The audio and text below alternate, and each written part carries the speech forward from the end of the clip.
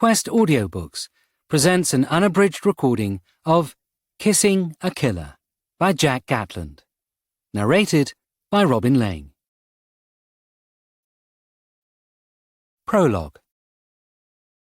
From the moment she arrived at the art gallery, Veronica Benson knew the night was going to end badly. She hadn't meant to clean her husband's home office. He usually stopped her from doing such things, but he hadn't been home for a while, working day and night in the gallery, disappearing now and then to potter around Europe with his brother, the pair of them picking up new art pieces. If she was being honest, the room was a mess. While Miles, her husband, was creative and chaotic, preferring piles of paperwork and unfinished sketches spread randomly around the corners of an office, Veronica was more organized. In fact, her happy place was when she was tidying something up, and recently, especially with the upcoming exhibition, she had needed to use it to calm herself. Amusingly, his office at the gallery was almost minimalist. It was just a shame he hadn't progressed his home desk yet. So far, she had cleaned every other room in the Stratford house, so it was only a matter of time before she reached his office. He called it the studio, although you couldn't really call it a studio anymore, as Miles hadn't drawn or painted anything in ages. The easel still sat in the corner, with a half-finished painting on canvas resting on it that hadn't seen a touch of paint in almost 3 years. It was sad, really. Miles had loved to paint when they met, but as the gallery had taken off, his interest in art had been rapidly replaced by an interest in money. Lots of money. She tried to file the artwork, the loose, rough sketches, some of which were even sketched on beer mats and napkins by artist friends while having dinner with them, into some kind of structure, but it was to no avail.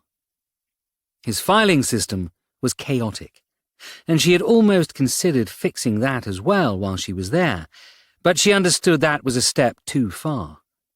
Miles's filing system, although utterly incomprehensible to the average person, was understood by Miles, which was partly impressive, but partly concerning considering the chaotic nature of her husband.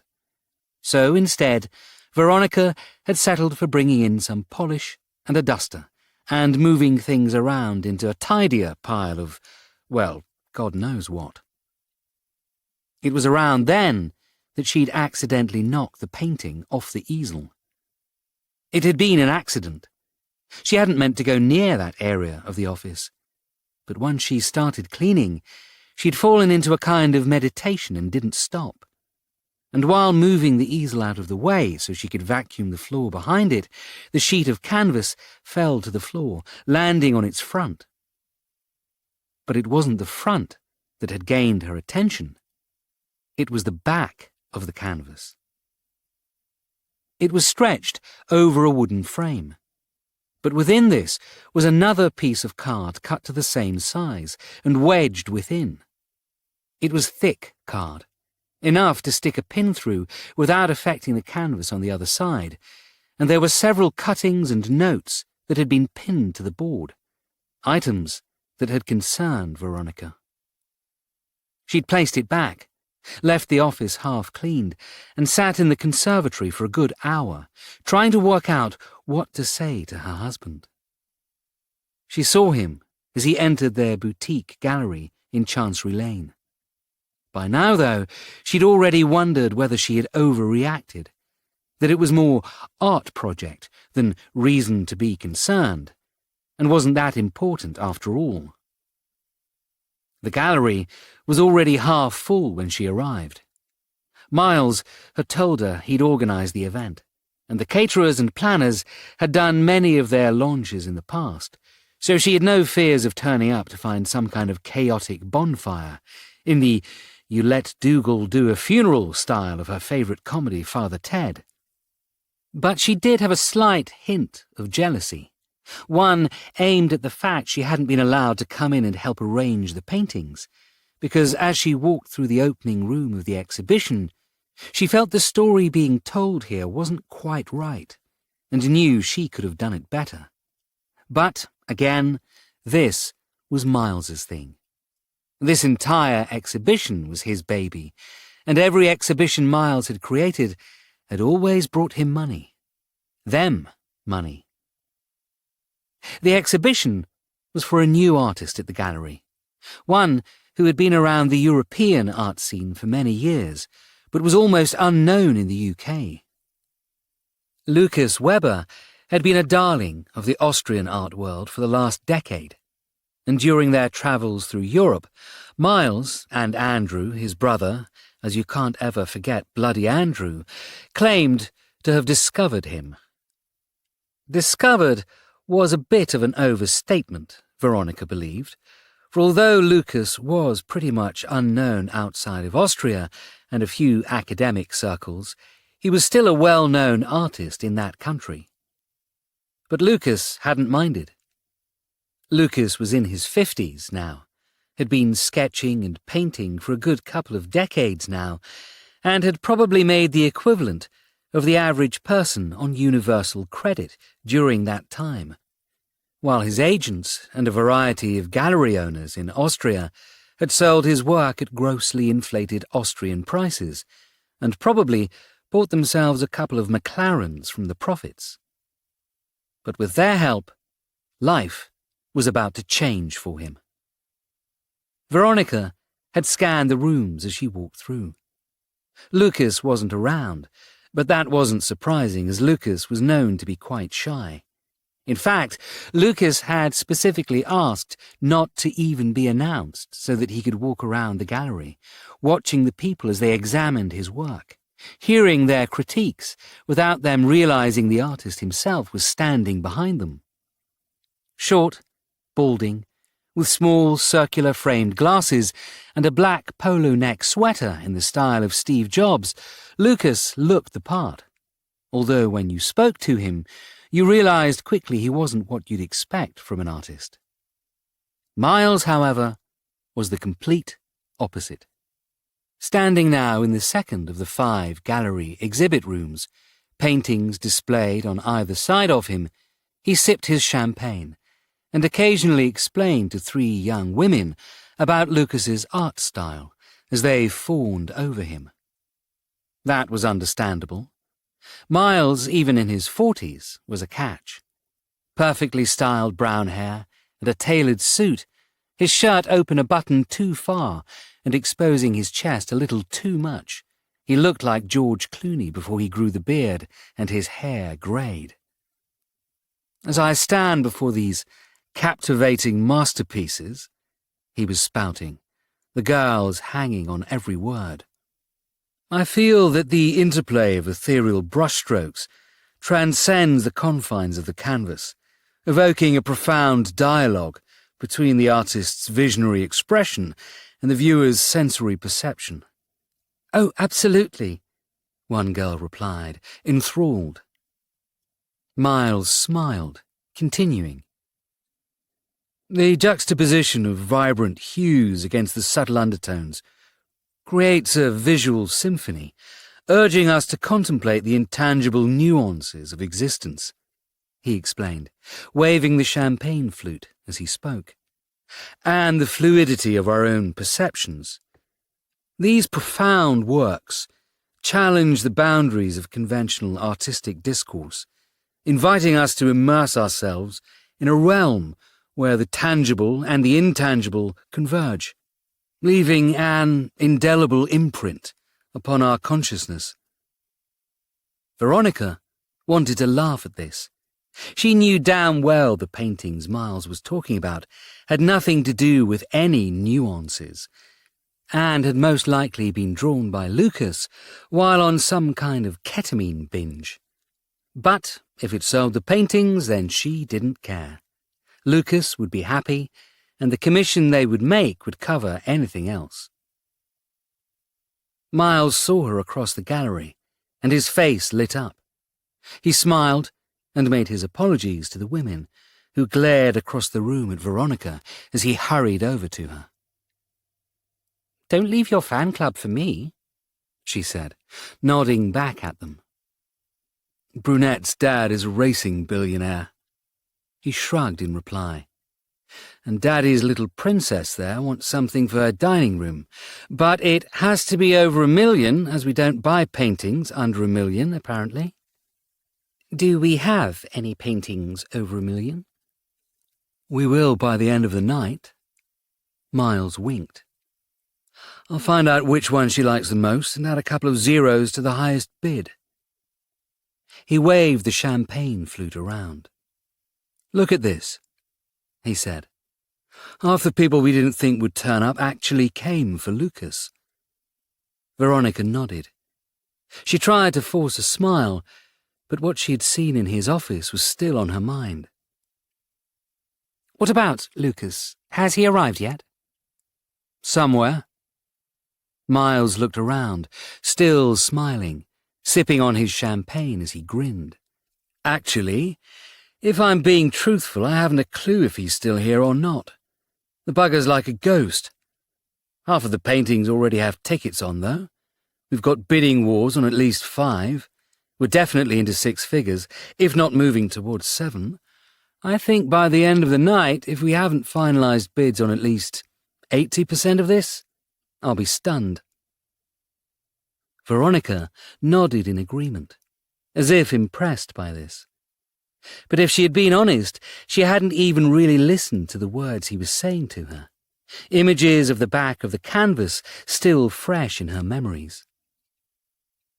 When you get a moment, we need to talk, she said.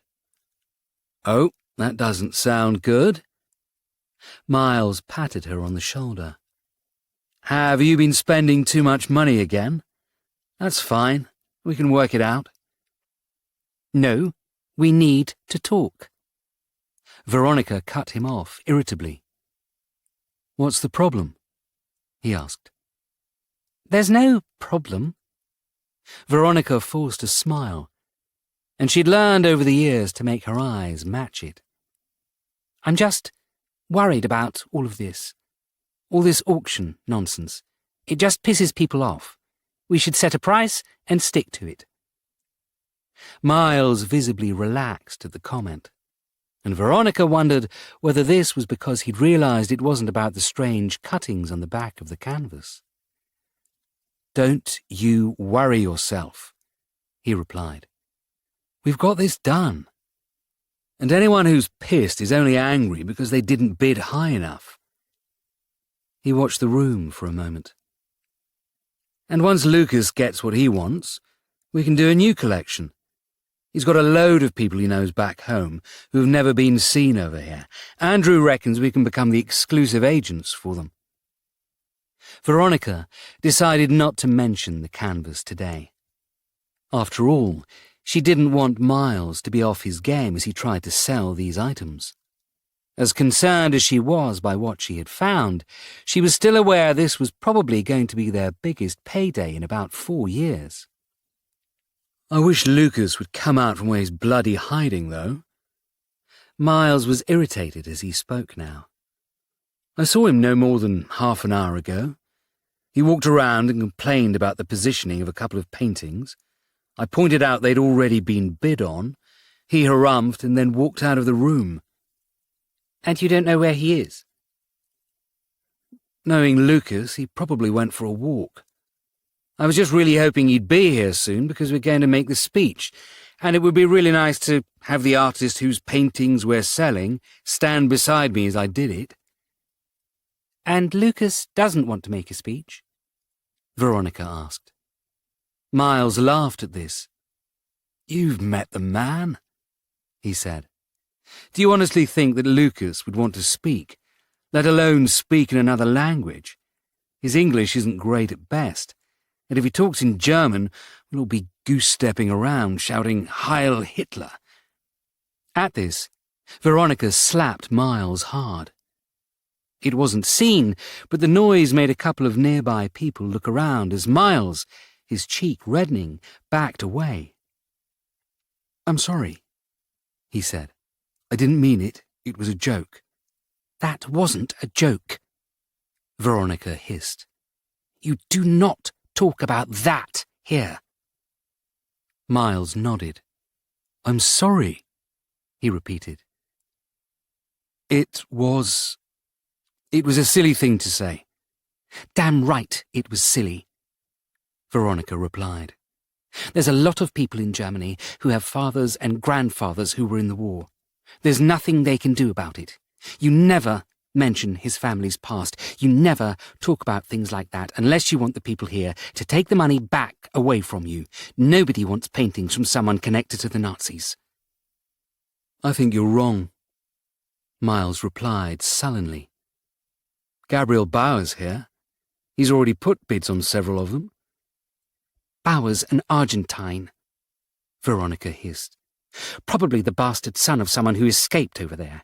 He's the exception, and I'm not sure I'm happy about him being here." "He's spent money, Ronnie. Lots.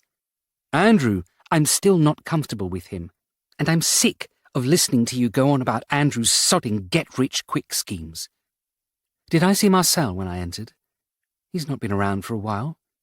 Have you made up?" But Miles wasn't listening now, and was already looking around the room again as Veronica trailed off, giving up trying to have a conversation with him. "Do you think I should do the speech now?" he asked instead. "Do what you want." Veronica shrugged. "You always do." Miles grinned. "Wish me luck," he said as he turned away, and as he did so, Veronica finally burst, unable to hold herself back any more. "Oh, by the way, I tidied your home office," she said. "It was a mess, and you had food from, 3 weeks ago in there?"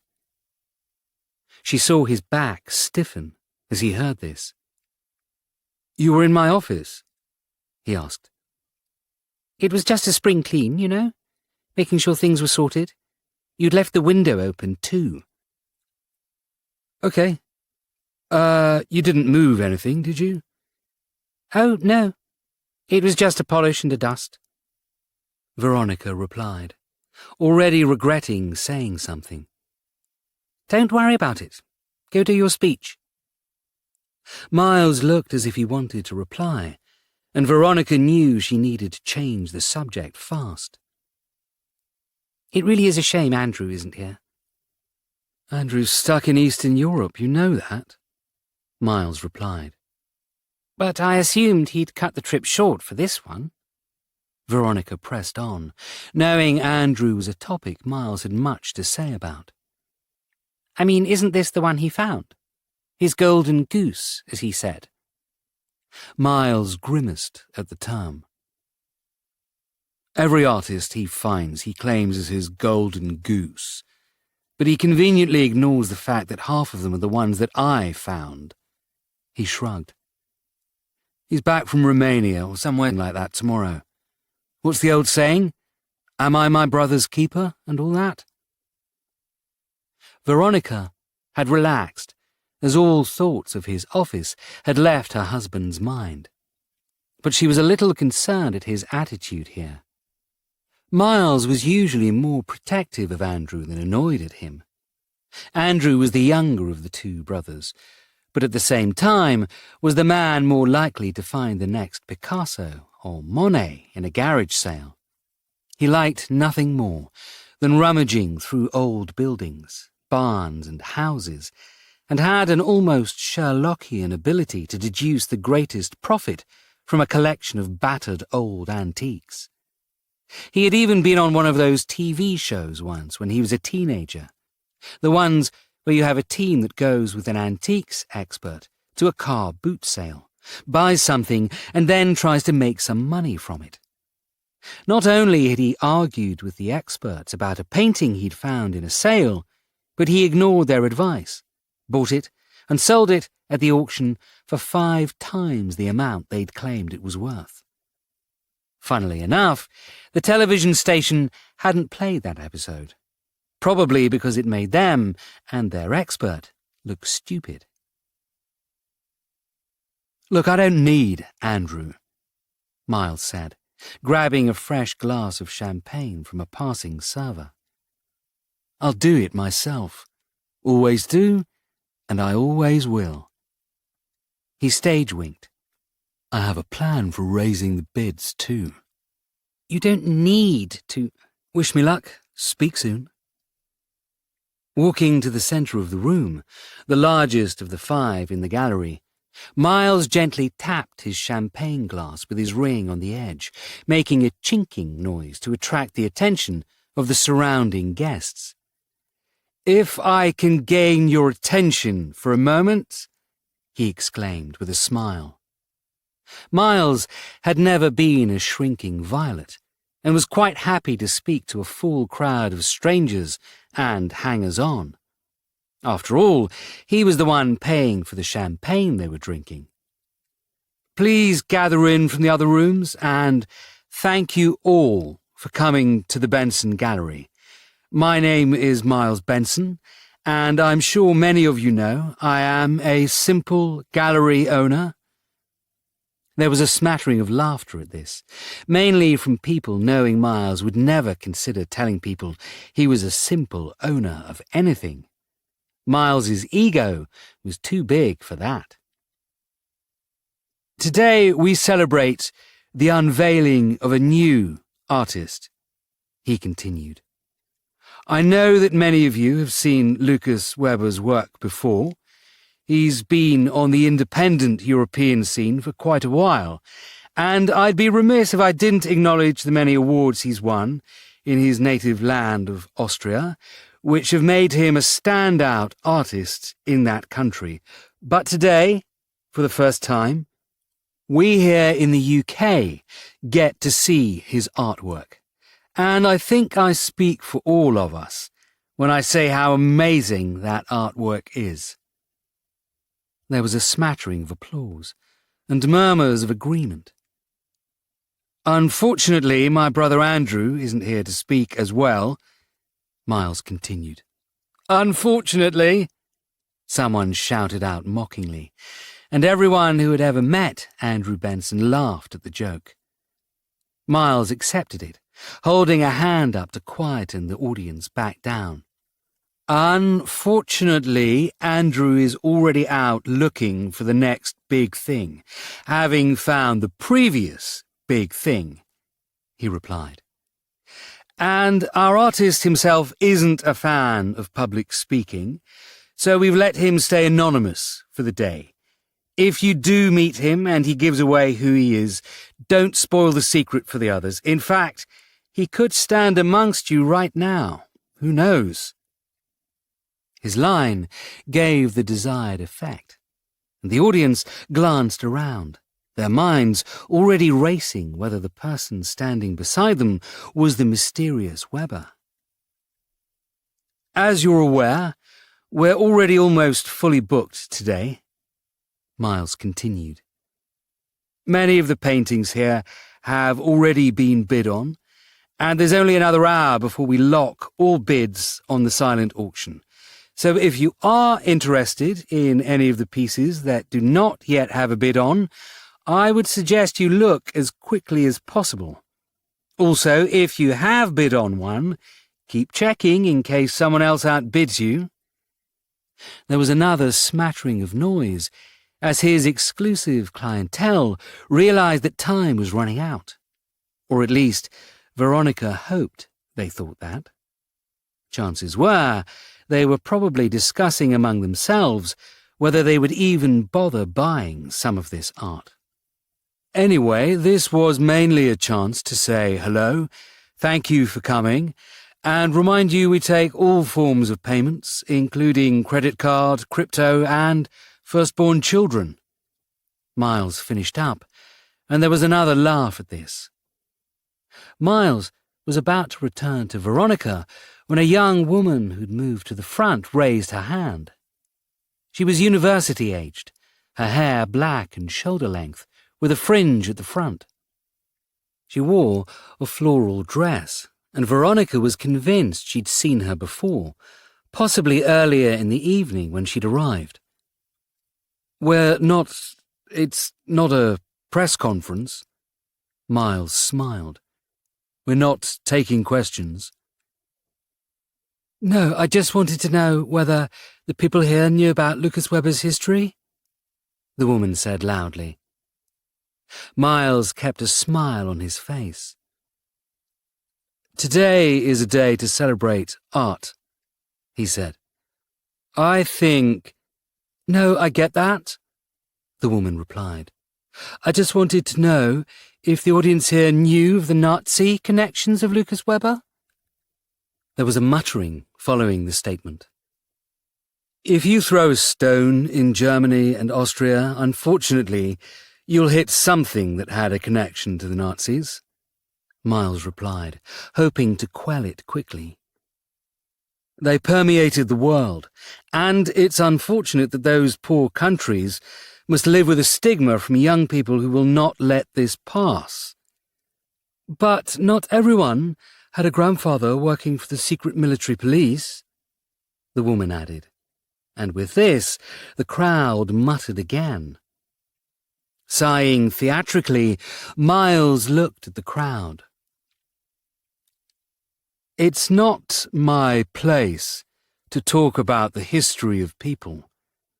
Some of the greatest entertainers, some of the greatest minds in the world have, unfortunately, family connections to a terrible time for all of us. In the same way that if we were to go back a few generations, I'm sure many of you here would have family secrets you would rather keep hidden from the time of the British Empire or the East India Trading Company. He was speaking, keeping their attention, while Veronica saw his two security guards gently grab the woman and move her out before she realized what was happening, and her faint protestations were barely heard leaving the room. Miles held up his hand. I am so sorry, he said. Our youth is very passionate about art, and that's a good thing, within reason. If you need to know more about Lucas Webber before you make your purchase, I understand, and I hope you understand we can't wait for you to decide. If someone bids on the painting you wanted while you consider your conscience, we can't reverse that.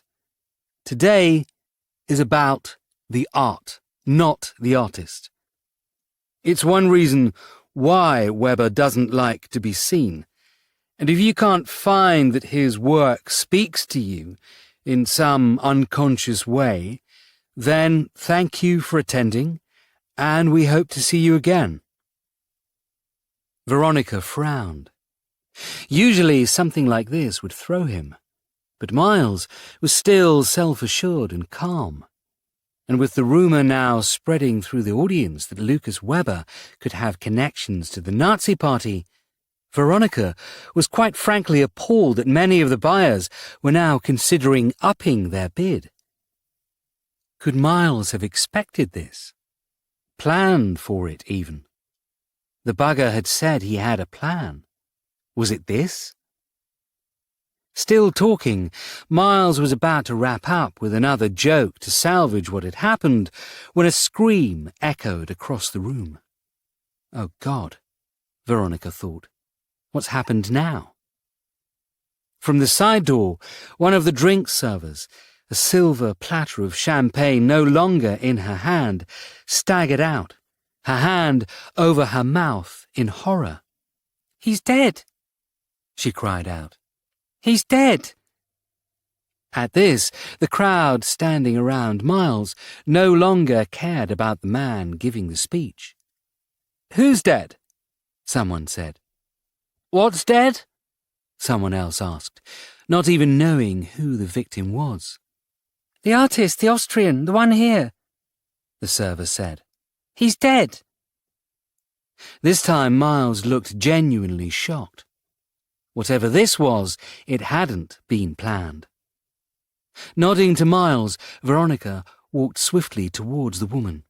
"Show me quickly what you're talking about," she whispered, "and stop being so hysterical. The guests here don't need to see this." Nodding and shaking, the server did as Veronica asked, leading her and the following Miles through the doors and into the back rooms where most of the stock was kept. It had also been a makeshift kitchen area for the caterers this evening.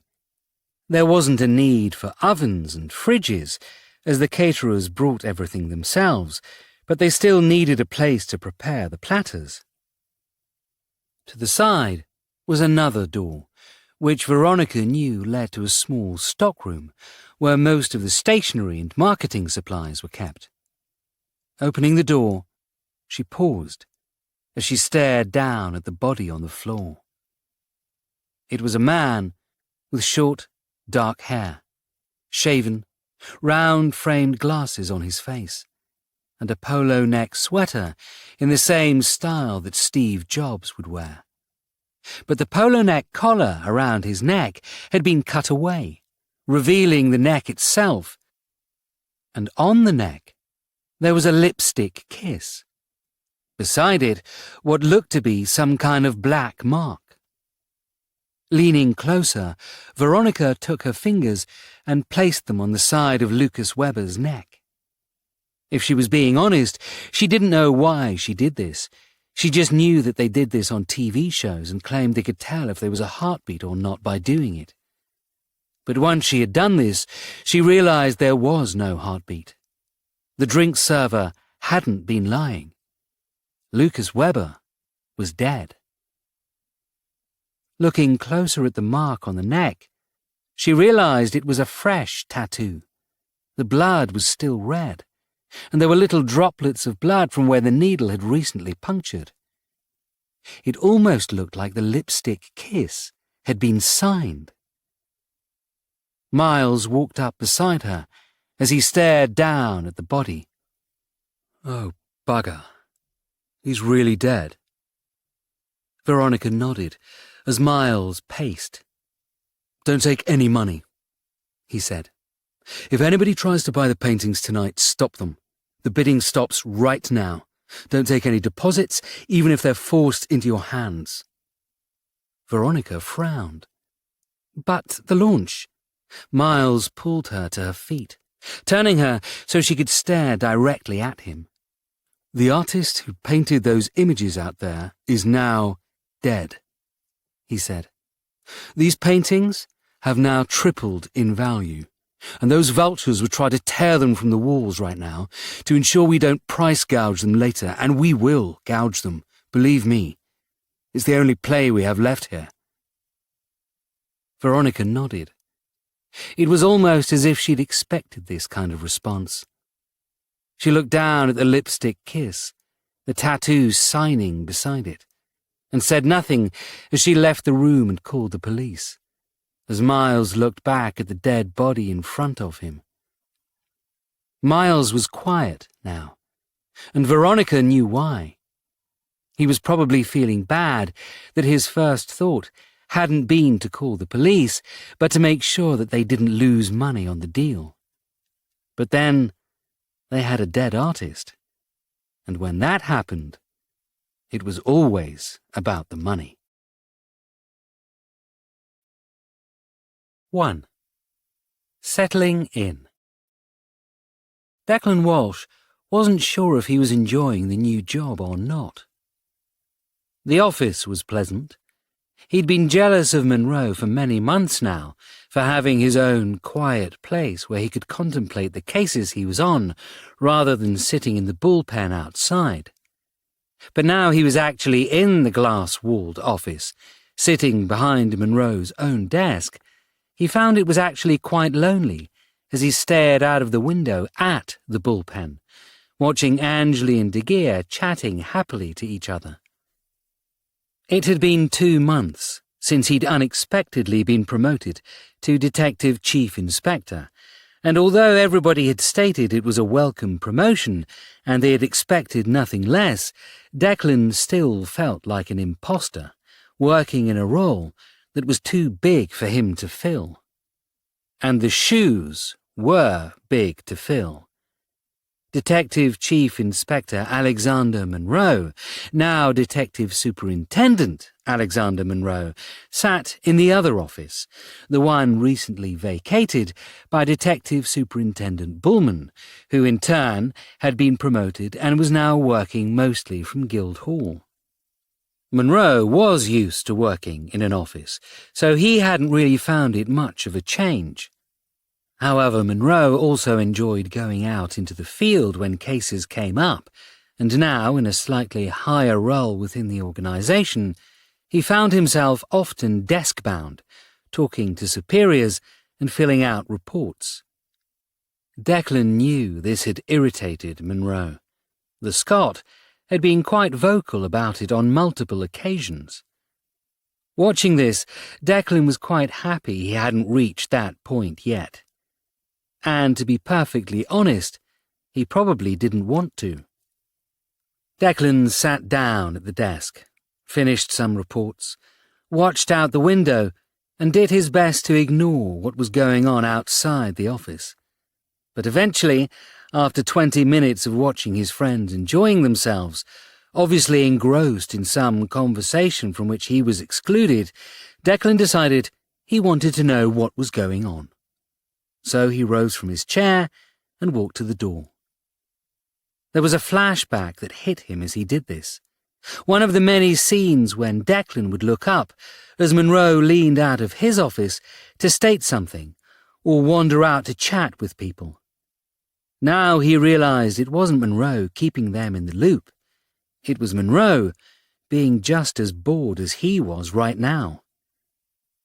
"Everything okay?" he asked, leaning out of the door. Detective Inspector Anjali Kapoor looked up from her desk and grinned. "Billy was just telling us how he's decided to update all our systems," she replied. Detective Sergeant Billy Fitzwarren blushed as he looked away. "I was just saying that the system's a little antiquated," he replied. "There's a lot of red tape and bureaucracies, and I think we can do better." "Didn't you argue with Guildhall last time and personally put the system in back then?" Declan asked, remembering that it was only about a year and a half earlier that Billy had undertaken the challenge. "And didn't you say the same thing then too?" Billy nodded, looking back at him. "Well, yes," he said. "But in my defence, this is way, way slower than it should be." "So what you're saying is the problems with the network are problems with your installation?"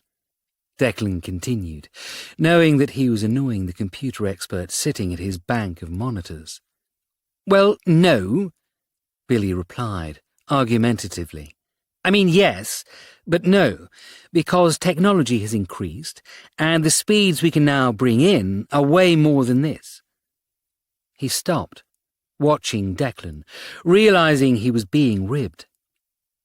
"I just think we can do better," he said, before turning sulkily back to his computer. Declan glanced at De Geer. "Shouldn't you be checking bodies or something?" he asked, checking his watch. "End of the day. I'm about to go back to Maidenhead," De Geer explained. "I was just checking whether Detective Inspector Kapoor wanted to come back with me." Declan nodded. Although he was currently in a relationship with Anjali, and they lived together in Hurley, they often took separate cars, mainly because 9 times out of 10 these days, when a case was on, they were going home at wildly separate times. It had been a while since Anjali had bought a motorcycle on Morton De Geer's suggestion, and recently in the summer months, now the roads were safer to learn on, she had started riding it into work in the mornings, leaving her official car in the Temple Inn car park. "You going to be like Hell's Angels and ride down the motorway together?" Declan smiled, looking over at Anjali's face, which was now completely set in stone. "Exactly," she replied, as if this was the most obvious answer ever. Declan didn't know if she was joking or whether this was a serious answer, so he nodded wisely, as if understanding the concept, and wondered whether leaving his office had been a bad idea. Luckily, before he could reply, his awkwardness was interrupted by Monroe, who came out of his own office scratching his white goatee beard. "Nobody is going anywhere, laddie," he said to Declan, before looking back at the others. "We've got a case, a death at an art gallery in Chancery Lane. We've been asked to have a look." Declan went to grab his jacket. "Right then. I'm sorry, Detective Chief Inspector, but this is a case for the Detective Inspector." Monroe nodded at Angley. "She should be the one going." "Oh, of course." Declan flustered. "Angley, Detective Inspector Kapoor, you should go and check." He stopped as Monroe started laughing. "Oh, for God's sake, get your jacket and go with her," Monroe said. "How many times have you seen me go to a case? I'll catch you when you get back, and I'll send you the information while you're on your way." "Is the doc there?" De Geer asked, already walking for the door. "She is, and she said for you to bring her tools," Monroe replied. "And I don't want to know what horror show that entails." De Geer nodded and left, while Declan's imagination ran riot on what the tools could be. "You ready?" Angley prodded him, returning him from his daydream.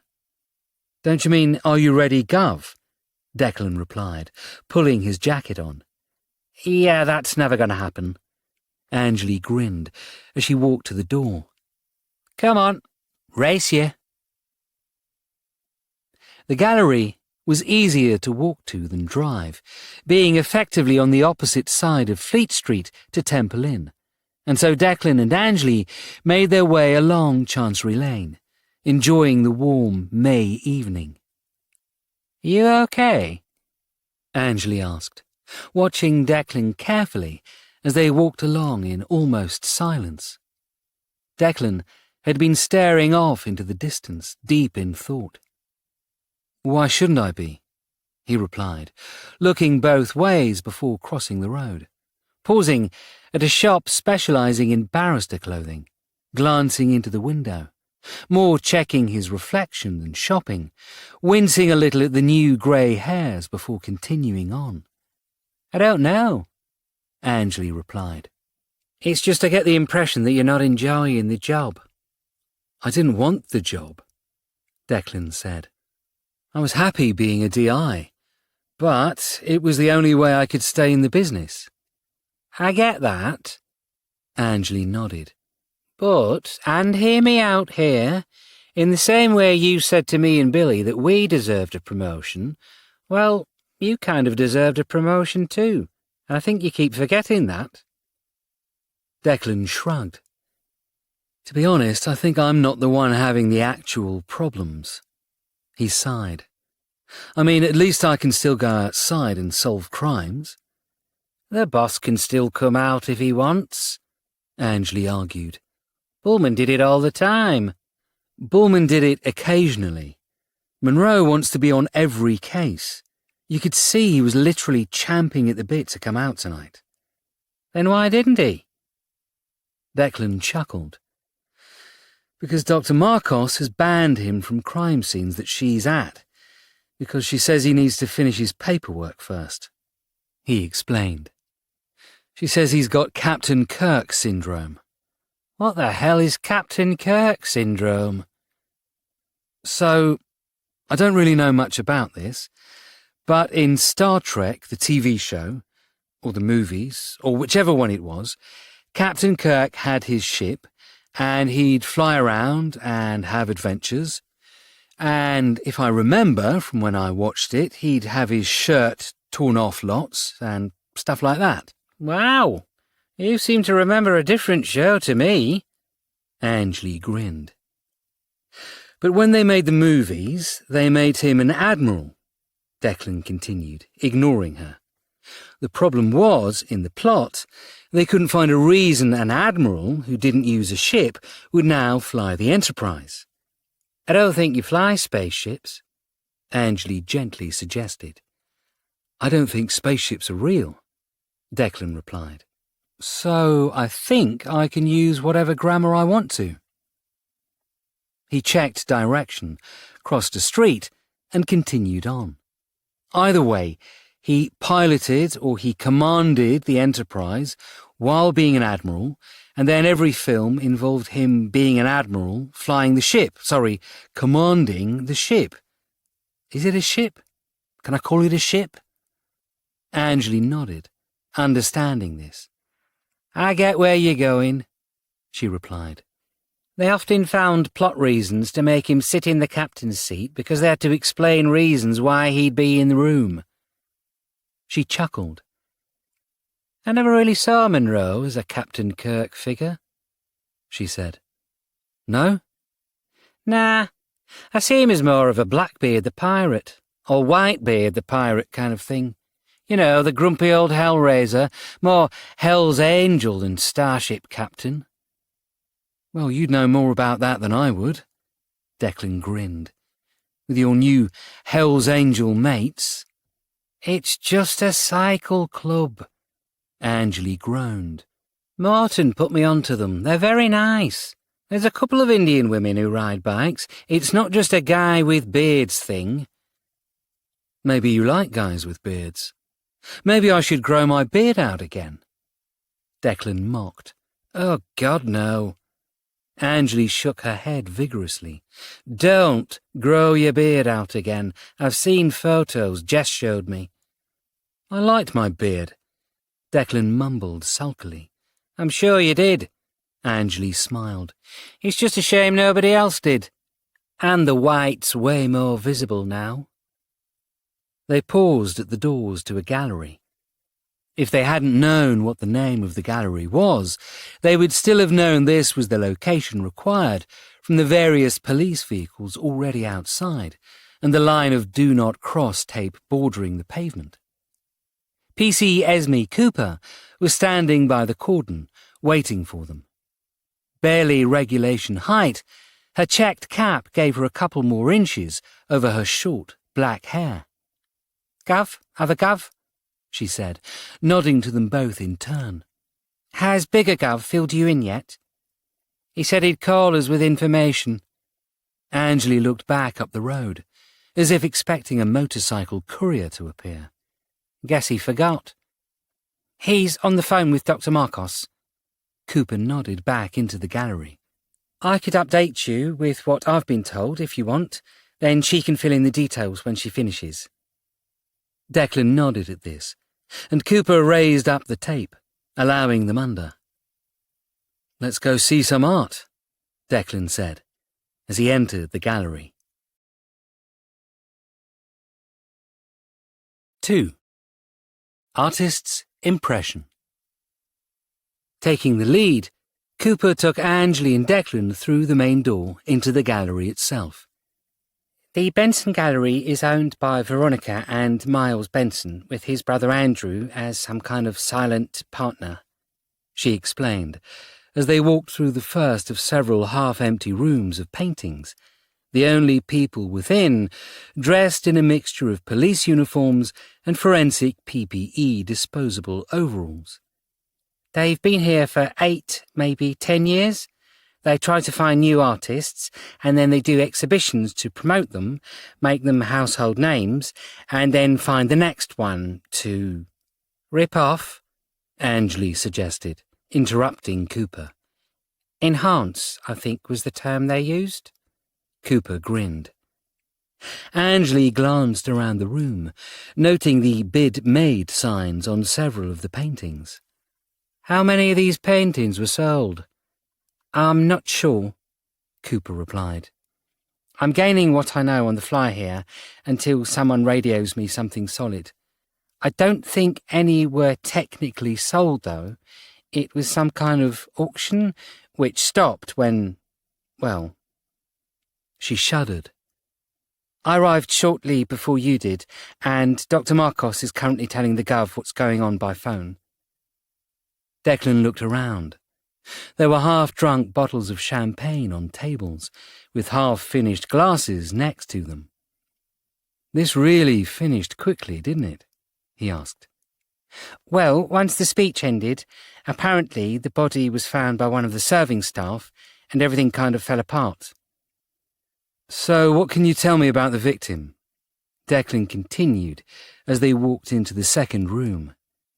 Cooper pulled out her notebook, flipping to a page and reading. Lucas Webber, mid-50s, we believe. Believe? We're still waiting for a confirmed age from his passport, which is at his hotel. Austrian citizen, he was the artist behind the exhibition, Cooper explained.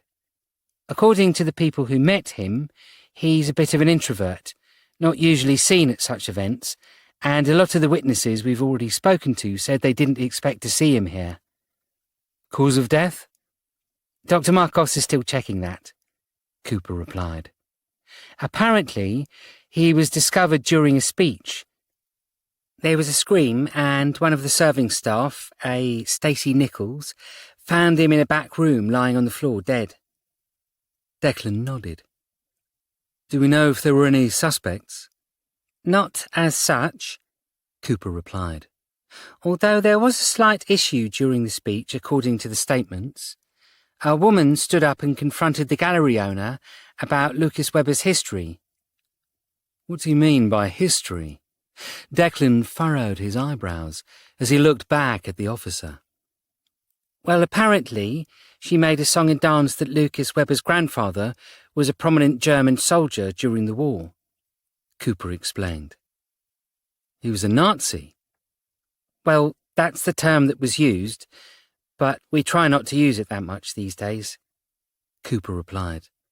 Apparently, Billy's investigated it and says his grandfather was a conscript when Austria was taken over, but he did quite well during it, was promoted to a high rank, Ober-Einsatzführer, but there were rumours he was involved in a lot of confiscation of Jewish assets. Nazi, Declan repeated, his eyes narrowing. When they held the war trials, he was found to be following orders while working for the GFP, which stood for Geheime Feldpolizei, or Secret Military Police, and that he was seconded to something called the ERR, but there was no tangible evidence he did anything outside the trial's remits. He was released, where he moved back to his small Austrian town and lived there, I suppose. Cooper read her notes. And Lucas Webber was unfortunately connected to all this by blood. I think we've all got grandparents who were embarrassed about their past. Declan nodded. I definitely had a granddad I'd rather not have had. But surely that's unfair to blame Lucas for that. All I know is that a woman at the party made a comment about people not knowing about Lucas's connections to the Nazis, Gov. It could have been done purely to get the potential buyers to decide not to buy the art, or maybe to get them to spend more on it. Rival gallery, perhaps? Angeli suggested. Or a protester? Either way, we need to work out whether this outburst was against the gallery or against Lucas. Declan pursed his lips as he considered this. The protester? Security held her after, even though she claimed she was needed elsewhere, Cooper replied. She's still here if you want to chat. Declan nodded as he looked around the room once more. Are the gallery owners still here? Yes, in the back room, and some guests have hung around as well, although I think that's because they're hoping they can keep their bids now that this has happened. Keep their bids? Angeli looked at Declan with a smile. You really don't know much about art, do you? She said. The guy's dead. These paintings have doubled in price overnight. Declan, in response, shook his head. Sometimes humans really disappoint me, he said. Now, in the third gallery room, they were walking towards a door to the side that led to a series of back rooms, but paused as a woman in a custom grey PPE suit emerged, pulling the hood off, her dark brown curly hair now released into the wild. This done, Dr. Rosanna Marcos pulled off her face mask and nodded at the trio of officers. Monroe updated you? She said. Not yet, actually, Declan replied. Cooper has given us an idea, though. Good. Dr. Marcos grinned. To be honest, you've probably got more information than he has by now, anyway. Do we have a cause of death yet? Angley asked. We think it's head trauma. Dr. Marcos shook her head. There's no visible wound that we can see, although we've yet to examine the body properly.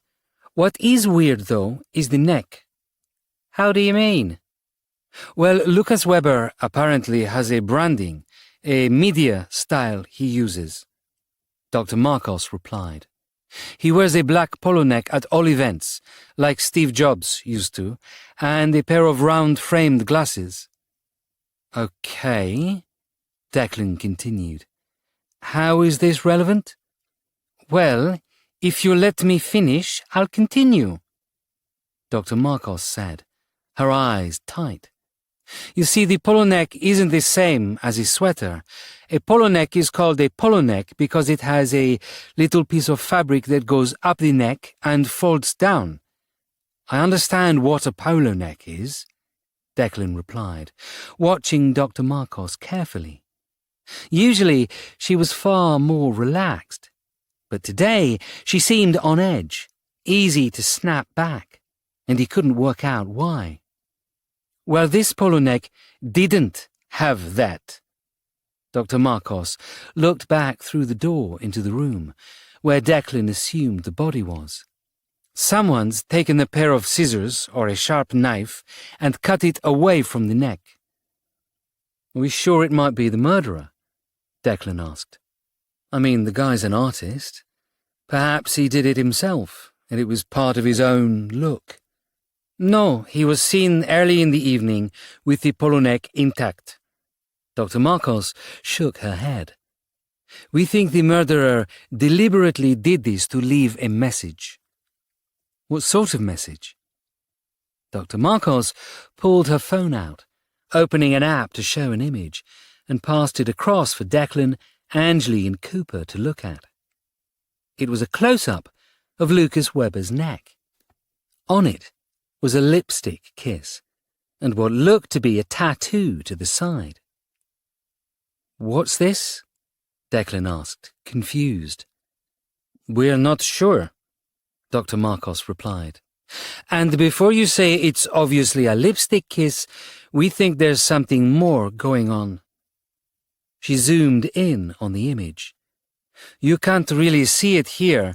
We'll have better pictures later, but this here, that's a brushstroke.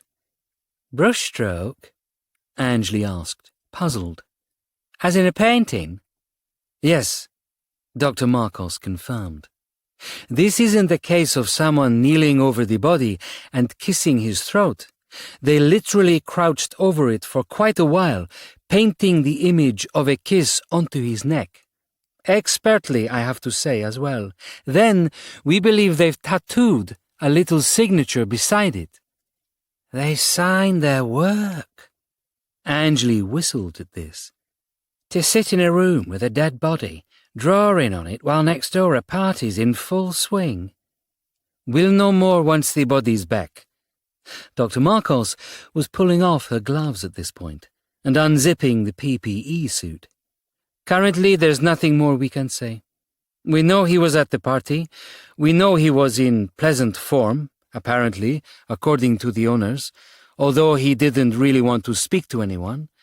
Then he was found, dead, with this weird tattoo on the neck. You said head trauma, Declan asked. Did I? Oh, yes. Dr. Marcos returned to the present. There's a bruise at the base of his skull. We think he fell backwards, slammed his head against a table edge. And that killed him. I wouldn't have thought so. Dr. Marcos snapped. As I said, we still need to check. Declan took an involuntary step back at the outburst. This was definitely not like Dr. Marcos, and she obviously realized this too as she held up a hand. Sorry, long day. We get that. Can you keep us updated? Anjali asked. The gear's turning up in a minute. He'll have some more stuff for me. Dr. Marcos nodded. And I'll be able to give you more of an idea by morning. Declan turned to Anjali. Let's go speak to some witnesses, see what we can find out, he suggested. We still have the protester, Cooper replied. I'll speak to the owners, you speak to the protester, Declan added, and Anjali nodded, walking off with Cooper to a side room as Declan looked around the gallery, trying to visualize how it would have looked at the height of the party. What he should have done was ask somebody where the owners were, but he didn't need to wait long, because as he glanced about, a man and a woman, looking anxious and loitering beside the wall of the next gallery along, made their way towards him. Are you the detective in charge? The man asked nervously. Declan nodded. Detective Chief Inspector Walsh, he said. City of London Police. Are you Miles and Veronica Benson? The two nodded. How well did you know the victim? Declan asked. Not really that well, I'm afraid, Miles replied. I mean, my brother sourced him in Austria, and he's quite well known there, but he'd never been over to England, as far as I know. We had maybe 5, 6 meetings with him over the time. I saw him in half of those. Mainly we were just buying the items. And this is all of his stock? Declan asked, looking around the gallery. Yeah, well, most of it, Miles replied. We put the best stuff out, and there's probably a handful of items that were kept in the back room. That's the room where the body was found. Veronica pointed at one room. The others are in there, if you want to look, she said. No, we'll look into that later, Declan replied. At the moment, I'm just getting an idea of what happened. It sounds like someone came in, killed Lucas Weber, and disappeared. Well, that and the painting, Miles muttered. Painting? Declan looked at him, confused at the comment. You know the painting that was stolen? No one said anything about a painting being stolen. We've got a photo of it here, if you want to see it. Miles frowned now, pulling out his phone and scrolling into his photo section. We took a picture of all the paintings for the website, so we have good quality ones here. Swiping left a few times, he paused and started showing images to Declan. These are the ones that aren't out, he said, eventually pausing while showing a picture of a corner of a storeroom with 7 paintings around it, all resting against the wall.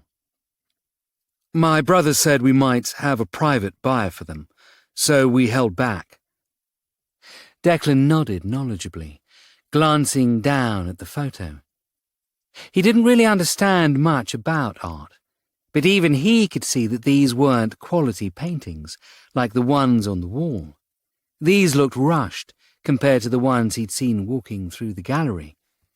And Declan wondered if Andrew Benson had held them back because of their lack of quality, rather than this mythical new buyer. And you told someone the painting had been stolen? Veronica looked at Miles, and Declan was sure they both paled.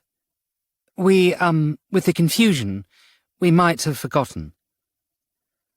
Well, at least you told us now. Declan returned to the photo on the phone. The paintings were all the same size, approximately, and 6 of them were in a generic black frame, like the ones on the walls of the gallery, while one was still in a walnut wooden frame. Why is that one different? He asked. It's not so much different, more not the same, Veronica replied. Isn't that what different means? Declan asked, and Veronica, in response, shrugged. When we got the paintings, they were in a variety of different frames, she explained. What we do is take the paintings to a professional framer, and they provide us with a signature look.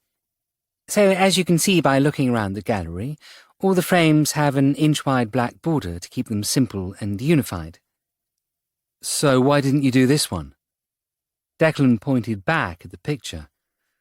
Because Mr. Webber didn't want to sell it, Miles replied. And Declan could detect a hint of annoyance in the voice. It's one of his earlier pieces, and after we brought everything across, he was furious. He said it wasn't supposed to come over. It was supposed to stay in his studio in Austria, and that it wasn't going out. Andrew had screwed up, you see.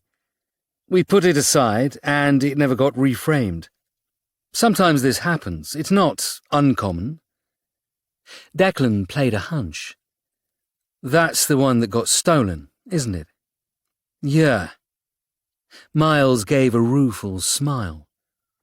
Which makes me think that maybe there was something more to the painting. Can you send that to me? Declan asked. And Miles nodded, swiping it. I can airdrop it now, he said. Or WhatsApp it. Declan wasn't a complete Luddite, and could accept the photo on his phone, the gallery's Wi-Fi sending it over. Tell me about the woman. Placing the phone away, Declan had pulled out his notebook now, and was writing this down with his tactical pen. The one who shouted during the welcome speech. She stood up and started asking if people knew he used to be a Nazi.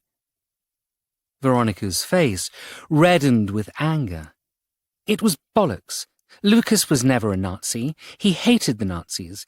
He didn't speak to his grandfather in the last 20 years of his grandfather's life, once he found out what he'd done during the war.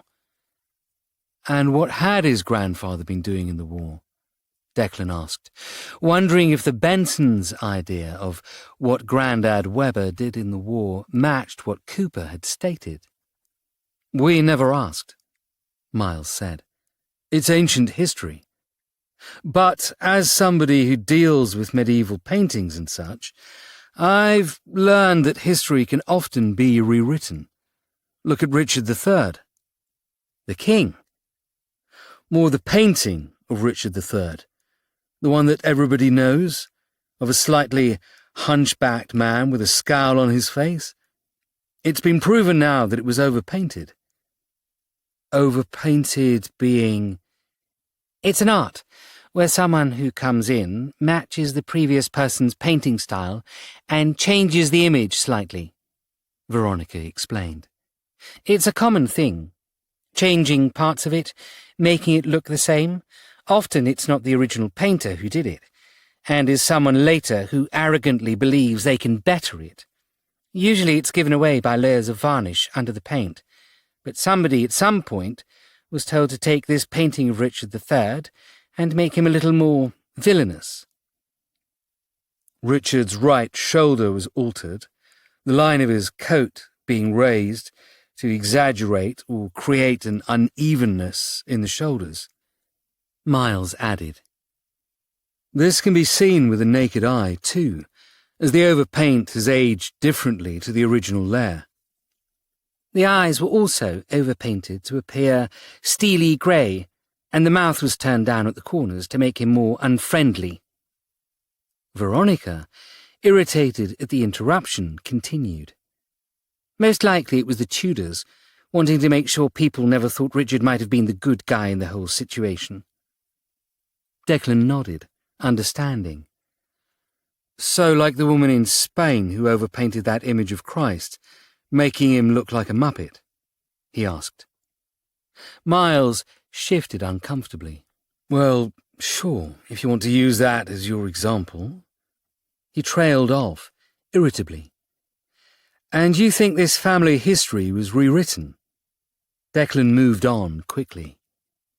Honestly, all I know is when we went to visit Webber, some villagers, the older ones, had mentioned that his grandfather was the local chief of police after the war, and he wasn't popular.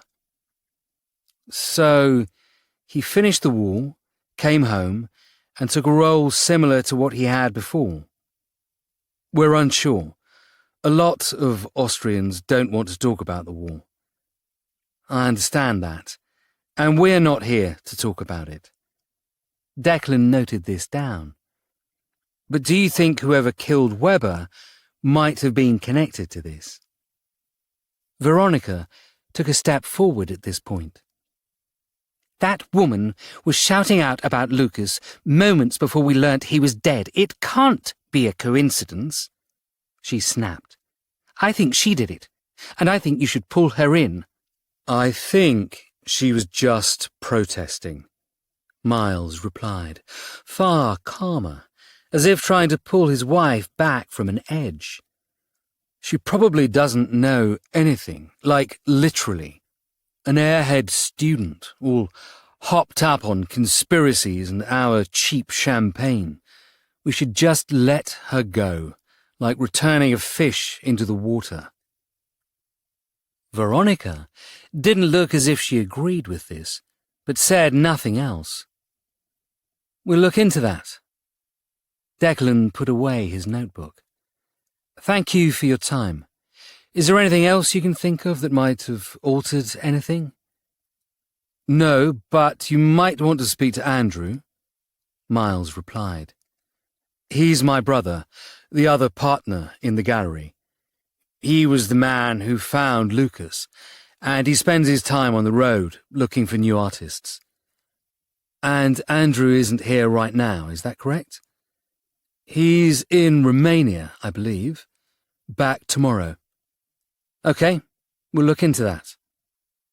Miles nodded and offered his hand for Declan to shake, and Declan dutifully shook it. Thank you for your time, he said. I know this has been a stressful day for you both. I'll get someone to contact you and get a better witness statement as time goes on. He wasn't sure, but it looked like Veronica wanted to say something else. She looked a little concerned, a little nervous. Unless there's anything else that you'd like to add? He asked. No, we're good. Thank you, Miles replied, and reluctantly it seemed Veronica nodded as well, once more silently agreeing with her husband. Declan pulled a card out of his pocket and passed it to Veronica. Well, if either of you ever thinks of anything, here's my number. Call me any time. He smiled. It says Detective Inspector on this. Veronica frowned. I was promoted recently, Declan explained. New cards haven't arrived yet, but the number and email are the same. Miles took the card from Veronica, placing it in his jacket pocket. As I said, Detective Chief Inspector, I think everything's been passed across. Always good to check. Declan forced his smile to stay. Thank you very much for your time. He walked away, hoping that Veronica would have taken the hint, and whatever was worrying her would give her the impetus to phone or email him at some point. She'd stared at the card for a good few seconds before it was taken, enough time to hopefully remember the email address. This done, Declan walked out into the main gallery once more. They had a dead artist, a stolen painting, and a volatile secret in his past that could explain everything. Declan sighed. Basically, for the Temple Inn unit, this was a regular weekday. 3. Protesters. It hadn't taken Angeli long to find the girl who had interrupted the speech. She was in the second gallery, sitting sullenly in the room's corner, a security guard on either side of her, as the police and forensics continued their jobs, ignoring her. She looked up, her eyes narrowing, as Angeli walked towards her. Lucy Cormorant? Angeli asked. Yes, Lucy replied, standing up. Cormorant, is that like the bird? Angeli continued. Not exactly, Lucy replied. It's French, My dad always said we were named after the bird Satan became in Paradise Lost. Would you like to tell me what happened? Angley asked, pulling out a notepad and writing on it. Who are you?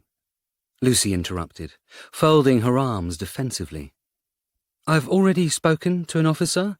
Why do I have to talk about it again? I'd really like to go home now. I'm Detective Inspector Kapoor of the City of London Police, Angley said, looking up from the notepad and fixing Lucy with a fearsome stare. We're just following up with a few more questions, and currently you're the prime suspect for the murder of Lucas Webber, so if I ask you to tell me what happened, you'll either tell me what happened here, or you can tell me in an interview room. Either way, if you refuse, you'll still be coming back to the station and sitting in a cell until we can decide what to do with you. You can't arrest me for what I did. Lucy shook her head. I'm sure I can find a dozen reasons to arrest you, Angley replied. I'm the police. I'm guessing you're a student? At this, Lucy took the comment as more of an insult than a statement. You have a problem with students? She asked, glowering. Not at all, Angley replied. It's just that most of the protesters we've picked up over the last few months have always been student age, which I get. This world hasn't really left much for you, and you need to argue to make sure it can be sorted. But at the same time, what did you think you would gain today? I'd let the world know he was a Nazi. And what do you think, by outing him, you would have achieved? Lucy Cormorant considered this. People wouldn't buy his paintings? Angley chuckled. Yeah, this is the other problem with students, she said. You have a very blinkered view of reality. I can guarantee you the moment you started spouting off that Lucas Webber was a Nazi, there'd be people in that room who'd have instantly added zeros to the amount they were paying for the paintings and worked out who they could sell them to next. All you did was raise his status. Lucy didn't reply, staring off as she listened to the words, and Angley wondered for a moment whether this information was actually new to the woman. She didn't seem as outraged as Angley thought she'd be for a start. How do you know he's a Nazi? Angley asked. Lucy didn't reply. I said, how did you know he was a Nazi? Angley clarified.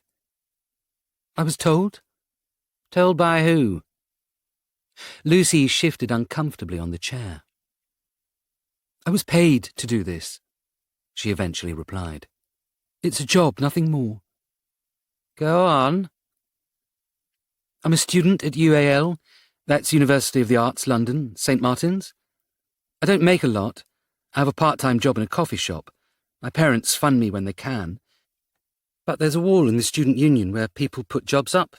Usually cash-paying things. You know, hey, I need to get back to see my parents. Is anybody driving that way? Could I share your car? Or, hey, I need to move my stuff from my shared house. Can someone help me? I'll give you 50 quid. Or, hey, I get the idea. Angley nodded. So someone puts a post up on this notice board saying, hey, I want someone to publicly out a Nazi. I thought it could be fun. Lucy smiled. They said that the grandson of a known Nazi was launching an exhibition and that there were conspiracies saying his family had made their money from such things. Made their money? Lucy gave another smile, but this time it was almost mocking, as if she was feeling smug or superior to the police officer in front of her. You really know nothing, do you? She asked mockingly. Lucas Webber is probably a multimillionaire, was a multimillionaire. His family owned vast chunks of Austria. He didn't need this exhibition. The vultures who took his paintings did. Angley wrote this down. If this turned out to be true, the idea of Lucas Webber being a penniless artist was rapidly disappearing. So, who gave you the job? She asked, looking up from her notes. I don't know, Lucy admitted. I applied for the job, said I could do it, that I could see the best way to do such a thing. I got an email from a Hotmail address saying I had the job. I was given the details to be here today, and a printout of the PDF ticket. I was told what to wear, when to be here, and exactly when to raise the comment and awareness. And then what? Leave with your head held high? You always leave with your head held high when you tell the truth, Lucy snapped back. And how much did they pay you for this? £200, Lucy replied. Half before, half to be paid after I did it. It might even be in my account now. I haven't looked. It was through crypto transfer, Dogecoin. Angeli wanted to scream. She knew little about cryptocurrency, but one thing she knew was it was almost impossible to trace.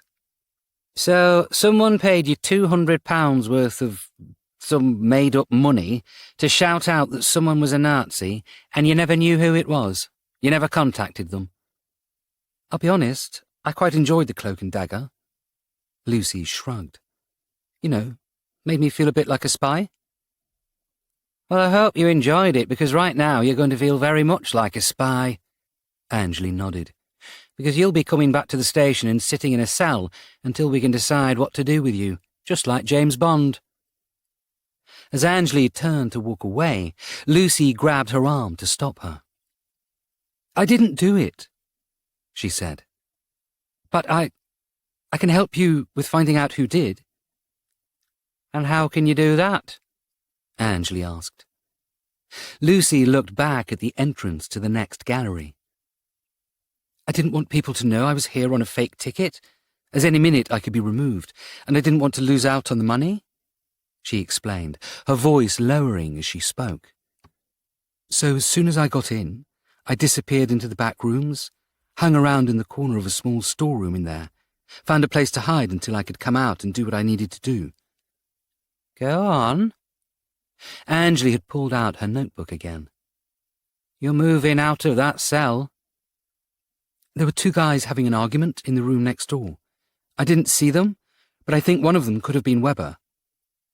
Why would you think that? Angeli asked. Because he had a slight German accent. I heard arguments about a painting not being sold, or someone not being able to buy one. I couldn't hear well. Then there was a crash, some movement, and then nothing. The fight ended. Everything ended.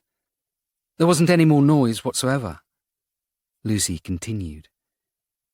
It was getting close to the launch speech at this point, so I wasn't really paying attention. I assumed it was just something going on in the background that wasn't really my problem. You know, common launch party shit. You've done launch parties before? Lucy looked uncomfortable. My dad's an artist. I've done a couple of his. Angeli didn't press on with this, but knew it was something she wanted to look into later. Lucy, not realizing her expression had given anything away, continued. Anyway, as it got close to showtime, I decided to get a spot near the front of the audience, so when I asked my question it wouldn't be missed. But when I left my hiding place, I found myself facing a man coming out of the room next door with a painting in his hand, who was surprised to see me. Another guest? He wasn't part of the event. He was wearing an overall. I assumed he was one of the movers for the paintings, you know, the people who box them and send them on. He stared at me for a moment. I stared at him, then he just left. Can you give a description? Angeli asked. I can do better than that. Lucy smiled. I'm an art student. Give me a pen and paper and I'll draw him for you. You do that? You get to sleep in your own bed tonight. Angeli waved for Cooper to come over and instructed her to find the sketch artist and grab some paper and a pencil so that Lucy could sketch out the man in the overalls. As Cooper did this, Declan walked over, Angeli now stepping away from Lucy. Anything? He asked. Art student paid by somebody unknown to disrupt the event, Angeli replied. All she really has is there was some kind of argument next door to the room she was hiding in. She believes Weber was in the room and was possibly angry about a painting. I don't think it was as simple as that, Declan replied, opening his phone and scrolling to the photo Miles had sent him, the one of the paintings in the corner. This one in the middle? Apparently, according to the gallery owner, Weber lost his mind when he realized it was here. It wasn't supposed to have left Austria, and the other brother, Andrew, had brought it over by mistake. It was a simple painting, that of two people, a man and a woman, kissing on a mountaintop. It was quite simplistic, around the level of the surrounding others in the image, and definitely not to the level of the paintings on the gallery walls. I wonder why he wanted to keep it, Declan mused. Angley noticed Lucy was listening intently. "You know something? Can I see that photo?" Lucy asked, holding her hand out. Declan shrugged and showed Lucy the image, zooming in on the painting in question. "Do you know anything about this?" he asked. "Did you have any accomplices here who could have taken this while you were causing a scene?" "This has nothing to do with me," Lucy replied. "I'm purely on my own." But she trailed off as she thought about something. "Look, between us, when I was given the job, I checked into it. You know, you don't want to out somebody when you don't know if it's true or not. So I did a little research, checked a couple of forums, asked a couple of tutors if they knew about the Weber family." "And?" Declan asked, leaning closer. "And Weber's granddad worked for the Nazis, taking paintings from French museums and Jews," Lucy replied. "He was high up secret police levels of baddie, and when the war ended, he grassed his friends up and returned home to play police and buy up land." "We'd heard similar," Angley nodded. "Anything else?" "The one in the middle? He called it the Kiss, I believe. The owners of the gallery were loudly complaining earlier about it being stolen while we waited for the police. I think everyone heard." "They argued with each other?"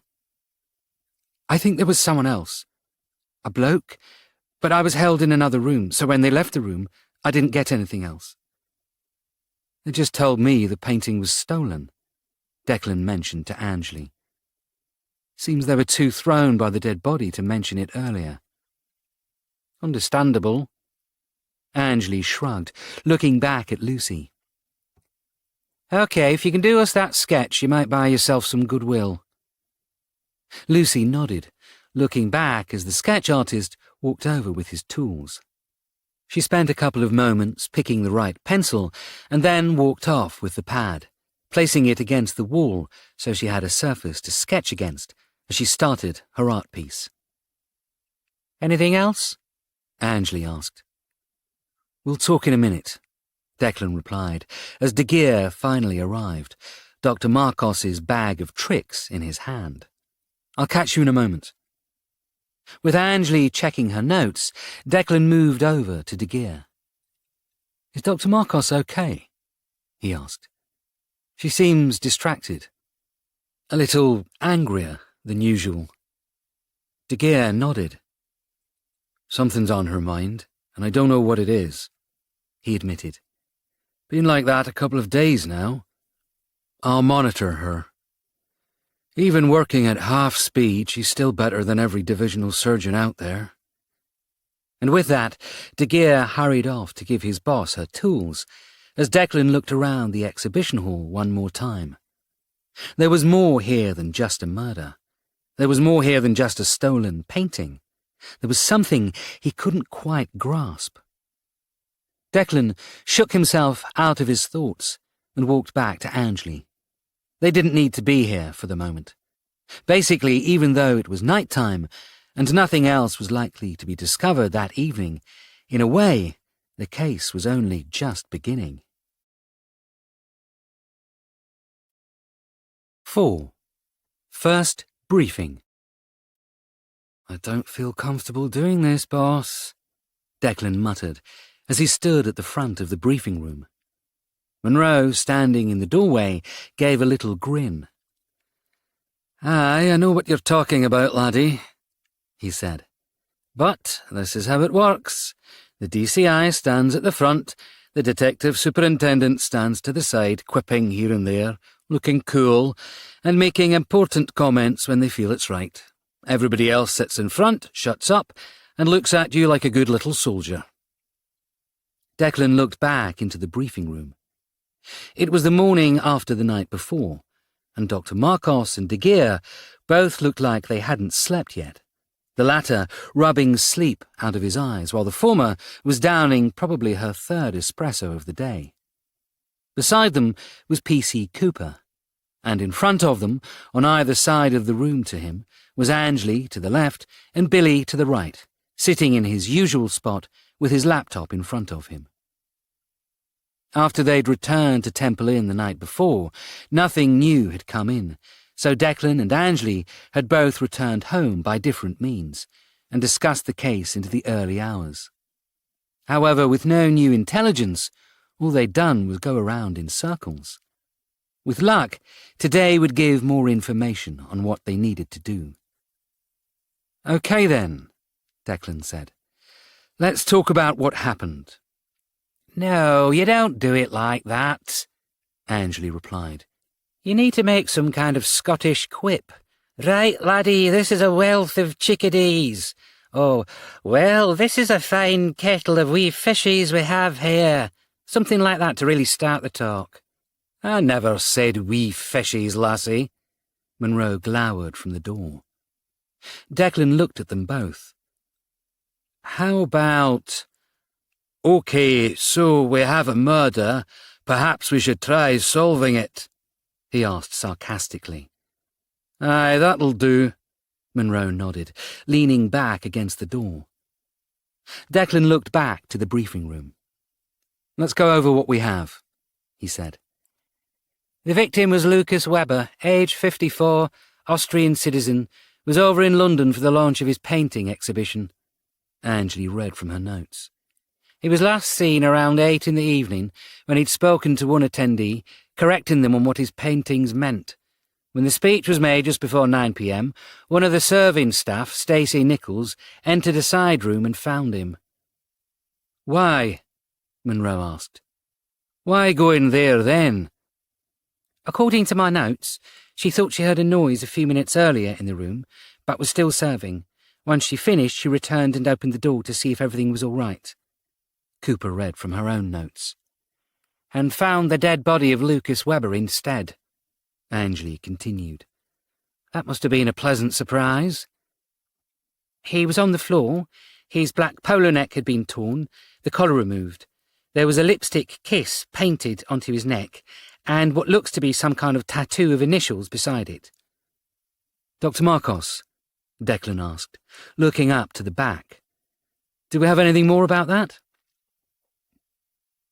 Dr. Marcos nodded, rising.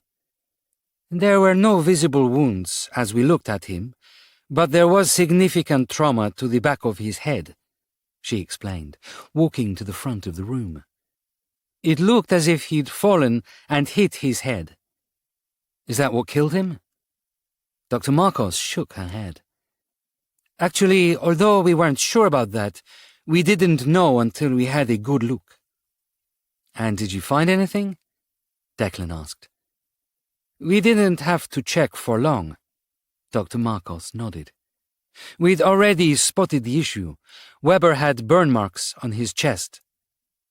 She tapped with 2 fingers to her own sternum. "A shock stick?" "We think so."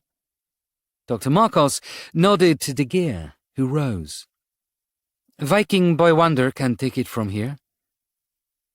De Geer nervously cleared his throat. "In the past, we've seen that people repeatedly shocked can leave terrible burns, but this wasn't as severe, so we think Weber was only shocked once."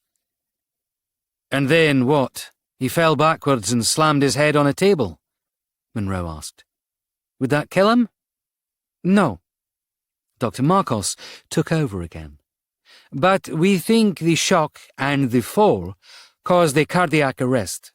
Lucas Weber had a pacemaker and a triple bypass 2 years ago.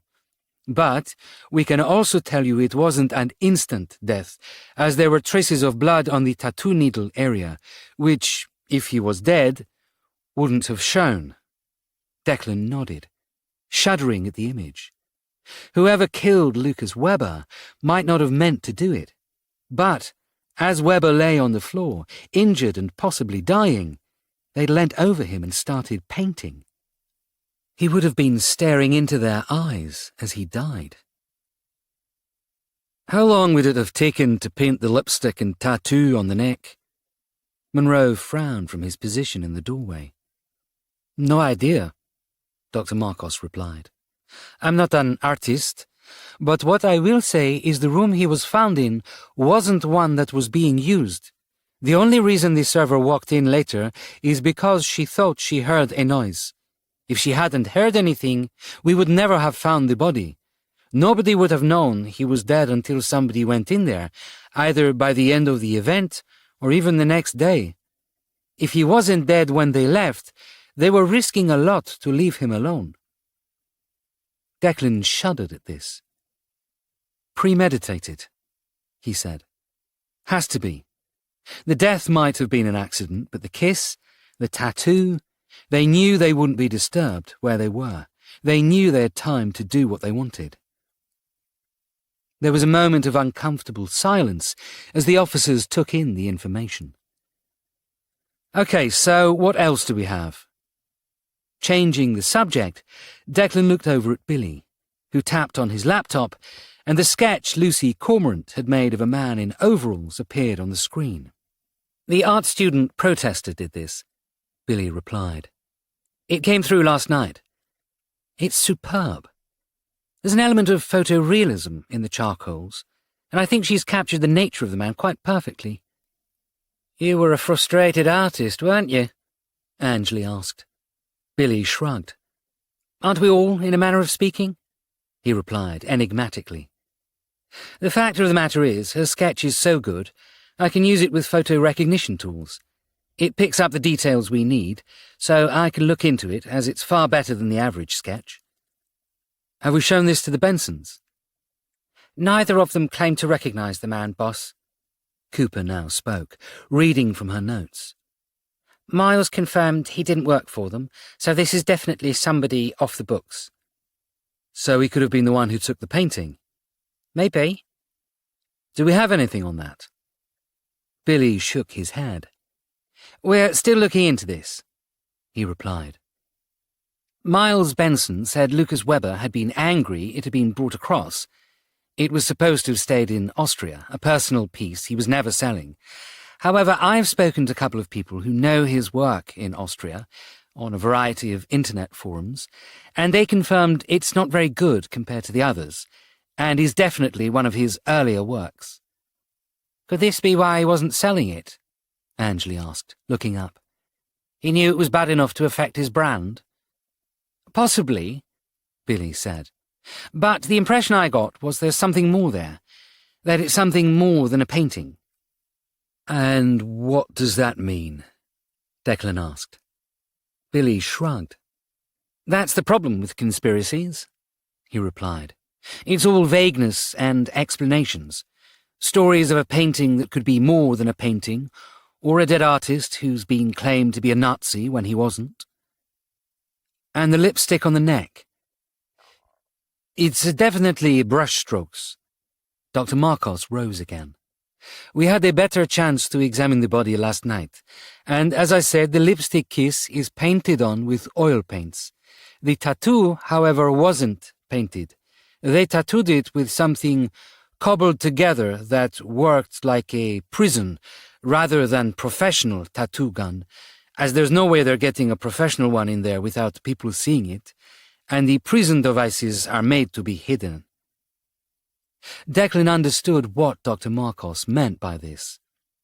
Prison tattoos were often rudimentary ones created by a common ballpoint pen ink and crude makeshift needles.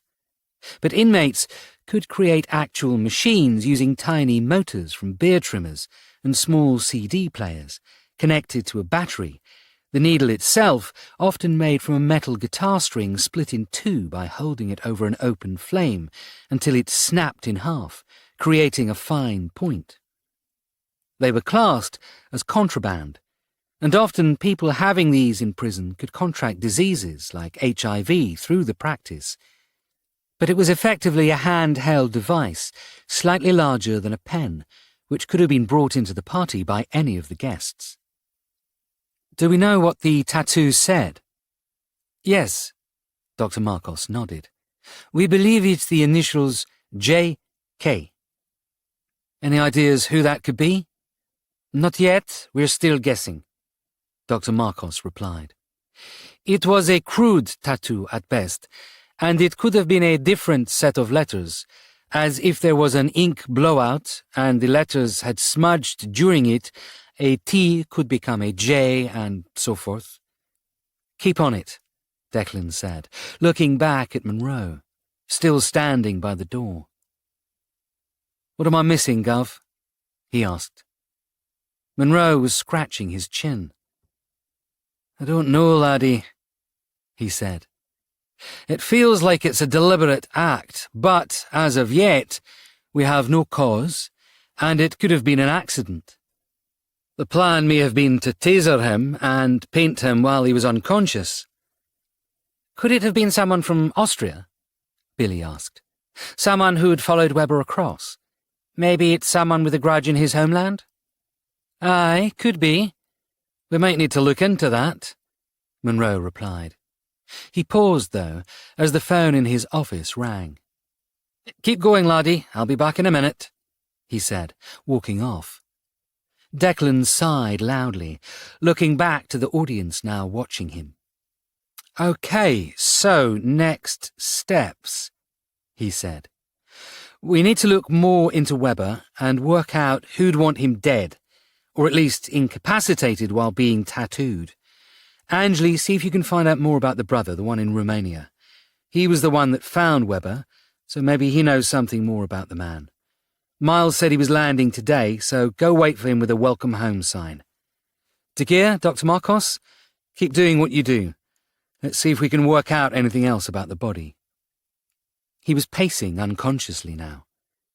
Billy, look for any CCTV. Let's see if we can work out where that painting went. Am I missing anything else? Cooper held up a hand. Lucy Cormorant gained her job on a university notice board, she said. The person who put it up there had to have been connected to the university to get in there to put the note up. Or they paid a student to put the note in there, Billy suggested. Either way, there should be CCTV I can use. I think she was called in as a distraction, Anjali suggested. They weren't expecting the body to be found so quickly and wanted Lucy to take the rap for it, perhaps. As she spoke, Monroe returned into the room, his face darker than it was when he left. So, laddie, we might have to change our investigation a little, he said, now taking his original spot in the briefing room. Declan almost returned to his chair as an automatic reaction as Monroe now faced the briefing room. That was Berlin, he said. An old friend of ours, Margaret Lee, the criminal commissar of the Schwere und Organisierte Kriminalität, the one who helped with Karl Schnitter. She's on a case and understands that we could be investigating something similar. How similar? Declan couldn't help himself. Well, it seems that there's a prominent German artist found murdered a month back in his Berlin apartment. Monroe's eyes narrowed as he spoke. They know little about it, but what they do know is that the killer left a mark on his neck. A lipstick kiss? Aye, a wee oil painting of one. Monroe nodded. She's on the next flight over. It looks like we've got the startings of a series of murders, guys, and it's up to us to work out how connected they are. He looked around the room. Get going, quickly, he said. I don't want our thunder being stolen. Declan, when you get a chance, my office. And, this said, Monroe walked out. His body language completely changed from the start of the briefing. He was annoyed. Frustrated, even. And Declan knew exactly how he felt. 5. Secrets and Meetings. After the briefing had ended, Monroe was in his office when Declan walked in, closing the door behind him. You rang, my lord? Declan asked. concerned what the conversation was about to reveal. Monroe nodded, waiting for Declan to sit down. "Just to let you know that Bullman's back tomorrow," he said. "It's just for the day and to check in on the case, but it means I'll need my old office back. You'll be back in the bullpen with the others." "Why can't you be back in the bullpen with the others?" Declan asked. Monroe grinned. "That's not how it works, laddie. I'm your superior, and I need an office, so I'll take your office. You're their superior, so you can take—" He paused in mock horror. "Oh, wait, there aren't any more offices." "That'll be fine. I'll be all over the place this week anyway with this case going on," Declan said. "And I'm not really enjoying the office. It places you apart from the team." "That's the point." "Well, I think it's a stupid point." Monroe looked around his own office. "I have to admit, I do like this slightly larger space I have here," he said. "The window view's nice as well." Declan watched Monroe for a long moment before speaking again. "Sir, can I ask a personal question?" "It's never stopped you before." Monroe smiled. "Go ahead." Are you and Dr. Marcos okay?" Monroe's eyebrows raised at the question. "Aye, well, I walked into that one, didn't I?"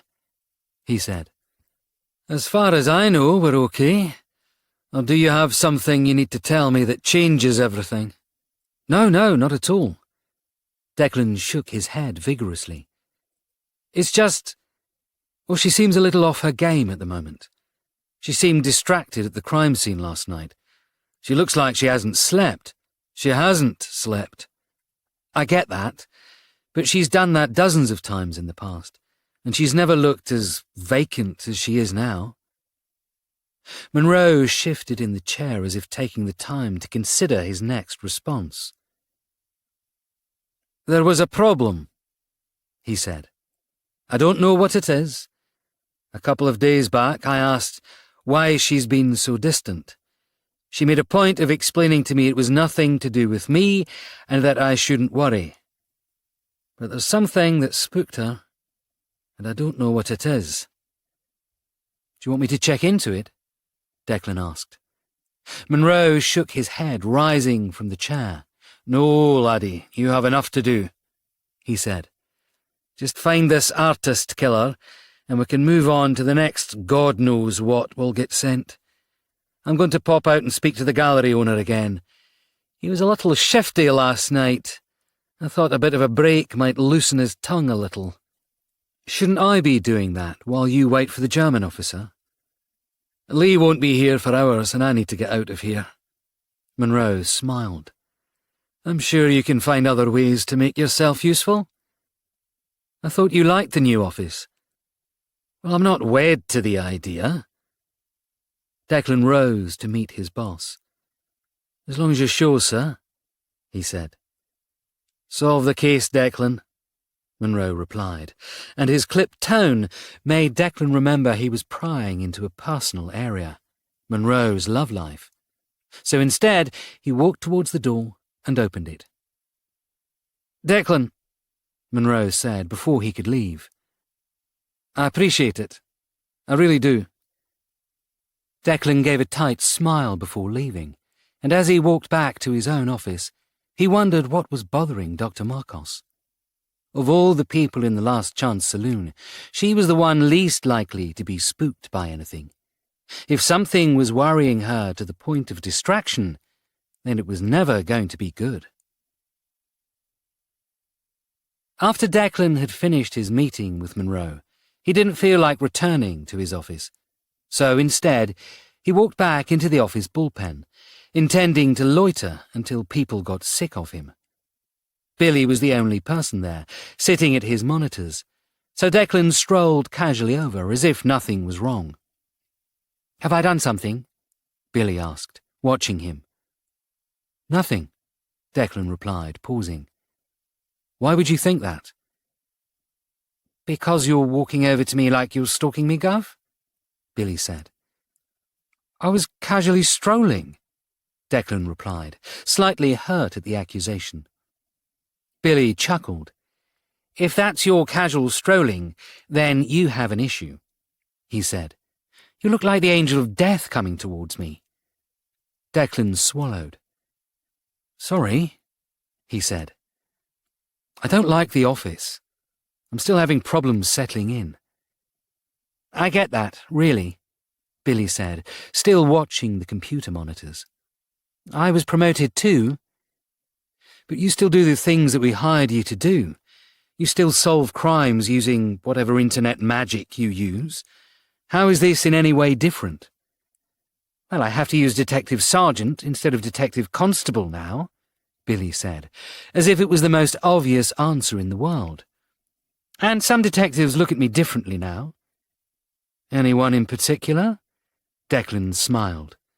Billy reddened. No, it's not. Declan knew to stop questioning. The last thing he wanted was to know anything about Billy's love life.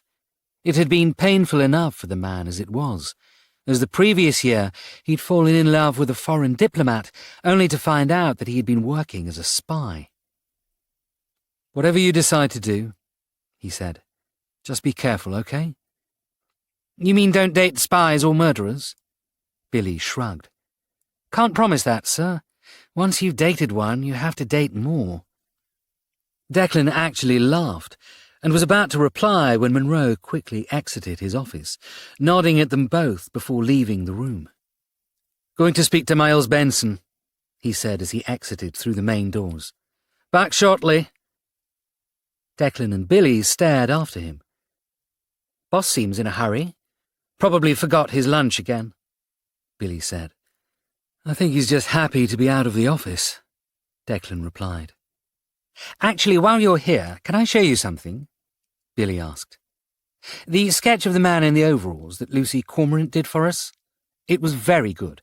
So good, in fact, that I put it through some algorithms to create a 3D version and effectively use it as a headshot for facial recognition.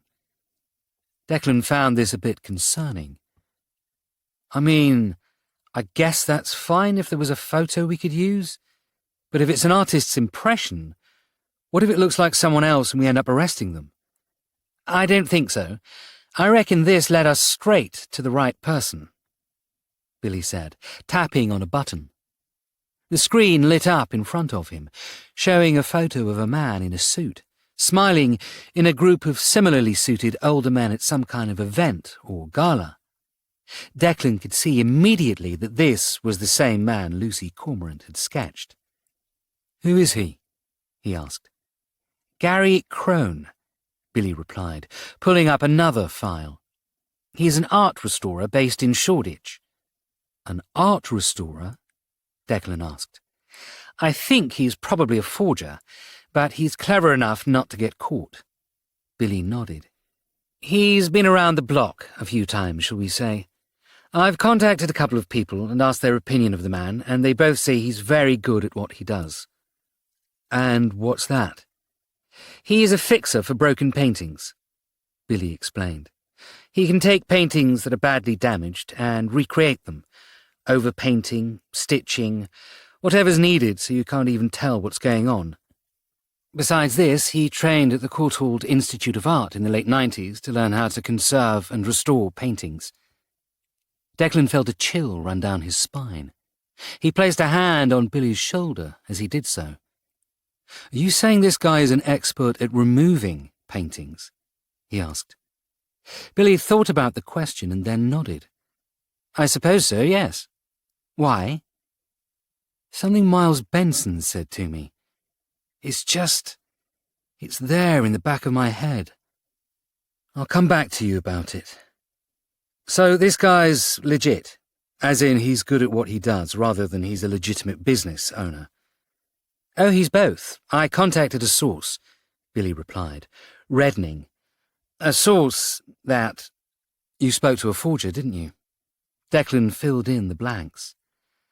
I put the message out, Billy said. I spoke briefly to Ellie Reckless's thief guy, Ramsay Allen. He knows a lot of forgers, and has worked with them from time to time. He suggested some places that might be able to help, and he recognized Crone. And then? Declan asked, amused because Billy was now flustered. I might have spoken to Sam. Billy's voice dropped as he spoke. Sam Mansfield. Forger Sam Mansfield. Sam Mansfield. Forger Sam Mansfield. Declan smiled. Was that in case I forgot who he was? He looked around as if by saying the name the man would appear. So you've discussed this case with a known criminal? Oh, come on, sir, Billy replied. We worked repeatedly with Johnny Lucas. Johnny Lucas was never convicted of anything. Well, yet, Declan replied. But I get what you're saying. A sudden thought came to him, and he cocked his head. This conversation with Sam, he said. Have you been speaking to him much since the first time we dealt with him? Billy reddened even more, his cheeks flushing as he went to reply. We hit it off, he said. Well, when we were creating the forgery to take down Commander Sinclair, anyway. And after that, well... His voice trailed off as he tried to explain himself. We had a couple of drinks, platonic, like. It was nice. Nice? It was all Declan could do to not laugh out loud. He was happy that Billy was getting out, but Sam Mansfield was definitely not the booty call he'd have expected. Since Andrade, I've not really been able to open up to anyone, Billy continued. And you felt that opening up to a forgery con man was a good idea? Well, Billy shrugged. I've had worse ideas. Declan couldn't help it. He laughed. That you have, he said. Actually, you might have given us a good idea there. See if De Geer can get me Crone's address, and call both Ramsay Allen and Sam Mansfield. Get them in, explain they're not suspects, but more helping the police in their inquiries right now. Really? Yes, Declan nodded. I think it's worth a shot. Before Declan could continue the conversation, however, his phone rang.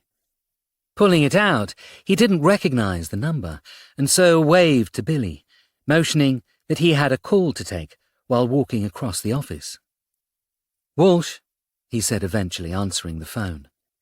Is that Detective Chief Inspector Walsh? A woman's voice asked, hesitant and nervous. It is, Declan replied. He recognized the voice, but he wasn't 100% sure he was right.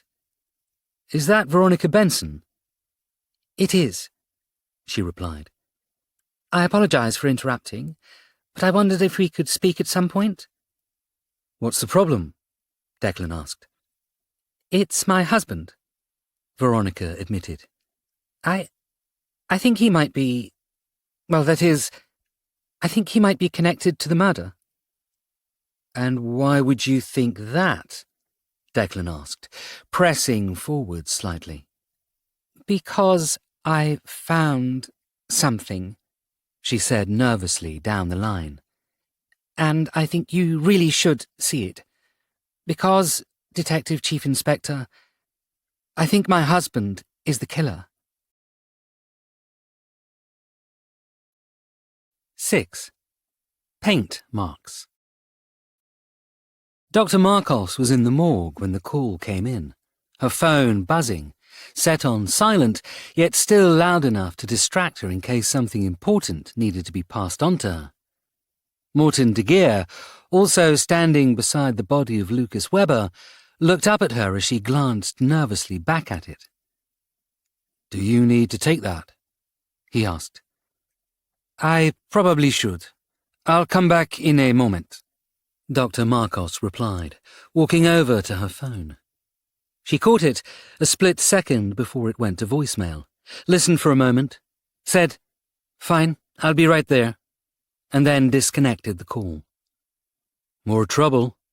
De Geer asked. Keep looking. I'll be away for an hour or so, maybe less, so keep me updated by text, Dr. Marcos said, taking off her mask and apron and leaving the room, heading towards reception. She was so busy, in fact, that she didn't see Sergeant Mastikin on front desk duty make a call as she passed by in a rush. It was midday and Temple Inn was quite busy, but Dr. Marcos had no intention of hanging around near the offices. She walked out of the main entrance, hurried across Temple Inn itself, and down towards the main exit onto the embankment. Once there, she hailed a cab heading towards Blackfriars. The cab journey wasn't long, taking her just to the south side of the Thames, where there was a strangely named pub called Doggett's Coat and Badge, named after the oldest continuous rowing race in the world. Held almost every year from 1715, where the watermen of the Thames would row upstream from London Bridge to Chelsea. She then paid the fare and entered the pub, looking around. A man sitting at a table nodded at her. He was well dressed, his clothes fitted, tall and built like a fighter, his head shaved. "Sorry to call you," he said, his voice showing a slight Scottish twang as Dr. Marcos sat opposite him, waving down his offer of a drink. "Let's just get this done. I'm in the middle of an autopsy." "Anyone I know?" the man asked, with the hint of a smile. "I bloody hope not, Derek. Can we just get on with this?" Derek Sutton sat back on his chair and smiled. "You know, he always talks about you," he said. "I never really had a chance to properly meet you, to see how you did under stress, but Jesus, he underestimated you." Dr. Marcos smiled. "Are we flirting now?" she said. "Because it sounds to me like you're flirting." Sutton shook his head. "I'm just stating facts," he replied. "Well then, let's stick to the fact of keeping him alive," Dr. Marcos replied, leaning forward, elbows down on the table. "Because if this hit goes through, not only will he be dead, but I'll be very pissed off. And I'll tell you now, when I'm pissed off, nobody is safe." Sutton matched her, leaning forward as well. "If Alex dies, you'd have to race me to kill the culprit, because I'll be ending every one," he said. "I have news. I got a wee scrote to confirm it. This is Lenny Wright's work." "Thought he was still in jail, awaiting trial dates." "Change of plan. Got his court date in 2 weeks. Not enough time, really, to set a defence, but he's had a while to prepare for it." Dr. Marcos nodded at this. Lenny Wright had been an old enemy of Alexander Monroe's when he lived in Glasgow and before he became a police officer. And the previous year, Monroe had returned to Edinburgh and faced Wright one last time, a confrontation that ended with Wright being arrested for a variety of rather bad, rather lengthy sentence-inducing things. However, he hadn't taken it well. And now, with his trial about to happen, and Monroe being the prime witness against him, Lenny Wright was planning to hit back. "Do we know who the takers are?" she asked. "Takers? You mean the pricks coming to kill our friend?" Sutton shook his head. "I'll know by the end of the week." "I'll know by the end of the day," Dr. Marcos replied coldly, checking her watch. "We need to tell him. It's unfair. He already suspects something's going wrong, and having me leave and travel to see you, it's not good." "I know," Sutton said. "We'll speak to him soon about this." "We could have spoken about this on the phone." "No, we couldn't have," Sutton replied, nodding to the bar. "A man over there, end of the bar. Looks like he was dragged through a hedge and beaten to shite with the branches. That's Harvey Drake. Used to run Lenny Wright's London operations. He doesn't recognise me, and he shouldn't recognise you. I've been watching him for the last 2 days, And yesterday, well, he was showing your other half's picture around. Dr. Marcos half rose, her eyes narrowing, but Derek Sutton paused her, placing a hand on her own to keep her seated at the table. He won't be the one that does it, he said. The chances are he won't even be connected to the one who does it. They're not that stupid. If we stop him, then someone else takes the job. Following him is our best opportunity to find out who's going to be trying this. And then? Dr. Marcos asked. And then we take the whole damn lot down, Sutton said. Dr. Marcos was staring at Harvey Drake, her eyes widening in recognition. "Oh, shit," she said. "I know him." "Personally?" Dr. Marcos shook her head. "The Tancredi case," she replied. "A couple of years back, 4 Liverpudlian crime lords killed each other while sitting at a circular table. I worked out that someone had to have started it, and Drake was a prime instigator." "Is this going to be a problem?" Sutton asked. However, Dr. Marcos replied with a grin. "Hell no," she said. "I might actually get some closure on something." Dr. Marcos hadn't realized she was being watched as she sat in the bar, as outside, standing on the south bank, the Thames behind him, Alexander Monroe watched the two of them talking, narrowing his eyes as he did so.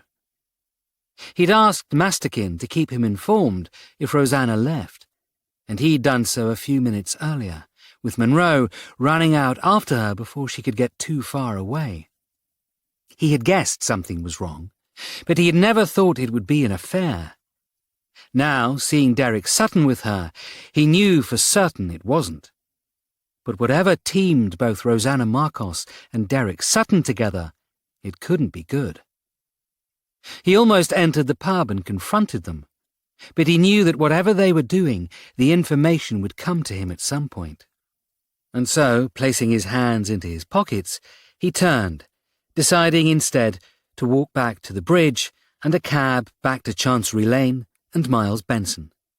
But in doing so, accidentally bumped another tourist that was standing beside him. He was a younger man, Asian in looks, with short black hair half scrunched under a baseball cap with a New York Mets logo on it. He had a camera in his hand and had been taking photos of the other side of the Thames as Monroe knocked him, and now the man glared at him. "Watch it, mate," he said, his accent more London-based than his look. "I almost dropped my camera. You'd have paid for that." Monroe held his hands up to apologize, aware his distracted nature could have caused a visible scene which would have alerted Derek and Rosanna of his presence, and before anyone inside the pub could glance out and see him, he turned the other way and left quickly. The man, shaking his head, returned to taking photos of the Thames. Gary Crone was pacing in his studio when the girl arrived. No older than his son, well, he assumed so, as he hadn't spoken to him since he was 12, and wearing a hoodie to cover her head, only her nose and mouth visible through the shadows. But Gary knew he'd seen her before. The previous night, in fact, at the gallery. She'd been there in the storeroom. She'd seen him. "You're with Benson, aren't you?" he asked, walking back into his studio space. "You shouldn't be here. You know it's too soon." "Did you get it?" the girl, not giving her name, asked. "Or did you pass it to Bauer?" "You think I'd betray Mr. Benson?" Gary gave a mock-shocked expression as he cleaned up a paint spill on his windowsill, ignoring her. "Like you did?" "I don't know what you mean.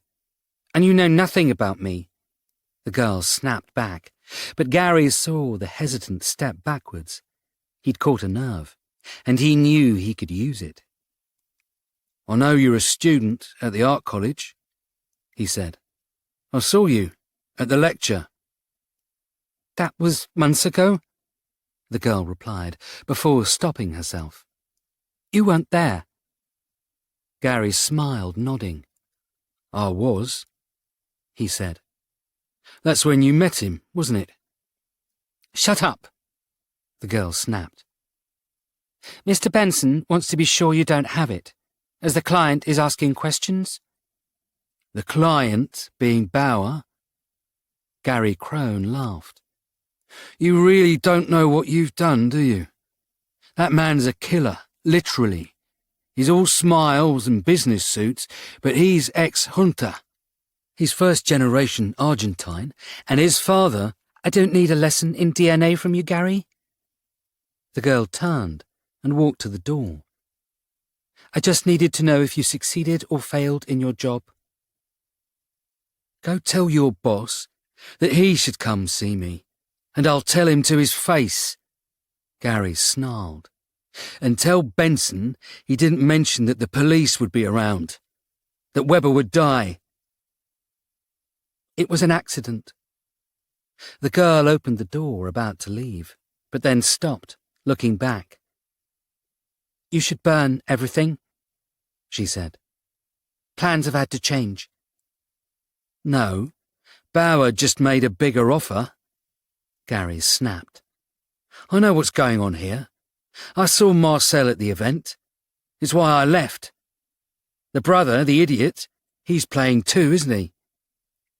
The girl smiled, without replying, and left the studio, closing the door behind her as she did so. For a long moment, Gary Crone stared at the door, and then he threw a paint pot at it, the paint splattering across the wood.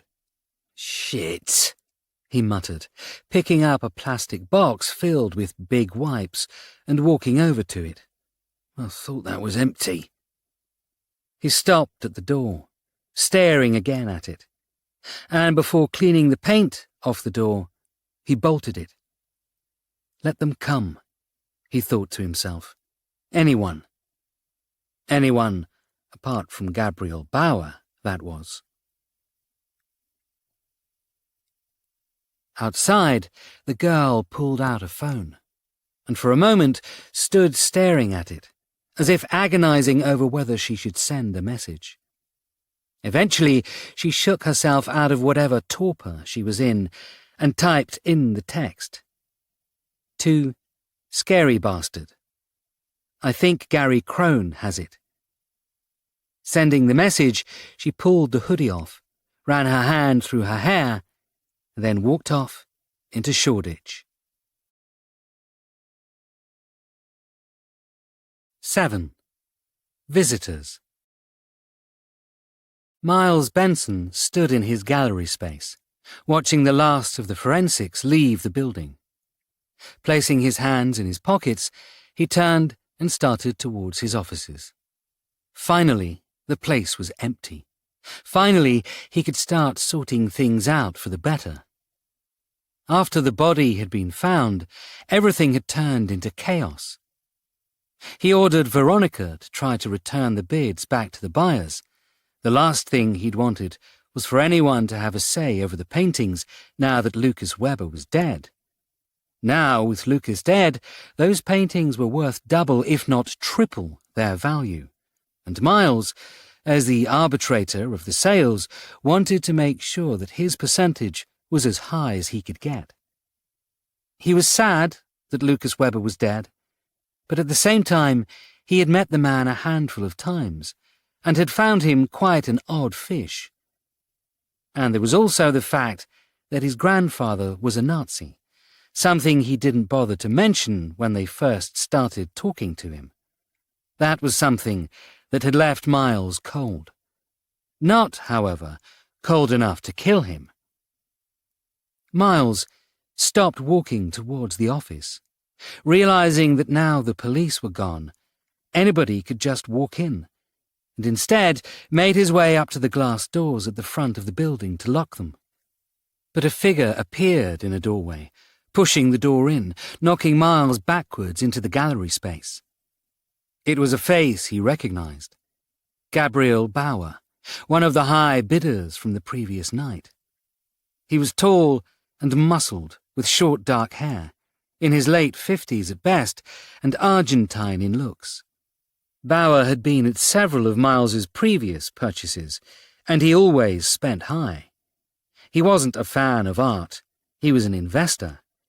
He'd been personally invited by Andrew, and Miles knew that this was going to be an argument about pricing.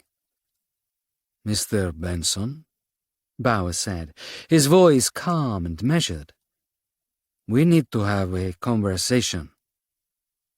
Miles held up his hand apologetically. The police have only just left. It's been a hell of a time, and I've been up all night. Can we do this later? I don't have any paperwork yet.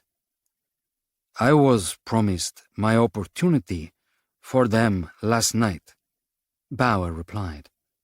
And for the amount of money I've spent, I think you should at least be giving me that. Miles frowned at the statement.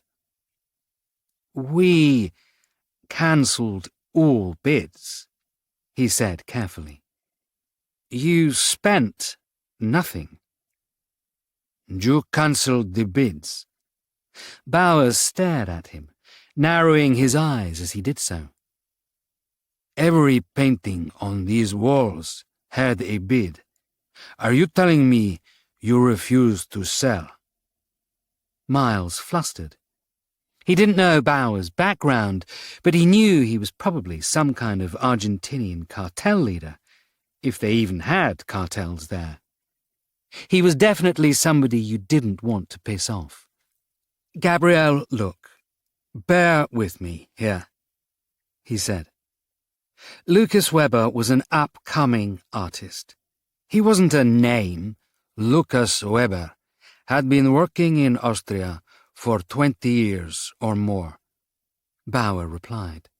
We'd heard of him in Argentina. We knew about his work. Why else did you think I turned up? Because you've come to all of my other gallery openings, Miles replied, confused. I just assumed.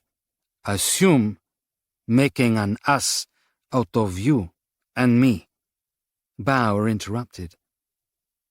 Are you making an ass out of me, Miles? No, of course not. Miles shook his head vigorously. But I need to check with Lucas Weber's estate. They might not want to sell now, and the paintings are worth double what they were yesterday? Bauer leant threateningly closer. That's the case, isn't it? You've realized you're not making the money you wanted. If you were to sell them at the bids you took last night, every single person would make a fortune and you would make nothing. This is why you sent your wife out to cancel everything. Yes. Miles gave a reluctant shrug. The estate could go into probate for months, but if we could show these were purchased before his death, we should have a case to keep the sales rights, which would obviously be higher. You can't blame a man for trying. What I can blame a man for is taking money and running, Gabriel Bauer replied. For taking my buy-in and not allowing me to purchase the paintings I really came for. At this, Miles straightened angrily. I took nothing from you. If anything, you ate my free food and drank my free champagne, he said. And nobody told me about any buy-in, whatever that's supposed to mean. It was cheap champagne. The canapes were cold, and it sounds like your brother is the more intelligent one of the two of you. Bauer cocked his head to the side as he replied. Even so, I gave your man a wire transfer of just under £250,000 for my paintings. You gave what? Your man, Bauer repeated. The slim one, with the greying hair.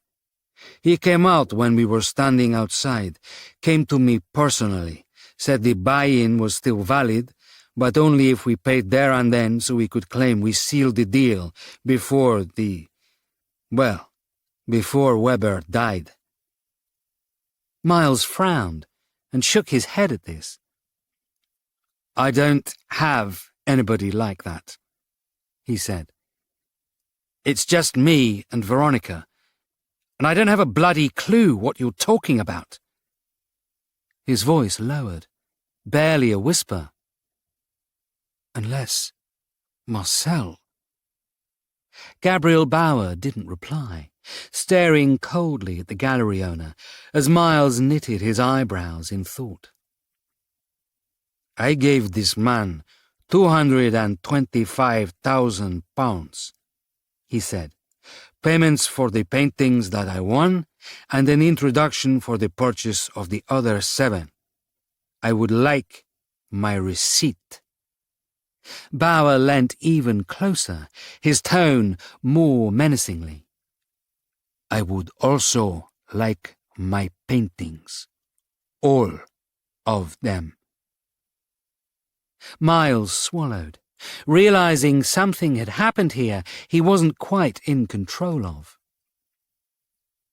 Gabriel, please, he said. I don't have your money. I didn't take it. Then you had better sort something out, Bauer hissed. He was going to speak some more, but there was a gentle clearing of a throat beside him, and as Bauer looked to his side, he saw an old man, white-haired, with a goatee beard. "Am I interrupting anything?" the man said, his voice broadly Scottish.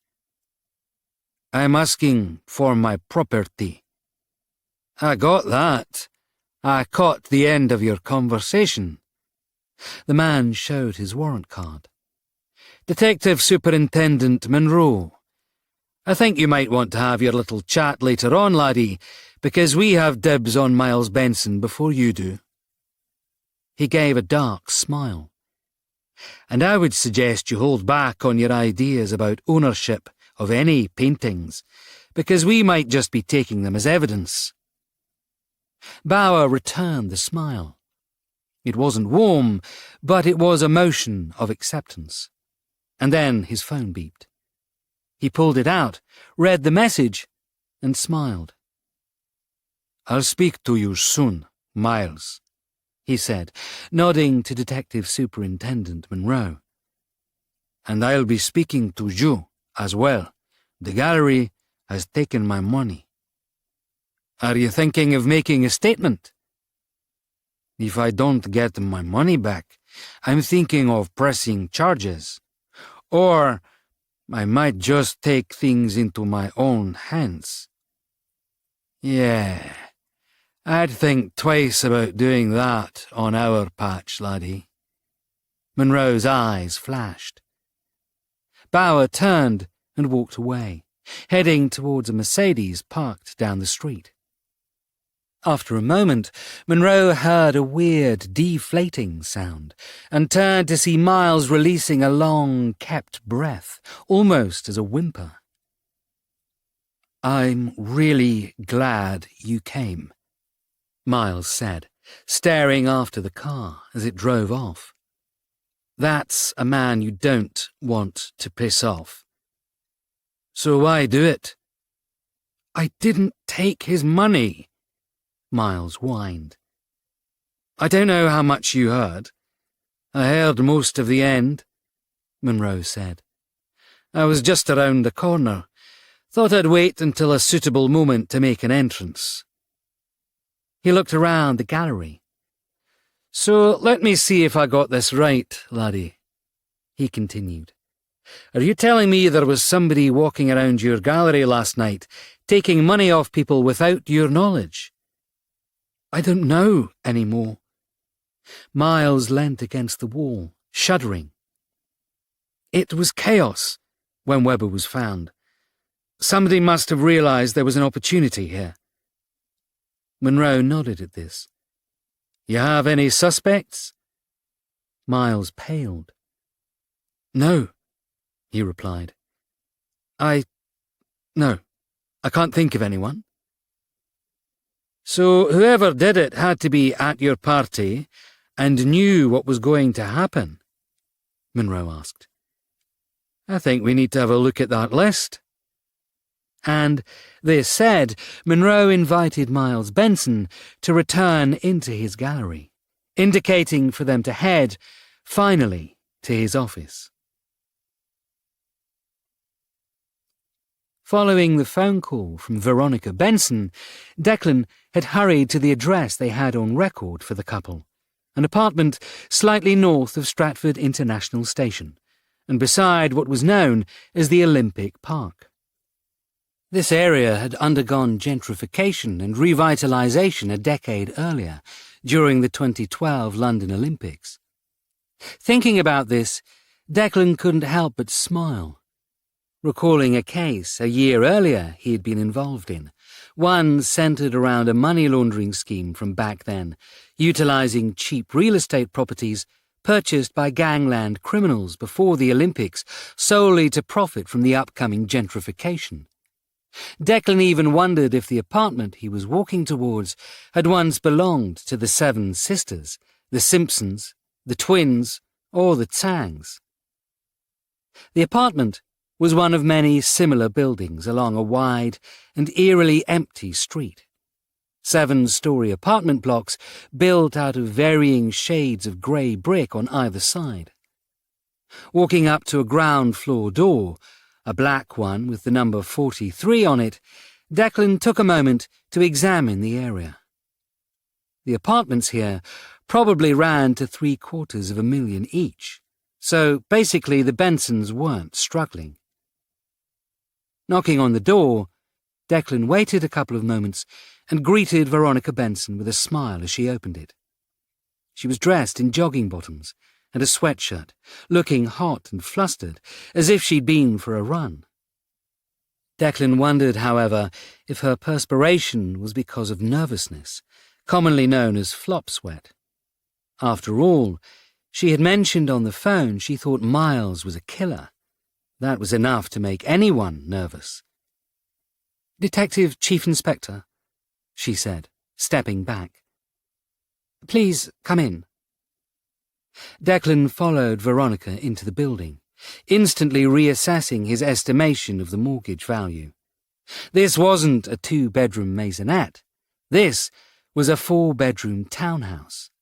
If they'd spent less than $1 million on this when first buying, he'd have been surprised. As she spoke, mainly small talk about the area, filling the dead air as they moved through the house, Declan noticed she hadn't led him to the living room, where most home interviews started. Instead, she guided him down a corridor towards a door with big red letters saying "The Studio," painted on a mock easel, cut out and hung off the door. Cutting to the chase, I see, he thought to himself.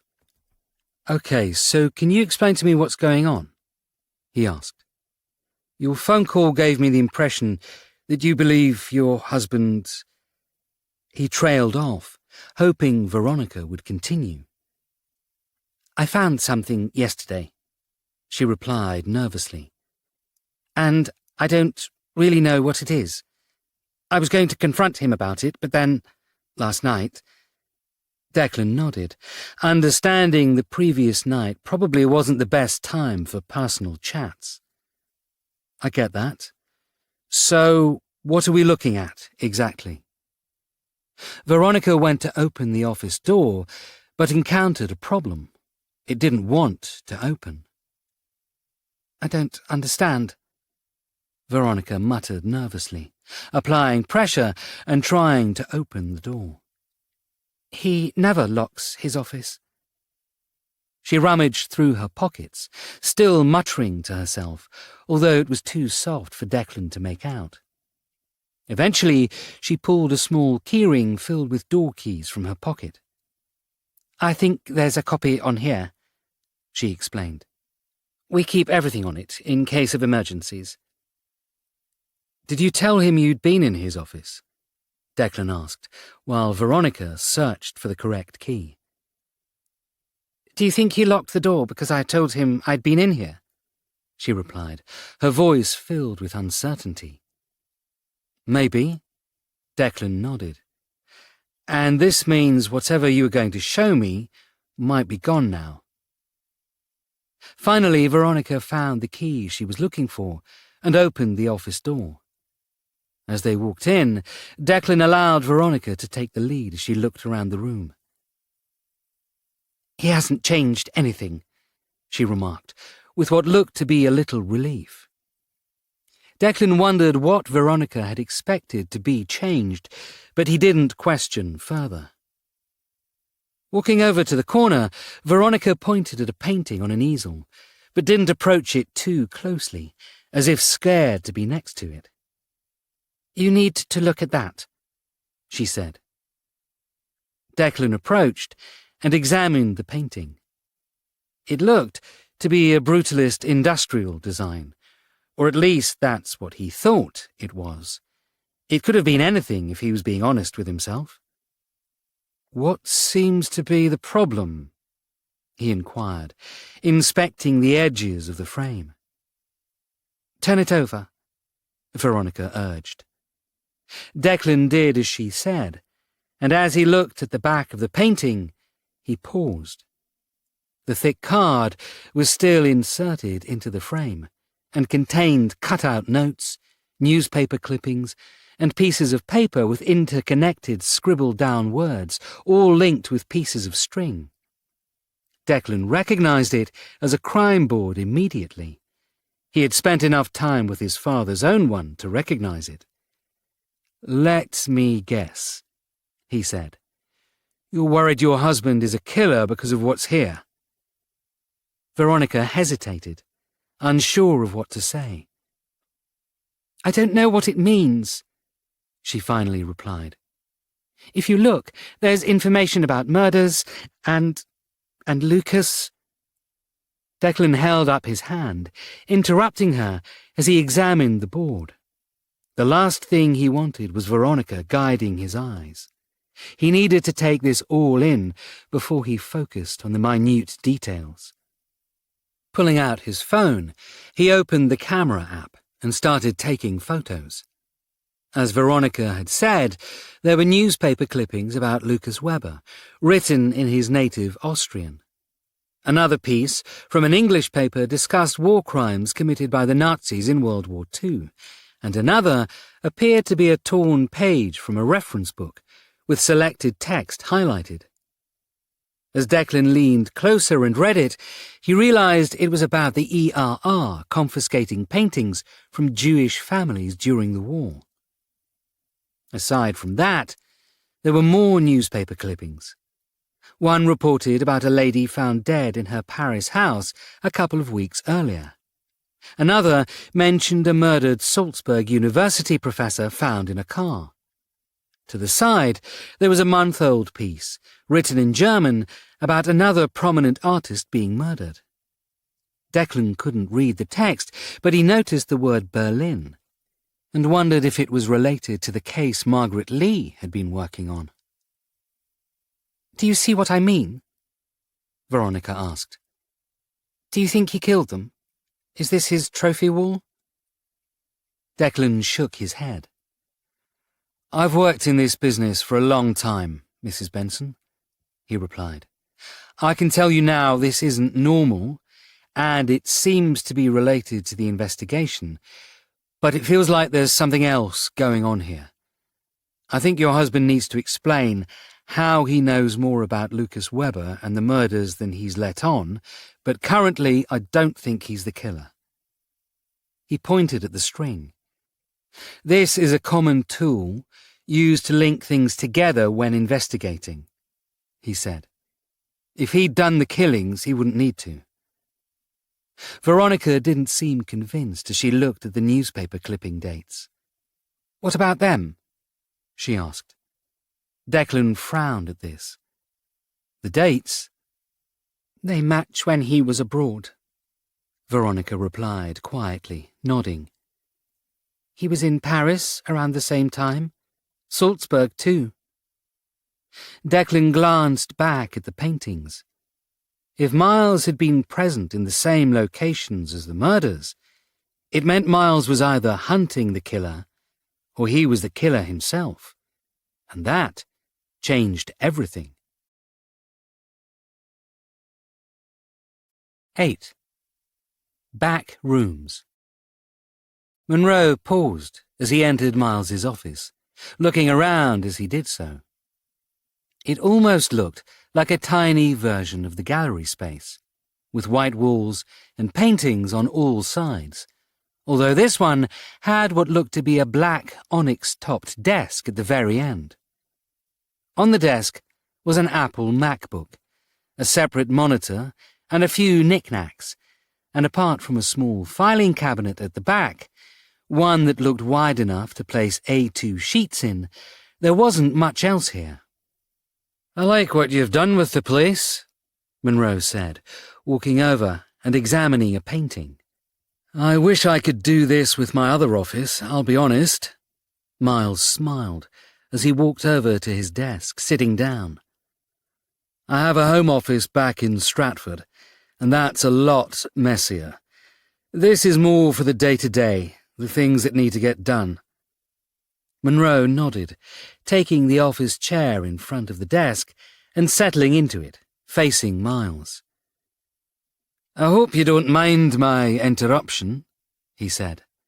It's just we had a few more questions we wanted to ask. No, I get that. Miles smiled. And you saved me from a close call, so please, anything we can do to help. Monroe pulled out his notebook. You spoke to my colleague last night about Lucas Weber, he said. I was hoping, with time past, that newer thoughts came to mind in the early hours of the morning. I didn't really meet him that much. Miles leant forwards, resting his arms on the table. Andrew, he's the one who dealt with him. He's back later today if you want to speak to him. Aye, I'll be speaking to him later. Monroe nodded. But I want to hear about him from you. He's quiet. Well, he was quiet. Kept to himself. And I kind of felt like he was on the spectrum, you know? Let's pretend I don't know. He was socially inept. 20 years ago, someone would have said he was eccentric. Now people just say he's autistic. Monroe wrote this down. I thought only rich people could be eccentric, he asked. He is rich, Miles replied. He wasn't a penniless artist that we brought over. The Webers have family money, although I think he's ostracized, so maybe he is poor. Oh, aye? Monroe raised an eyebrow. I don't know much about it. I don't really want to know much about it. I'm guessing it's probably family money made from when Grandad was a... Monroe understood very well what Miles was talking about. Miles, however, continued. All I know is that Andrew found him in Austria, realized his artwork was good enough to get us some solid commissions, and he has a bit of an underground reputation for his work. But he's unknown, Monroe asked. Well, he's kind of Austria famous, Miles replied. But let's be honest, Austria is only famous for things like strudel and Arnold Schwarzenegger, so there's not much of an audience for his paintings. And the fact he agreed to have his paintings sold in London should give you an idea of what he thinks they're worth. Monroe nodded, noting this down. You were at the event from the beginning, he said. Was Weber off at all? Did he look worried? Like he knew someone was after him? He was around near the start, Miles nodded. But he kept to himself. He didn't really want the people to know he was the artist, so he stayed around the back, pretended to be a buyer. Did you see him talk to anyone? A couple of people here and there. Someone might have asked about a painting or given their opinion, and I saw him at one point correct someone, saying one of his pieces was more to do with the futility of life than what the critic thought it was. What did they think it was? Something to do with farmyard implements? I didn't quite get the full conversation, but I think he gave himself away at that point and realized it, so before anybody could catch on the artist was in the room, he disappeared quickly. Did you see him again? I glimpsed him. Miles nodded. I was in the office picking something up, and he walked in. He was annoyed at some of the painting placements. We sat down, and I went through every single piece with him. He knew what was being displayed from the very beginning, but he was right. We swapped it quickly, and he was fine. Miles sighed. There was a painting that he was annoyed had been brought across. But you know the funniest part? Andrew, my brother, claimed Webber did know. Bloody Lucas Webber was the reason it was there. Monroe noted this down. Tell me about the painting that was stolen. I don't know much about it, Miles admitted. I can tell you it wasn't very good. He's done better. But some of those paintings were going for crazy money. We had early bids for 10, even £20,000 on some of the cheaper ones. We knew that some of his bigger paintings would easily hit mid-five figures, maybe even 6. This was an auction. Miles nodded. And the painting he didn't want out? I think there were 7 paintings in total he'd put aside, and I think he had a private buyer for them. Something Andrew was sorting, but Andrew wasn't about to keep us in the loop. Could that have been the buy-in your friend outside mentioned? Miles Benson stroked his chin for a moment. Oh, that stupid bastard, he muttered. Always lining his own pockets, not bothering to tell me, and allowing me to clean up the shit when he's not here. But he's here later. Miles smiled, but it was a thin-lipped, humourless one. Until I kill him, he muttered, paling as he realised what he'd said. Sorry, bad joke. Ignoring the comment, Monroe pulled a sheet from his pocket, unfolding and passing it across. It was a printout photo of Crone. "Do you recognise this man?" he said. "I told your officer, we don't have anyone like that on our books. I didn't ask that." Monroe leant closer. "I asked if you recognised him." Miles's face darkened as he realised Monroe already seemed to know the answer. "Yeah, I know him," he eventually said. "You told our officer you didn't recognise the sketch of him." "That was a sketch. This is a photo. Apparently it was a photorealistic sketch." "Whatever. I didn't recognise him then. I recognise him here. He's banned from our events." "Really? Then why was he here last night?" "I can't answer that, because if we'd seen him, we would have blocked his entrance. He claims he's a restorer, but he's a middleman for forgers." "You think he could have taken the painting?" "I don't know. It was chaos after Webber died. Just look at Bauer, claiming he'd given money to someone. Crone could have got in, taken the painting. Hell, he might even have brought the guy who ripped us off in with him." "I wanted to ask you about that," Monroe said. "Do you usually take the money at the end of the night?" "Christ, no!" Miles almost exploded. "And we weren't taking it last night either. I told Veronica to stop the bids, not get payment for them." We knew we'd be out a ton of money the moment Weber died. Not when he was outed as a potential Nazi. Miles smiled slightly at this. There's a darkness in the soul, he replied carefully. It gives us a morbid curiosity. The outing of Weber, whether or not it was true, actively helped us, but we didn't know at the time Weber was dead. Miles got up, walking over to the painting Monroe had examined when he arrived, staring at it. This is a Marsdale, he said, tapping the frame. You won't have heard of him, nobody has. I bought this at a car boot sale for about 50 quid. A year later, he died of a terrible drug overdose, and he was all over the papers. I saw a painting just like this go for 40 grand at auction last month. Death is always good for sales. Monroe wrote this down. So if I'm right, you didn't want to sell anything, but someone was going around doing it anyway. Miles nodded. It's usually given that at the end of our events, the highest bid at a set time wins, and before they go home, depending on our relationship with them, they'll give a deposit, usually a quarter of the cost.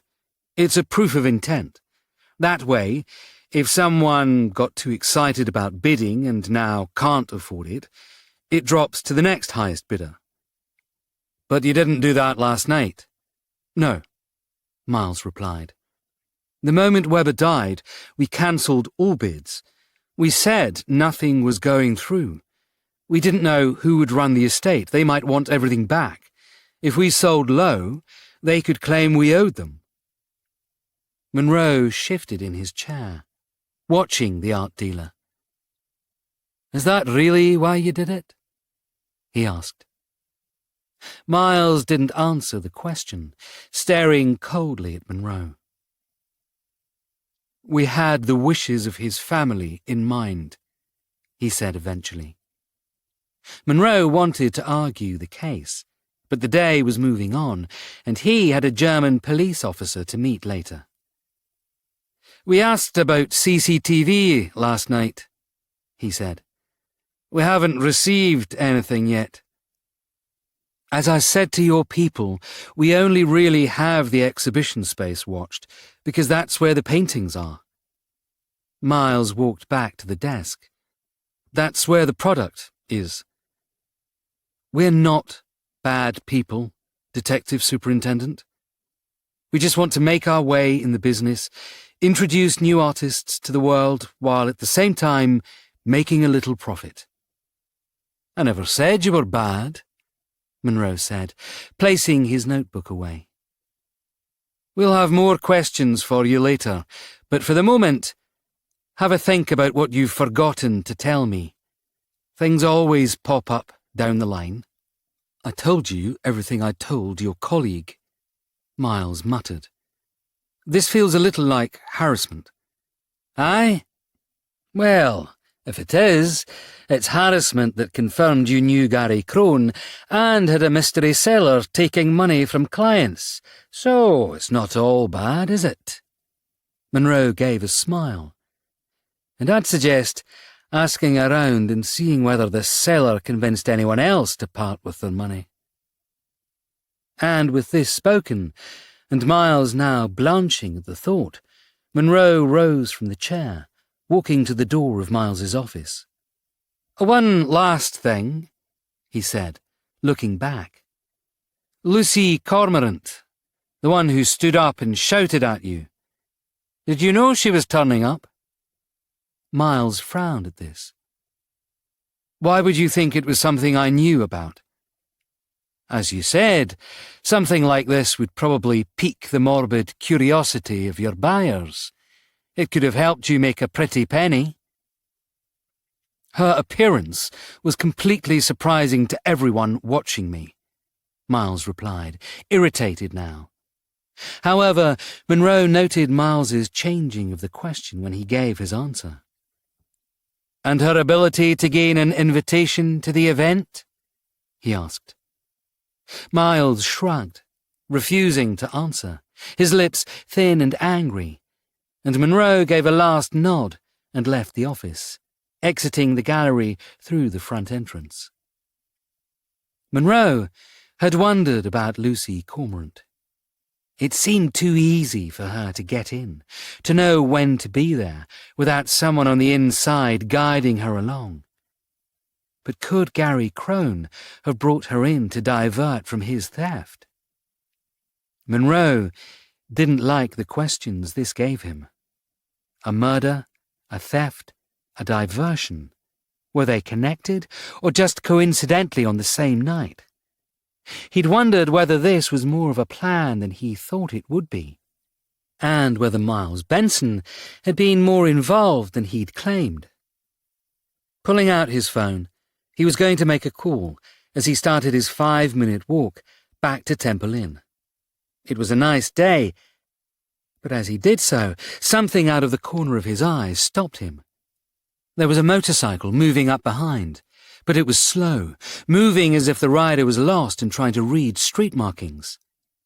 In the building's mirror window beside him, Monroe saw the rider, in black leather and a blacked-out visor, pull a gun from their jacket. It was instinctive. Monroe ducked to the floor, diving forward, a car parked at the side of the road now between him and the passing motorcycle. He heard 3 pop sounds, sounding like nothing more than compressed air, really. And then the bike, nothing more than a 125cc, sped off, screeching away. When Monroe rose, looking at the building beside him, one window had been broken, a visible bullet hole within the glass. The wall beside it had 2 pockmarks in it, where the other 2 rounds had struck. Brushing himself down, Monroe stared after the bike, trying to remember everything he could about it. Someone had just tried to kill him. For a surprising moment, and for a not-so-welcome change, Monroe didn't know why. 9. Found footage. As Andrew Benson arrived at customs at Stansted Airport, the one thing he probably hadn't expected was to be held to the side as police officers arrived. "What have I done?" he asked, confused as a door to the side opened, and Angley walked into the hall, showing a warrant card to him as she approached. "Andrew Benson, I'm Detective Inspector Anjali Kapoor," she said, offering a hand towards the door she'd appeared through. "We need to have a quick chat about Lucas Webber." "Am I in trouble?" Andrew asked nervously, glancing around. "The yacht I have, it's legit. I have paperwork." Anjali paused. "Have you not spoken to your brother yet?" she asked. "Or seen the news?" Andrew's blank expression gave her all she needed. "Lucas Webber? He was murdered last night." Andrew didn't seem surprised. If anything, he seemed relieved. "Thank God," he said. "I thought I was in trouble." Anjali raised an eyebrow at this. "Your compassion knows no bounds, Mr. Benson." Now in the side room, and away from the gawking travellers and holiday-makers, Andrew Benson slumped into a chair with relief. "Guy was a Nazi, deserved it," he said. "I never wanted him in the gallery. Miles did, and we both knew he'd make us money. I suppose he'll make us more now." He smiled. "And as you said, he was murdered while I was in a different country, so I can't exactly be a prime suspect now, can I?" "But your brother is," Anjali replied, standing over Andrew now. "Doesn't that worry you?" Andrew shrugged.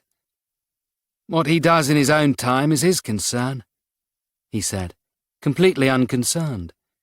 "And more importantly, am I under arrest for anything?" "What do you know about a painting Mr. Webber didn't want brought over?" Anjali ignored the question. At this, however, Andrew laughed. "Oh, God, is this what everything's about? He asked. If you bring it to me, I can explain everything. That might be a little more difficult than you expect.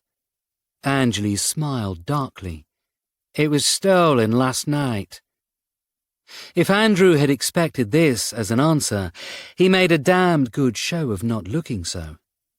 His face purpled in anger as he shot to his feet. The painting's gone, he snapped. You need to get it back. Who took it? They don't know what they have. Then why don't you tell me what they have first, Mr. Benson? Anjali rested a hand on his shoulder, guiding him back into the chair.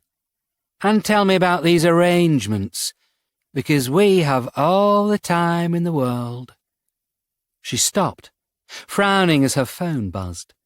Glancing down, she saw a message from Billy. 999. Monroe shot at. All hands on deck. We could all be targeted. Quickly she typed a reply. Was he hit? A moment later, the reply came through from Billy. No, but it was pure luck he saw it. Shit, she muttered, placing the phone away and looking at the officers. Okay, we're heading back to London. Wait, am I under arrest or what? Andrew grumbled, as one officer helped him to his feet. Angry now, mainly because of the contents of the text, Anjali spun to face the man. Of course not, she said sweetly. We know how much of a pain it is to get from Stansted to London, so we thought we'd give you a lift. After all, I'm heading back there anyway. Before Andrew could say anything else, she leant closer. But if you decide to refuse our ever-so-kind offer, I'll leave and go alone, while my colleagues here check every piece of your luggage to see what exactly you brought home with you. I have receipts and visas, Andrew muttered back. But it was uncertain, like he was trying to use bluster and bravado to back the police off. Let's hope so, Anjali smiled. It'd be such a shame if you didn't. Sighing with resignation, Andrew nodded. I'd love a lift, he mumbled. Excellent. Anjali waved for one officer to open the door. We can have a pleasant chat on the way there. Oh, by the way, do you know a Gary Crone? Grabbing his bags, Andrew nodded. Yeah, he replied. Why? Because we think he stole the painting. Do you know anything about that? Andrew's shoulders slumped even more. Yeah, he sighed. I think he misunderstood a request I gave him. Anjali nodded, holding the door open. Oh, we're going to have such a fun chat, she said. And then we're going to chat to Mr. Crone, too. Declan had received a call on his way back from Stratford. There had been little else for Declan to see in the Home Office. He tried his best to look around a little more, but Veronica was only happy to show him the painting, or rather the collection of clippings hidden behind it. So, with Veronica no longer answering questions, now she knew her husband might not actually have been a murderer, he had left, deciding to contact Monroe. The last time they'd spoken was when Monroe left the office in a hurry and had shouted while leaving that he was going to see Miles Benson, so Declan wanted to check if he was still there, and, if so, whether they could bring Miles in for a moment or two, if only to answer why he had such a disturbing collection of clippings in his office. He'd also sent the photos to Billy, asking if there was any way to translate the clippings. But Billy had replied with some snarky comment about how the photos weren't high enough definition, before sending a second one a moment later saying not to worry, he'd found another way, and yes, Declan could feel smug for being right. Declan had felt smug. However, before he could call his boss, Billy had sent another message, a 999 one that wasn't connected to either of his earlier ones, and less than 15 minutes later, Declan was outside the Bensons' Chancery Lane gallery, which, once more, was surrounded by crime scene tape. This time, however, it wasn't to do with the gallery, but more to do with an area of building around 30 feet to the west, where 3 bullet holes could be seen, with one having shattered the glass of a nearby building looking out onto the lane. Dr. Marcos was there, already investigating the wall, poking at the holes in the brickwork with what looked to be a pair of tweezers. Monroe, meanwhile, was standing to the side, surrounded by uniformed officers, De Geer front and foremost, and glaring angrily at everybody who walked past. "I'm fine, laddie," he said angrily, holding his hand up to stop Declan before he could speak. "I don't need you checking up on me." Declan shrugged. "You've had worse," he said. "I assumed you were fine." He looked back at the gallery, only a few yards to the right. "What I can't work out is whether they were trying to kill you or someone coming out of the gallery," he asked carefully, as if not wanting to rock the boat or say something wrong. But it was the expression he gave that was the important part. An expression that said, "Would you like to tell me if someone was trying to shoot you and why they were doing it this time, boss?" Monroe pursed his lips together. "I don't think they were after anybody connected to the case," he said. "I think they were looking for me." "Why would somebody want to kill you?" Declan asked, before shaking his head. "I mean, apart from all the usual suspects and obvious candidates." "Well, I was wondering that myself," Monroe replied, glancing over at Dr. Marcos, who was now stepping away from the wall and watching them both. "Maybe Tweedledum and bloody Tweedledee can explain it." Monroe sighed, looked across the road, and waved. Declan glanced across Chancery Lane and saw Derek Sutton standing there, keeping out of the way. "What the bloody hell is he doing in London?" he asked, without thinking. "Aye, that's my question as well," Monroe grumbled, as Sutton straightened, adjusted his cuffs, and walked across the street. "Because these 2 idiots have been having secret meetings." "And keeping you out of the loop for a reason, Allie," Sutton said as he approached. "We didn't want you going off half-cocked and trying to sort something out that could get you killed." "Oh, aye," Monroe said, pointing at the bullet marks on the brickwork. "And how's that working out for you?" Dr. Marcos pulled off her blue latex gloves, running her hand through her hair. "Lenny Wright is going to trial," she said. "Derek heard up in Glasgow there was a hit on you." Monroe looked quizzically at Sutton, who shrugged. "I'm out, I swear," he replied. "But you know how it is. I hear things." "Do we know who's brokering the deal in London?" Declan asked. "We think it's Harvey Drake," Dr. Marcos replied. "We were trying to work out who he'd booked for the job, and you didn't think of bringing me in on this?"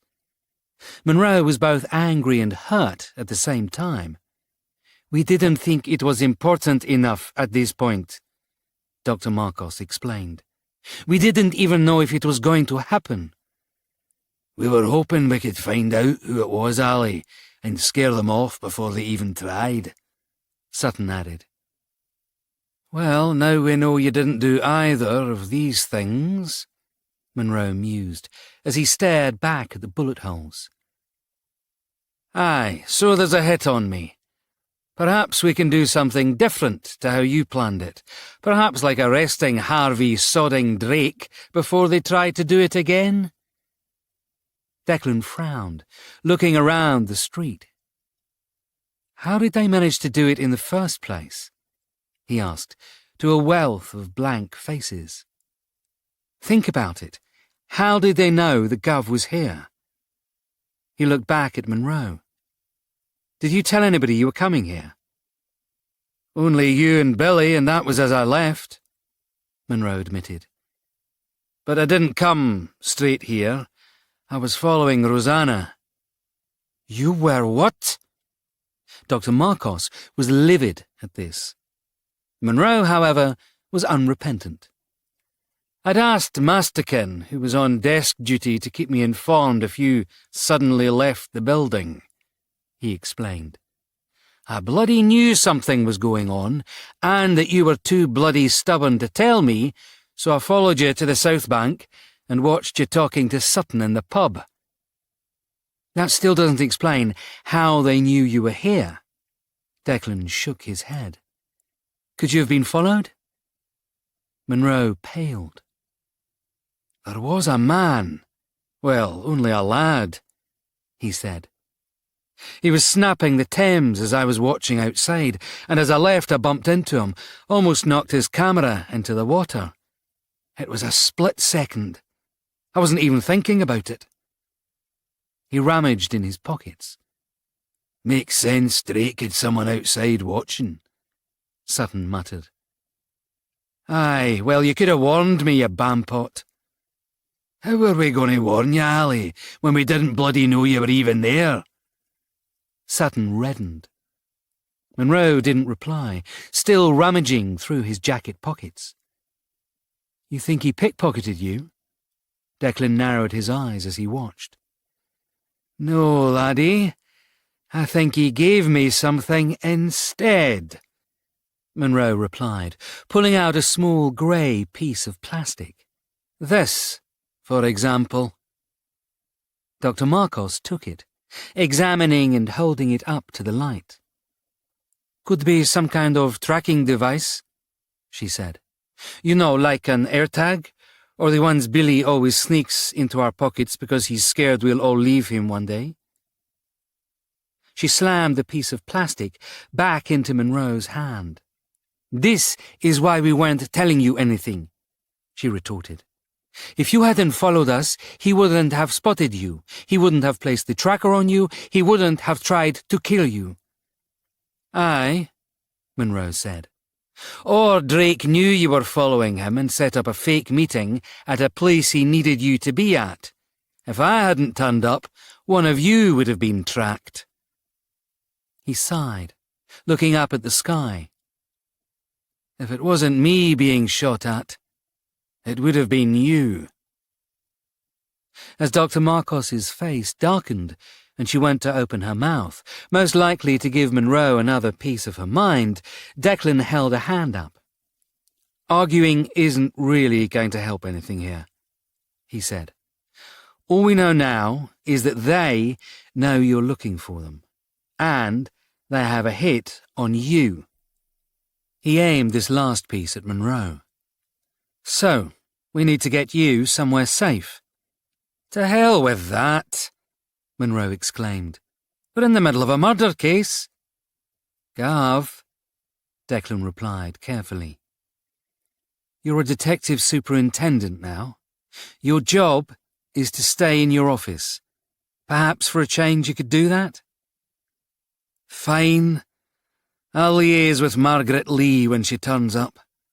Monroe deflated, passing Declan the piece of plastic. "Give this to Billy. See if he can find anything else. Maybe we can get an idea of where it comes from, or even who it was that gave it to me." This said, he turned and walked away. "Gov," Declan spoke, and Monroe stopped and looked back. "If you're about to tell me I need to have some kind of police escort to go 20 yards down the street, we're going to have a wee chat," he said. Declan shook his head, passing Monroe back the tracker. "I was just going to say that they could be watching," he replied. "I suggest you take someone more expendable who could jump in front of your bullet." Monroe looked over at Derek Sutton. "I'll take this useless bastard," he said. "And why do I have the tracker again?" "Because you'll be seeing Billy first," Declan replied, already heading towards the gallery. I need a wee chat with Mr. Benson." "A wee chat, you say?" Monroe laughed for the first time during this whole conversation. "Now you're sounding like a DCI, laddie." 10. Brotherly Love. The first problem Declan had when trying to contact Miles Benson was that Miles Benson didn't want to be contacted. As the police started tidying up, removing tape and returning to Temple Inn, Declan found himself hammering repeatedly on the glass doors of the Benson gallery. "Come on, Miles, open up," he shouted through the letterbox. There wasn't any kind of speaker system, and the buzzer didn't seem to work. After a couple of minutes, he was about to give up and phone the gallery directly when the door at the back of the main gallery opened, and a confused and nervous Miles Benson started walking towards the door, speeding up when he realized it was the Detective Chief Inspector standing outside. Opening the door, he gave an apologetic smile. "Sorry," he said. "I didn't realize it was you." "Who did you think it could be?" Declan asked. "Creditors," Miles replied honestly. "It seems somebody was selling our paintings when we weren't aware of it. An angry Argentine at the door before your boss turned up added to that. Then having 3 gunshots outside and a whole load of police wandering around made me a little twitchy, so I closed the door and hid in my office." "I get that," Declan nodded. "But I'm afraid you're going to have to answer a few quick questions for me." "Can we do it later?" Miles asked nervously, looking around. "It's just that—" "No," Declan interrupted. "We do it now. I'd like to know why you have a crime board hidden on the back of a painting in your office." At the words, Miles seemed to sag, his legs giving way underneath him as he leant against the door. "Oh, God," he said. "I thought she might have seen it.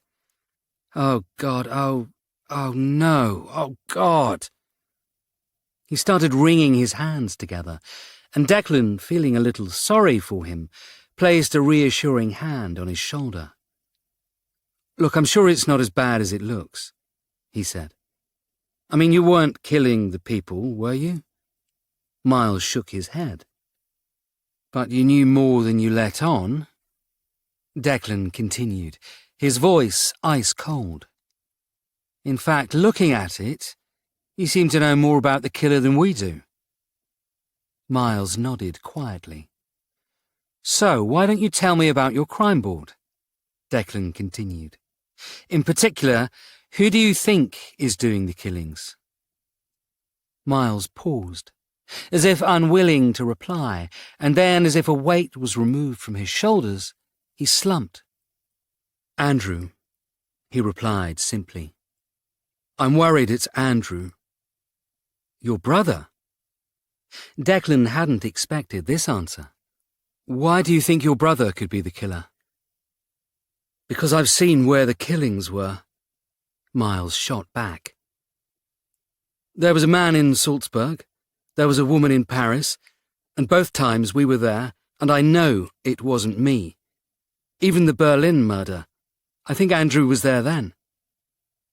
"So you instantly think it's your brother?" Declan was quite surprised at the heartlessness of the situation, even if Miles could be correct. Miles said nothing, looking at the ground as if ashamed. Eventually he looked back up. "As I said," he replied, "it seems the obvious answer." "You knew what the lipstick kiss meant, didn't you?" Declan asked. "I knew people had it when they were found," Miles replied. "But I don't know why. I swear I was just picking up clues and pieces about the murders." "Because you thought your brother was killing people?" "Yes." "But what about now?" Declan asked. "Do you still think he's killing people?" "He wasn't here yesterday." Miles shook his head.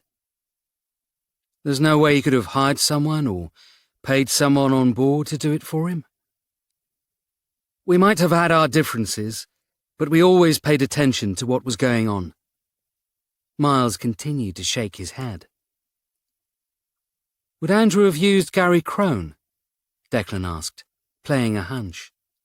At this, Miles shook his head even more vigorously, and Declan wondered if it was about to fall off his neck with the force. He hated Webber, more than I did, he said. He was the one. He trailed off, as if something terrible had come to mind. Hold on, he continued. The last time Gary was here was an event Andrew had run. I'd been angry that he'd been there, but Andrew said he'd been doing some work for him. I didn't know what the work was. Maybe you should ask him. Andrew? No, Gary, Miles replied. I can give you an address. There's no need, Declan replied. We have it, and we'll be making our way to him next. In the meantime, don't go anywhere. We'll be coming to speak to you very soon. Miles, almost relieved this was over, nodded. Declan was about to leave when the door to the gallery opened, and Angley stood in the entranceway. I bloody missed everything, didn't I? She asked. Someone shot at the Gov and I missed it. She looked at Miles, and a dark smile appeared at the edge of her lips. Mr. Benson, she said, I've just been talking to your brother. He was quite the talker. Is he with you? Declan looked behind her. Angley, however, shook her head. Let him go home before he comes in to sort a statement, she replied. He was telling me all about Gary Crone. I was thinking about paying him a visit. That's interesting. Declan gave Miles a smile. We were just deciding the exact same thing. He walked past Angley and into the street. Your car or mine? He asked. Yours, Angley grinned. I just had to drive back from Stansted in afternoon traffic. Billy had found an address for them, a gallery in Shoreditch, and with Monroe in a bad mood, Declan really didn't want to go back to the office right now.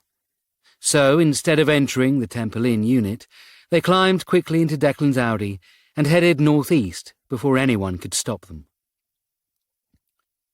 The studio itself was an office space on the 4th floor of a red brick building to the right of Shoreditch High Street, away from the overground station and bordering on the north end of Brick Lane. It was a mishmash of old and new, with chrome buildings next to older, revitalised ones, and Declan walked up to the main entrance, trying the door, realising it was locked. There was a selection of buttons beside each door, each one with names written on them. One button said Crone Restoring, so assuming that was the correct one, Declan buzzed. After a few moments, Declan buzzed again. Maybe he's out, Angley suggested. Yeah, I'll give him one more go, Declan replied. But before he could do so, there was a click as the speaker in the wall came to life. Hello? It was a man's voice, middle-aged, with a strong East End accent showing through. Is that Mr. Crone? Declan asked. Not today, thank you. There was a slight wavering in Gary Crone's voice, if it even was the man himself. Declan glanced at Angley. Mr. Crone, we really need you to open this door. You said, no thanks. This is Detective Chief Inspector Walsh and Detective Inspector Kapoor of the City of London Police. Angley leant closer to the speaker now. We'd like to talk. Not now. Gary Crone's voice interrupted through the speaker. I'm in the middle of something.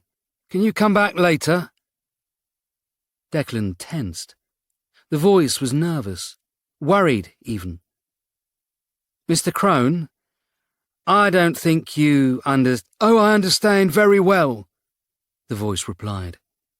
I think you should leave.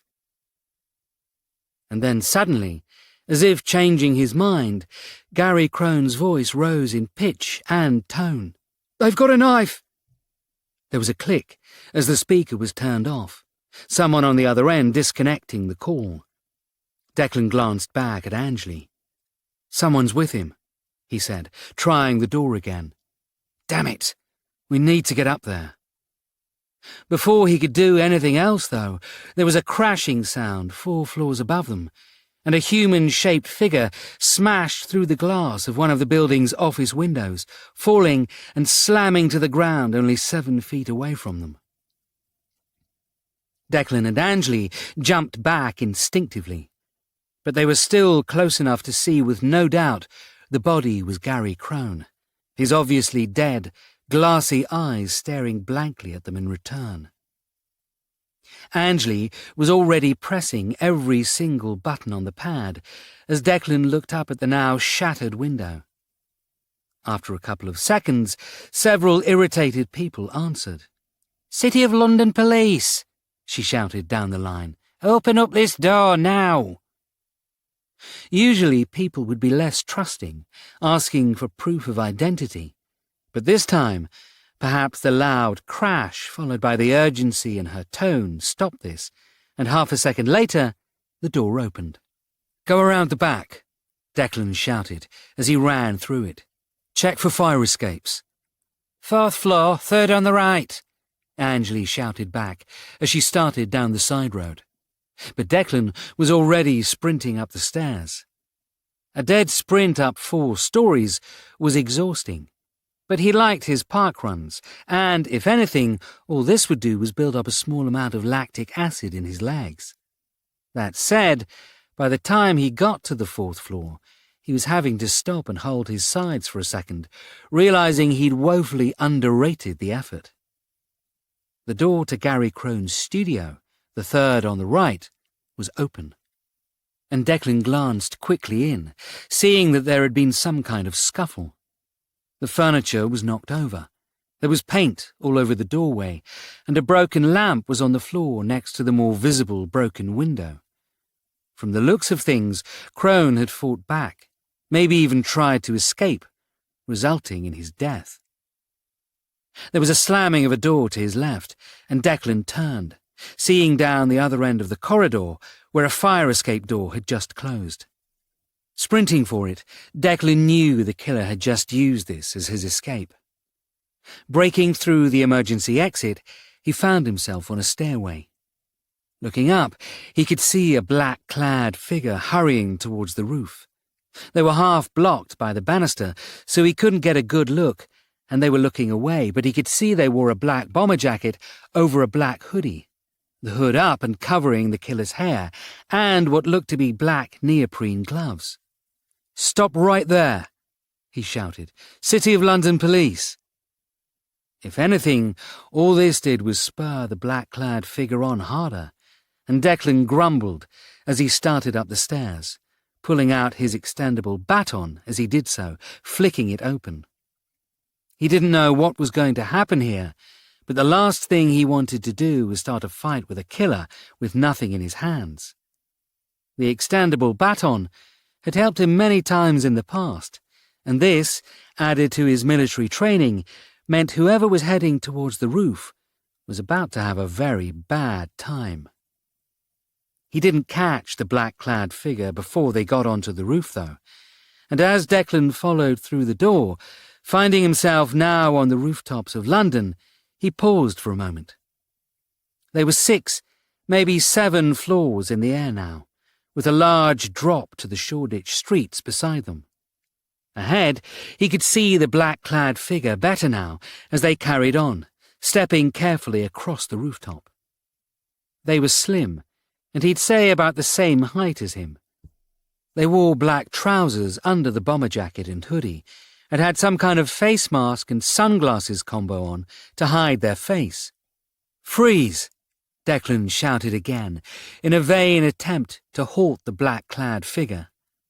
However, the figure was concentrating more on not falling off the roof, something that had slowed them down. And, importantly, something that gave Declan an advantage.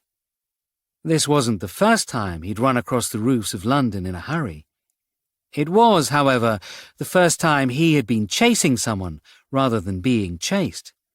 But this meant that Declan could pick up a little speed here, using his prior experience to give him a slight edge as he continued rushing after the mysterious figure as they ran along the building's line. There was an alley between the buildings, and the mysterious figure stumbled as they reached it, pausing, glancing back at Declan before reluctantly making a jump, landing easily on the other side and carrying on. Declan, having seen the jump, knew he could make it, and so didn't pause as he ran after the killer, leaping the gap between buildings, landing carefully on the other side and continuing on. The pause of the figure and the stumble they had given the other side of the building was enough to give Declan more of an advantage, and now he was almost on them as they ran towards another set of stairs. There was another door leading down into the new building here, and Declan realised if the killer got through, then they would have an advantage heading downwards. This spurred him on to run a little faster as he caught up to the killer. However, they weren't aiming for the door now. They'd realised that Declan was going to catch them and had decided to fight him instead, pulling out what looked to be a machete, waving it viciously in front of them. When Gary Crone had mentioned a knife, he seriously understated it. "Back off," they said, their voice strangely melodic and audibly male. Declan batted aside the machete with his baton. "Give up," he said. "I'll make this easy for you." The figure, now definitely a man, laughed and lunged, the machete swiping at Declan's chest. But Declan had been waiting for this and spun to the side, letting it go past him, grabbing at the killer with his free hand as he stepped closer. The black-clad man stumbled, overbalanced, his face still hidden.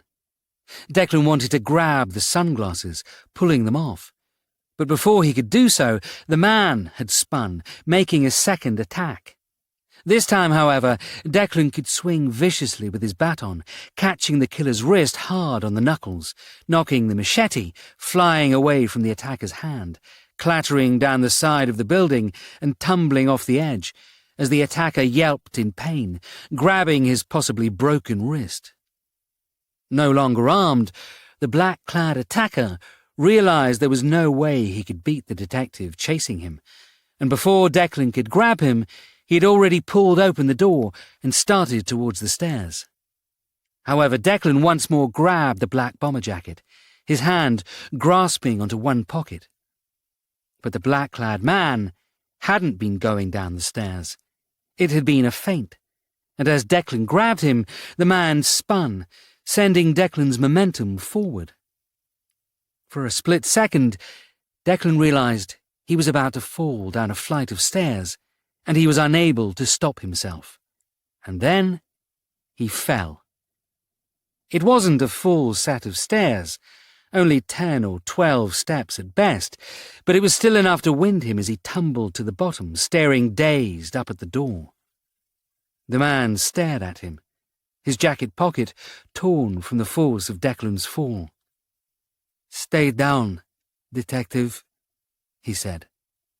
And then the man shut the door, continuing along the rooftops. Declan reached up and touched his forehead, feeling the slickness of blood from a wound he'd gained from the staircase's stone edges as he'd slammed his skull against one of them. His vision was wavering as he stared blankly around and rose gently to his feet. He fought back an urge to vomit, partly because he didn't want to be sick, but more importantly because he didn't want to be sick until he had examined the item of paper that was in front of him on the floor. There was an old receipt, some kind of slip of thermal paper, the text almost unreadable, that had been in the black-clad man's jacket and which had fallen out when Declan had torn the pocket's side. Reaching shakily into his jacket pocket, Declan pulled out a baggie and a pair of tweezers, using them to place the almost faded receipt into the bag. He sealed it and placed it back into his pocket, settled against the wall, and then passed out. 11. Post-race trauma. "You're a bloody idiot," Angley said, as Declan sat at the back of an ambulance, the paramedic bandaging his head. "You could have been killed. What do you think you were doing, running across the roofs?" "I thought I was catching a killer," Declan said, leaning back, still fighting the urge to be sick. "Could you not shout at me for a second? It's really hard to keep focus." "You need to go home," the paramedic added, finishing up. "You've probably got a concussion." "Did they find the machete?" Ignoring the paramedic's advice, Declan looked back at Angley, who nodded, pointing at De Geer, currently standing with some other forensics officers outside the blue tent, which had been hastily erected over the body of Gary Crone. "It was down an alley to the side of the building," she said. "It was pretty battered after the fall, but they reckon they've got enough there to hunt for prints, or at least work out who owned it." "That's something at least," Declan groaned, as a band of pain squeezed his forehead. "Maybe we'll be lucky and he picked it up before he put gloves on. The receipt?" "Checking into it now," Angley said, as Declan looked back up at the shattered window. "They'll let us know if they find anything." "Has anybody been in the office yet?" he asked. "Dr. Marcos is still giving it a sweep, and no, we haven't found the painting, if that's what you're about to ask. In fact, she said it looked like nobody had even looked for it." Declan swallowed, looking around. "Anyone have some water?" he asked. "I'm feeling a little—" The paramedic passed him a small bottle. He unscrewed the top and downed half of it in one go. He felt like he'd never felt so thirsty, and ignored Angley's concerned expression as he did so. Finally, leaning back, he turned to her. "Could he have hidden it?" she asked. "Before you reached him?" Declan shook his head gingerly. "He didn't have it," he replied. "I think he was there to take it, though. The mask and hoodie were a bit of a giveaway." He stared off into the distance. "Why would he kill him?" he said. "It doesn't feel right." Angley nodded as De Geer walked over to them. "You okay, Gov?" he asked, and Declan gave a weak smile. "I've had better days," he replied. "But then I've had worse ones too." "When you fought him, did you catch anything about the attacker?" De Geer asked, and Declan leant back against the wall of the ambulance. "He had a face mask, sunglasses, a hoodie on his head, and a cotton black bomber jacket over the top," Angley replied for him. "The pocket was, from the looks of things, easily tearable." Declan held up a wavering hand to pause her. "There was one thing, though," he said. "His accent when he told me to back away was strangely melodic, like South American. Somehow it reminded me of Andrade when he dated Billy." "The killer was Colombian?" "No, but there was a similarity." Declan closed his eyes, mainly to stop the world spinning. Even concentrating wasn't a good idea right now. "You're thinking the Argentine, Gabriel Bauer?" Angley asked. "South American might sound similar, especially as you've never really been out of Europe and were relying on your uneducated ears." "Maybe." Declan winced as he tapped his bandage, deciding not to do that again. There's no way he knew Crone was at the event, unless he saw him, was told about him, or sent him. From what we can see, Crone never walked out into the gallery in case he was spotted by Miles. "Well, that's not quite true, sir," De Geer replied. The sketch Lucy Cormorant did was shown around to anyone still hanging about. If Bauer was still there, or anyone connected to him, and they recognised the image... Declan whispered an expletive. If he did, then we aimed Bauer at Crone by showing him the picture. And the murder's on us, he muttered, closing his eyes as a searing pain passed through his temples. Bloody amateur hour. We should get him home, De Geer said to Angeli. The paramedics have cleared him, but that was a nasty fall. I'll rest on the sofa in my incredibly boring office, Declan muttered, rising shakily to his feet. In the meantime, can we get out of this bloody place? And with Angeli and De Geer offering support, which he stubbornly waved off, Declan walked away from the ambulance and the blue tent, hiding from view the dead body of Gary Crone. He'd been a potential suspect, but now he was just part of the confusion. Billy gave a smile as Declan and Angeli returned to Temple Inn's main office. "Hail the conquering hero!" he exclaimed, giving Declan a mock salute as he did so. Declan glowered at him in return. "Angeli, Billy seems unnaturally smug, wouldn't you say?" "I think he's just as smug as he usually is," Angeli replied.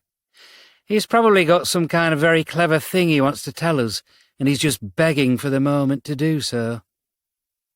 Declan considered this for a moment. "We should probably delay him as long as we can," he then said, giving Billy a smile. "Where's the boss?" Billy looked over at Monroe's office.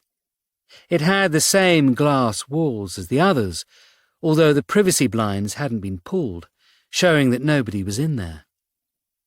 "He's up in one of the interview rooms," he explained. "Why is Monroe in an interview room?"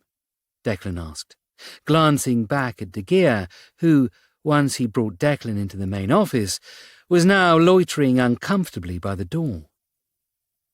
"Who is he interviewing?" "Nobody, really," Billy replied. "He just headed there. He said he'd rather go there with Derek Sutton because that way nobody would see him murdering him through the glass." "Yeah, I can understand that," Declan said. "I heard what happened. I think that's why Dr. Marcos was first on the scene when Gary Crone fell," De Geer added. "It gave her an excuse to not be in the same room." Declan nodded. He understood why she'd kept the hitman information from Monroe, but that was going to be an uncomfortable relationship for a few days. "Anyway, murders, or attempted murders of governors aside, I think I have something." Billy leant back in his chair proudly, linking his hands behind his head. "Go on, tell us what it is," Declan urged. "No," Angeli interrupted, placing her hand on Declan's shoulder. "You're supposed to be getting some rest. Remember going home? I was going to get someone to drive you back to Hurley." "Honestly, I'm fine," Declan complained. "I'm just going to go lay down in my office and shut my eyes. But if Billy's got something, well, I'm not exactly doing much, am I? It's going to be all show and tell, where he explains how clever he is. I don't really have to be totally focused on that point." "You're right," Angeli smiled, as Billy, unsure whether he was being mocked or not, gave the slightest of pouts. "Go on then, tell us what you found." "Right then." Billy nodded as he leant forward, returning to his bank of computer monitors, already typing on the keyboard as he spoke. "So, I started looking into the woman who disrupted the speech, Lucy Cormorant. Even though her statement seemed legit, it seemed too well timed, and there was something a little off about her statement. I looked into her background, and as we know, she's a student at St. Martin's College, like the Pulp song, so I started there." Billy was tapping on the keyboard as student records for Lucy Cormorant appeared on the screens. I checked if any other names came up, any students or alumni that might ring any bells. This is because of the note? If her story is true, and she was given this job by an anonymous note on a board, then somebody had to come in to place that note. Billy nodded. And I know there's every chance that whoever did this paid a student to place it, but then that's just another stage of Kevin Bacon, because that person must know the person who did it. Do you think you know? Declan asked. I've got an idea. Billy pulled up a list of visiting lecturers, scrolling down it. I found someone who has a current connection to the college, someone we weren't expecting. I found that just under a year ago, at the start of the last term, Miles Benson was a guest lecturer during a week of talks. Benson taught art. Well, it looks like he was there to talk about the business side of art. You know how you deal with people when you're selling paintings and things like that? He turned up and did a few talks, like a mini course or something. Once I saw this, I checked with UAL St. Martin's and found out he still has access. His pass was never stopped. Billy shook his head. I'm guessing they didn't bother because he's still available for lectures, and it's a ball ache to reinstall his credentials. So he could have come into the college at any point.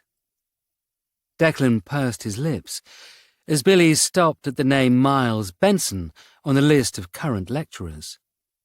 And, more importantly, he could have left that note, Billy replied. They're looking into when he last came in, but while I waited, I checked into his lectures, and his last one was 9 months ago. Let me guess, Lucy Cormorant was one of his students. Angley already knew where this was going. That's how they met. Actually, no, Billy replied. Well, I mean, yes, she was in the class, and yes, they might have reconnected there, but Miles and Lucy knew each other from before. Oh, aye? Declan asked, before wincing. Sorry, force of habit. Usually Monroe's here to say it. Billy tapped on the keyboard, and a selection of oil painting landscapes appeared on the screens. They were contemporary and looked recent. Her father is Marcel Cormorant, Billy explained, as he pointed at the paintings. Declan stared blankly at him. Am I supposed to know the name? No, Billy sighed, because you're an art Philistine. The pair of you are. Marcel Cormorant is a French landscaper in the style of Turner or Constable. Aren't they two completely different art styles? Declan leant back as he eyed Billy. I believe Turner travelled extensively, which meant he infused his dramatic seascapes and landscapes with literary or historical allusions, while Constable, who never left England, preferred more straightforward depictions of placid rural scenery. Billy watched Declan in return, narrowing his eyes. There's no way you know that, Gav, he said. No way. Declan grinned. DCIs are created to surprise you, he replied. And Jess is doing an A-level in art, Angley added with a wink. She's been talking about the Turner-Constable rivalry for months. Constable was a happily married man, while the promiscuous Turner was an outspoken critic of marriage, Declan continued. But sure, tell me I'm a Philistine again. Prove to me your knowledge of Marcel Cormorant is more than a Google search before we arrived.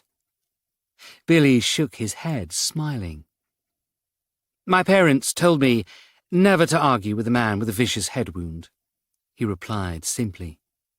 Either way, according to Google, Cormorant paintings, up to 5 years ago when Marcel stopped painting, were apparently regularly sold at the Benson Gallery. Declan sat up, instantly regretting it, as his head pounded. Miles Benson sold Lucy's dad's artwork, he asked. Yes, Billy replied. And he taught her in that class. They must have known each other. Lucy would most likely have attended her father's events, especially if she wanted to follow in his footsteps. Marcel Cormorant's French? Angley asked. Came over when he was a kid, Billy nodded. Marcel's obviously French, but Cormorant was changed from something even more French, and probably unpronounceable. We're getting that now. Miles Benson has to have been the unknown face that booked Lucy. De Geer spoke from the back of the room, and Declan almost physically jumped, having forgotten once again he was even there, which was impressive considering De Geer was a 7-foot-tall, blonde Viking of a sergeant. Declan looked back at him. But why? He asked. Why send someone to tank your own sail? We wondered if it was to raise sails through morbid curiosity, Angley suggested. You said Miles would come in soon. We can check then. There's more. Billy spoke now, returning everyone's attention back to him. I found CCTV of Gary Crone on the night of the murder. Not the gallery, they didn't have cameras in the back rooms or outside the venue, but a building on the other side of the alley had one trained on the road. Alley? He entered the building through the back. Billy pulled up an image onto one of his screens, a CCTV image of a man in overalls walking to a van. There's a loading bay at the rear of the gallery. You have to go down an alleyway to get to it, but it's easy enough to do if you've got a small van. Holding a painting in his hands? Billy shook his head. Nope, just walking, he replied. So, he either took the painting another way, and between then and his death someone took it from him, Declan mused, or he gave it to someone else and walked out, clean. But how did he get in if he's barred? I might have the answer to that.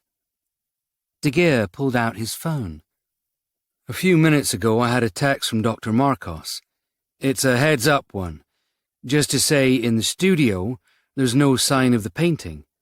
But she found one A4 printout still on the printer. Apparently, it was the details for last night's event as well as the door password to get in, similarly printed in the same way that Lucy Cormorant's one was. It was on an email chain that came from Andrew Benson. Who's also coming in soon, Angley growled. So, what? He sent Crone in when he knew he couldn't be there? Or because he knew he couldn't be there? Curiouser and curiouser. Declan looked back at Angley. One brother steals a painting, while the other brother tries to scupper the launch, or possibly tries to gain more money. He rubbed at the bandage. It was feeling a little too tight. Anything on the crime wall that was on the back of Miles's painting? Billy nodded. I've translated it through some AI systems and investigated it, and it's definitely connected to some mysterious murderer with a thing for painting kisses. What's interesting is that Borger Pedersen, the professor killed in Salzburg, his father was in the same unit as Lucas Weber's grandfather. That can't be a coincidence. Declan leant back on the chair, trying to force back his approaching migraine by sheer force of will. Miles was deep diving here. He has to have known this before he brought Weber over, especially if he thought his brother was the killer. I agree, Billy said. But now we have a problem, because if Lucas Weber was killed because of his connections to something his grandfather did, then why was Miles Benson telling everybody about it through Lucy Cormorant, and why was Andrew Benson trying to steal his painting first? And, of course, the obvious question, Angley added, who actually killed him, and were they also the killer of Gary Crone? There was movement at the door, and Declan looked around to see a new arrival. She was short, in her 30s, and Asian in looks, with short spiky hair.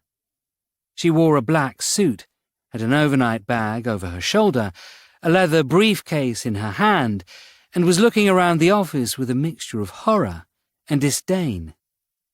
"I am Kriminalkommissar Margaret Lee," she said, her accent strong as she spoke the words. "Have you caught my killer yet?" 12. A mixed crowd. After a quick introduction to Angley, Billy and De Geer, but done under the more formal monikers of D.I. Kapoor, D.S. Fitzwarren and Sergeant De Geer, Declan brought Margaret Lee through into his office, while De Geer ran upstairs to inform Monroe that his German guest had arrived. A few minutes later, followed by a grim-looking Derek Sutton, Monroe came down the stairs and entered Declan's office, all smiles. "Margaret," he said, shaking her hand as he did so. "It's been a while." "It has, Detective Superintendent," Margaret replied, her accent strong and clipped. "Congratulations on your promotion." "Thank you," Monroe replied. Margaret looked around. "Your friend?" she said. "The woman with the white hair? Bullman, I believe her name was?" "Ah, yes, DCI Bullman," Monroe nodded. "She was promoted to Detective Superintendent before I was." "I heard. And then I heard she has been promoted again to Detective Chief Superintendent." "Aye, she was." Monroe's smile faded a little. "So, in the time since we last met, you have been promoted once, while she has been promoted twice?" "She's better at her job than I am," Monroe quipped. Margaret, however, didn't take it as a joke. "She gave that impression when we were in Berlin," she said. "So, can someone tell me what you have found out? I want to see how similar this is to my murder." Monroe's smile had completely faded by now, and Declan couldn't help himself, fighting back a laugh, exploding as a slight snort as he did so.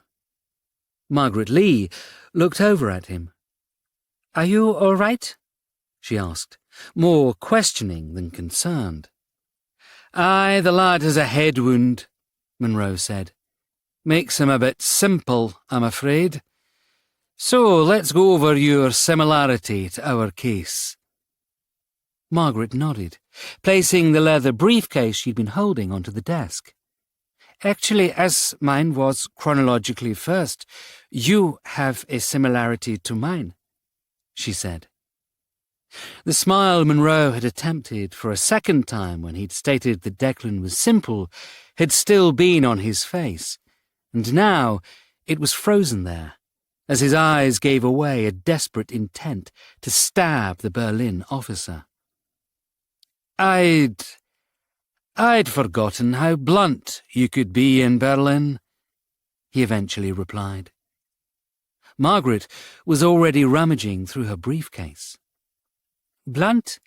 I hardly think so," she said, pulling out a folder. "I was simply stating facts. Are you sure your companion, Bullman, won't be joining us?" "No," Monroe replied, as Margaret passed him the folder. "Stefan Bierhoff," she explained, as Declan moved closer to look at the paperwork. It was all in German, but a photo stared out at them.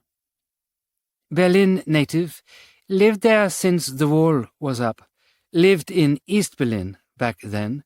His family had connections." "What sort of connections?" "His father and his uncle were both in the German secret police." Margaret gave a slight smile. "It seems once more this unit brings us together, yes?" Declan knew where Margaret was going with this. The last time Monroe had spoken to her, they were hunting East German informers and secret police officers. And serial killers, but that wasn't on today's menu. "And Stefan was?" he asked. "Stefan Bierhoff was a picture framer." Margaret looked at him. "A good one, and then 4 weeks ago he was found dead, with a painted lipstick kiss on his neck, similar to the ones in Salzburg and Paris." She waved around the room. "And now London." "It doesn't mention anything about a tattoo," Monroe said, flicking through the pages. "How do you know that?" Declan asked. "Unless you magically learned how to read German." Monroe paused. "I thought tattoo was a universal spelling," he replied, looking over at Margaret.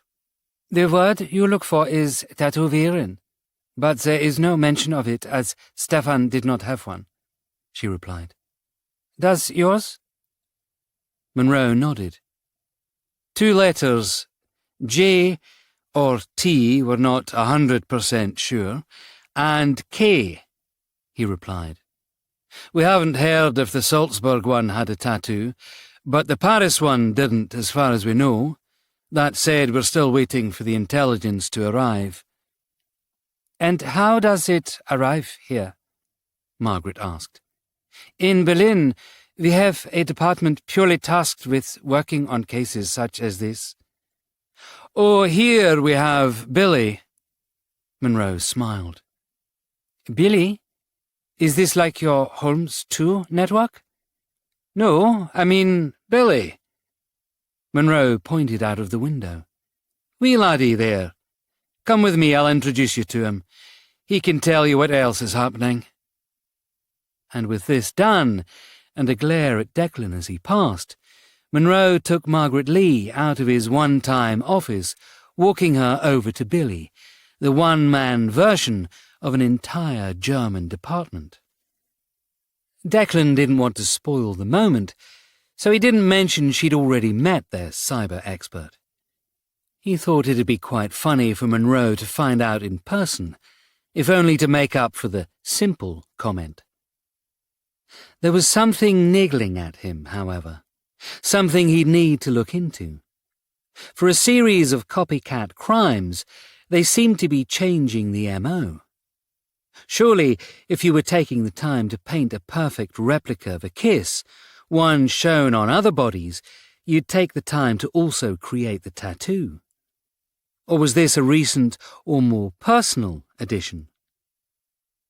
There was more to this than Declan knew, and it was irritating the hell out of him. Derek Sutton was still hanging around the doorway, and seeing him was a welcome break from the concerns of the case. "So, what's the plan?" Declan asked, moving on to the current situation with Monroe. "How are we hunting this guy down?" "We're checking into things, off the books, so to speak." Sutton walked into the room, checking behind him as he did so, as if expecting someone to be listening. "But what we need is to find a place for Ali to lie low." "Usually it's Johnny Lucas's boxing ring, isn't it?" Declan laughed at his own joke. Derek Sutton didn't respond, staring directly at Declan for a long moment before finally speaking. "He's gone legit," he said. "Like me." Declan didn't have the heart to state he seriously doubted that Derek Sutton was legit, so he proceeded to simply nod. "We need to find a place that people won't expect Monroe to be staying at," Sutton continued. "I seem to recall you have a place somewhere in Berkshire." "Hurley, actually." Declan straightened in his chair. "He's crashed with me before, but the defences aren't great." "We don't need defences," Sutton replied, and Declan realised that by inviting Monroe to stay with him, he had effectively invited his large Scottish bodyguard to arrive as well. "We just need a place off the grid where we can strategise." "Well, Jess isn't at home at the moment, So there's a spare bedroom Monroe can use, and you can crash on the sofa, Declan said. I've had worse. Sutton grinned.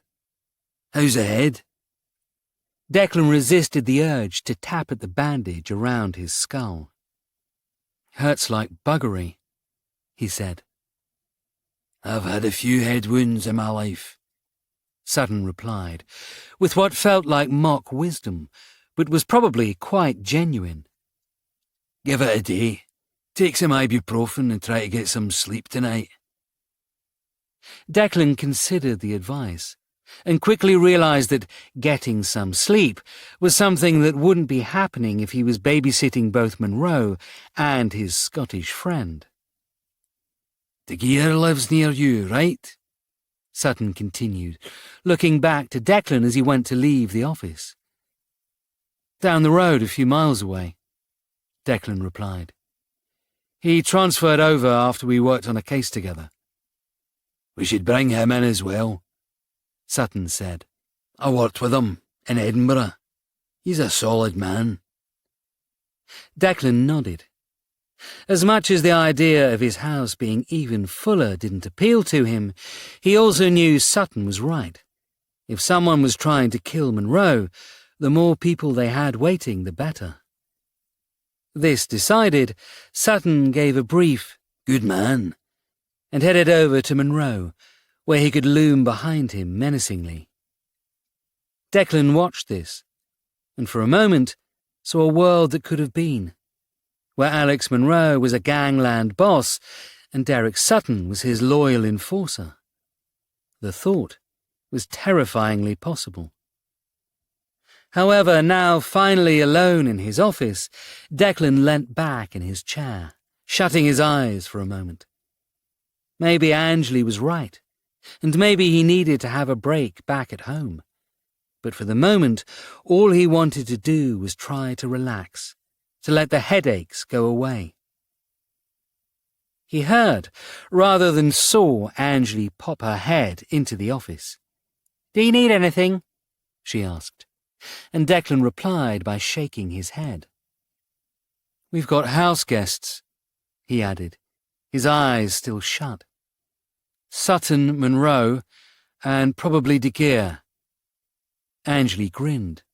"We'll order some pizza in," she replied. "It'll be a slumber party." Declan shuddered at the visual image this gave him.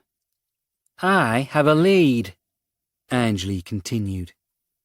"The woman who found the body, Stacey whatever, she's around the corner at an event in Cutler's Hall. I was just going to check on her, make sure her story matches what we know, see if she recognises Gary Crone." Declan went to rise, but Angley tutted loudly. "Just because you're not being sent home doesn't mean you shouldn't," she said. "Besides, I have an easier job for you, something that involves staying in the building." Declan sighed, slumping back in the chair. "And that is?" "Ramsay Allen, Ellie Reckless's go-to guy, has just turned up." Angley smiled. "He's in reception. Did we invite him?" Declan opened his eyes and straightened. "Billy called him before Gary Crone died, but he might have an insight on why the painting's so important," he said. "Let's put him in the briefing room." He stopped as his phone rang. Motioning to Angley that he'd be with her in a second, he answered. "Walsh? Gov, you need to send someone down here right now." Sergeant Masterkin, currently on the front desk, said down the line, and in the background the sounds of an argument could be heard. "What's going on?" Declan asked, looking back at Angley. The phone wasn't on speaker, but she could still hear both sides of the conversation. "Your Mr. Allen arrived a few minutes ago," Sergeant Masterkin explained. "Unfortunately, Sam Mansfield has also arrived, and, well, the two of them aren't happy with each other." "They don't get on?" "Not currently, sir." "I'll send Angley down." Declan quickly disconnected the call and looked back at his detective inspector, I heard, she replied, already walking to the door. Our experts are downstairs, and apparently they're having a fight. Can you and De Geer go downstairs and break them up? Get De Geer to dump them both in the briefing room, or you go off and have adventures. But if they can't play nice, get De Geer to dump them in the interview rooms instead. Angeline nodded, leaving the office, and Declan slumped against the chair's back. He had to be strong now. There was no going home just yet. And there was a part of him that resisted the idea of returning home anyway. Because with Monroe, De Geer, and Sutton there was no way in hell he was going to have a break later that day. 13. Professional Rivalries. Sam Mansfield was glowering across the briefing room at Ramsay Allen when Declan finally arrived. "You both comfy?" he asked with a smile, settling back against the desk at the front of the briefing room. Ramsay took one last icy look at his rival before turning back to Declan.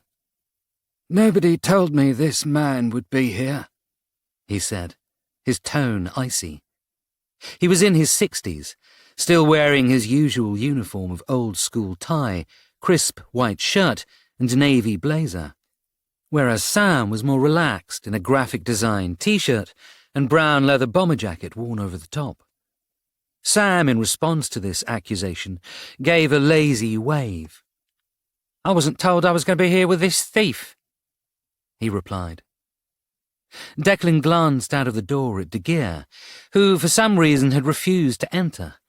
Apparently, while escorting them both upstairs, Ramsay Allen had stolen his wallet and watch. He'd given them both back, but De Geer now stared through the glass as if Ramsay was some kind of evil wizard. Which, Declan supposed, he could have been if he wanted. "If I remember correctly, Sam, when I last arrested you, it was because you were also undertaking an act of theft," he said. "I think you'll find, DCI Walsh, that when you accidentally arrested me for a crime I didn't commit," Sam waggled a finger accusingly at Declan, "what I was actually doing was investigating a forgery ring that was affecting businesses in the City of London." Sam returned his hands behind his head, intertwining them as he looked smugly at the DCI in front of him. Declan fought back the urge to grin, rather than berate him. Sam was indeed correct, but only because the painting he'd forged had, unbeknownst to him, already been stolen and replaced. So when he arrived to take the painting, placing his own forgery there in its place, he hadn't realized someone else had beaten him to it. Weirdly, this mistake on his part was one thing that had helped his case a couple of months ago, when the Last Chance Saloon had utilized his abilities in taking down their commander, Edward Sinclair. Sam had made a point of playing the part of the vigilante artist, continuing his narrative that evil forgers had been afoot in London ever since. "So why don't you two like each other?" Declan asked, turning back to Ramsay and Sam. "I mean, you're both forgers."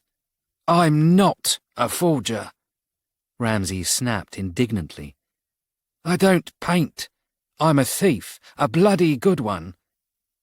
"But you were arrested a couple of times, weren't you?" Sam muttered softly, an innocent look on his face. "Bloody good thieves rarely get arrested." "I was arrested by an exceptional detective," Ramsay sighed. "One that when I left prison I immediately started working for, so I think that's a bit of a specific situation, don't you?" Sam shrugged. "I'm a thief and a forger," he said to Declan. "I'll go with that. But this man here stole one of my paintings once." "I didn't steal one of your paintings," Ramsay replied. "I stole a forgery of a painting, one that you happened to create." "How is that different from you stole one of my paintings?" "Your painting wasn't your painting." Ramsay shook his head. "Your painting was a terrible copy of a Monet." "I do not do terrible copies," Sam grunted. and Declan could see that the argument had started to darken in tone. Okay, he said, holding his hands up. You're both pretty princesses, you're both super special, and I love you both. But you're going to need to work together because Billy needs advice. At the mention of Billy, Sam immediately stopped. Billy needs our help, he asked. Whatever he needs. Declan smiled, watching Sam. If he hadn't thought Billy and Sam had feelings for each other earlier when watching Billy blush, it was pretty much confirmed watching Sam immediately leap into action to help the detective sergeant. Ramsay, however, had his hand up now, leaning closer with a smile on his face. You called me in asking about an artist dying at an event, and as fun as it was nicking your sergeant's things, this isn't about a painting. He shook his head. This is about lost World War II paintings taken by the Nazis, isn't it? Do you know anything about that? Ramsay shook his head. It's not really an area I'm an expert in, he replied, and then reluctantly nodded his head towards Sam.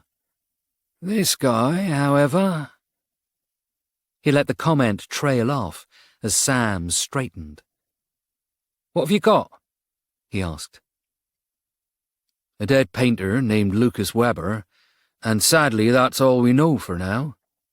De Geer, edging closer, interjected from the door, still wary of Ramsay Allen.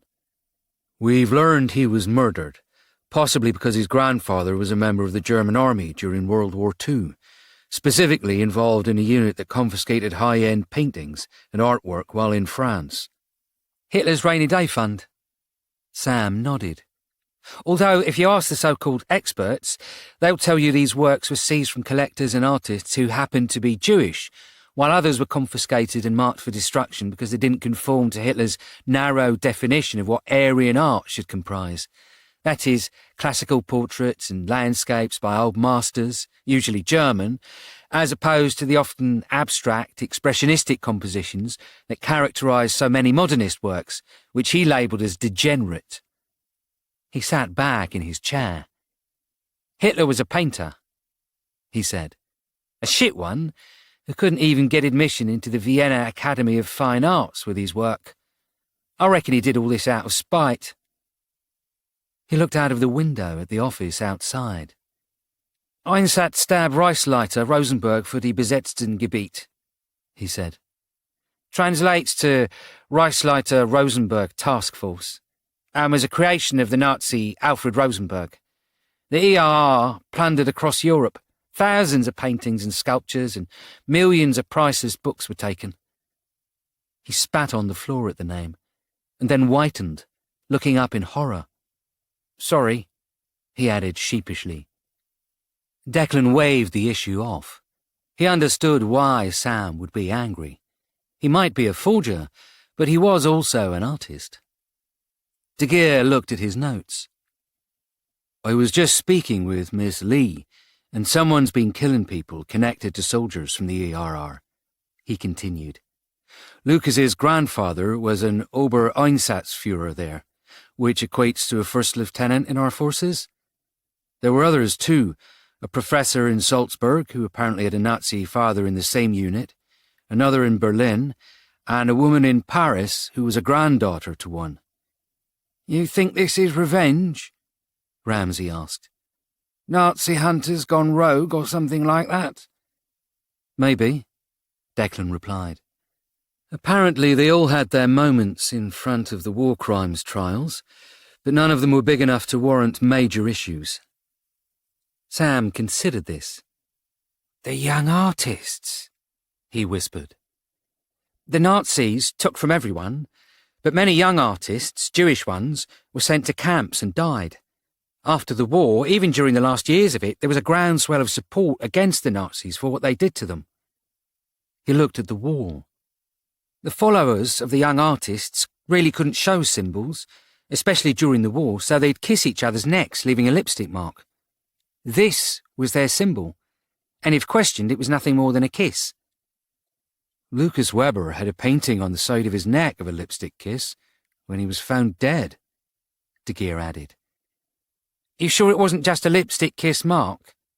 Sam questioned. They would have been long forgotten by now. This was the late 40s. No. A new voice spoke now as Billy entered the briefing room. It might have looked like it was the size of an actual lipstick kiss, but it was painted on with oils. Oh, hi, Sam. Billy grinned at Sam before sitting down and plugging his laptop into the screen. The same painted lipstick kiss was on at least 2 of the people murdered, and one of them, Lucas Webber, had been initialed with a tattoo, he explained. We think it's another artist signing their work. Ramsay nodded at this. There's a ton of families all claiming their paintings were taken, he said. And as the years went on, the paintings became more and more valuable. Some of these are worth millions now, and they're still missing, many abroad in places like America, both north and south. Declan froze at this. Sam, are you saying if we had somebody from Colombia or somewhere around that area whose family was involved with Germans after the war, there's a strong chance they would know the true history of Lucas Webber's grandfather? Less likely Colombia, but Argentina's in South America. Sam thinned his lips as he considered this. Many Germans went there after the war. People even claimed Hitler went there after faking his death. Hitler faked his death? The skull the Russians found? Nothing more than a female skull. Sam smiled. There's a story there that people are too scared to mention. Of course you'd know this, Ramsay sneered. Stories like this are catnip to forgers and conmen. You probably have 2 fake Hitler skulls ready to go. Billy looked up from his laptop. Argentina? Are you thinking of Gabriel Bauer? He asked. Bauer's a German name, and he's an Argentine who bought a ton of paintings at the exhibition, Declan replied. However, as the name was spoken, Ramsay straightened. Bauer? He said. Nobody told me Bauer was involved. That guy's a psycho. You know him? By reputation. Ramsay Allen shuddered. The bastard's been around for decades. How many decades? Billy looked up. We have him in his late 50s. Since his teens, so quite a few, Sam added. Also, he's extremely far right, and he's not afraid to let people know. He's a loose cannon of the highest degree. Is he enough of a loose cannon to kill Gary Crone? At this, Ramsay looked nervously around the room, and then returned his gaze to Declan. Yes and no, he said. Yes, he's mad enough to do it, but not mad enough to do it himself, if you understand. Declan did. The man he'd chased on a roof had not felt that old, maybe 20s at best. If he'd been outrun by a man almost 20 years older than he wasn't going to be happy. Billy glanced up at Declan as he checked his laptop. He's got a rap sheet, too, he said. Nothing ever proven. Declan nodded, understanding what Billy was saying. Gabriel Bauer was dangerous, but also incredibly clever with it. I want to meet this man, he said. Can we arrange something? You really don't, Sam sighed. Seriously. But I can tell you now, he knew Crone. They worked together. Gary Crone's worked with practically everyone, Ramsay answered for Sam. But he's had run-ins with Gabriel. Chances are, if Gabriel Bauer learnt he was there, he'd pay a visit. And if they were after the same thing, he'd come armed for a fight. 14. 0 hours. Stacey Nichols was working at a product launch at Cutler's Hall as Angley and Cooper arrived, the catering company she worked for, providing drinks and canopies to the company holding the event, like the service they offered the day before down the road. Stacey was in her late teens or early 20s, with long, fine blonde hair pulled back in a bun, and so blonde it almost looked white. She wore a pale shirt and black trousers, which Angley assumed were the standard server's gear. On her feet were a pair of black Skechers, probably because she spent so much time on them, and she wore wire-framed glasses and squinted, pushing them up on her nose as she waited for them to walk over. Around her wrist was a silver bracelet, and her watch on the other wrist was silver as well, giving her a slightly colder figure, contrasting with the glasses. "Stacey Nichols?" Angley asked. "I'm Detective Inspector Kapoor. This is PC Cooper. We're here about last night." "I guessed," Stacey replied. "I was told someone would do a follow-up, and the PC here spoke to me yesterday." "Good," Angley smiled. "That makes things a little easier. I understand you've already given your statement about last night's horrible circumstances, so I apologise that you have to go through it again." "That's fine," Stacey nodded, looking up at the ceiling while recalling the events. "I work for Fowler Catering, and they were hired to provide drinks and snacks for the guests in the gallery. We used some of the back rooms to set up as they didn't have a kitchen area." "Hot food?" Cooper asked. "Not really. Some of us would be in the back room, placing canopies on the trays, but also some of us would use a couple of portable stoves to heat things up. Most of it was a cold buffet," Stacey replied, counting things off on her fingers. "We also poured drinks, arranged trays of champagne, that sort of thing. The glasses weren't being washed, they were just being put aside. We had a pallet of them, and it wasn't big enough of an event to warrant washing and reusing them, and they paid for the glasses in advance, so that was fine." "Can you go through the evening's events?" Angley asked. "Not in detail, just enough for us to get a flavour." Stacey nodded. "Around 7 we started preparing everything. The event started about past, maybe 8 o'clock. There'd been a couple of delays." "Like?" "The artist in question hadn't turned up." Stacey smiled. "I was serving until just after 9, but just before that, I heard a noise in a room we hadn't been using. I wondered if something was going on in there." "What do you mean by something was going on?" Cooper asked. "We have a lot of young staff," Stacey said. "People taking gap years, people at university, and working during holidays. Nobody does this for a vocation or a career.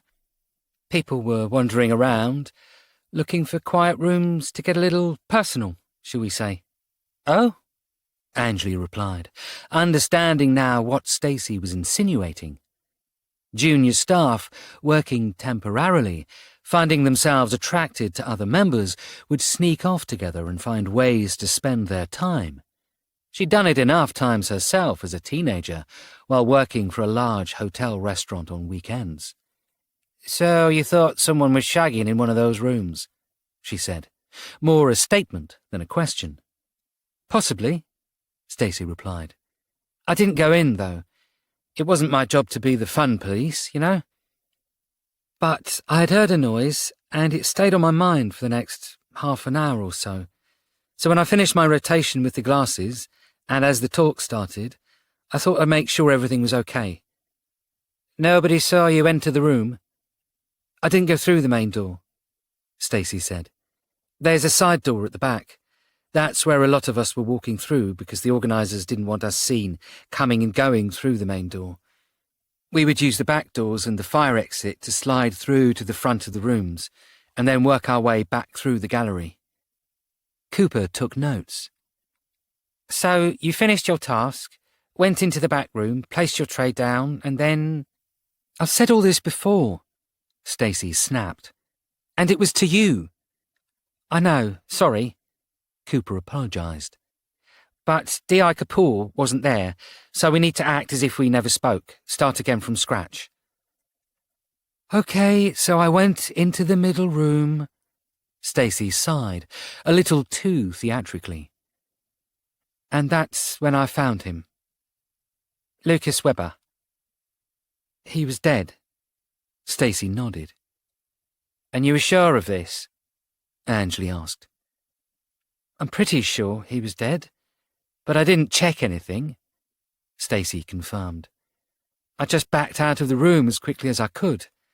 I was screaming, and the next thing I know, it was chaos. Did you touch the body? God, no, I'm not that stupid, Stacey replied. I literally came out shouting. I think my manager called the police, and then you guys turned up. I hung around, gave my statement, and went home. And you're working today? Cooper was surprised. We're on 0 hours contracts. Stacey shrugged. If I don't work, I don't get paid. I dropped out of college and I'm utterly broke. If I don't work, I don't eat. Angley thought that was a little harsh. To face a dead body one night and being forced to work the following day was not something she expected outside of the police, or maybe a sales call centre. She didn't really know much about those, but she had her suspicions. Why do you do the job? She asked. Sorry? Well, you said it's not a vocation.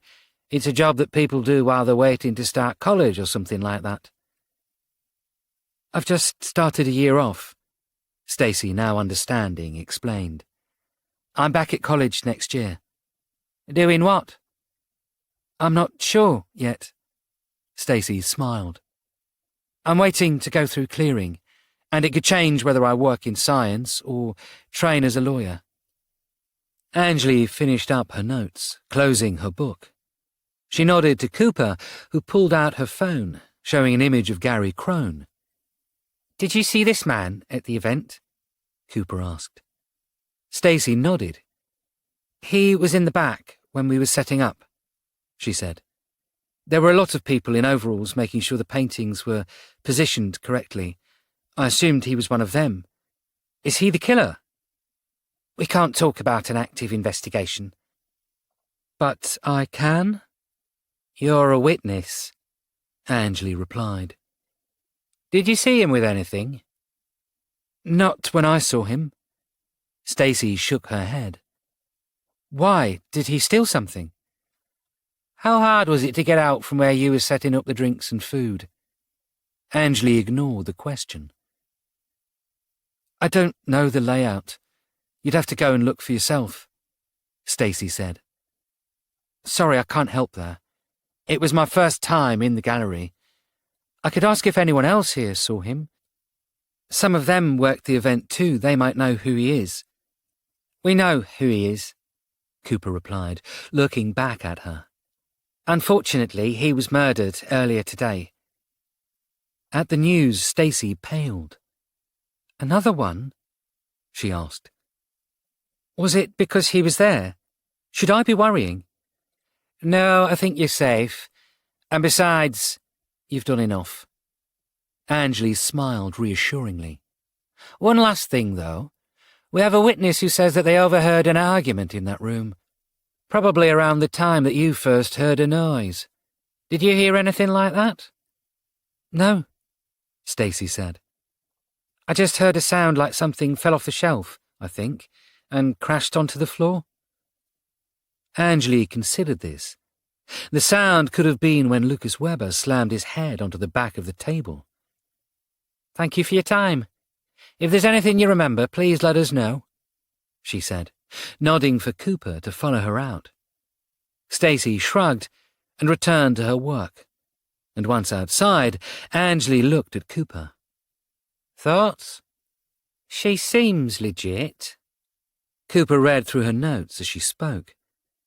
But something seems off. She didn't have glasses last night. Probably wore contacts. Angley looked back at the building. Anything else? Actually, yes. Cooper nodded.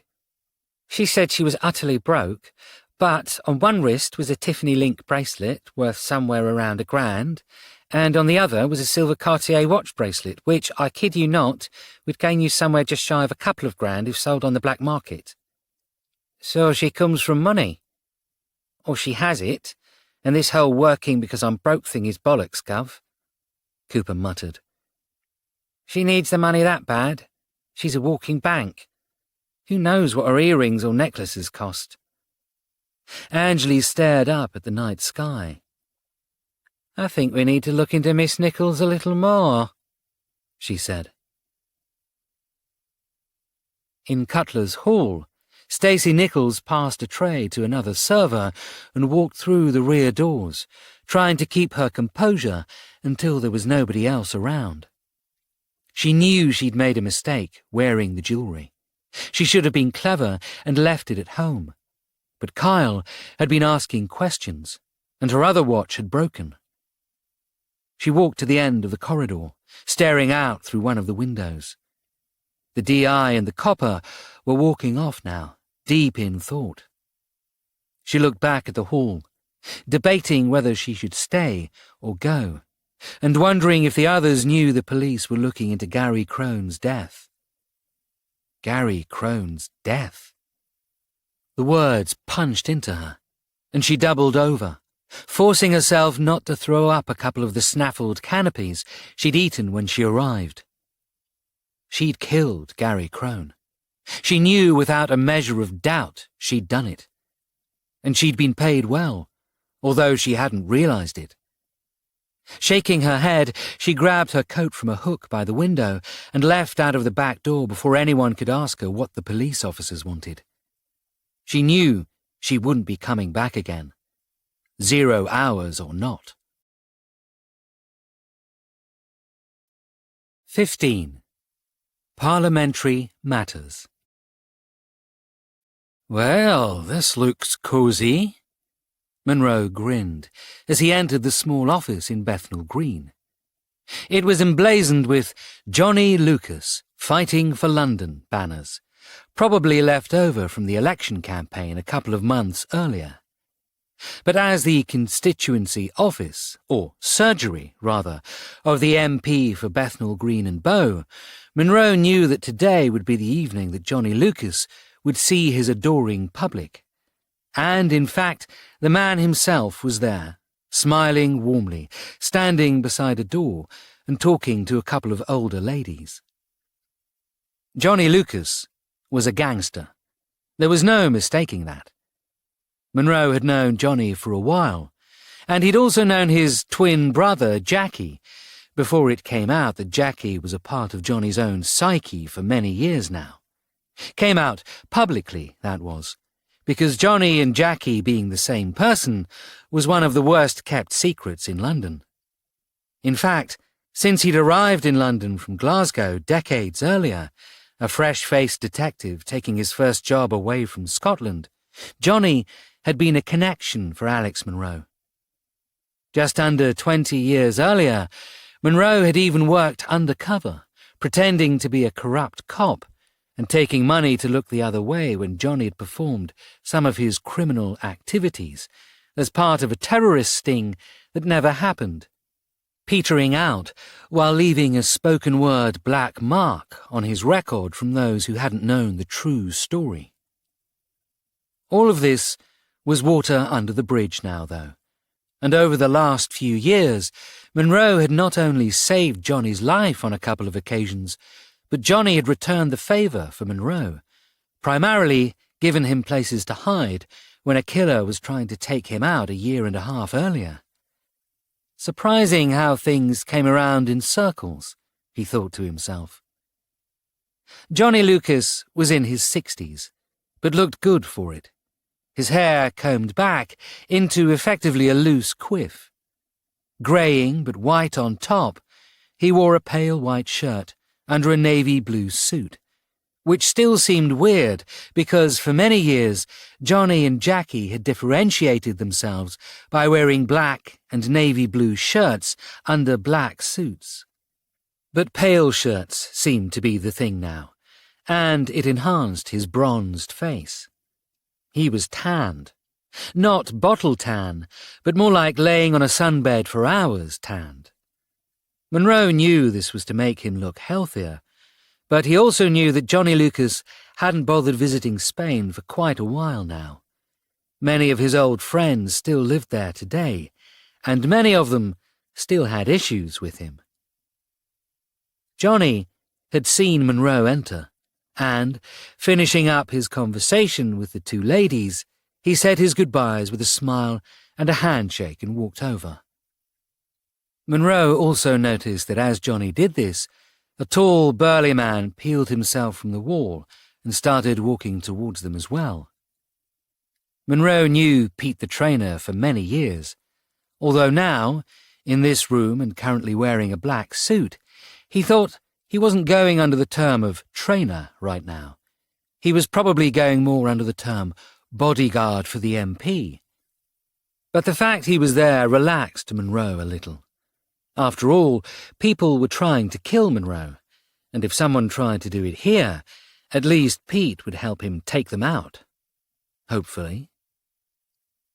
Monroe also noticed that as he'd entered the room, Derek Sutton had kept to the side, keeping slightly out of the way so that Johnny Lucas wouldn't see him, which seemed strange, since Johnny Lucas had known Derek Sutton for just as long as he'd known Monroe, if not longer. "Detective Superintendent," Johnny Lucas said, beaming, his hand outstretched for a handshake. "Right Honourable MP?" Monroe smiled in return, taking the offered hand and shaking it warmly. Johnny pulled at his lapels as if straightening his jacket. "How we've risen," he said. "Talking of which, Mr. Sutton, don't think I can't see you there. Come out. Congratulations on your court case. I understand you're now a man of leisure." Sutton reluctantly emerged from the doorway. "Mr. Lucas, sir," he said. Monroe almost laughed. He hadn't really seen Derek Sutton speak to Johnny Lucas before, and had forgotten the reverence and deferential nature he gave to the man. Johnny, in return, just smiled and said, "It's John or Johnny, but just not Jackie anymore." "Yes, sir," Derek replied with a smile. Johnny looked back at Monroe. "I'd ask why you're here," he said, "but I think I already know. Little Birdie told me that Lenny Wright put a hit on you." "Wee little scroat tried to take me out today," Monroe nodded. "Shot up an area in the city of London.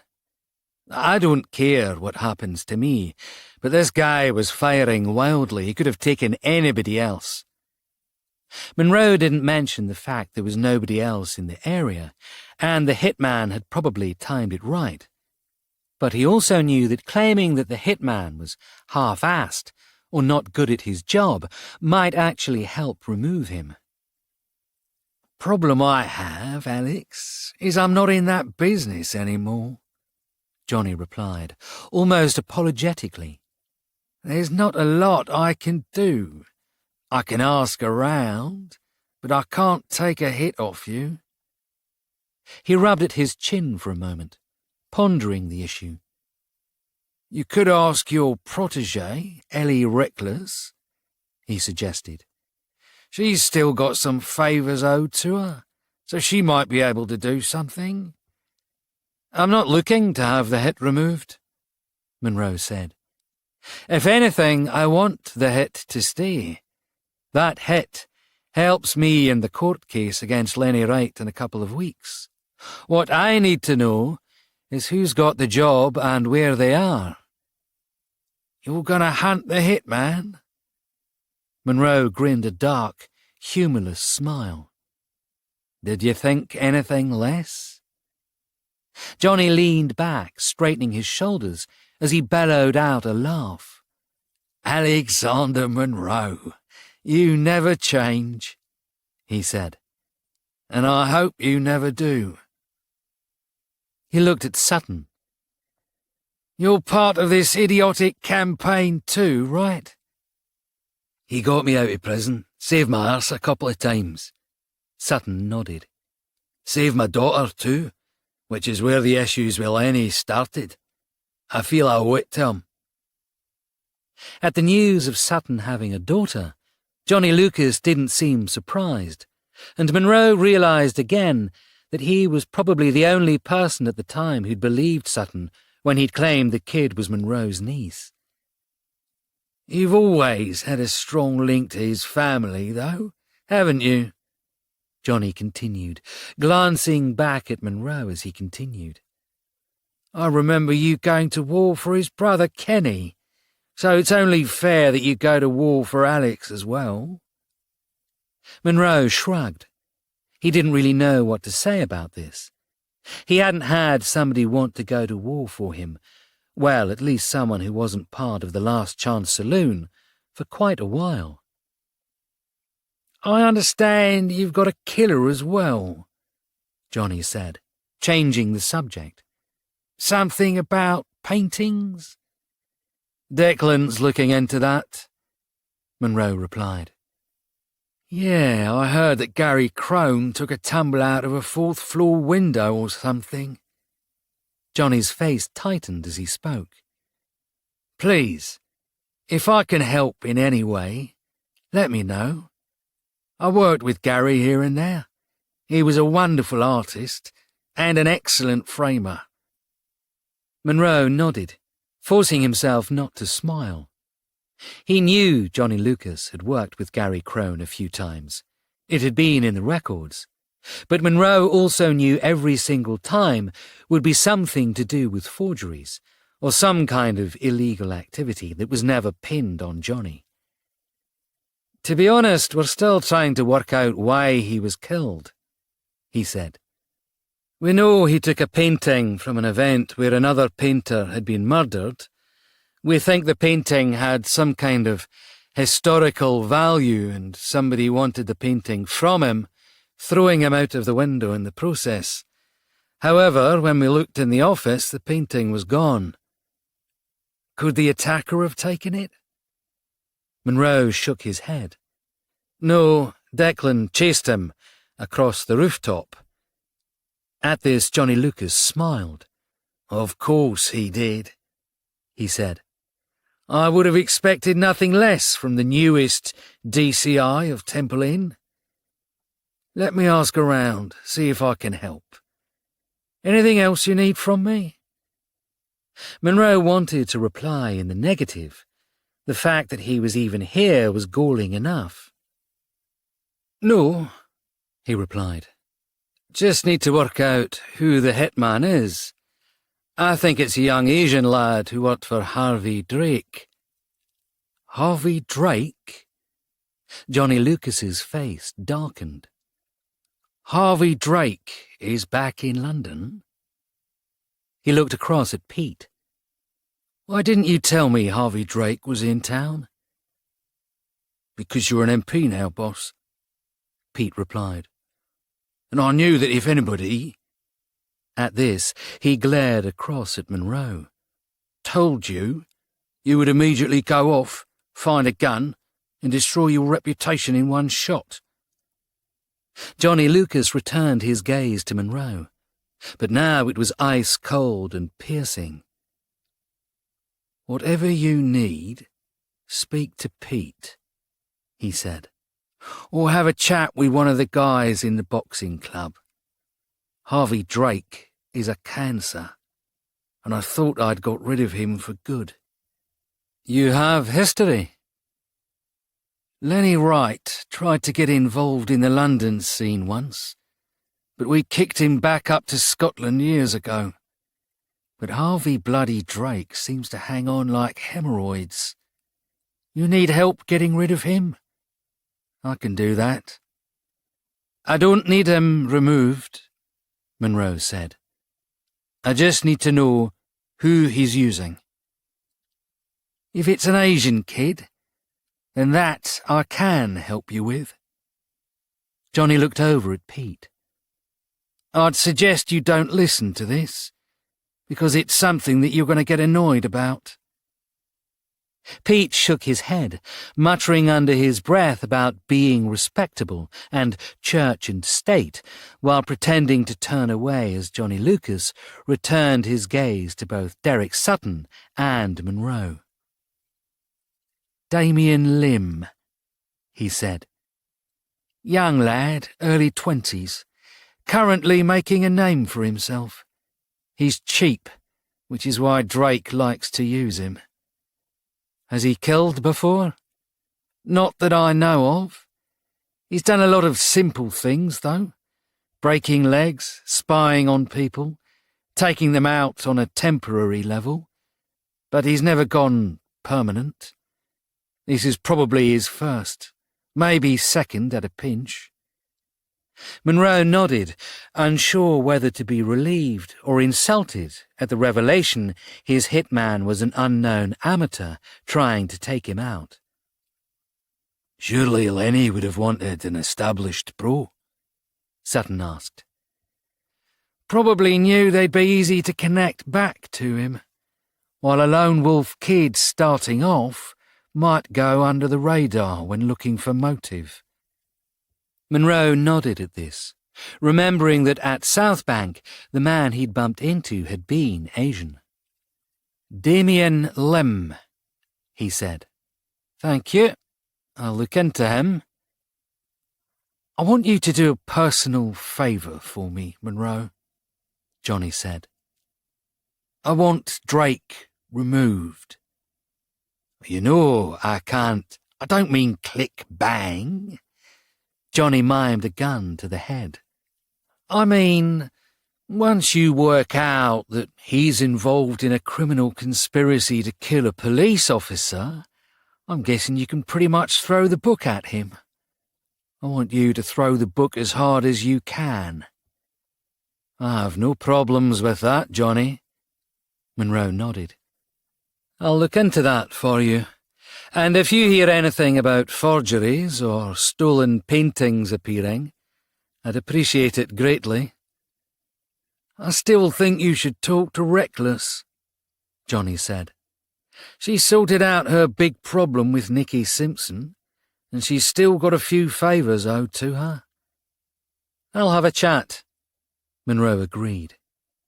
This time Johnny's demeanour returned to a smile, and he nodded, shaking Monroe's hand. Good to see you too, Detective Superintendent, he said. And you, Mr. Sutton. Obviously my parliamentary surgery hours are short, and I have many people to speak to, so if you excuse me, I need to speak to your adoring fans when we're finished, Monroe suggested with a smile. You go be an MP, Mr. Lucas. Make us proud. And this said, Monroe nudged Derek Sutton, and the two of them walked out of the surgery office, which was nothing more than a corner shop that had been taken over for the process. Now, standing outside on Bethnal Green High Street, Monroe looked at Sutton, frowning. And what's up with you? He said. Your face looks like thunder. I never thought I'd see him fall so far, Sutton said, glancing back at the building. He's gone respectable. Aye, Monroe nodded. Once he removed Jackie from his psyche and realised he could pin all his crimes on his sister, when she pretended to be the real-life, back-from-the-dead Jackie, Johnny Lucas worked out he had a second chance at life.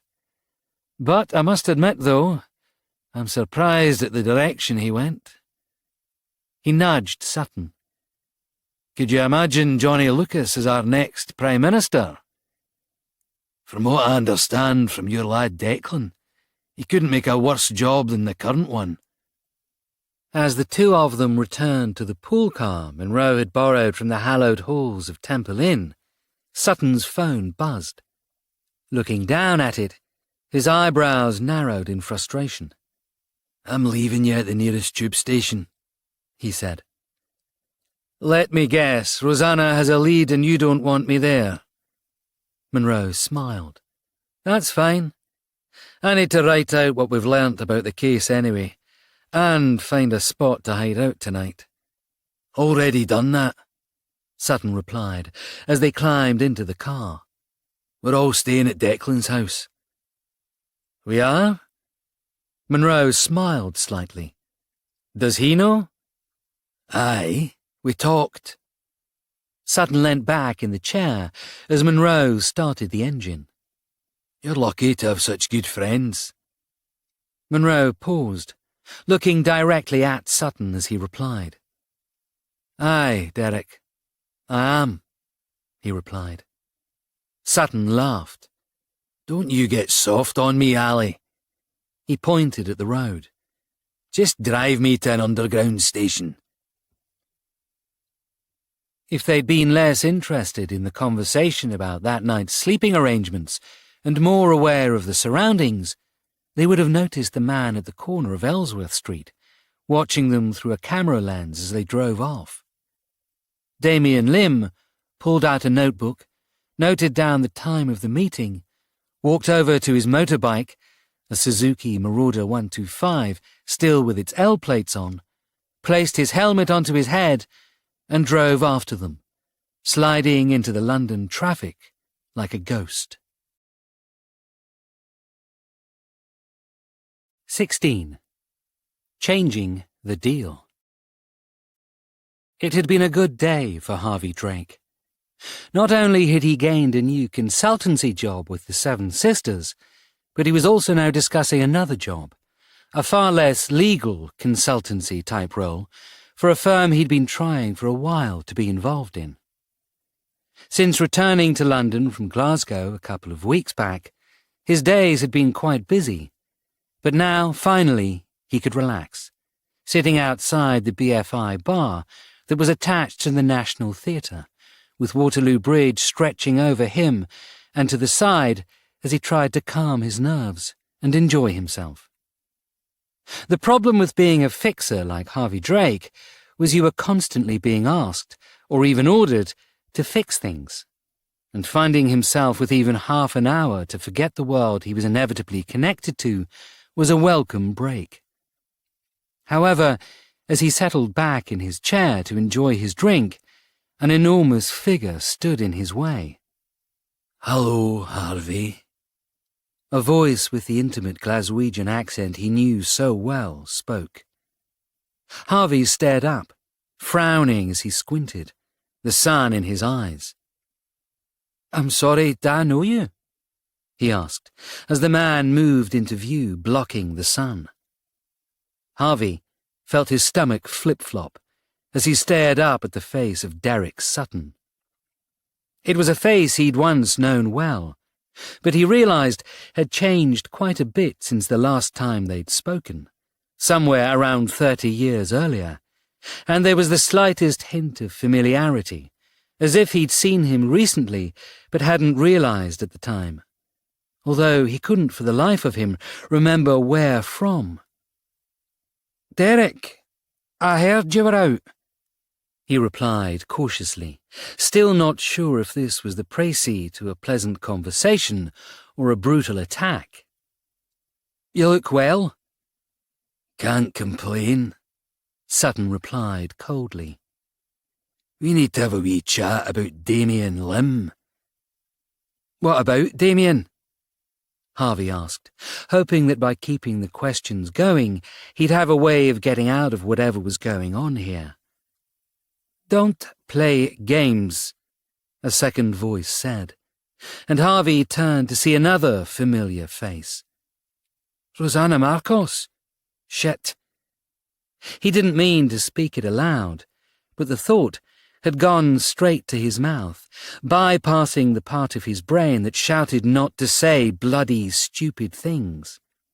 He knew Dr. Rosanna Marcos, and even if he hadn't, her reputation would have preceded her. In fact, when he had last crossed swords with her, he had actually charged the client double because it had been Rosanna Marcos he'd been forced to deal with. Harvey Drake, she said, sitting down in one of the chairs beside him. It's been a while since we saw each other. I had nothing to do with the Tancredi murders, Harvey said immediately, the words blurting out before he could stop them. Yes, you did, Dr. Marcos smiled, shrugging. We both know what happened back then, so there's no point lying. Don't know what you've been told, but it's lies. Harvey continued his denial. I don't need to be told anything, Dr. Marcos replied, leaning closer. I'm a forensic pathologist. I see the signs and clues, and let's just say I see you for everything you are, were, and will be.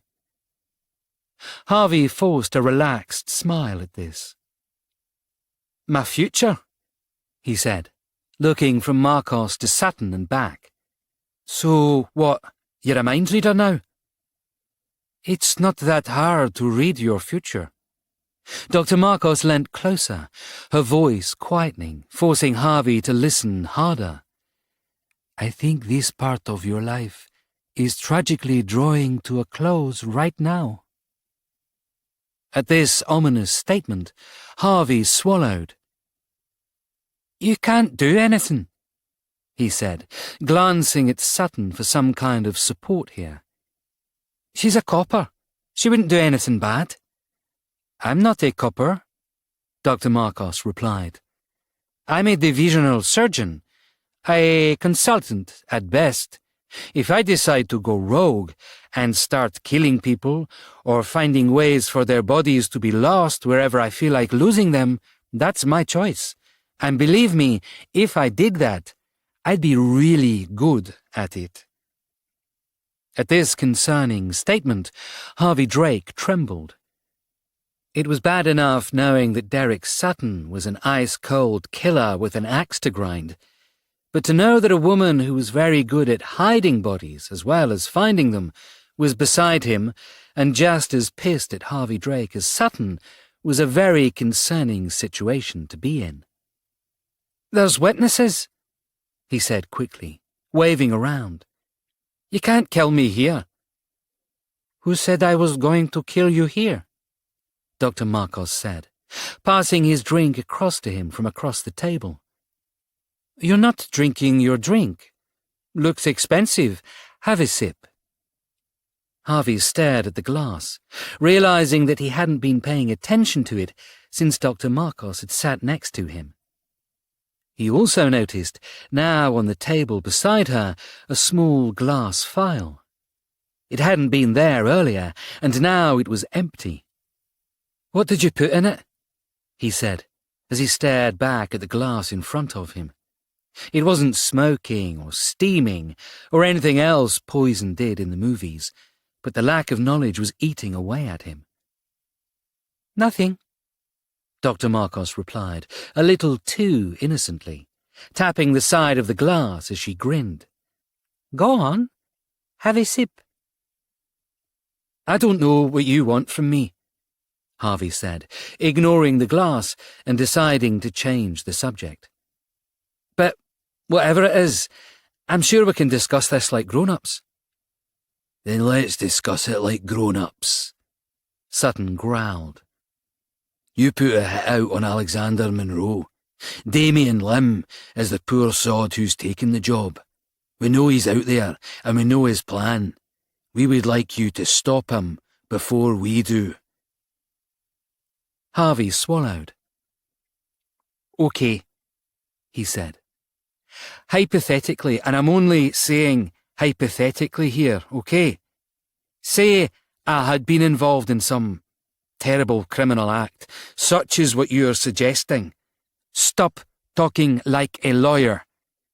Dr. Marcos slammed a fist onto the table, the noise halting some of the nearby conversations and spilling the glass as she leant closer, her face a mask of anger. We've already said we're not police. I don't care about your legal situation, Harvey. I care about Alex Monroe not being murdered. And currently, you're the person who'll stop that. So how about we stop playing games and you tell us how to get this hit taken off? You can't. Harvey was trembling more as he spoke. Damien is a lone wolf. Once you give him the nod, he goes off and does whatever you've told him to do. I can't get a hold of him to tell him to stop. Well, you'd better work out a way to do so, Sutton said. Because if he kills Ali Monroe, you'll be the next body found. In fact, if anything happens to Ali Munro, from anyone, you'll be the next body found. That's a threat to my life, Harvey complained to Dr. Marcos. Are you going to let him do that? I already said I'm not a copper. Dr. Marcos shrugged. But I can ask him nicely to leave you breathing. Broken, but breathing. I still haven't worked out how you managed to set up the Tancredi killings. But no, I'll make you my personal focus for the next year. Everything you do, everything you see, everybody you speak to, I will know. And I'll make sure everyone else knows, too. You're not God. Harvey hadn't meant to reply so arrogantly, but there was something about the way she'd spoken that irritated him. However, Dr. Marcos just smiled calmly. Did you enjoy your drink today? She asked. In Doggett's coat and badge? You were having a friendly chat with a couple of very noticeable people, I seem to recall. Harvey said nothing, opening and shutting his mouth twice, as he realized this wasn't the first time they'd seen him today. Now you're wondering just how long we've been following you. Sutton crouched, so he was eye level with Harvey. Let's just say it was long enough to know you were showing Ali Munro's picture around, and long enough to know you were hired to take the job by Lenny Wright. Long enough to know who else you've been speaking to and what deals you've been making, Dr. Marcos added. And how you're preparing yourself for when Lenny Wright is invariably sentenced to a shit ton of years and you no longer get to suckle from his teats anymore. She leant in closer. How do you think Lenny's going to react? She asked. When he learns who you've been talking to. I mean, I'm no politician when it comes to gangland territories, but I'm pretty sure Lenny Wright, being the racist prick he is, isn't a fan of the Seven Sisters, and I know for a fact he hates the Chinese. Harvey nodded, understanding the situation. I can do what I can, he said. I'll find out what I know. What you know is a way to contact Damien Lim, Dr. Marcos said. We would like you to do that.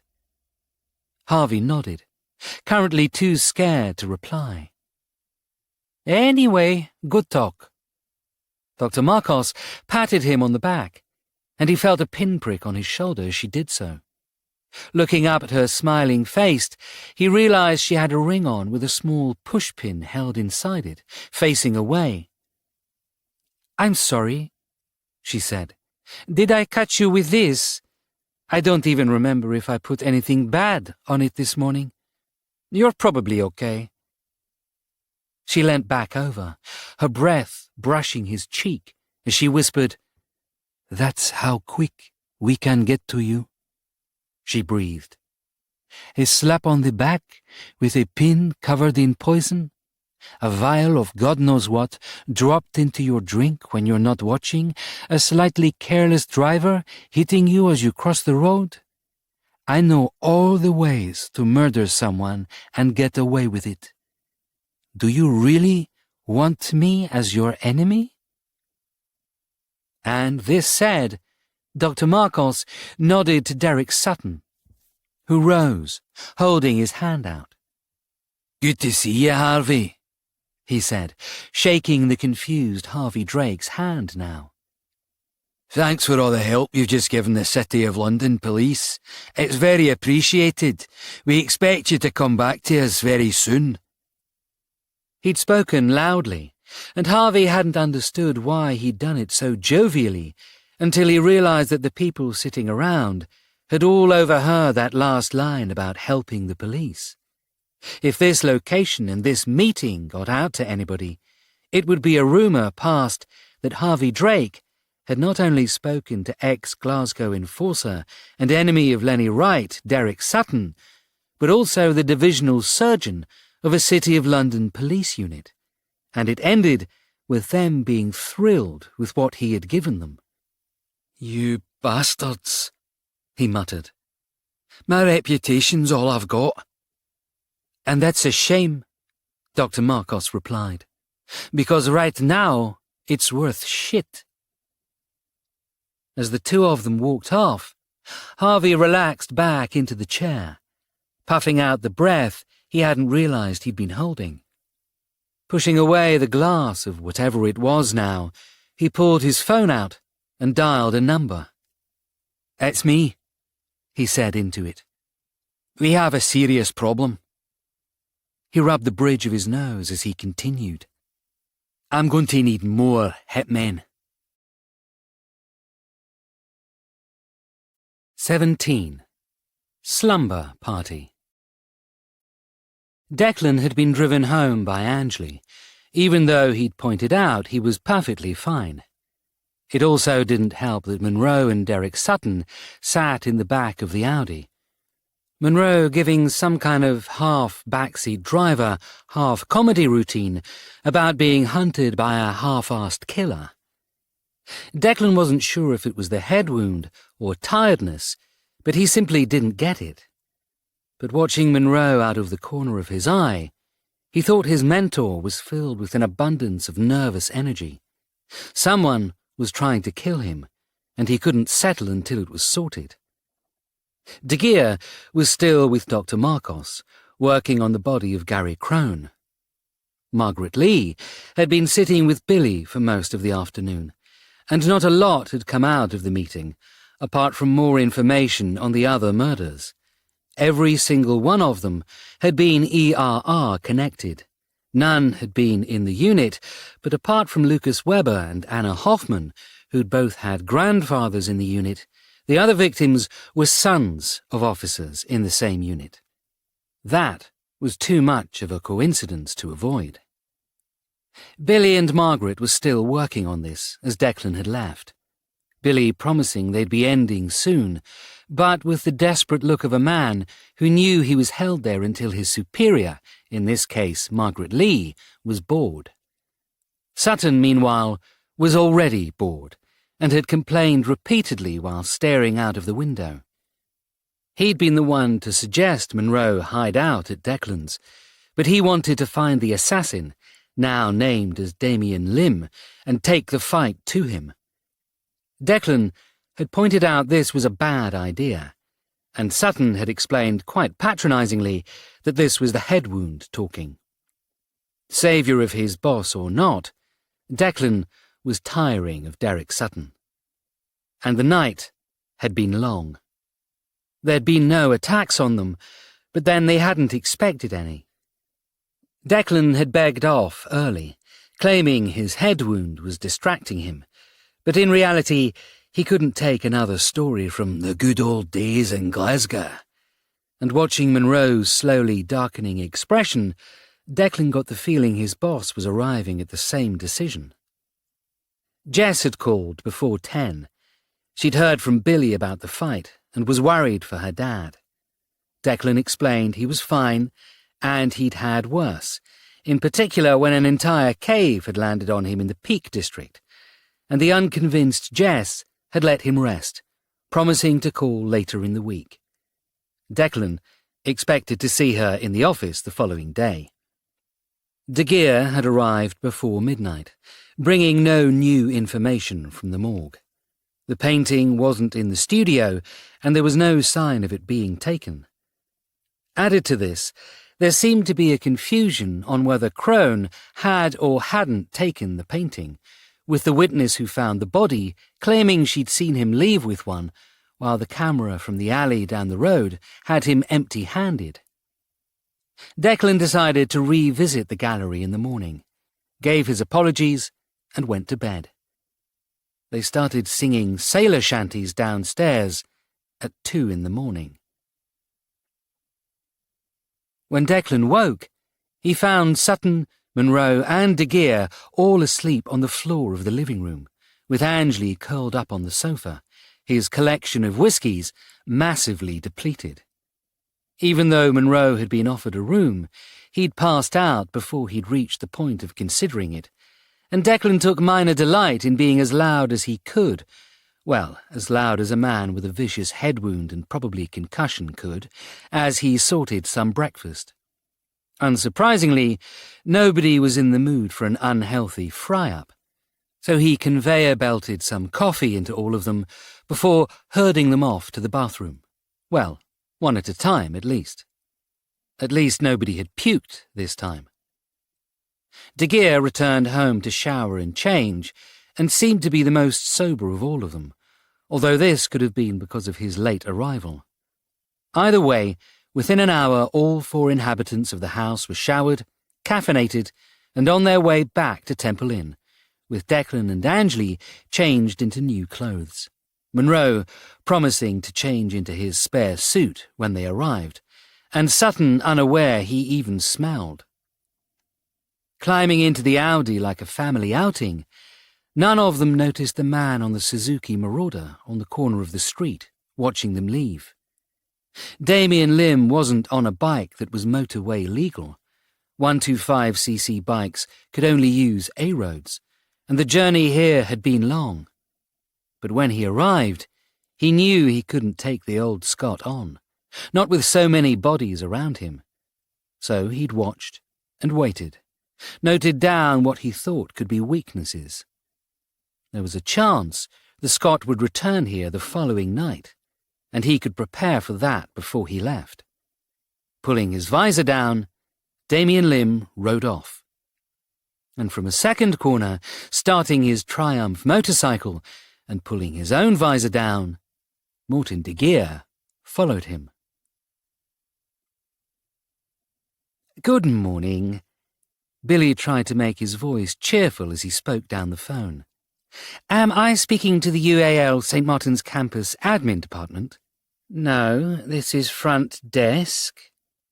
The female voice on the other end of the line seemed suspicious, as if expecting something bad to be told to her. "But we haven't opened yet. University inquiries are for after 10. "This isn't a university inquiry." Billy was tapping on his keyboard as he spoke. "This is Detective Sergeant Billy Fitzwarren of the City of London Police." "Oh." There was a distinct pause down the phone, the woman on the other end probably working out what she'd got herself into by answering the call. So Billy doggedly carried on. "I spoke to somebody yesterday in relation to a case we're currently working on." "Oh, yes," the woman replied, moving some papers as she spoke, the rustling echoing down the line. "You spoke to Siobhan, I believe. I'm Maureen. Can I help you?"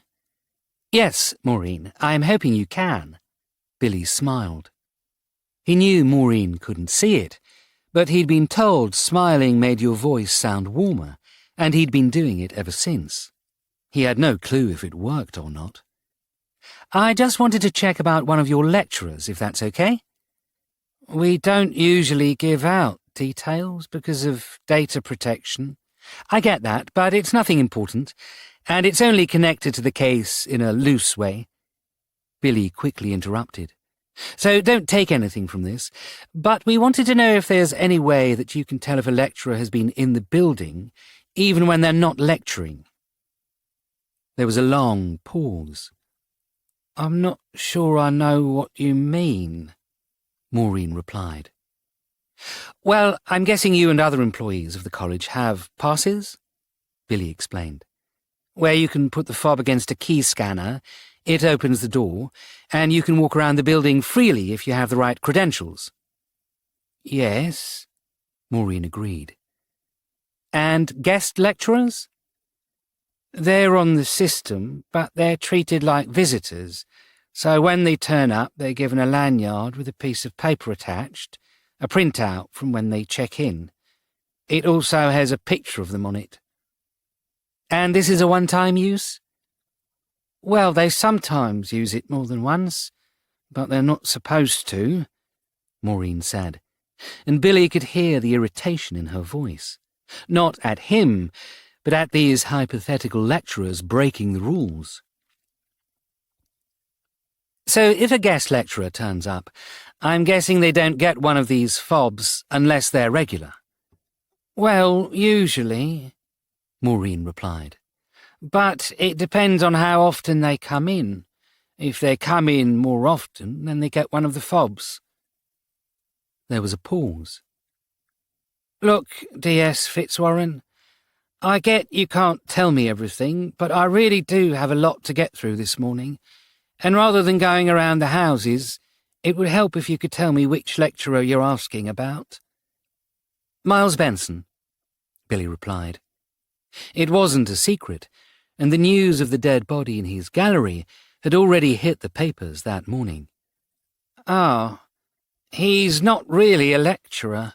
He was only here as part of an event. Maureen was still rustling through papers as she replied.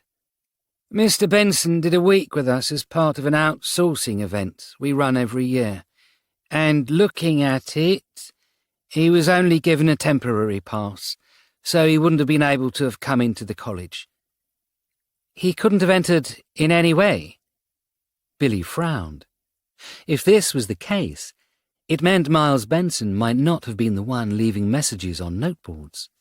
Well, I mean, he probably could have, but he wouldn't have had a pass to look around freely. Maureen, now in her element, continued.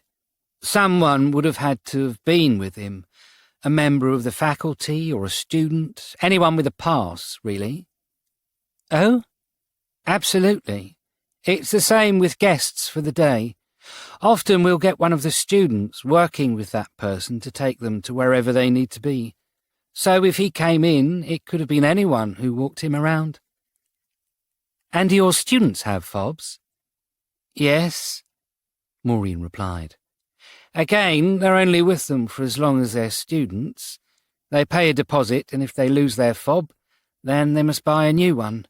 But they all have one. Can you track these?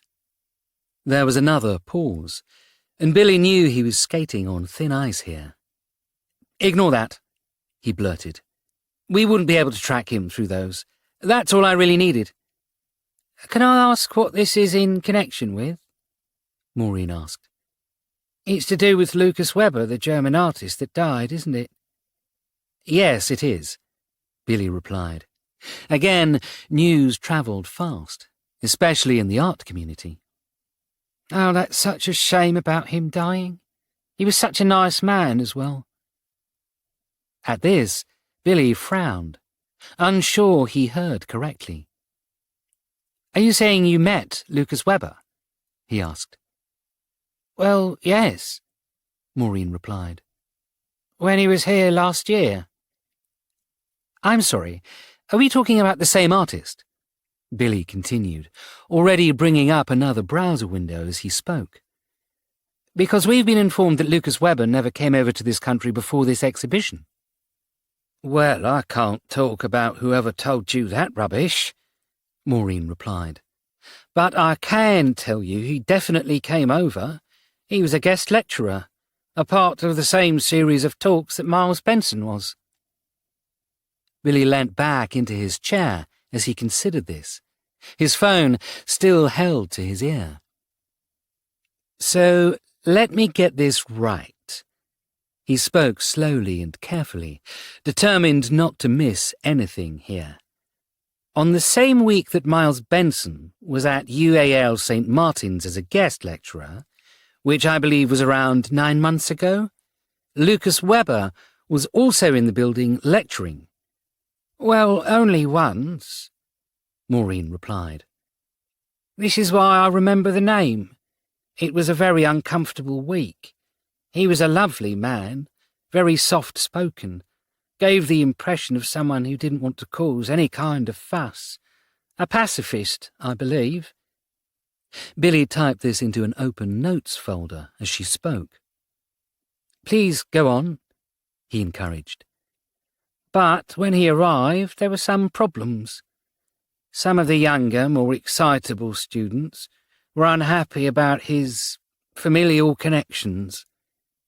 You mean his grandfather was a Nazi? We don't talk about that, Maureen chided. But there were concerns raised about him talking. After he did his first talk, As we were contractually obligated to pay him for one, even if we cancelled the rest, it was suggested that we cut short his visit. And how did he take that? He understood. He said it wasn't the first time, and that he hadn't spoken to his grandfather for 20 years, but unfortunately these things happen. Billy considered this. So how long was he in the college? A day, maybe 2 at most? And did he meet anybody else during that time? I couldn't tell you, Maureen replied. He would definitely have met some of the faculty. He had students in his talk, and he definitely spoke to a few of those afterwards. Could he have met Miles Benson? Billy asked. Oh, I can guarantee he definitely met Mr. Benson. Maureen almost laughed down the phone. It was arranged by one of the students in his talk. At this, Billy felt a sliver of ice slide down his spine. Do you know the name of that student? He asked. Oh, I can't remember. It was months ago. Maureen replied. Oh, I have it on the tip of my tongue. Was it Cormorant? Billy asked. Lucy? God, no. Although she was there. Maureen was rummaging again. I'm sure it'll come to me. Do you have a list of the students who attended Lucas Webber's talk? Billy asked. I'm sure I can find it, Maureen said. Would you like me to email it over to you? I believe we did the same with Miles Benson's talk. If you could, it would save me a lot of hassle, he said. Of course, we still have your email. I'll get that done today. There was a sudden flurry of action, and Maureen gave a triumphant yelp. Got it, she said. Miss Nichols, she introduced Webber. Billy froze. Stacey Nichols? Oh, did you have it already? Stacey Nichols is a student. Not currently, no. She left at the end of the year, Maureen replied. Not really that much of a loss, to be honest. She's a bit flighty. Didn't turn up to half her talks in the last term. Oh, I can see Lucy Cormorant was also at the talk. If you want, I could ask about. No, you've helped enough, Billy said. We still don't know yet whether there is anything to be discussed here, and I don't want to cause any issues. I completely understand. Billy couldn't see it, but he almost felt like Maureen had given a conspiratorial wink. Placing the phone down, Billy leant back in his chair, considering what he'd just learned.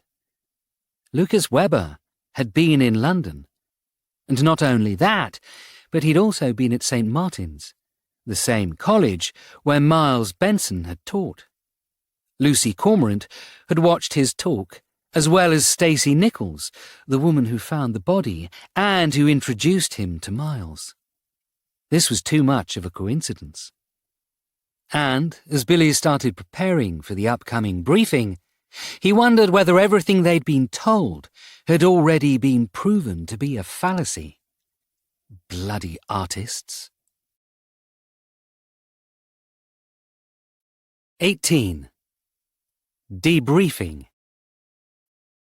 Monroe wasn't standing by the door this time as Declan began his briefing. Instead, he sat to the side, nursing his head, mumbling gently to himself. The rest of the briefing room was busy, with De Geer, Cooper, and Dr. Marcos sitting at the back, Angley in her normal chair, and Billy at his computer.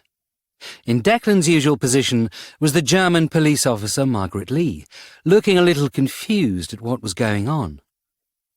De Geer had arrived 10 minutes earlier. He'd followed Damien Lim's slightly battered 2006 Marauder 125cc, which was trying really hard to be a cruiser, but failing in the process, to a house in Acton where, after taking the details, he'd carried on to Temple Inn and the briefing. Derek Sutton had wanted to go straight there, and De Geer offered to take him on pillion, but Monroe had calmed him. They needed to see what Drake did first, and it was a simple case to stake someone out to watch the address. De Geer had reluctantly agreed, and now glared balefully at everyone from the back. "I might have something." Billy was still working on the laptop as everyone settled. "I'm waiting for a confirmation email, though, before I say anything." Declan nodded at this. "Anything on the receipt?" he asked. "Looking into it later," Billy replied, but he seemed a little nervous as he spoke. "I sent it to Clearer Heads at Lambeth Forensics." Declan went to reply, to ask why Billy hadn't passed it to Dr. Marcos instead, but stopped as Margaret Lee audibly cleared her throat. "Who is the child?" she asked, pointing at the person sitting next to Billy.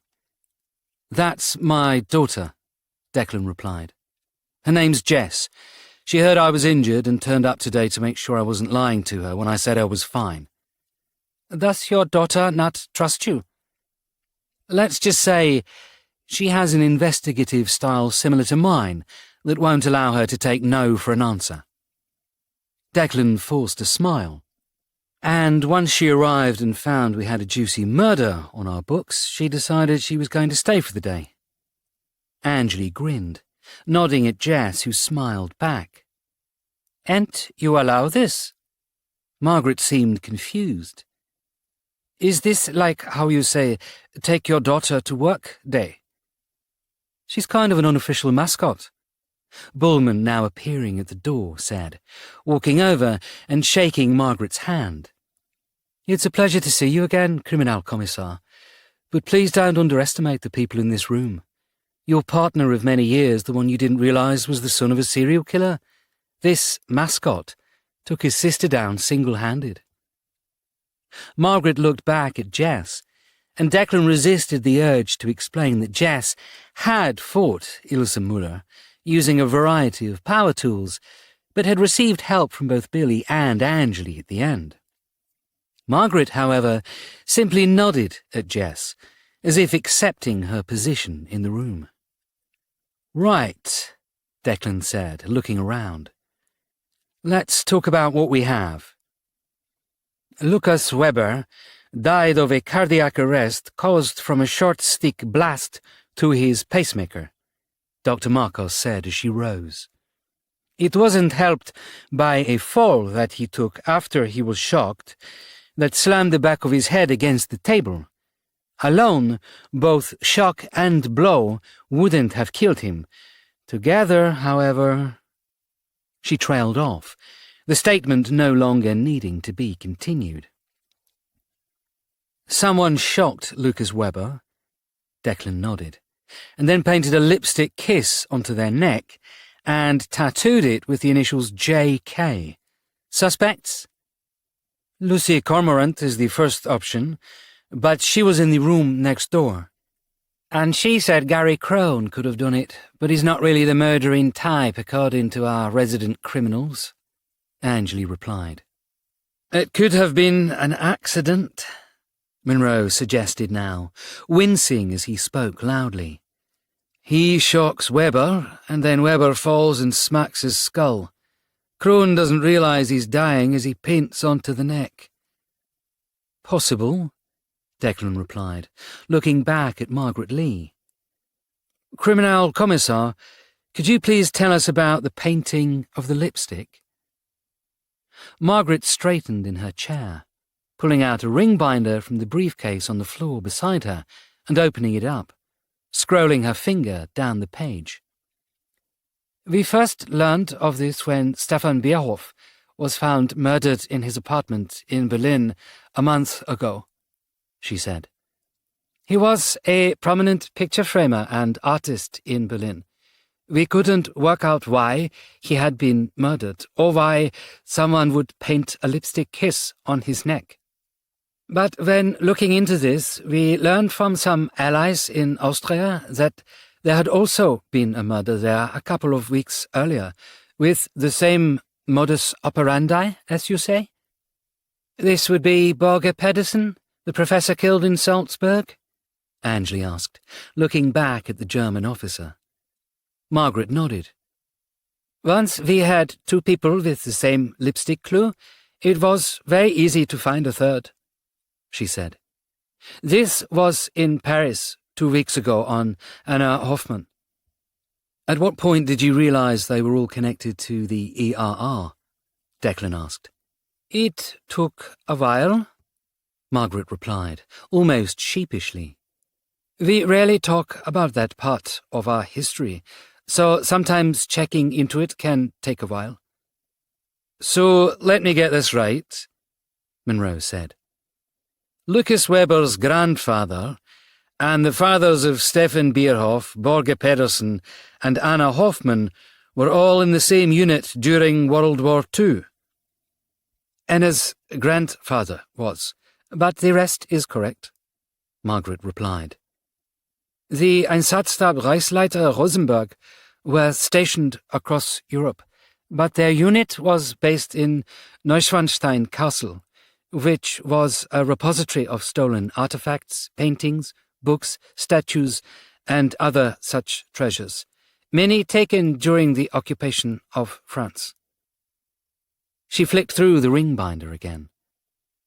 At the end of the war, it is believed that many of these items were taken when the soldiers in the unit realized the Germans were not going to win. Lining their pockets, I think you'll find, Monroe muttered to himself. We only found the link because we were looking for the pattern, Margaret continued. It is understandable that you did not realize this was part of a series of murders when Lucas Weber was killed. In fact, I believe my department in Berlin was the only place we realized these murders were linked. You might have been the only police who worked it out, but you weren't the only people, Declan said, nodding to Billy, who tapped the laptop, throwing an image up onto the plasma screen behind Declan. It was a shot taken from Declan's phone of Miles Benson's crime wall. Well, crime easel, anyway. Miles Benson had clippings of all 3 other murders, Declan said. More importantly, Mr. Benson believed that his brother Andrew was possibly the cause of these murders, as he had been in all of their locations at the same time. Margaret rose and stared closely at the image, even though she'd had time to examine it the previous night. Okay, Lucas Weber is part of a series of murders, possibly by Andrew Benson, Declan continued. Although, to be honest, I'm not sure if that's correct. What else do we have?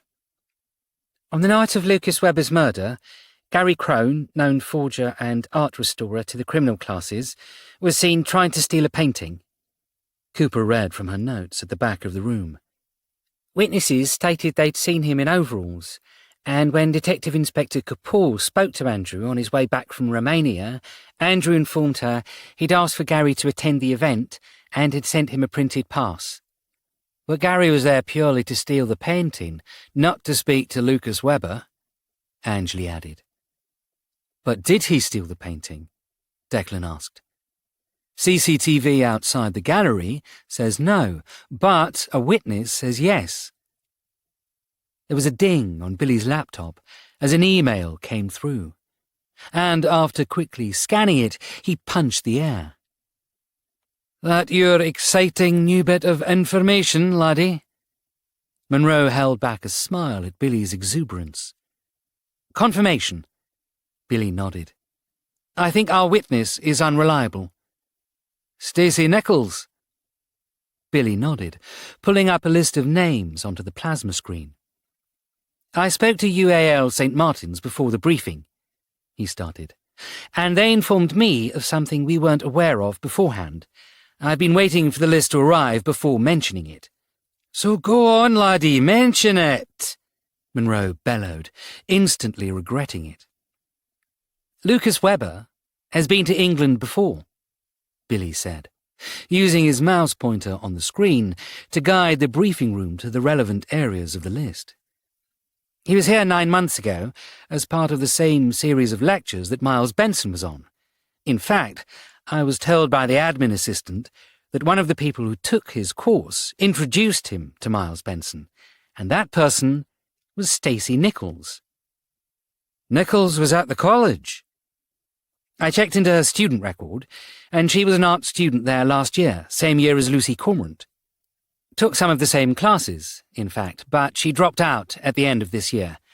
Unhappy with how her life was going, I suppose. Declan glanced at Anjali. Did she say anything? That she'd met him? She didn't mention that at all. Anjali replied coldly, her eyes narrowing. OK, then we need to look into Stacey Nichols a little more then, Declan said, mulling the new information over. Lucy Cormorant outed Lucas Webber as a Nazi, claiming that she hadn't known anything about him and had been told on a message board about him. She would have known before that, Billy said, showing Lucy's name on Webber's lecture list. She was there too, and Lucas Webber only did one lecture. The college decided that thanks to his history, it would be better if he didn't fulfill his scheduled talks. And this would have got out, as colleges are terrible for rumour mills, Jess said, reddening. Prisha told me that. Prisha is? Margaret frowned. My girlfriend, Jess replied, almost argumentatively. But again Margaret simply nodded. But if she knew her lecturer was a Nazi, why make out that she had to research him to see if it was true? Billy asked. You have a point, Declan replied. She shouldn't have needed to, so Lucy Cormorant isn't giving us the full story either. Could she be involved more than we thought? Bullman by the door asked. Cormorant's a popular French name, Billy suggested. And her father's called Marcel, which is French too. It was changed from Cormoran when they came over here, and we know that many of the paintings taken by the ERR were from Jewish families in France. Perhaps there's something to look into there, Declan said. There was something else that's been on my mind for a while now. Why steal that painting? Why do we care about an early Lucas Webber piece? There was no answer as he finished, and he realised that everybody in the room was now waiting for his explanation. I think, he said, pacing slightly, doing his best not to look like Monroe when he used to do this. I think that Lucas Webber painted over a prior image. I think that the painting he wanted to be left in Austria is something that his grandfather had, a painting that somehow Lucas Webber has camouflaged into his own, a painting that an expert could restore, revealing the original stolen painting. Lucas Webber apparently hated his grandfather, Anjali said, but maybe he knew the value of the painting. Or he knew the trouble he'd have if he revealed it after all these years, Monroe added. We should see if we can get anything else on that. OK, moving on, Declan nodded. Tell me about Gabriel Bauer. He's an Argentine cartel boss, effectively, Billy said, pulling up a rap sheet. Is there even such a thing as an Argentinian cartel? Monroe asked. Oh, yes, Billy nodded, pulling up a series of images. In October 2022, an Italian 'Ndrangheta mafia leader, Carmine Alfonso Majorano, was captured in Buenos Aires. Argentina's most powerful organized crime group, Los Monos, or the Monkeys, is based in Rosario, which is nicknamed the Argentine Chicago because of the drugs crime. You know a lot about this. Margaret was surprised. My ex used to work for a Colombian cartel, Billy replied, a little reluctantly. I learnt a lot back then. He returned to the screen as Margaret stared at him in a mixture of surprise, horror, and awe. Bauer's got almost diplomatic levels of immunity. He's pretty much legit on paper, got friends in every level of government, and he's been in England for the last 6 months working on trade deals with your friend and mine, Charles Baker. Is Bauer a Nazi? Declan asked, wincing as he realised he had a German in the room. But Margaret didn't seem to be bothered by the terminology. Gabriel Bauer is a far-right neo-Nazi, she said. We have heard of him. He has been in Berlin many times, and he has often caused civil unrest there. It seems very strange that we have a far-right, neo-Nazi Argentine who's very into art, bidding on a ton of paintings by the grandson of a member of the unit that took other paintings, Declan said, as he looked back to the room. Unless he knows something about them. He does, and it isn't strange, Margaret replied. His father, Werner Bauer, was a Einsatzhelfer in the Einsatzstab-Bereichsleiter Rosenberg für die besetzten Gebiet. That's like a sergeant to you? And he was stationed at Neuschwanstein Castle. He wasn't involved in the trials. Billy hunted through some files, the folders appearing on the plasma screen. No, because he escaped to Argentina at the end of the war, Margaret continued. It was believed he stole many priceless pieces, taking them with him, using them to finance the empire he eventually gave to his son. Sounds like another screwed-up family dynasty, Angeli muttered. Could he have known Grandpa Weber? Perhaps the unit was quite large. Maybe that's the plan here. Monroe leant back in his chair. Weber sells his grandfather's paintings under the guise of his own, doing the same as Werner Bauer did. Certain ones, worth 10 times what they're sold for when restored by someone like Crone. Maybe even items connected to ones Bauer Sr. had stolen and kept. Maybe, but someone screwed Bauer over, taking the money for paintings. Angeli looked around the room. Anyone else feel sorry for him? Bauer assumes it's Crone, possibly after seeing Lucy's sketch, sends a man after him, finds no painting, kills him. Declan nodded. We need to speak to Bauer immediately and work out if this seller was another person hired by Andrew Benson. What about the initials J.K.? Billy put up an image taken from the crime scene. At this, however, Margaret Lee frowned.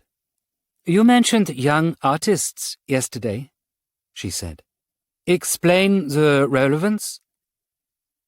Our art experts yesterday told us about the young artists following during the war, Billy explained. The Nazis took from many young Jewish artists before killing them. People created secret societies, and one was called the Young Artists. The followers really couldn't show symbols, especially during the war, so they'd kiss each other's necks, leaving a lipstick mark. This was their symbol, and if questioned, it was nothing more than a kiss. But we're talking 80 years ago. At the explanation, Margaret Lee had a slight smile on her usually expressionless face. It was slightly unnerving. Junger Künstler, she said. That is young artist in German. J.K. Declan pursed his lips. That's a hell of a coincidence. Looking around the room, he took in the faces. Okay, he said. Angeli, bring in the Bensons, all of them. I want to know what's going on there. De Geer, while you wait for more things to examine, go with Detective Superintendent Monroe and Miss Lee here and speak to Gabriel Bauer. Billy, look into Crone's connections, see how well he knew Bauer. Cooper, have a chat with Lucy Cormorant again. Don't mention what we know, do it as a follow-up. And Stacey Nichols? Angeli asked. She's mine, Declan growled. I'm sick of being used. And I think she knows more than she's letting on. 19. Remember the war. If there was anything that Monroe wanted to do less than be hunted by a killer, it was a face-off against a neo-Nazi industrialist with a god complex. But within 30 seconds of meeting Gabriel Bauer, Monroe knew this was exactly what he was doing right now. Bauer had an office in St. Mary's Axe, in the building better known by Londoners as the Gherkin, but had agreed only to speak with the City of London police in the circular lobby that surrounded the base of the building. Monroe understood that Bauer probably didn't want police in his office without a warrant, especially if he was as dodgy as Monroe believed. But at the same time, it was a hell of a way to make you seem suspicious when you weren't. De Geer was amazed by the architectural walls surrounding them, but Margaret Lee seemed unimpressed. In fact, she'd been unimpressed since realizing she was going out with Monroe rather than Bullman, who she'd apparently built some kind of hero-worshipping basis around. Monroe understood.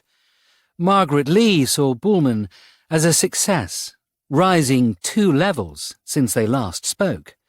Monroe, meanwhile, was the man who couldn't speak German when they last met and hadn't rectified that.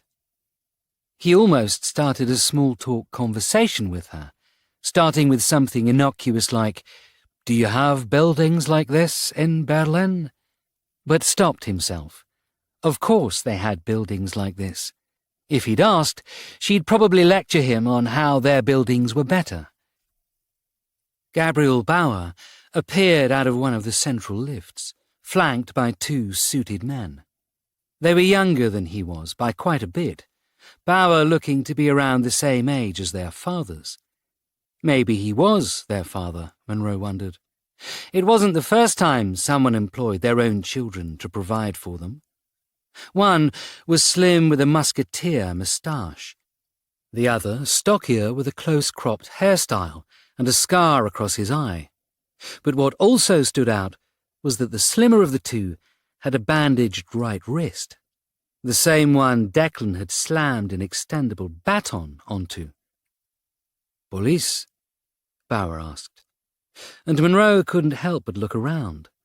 There wasn't anyone else here with a police sergeant in full uniform, and they'd already met before, albeit a blink-and-you'll-miss-it moment at the Benson Gallery, so he assumed this was just politeness, or some kind of weird Argentine power play. "Aye," he said, rising. "We've met before. I'm Detective Superintendent. I would like to raise charges against the Benson Gallery." Bauer interrupted. "They stole £250,000 of my money, and I want them arrested."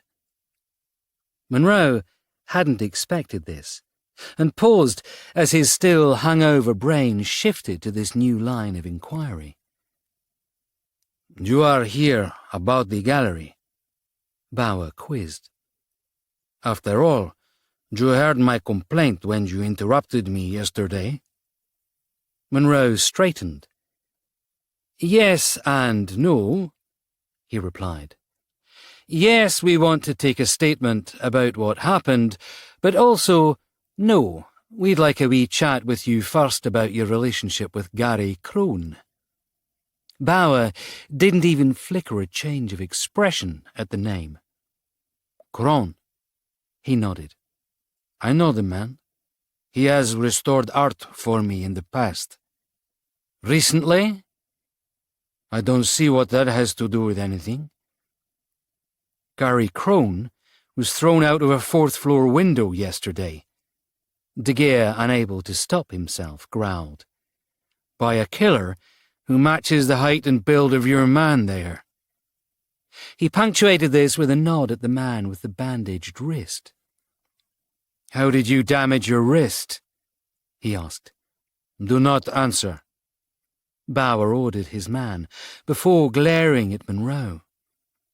"Is this how British police act, accusing innocent men of murder?" "That depends on the bruise he has on it, doesn't it?" Monroe gave a winning smile in response. "If he gives us a wee squiz at it, we can end that issue real quick, either by backing off or arresting him." The man with the bandaged wrist squared up, But again, Bauer barked a command, and the man reluctantly backed down. It isn't convenient right now, but I will ensure my man provides himself to your divisional surgeon at our earliest opportunity, he said. Aye, you do that. Monroe smiled coldly, knowing full well the moment they left, the man would be on his way to an airport. So we're on the same page, though. Can I have the names of your friends? Bauer went to argue, but then shrugged.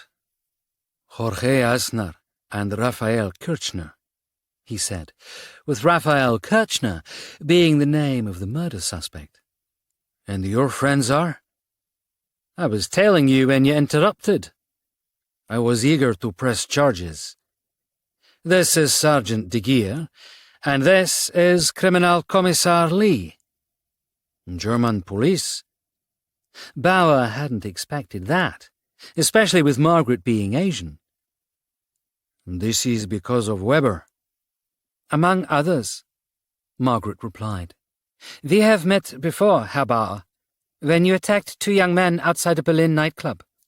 You have me mistaken, Bauer replied.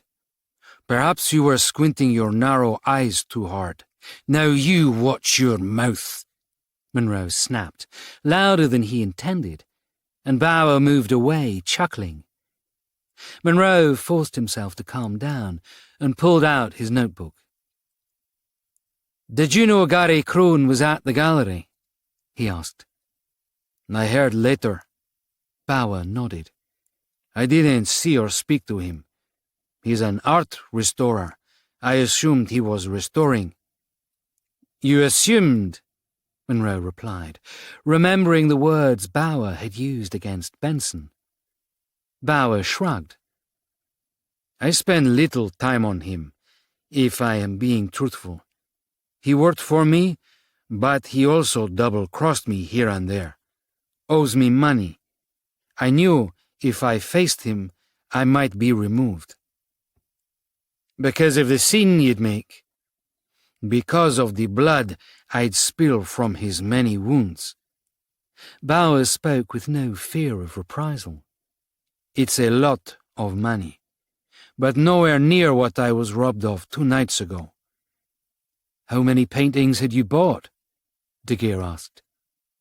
I forget. Bauer shrugged. The one I really wanted wasn't there, so I was keeping myself occupied until he brought it out. The kiss, Monroe replied, and smiled as Bauer did a double take at the name. Aye, we know about that as well. But I was under the assumption it wasn't being sold at the auction. Everything's for sale if you know the price, Bauer replied.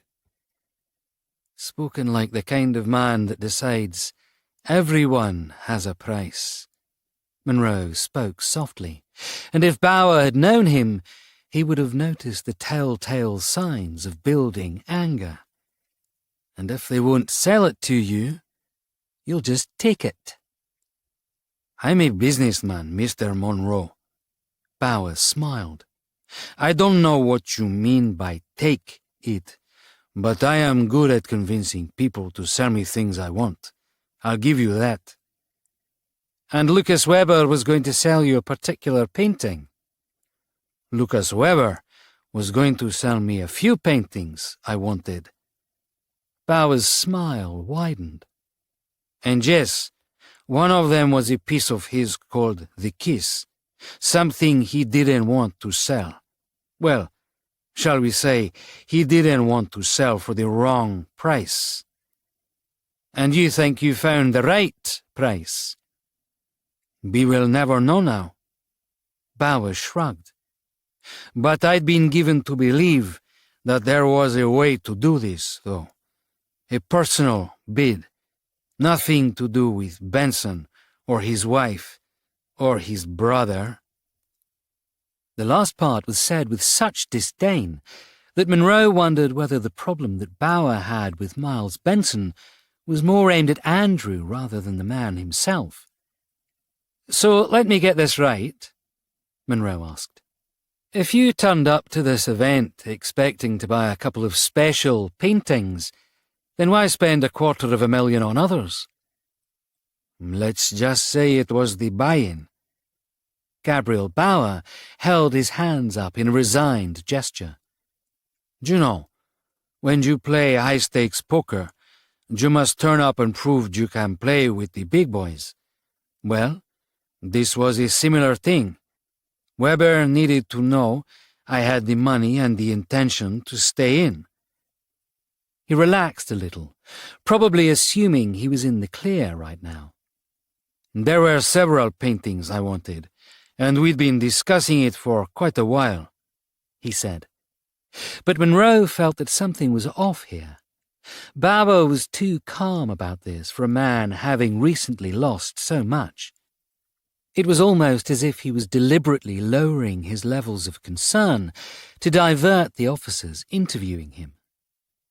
"Tell me more about the painting that you wanted," he asked. "I felt it gave a certain naivety to his style," Bauer explained. "I was going to buy some, sell them off, keep the ones I wanted, and pass them to Gary Crone, perhaps." "Aye, I'm sure he could do his restoring magic on them." Monroe smiled darkly. "You act as if the paintings needed to be restored," Bauer replied calmly. "Mr. Crone is an exquisite framer." He wasn't out of his depth at all, and this concerned Monroe.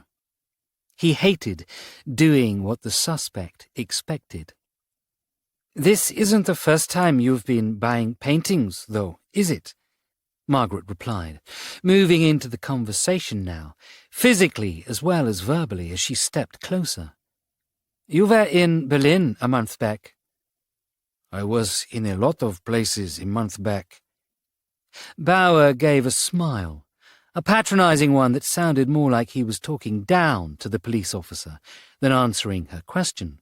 "I visit Berlin often. I have a fascination with the place and the people that live in it." "Like the nightclubs?" Margaret hissed.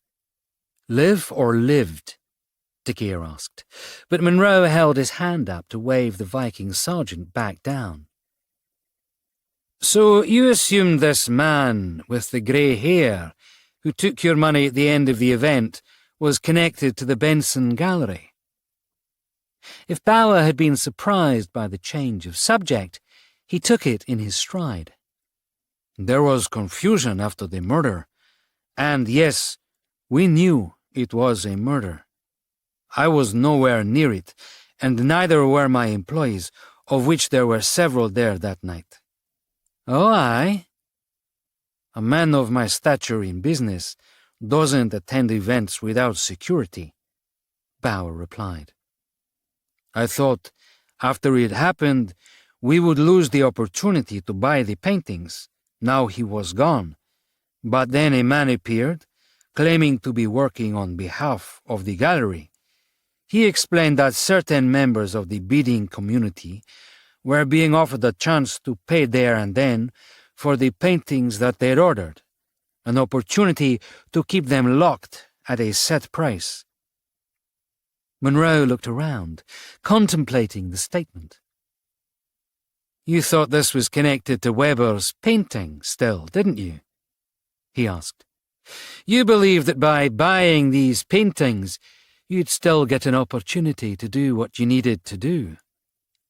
"By buying the paintings, I had already done what I needed to do," Bauer snapped, now getting irritated by the questioning.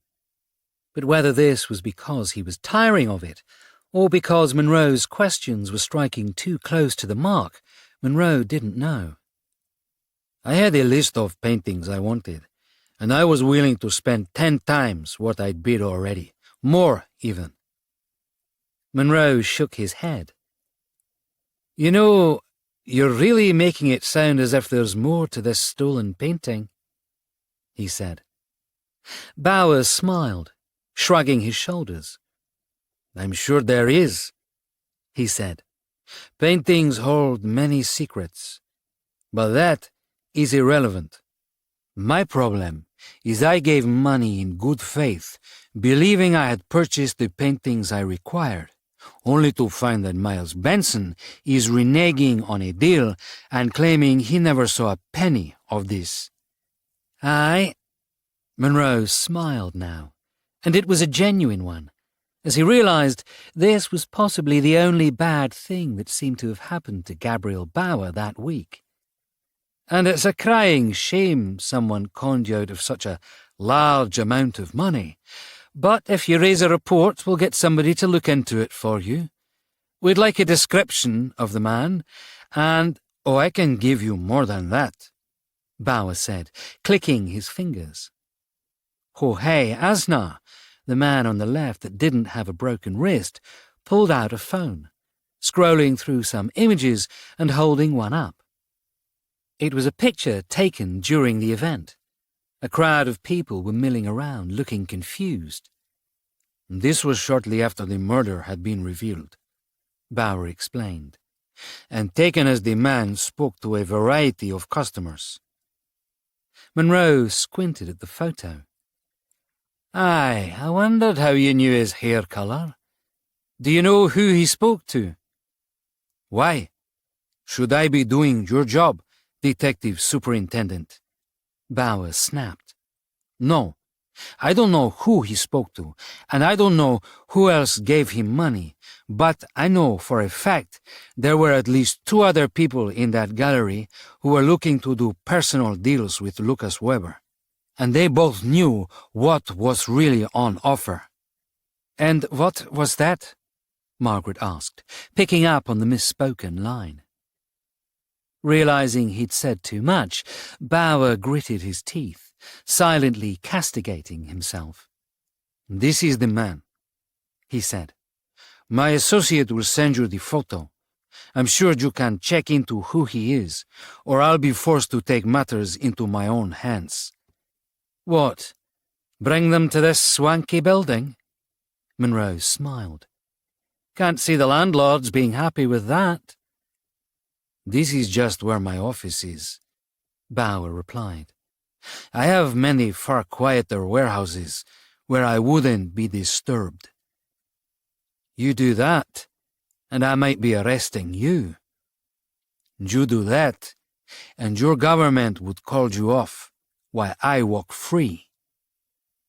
Well then, as you're such a special case and loved by the Tories, we'll look into this, laddie, Monroe said, as he pulled his phone out to accept the image.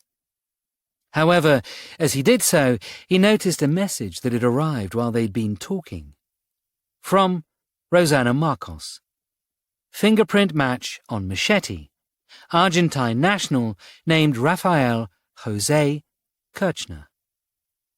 Monroe looked up at Gabriel Bauer. The man who had held the machete was standing beside him, still holding his injured wrist. Maybe you'd like to come to the station, he suggested. Answer some questions there. We could even take a proper statement. I'm a very busy man. Bauer shook his head at this offer. Aye. Then perhaps one of your men could come. Mr. Kirchner, for example.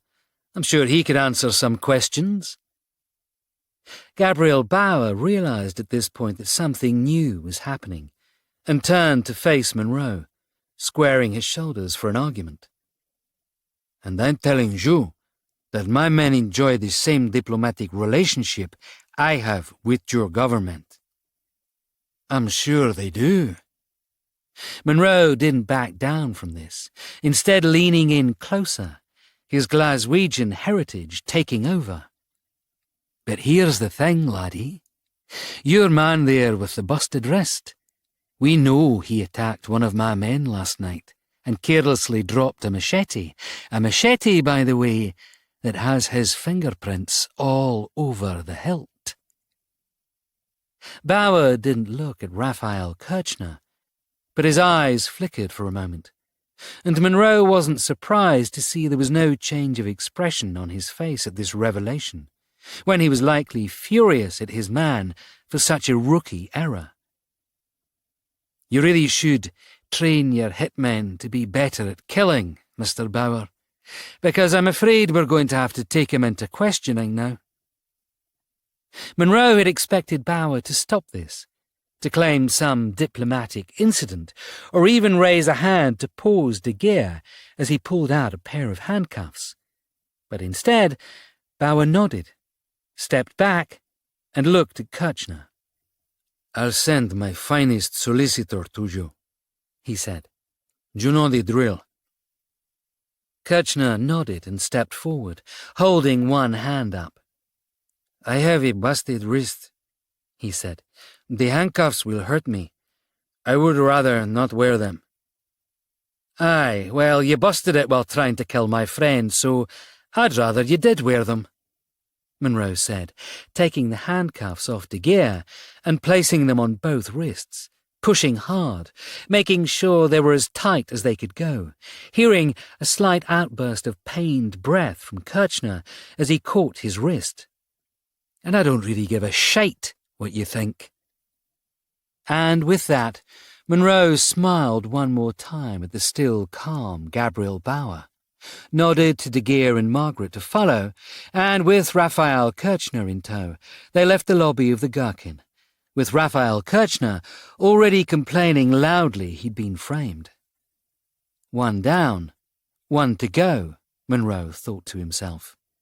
Gary Crone's killer was caught, but they were still no closer to finding Lucas Weber's one. He just hoped the others were having as much fun as he was right now. 20. Unreliable Witnesses. As Miles Benson squirmed in the interview room chair, wringing his hands together nervously, Angelie stared intently at him, her eyes burrowing into his, trying to decide how best to approach this. But it was Bullman who spoke first.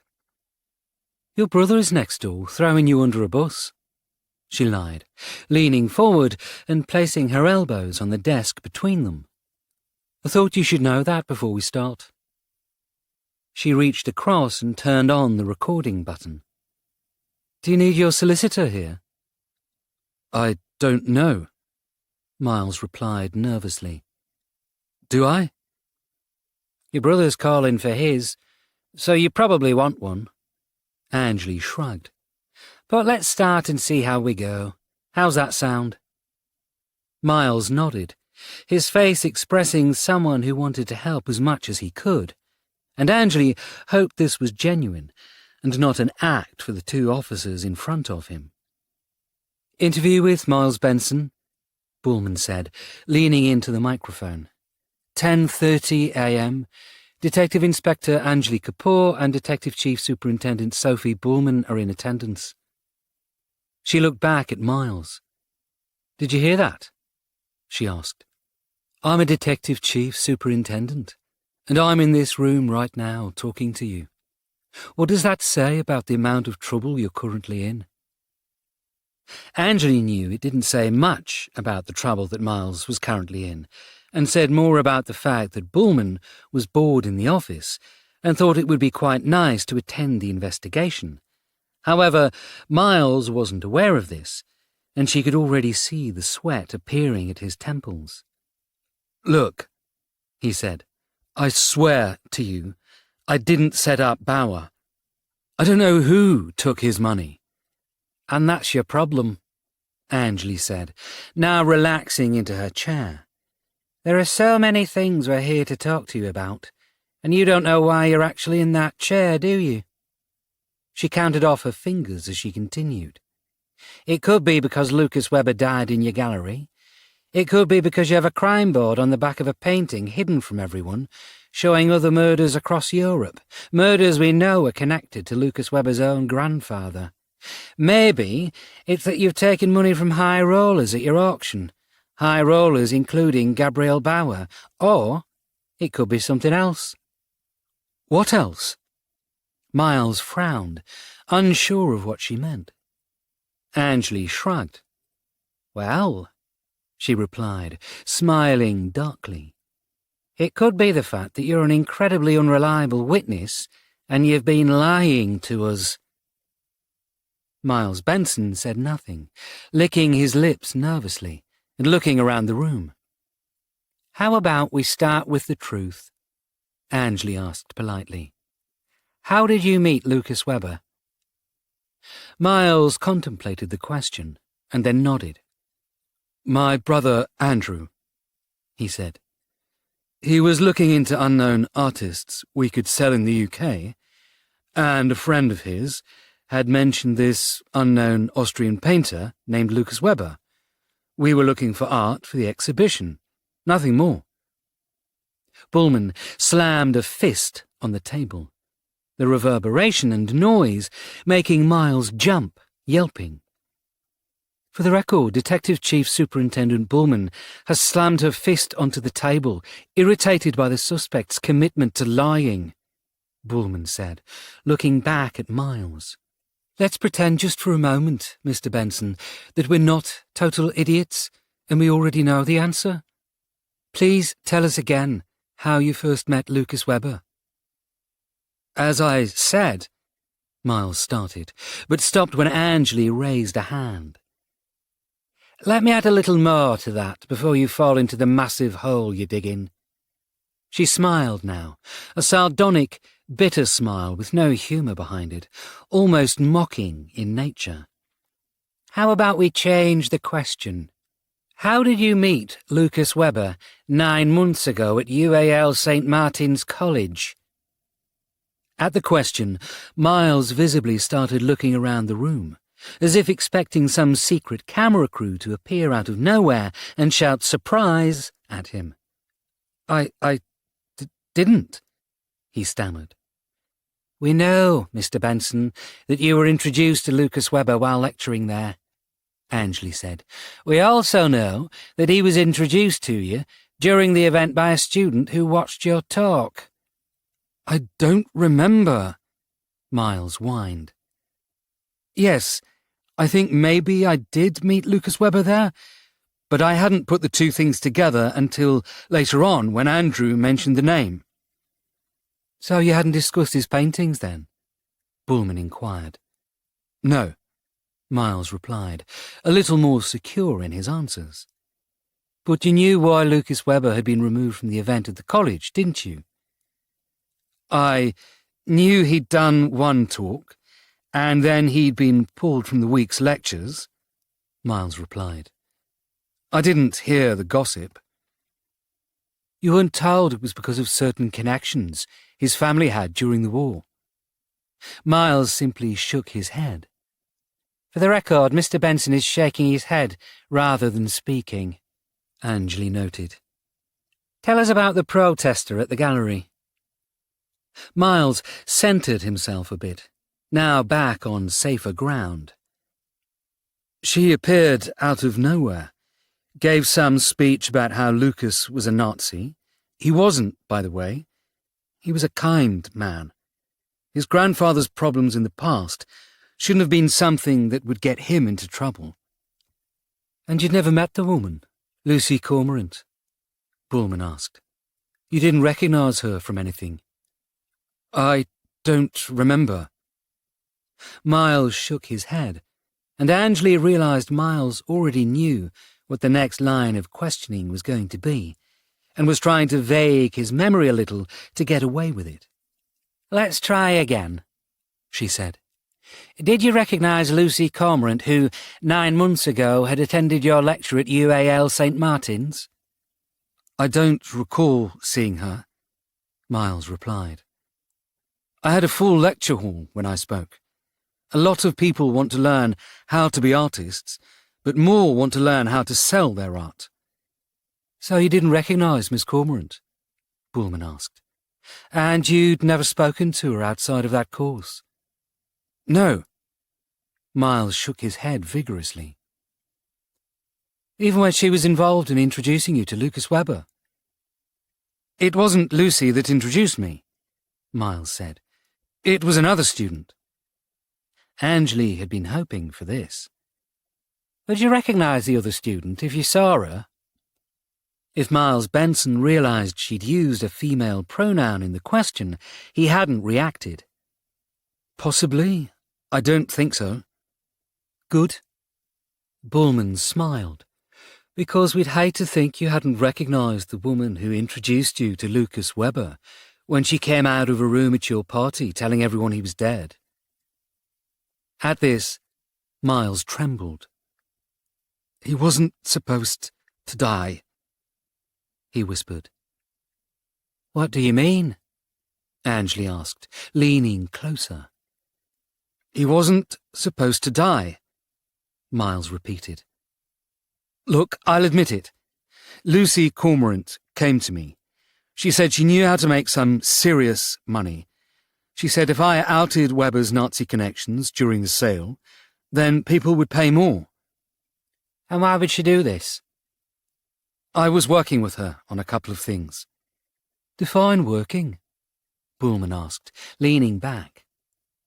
Miles paused, licked his lips nervously, and then nodded. I had a debt I wanted to pay to Lucy. Miles slumped back in his chair, aware now the women in front of him knew everything he'd said was a lie. Would this be the debt you owed her father? Angley asked. Yes. We know you sold paintings for Marcel Cormorant. Angley read from her notes now. We understand that Lucy even attended a couple of the events when she was younger. Was this how you met? Miles nodded and sighed as he tried to work out the words to say. I'm quite friendly, he said. Vivacious, outgoing. You know, a salesman.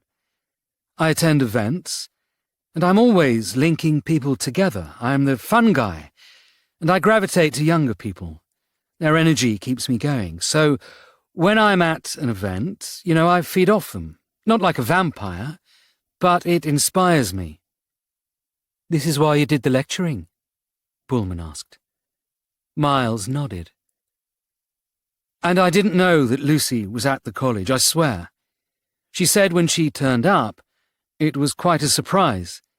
And it was a pleasant one, if I was being honest. As although her father and I had fallen out, Lucy had always been friendly to me.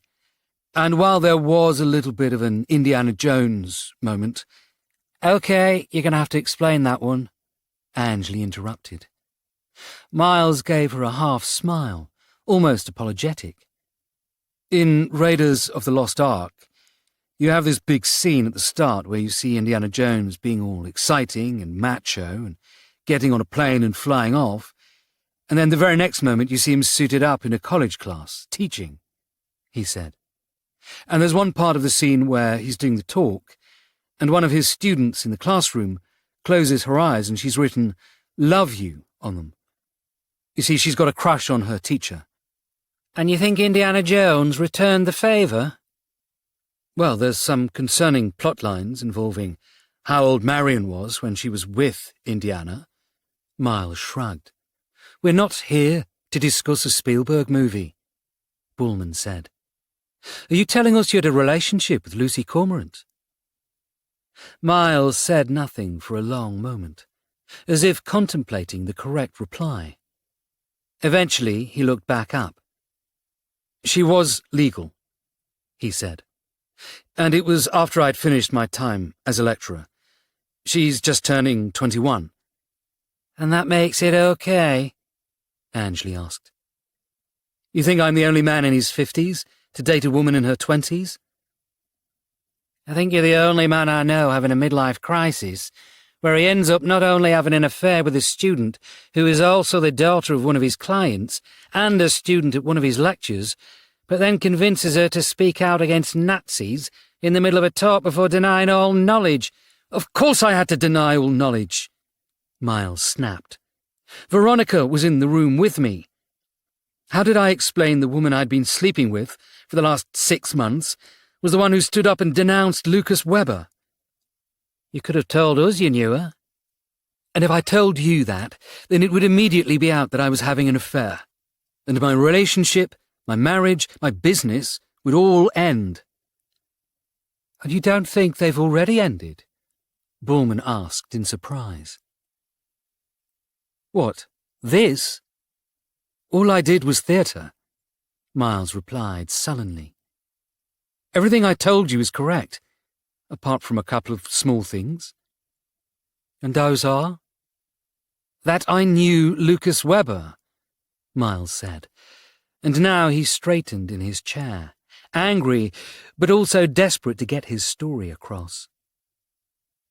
You want the truth? Fine. Lucy Cormorant was there when I met Lucas Weber at the university. I remember another woman there, but I don't recall who she was. I think she knew Andrew. She was another student, but as I said, I knew Lucy because of my connection to her father. I'd been apologetic about how things had ended with Marcel, and said the door was still open for him if he ever wanted to sell any more artwork. She introduced me to Lucas Weber at the end of the event, before he was leaving. This was before the affair started. A good couple of months, yeah. I was in the university cafe at the time with my brother Andrew. We spoke. I had a lecture that I'd promised to watch, and I left, while Andrew carried on talking to Lucas. A couple of months later, it was Andrew who suggested we did the exhibition. Angeli wrote this down as Miles continued. In the meantime, Lucy and I kept in contact. Met up twice, purely platonic back then. But we ended up sleeping together for about 6 months. A couple of weeks back, she came to me and suggested that if I really wanted to help her father, I might give a finder's fee to her for introducing me and Andrew to Lucas in the first place. And you agreed? I was besotted with her, and I said yes, of course, anything to help. Miles nodded, now staring at the floor in shame. I offered her a couple of % of anything made. The next thing I know, she's talking about doing something at the event to help with the sales. She was still in contact with Lucas Weber through her friend, and she was looking for ways to increase her percentage, to make more money for her dad. Then at the end of my speech, she stood up and outed the bastard. He stopped, staring away, looking at the wall as if reliving that moment. I didn't know what she was going to say, he said. I had security ready, in case she went over the top, but I hadn't expected her to be so in my face, you know? Have you spoken to her since? Angeli asked. Miles shook his head. She disappeared after the event, he replied. I tried calling, but no answer. I thought she was probably just upset, so I gave her some space. You thought your brother killed the people on that list, Bullman said, moving the subject on. Any particular reason why? Because he was in the same locations at the same time. Miles shrugged. I know, because he'd gone there to speak to them. Andrew spoke to Stefan Peerhoff, Borge Pedersen, and Anna Hoffman. Angeli was starting to think Andrew Benson might have been the killer after all. Yes, Weber took him. Lucas Weber went with your brother to these countries. Now it was Bullman's turn to ask. Miles gave a half shrug. I think so, he said. I remember the names. Lucas had said he had little stock to sell, but then he said these people had been connected to his family, and they all had artwork of his. Artwork that if he could regain, he could sell at the exhibition. These were old family friends who had been given early pieces, and the idea was to speak to them, offer a low price, but more than they paid for the paintings, to gain them back, and then sell them for triple the price at the exhibition.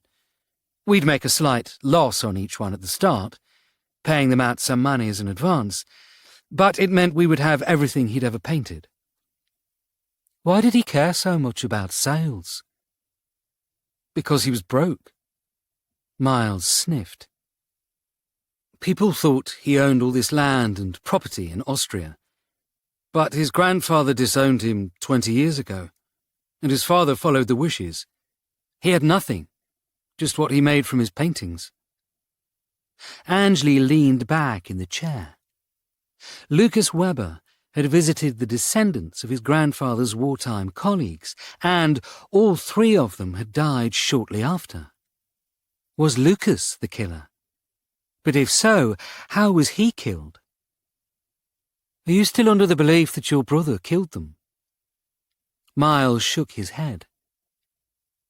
If he was killing them, I'd be surprised, he said. He's got shaky hands, always has done. He used to make an absolute farce of painting miniature figures. He couldn't paint a lipstick kiss, even if it was 3 feet wide. He doesn't have the skill for the detail. Angley nodded, looking back at Bullman. We'll need to follow up on these leads, she said, and see if we can find any evidence linking your brother to the murders. Or Lucas Weber, she now thought to herself. Miles sat back in his chair, a mixture of relief and fear washing over him. I didn't know Andrew was capable of any of this, he said, his voice trembling.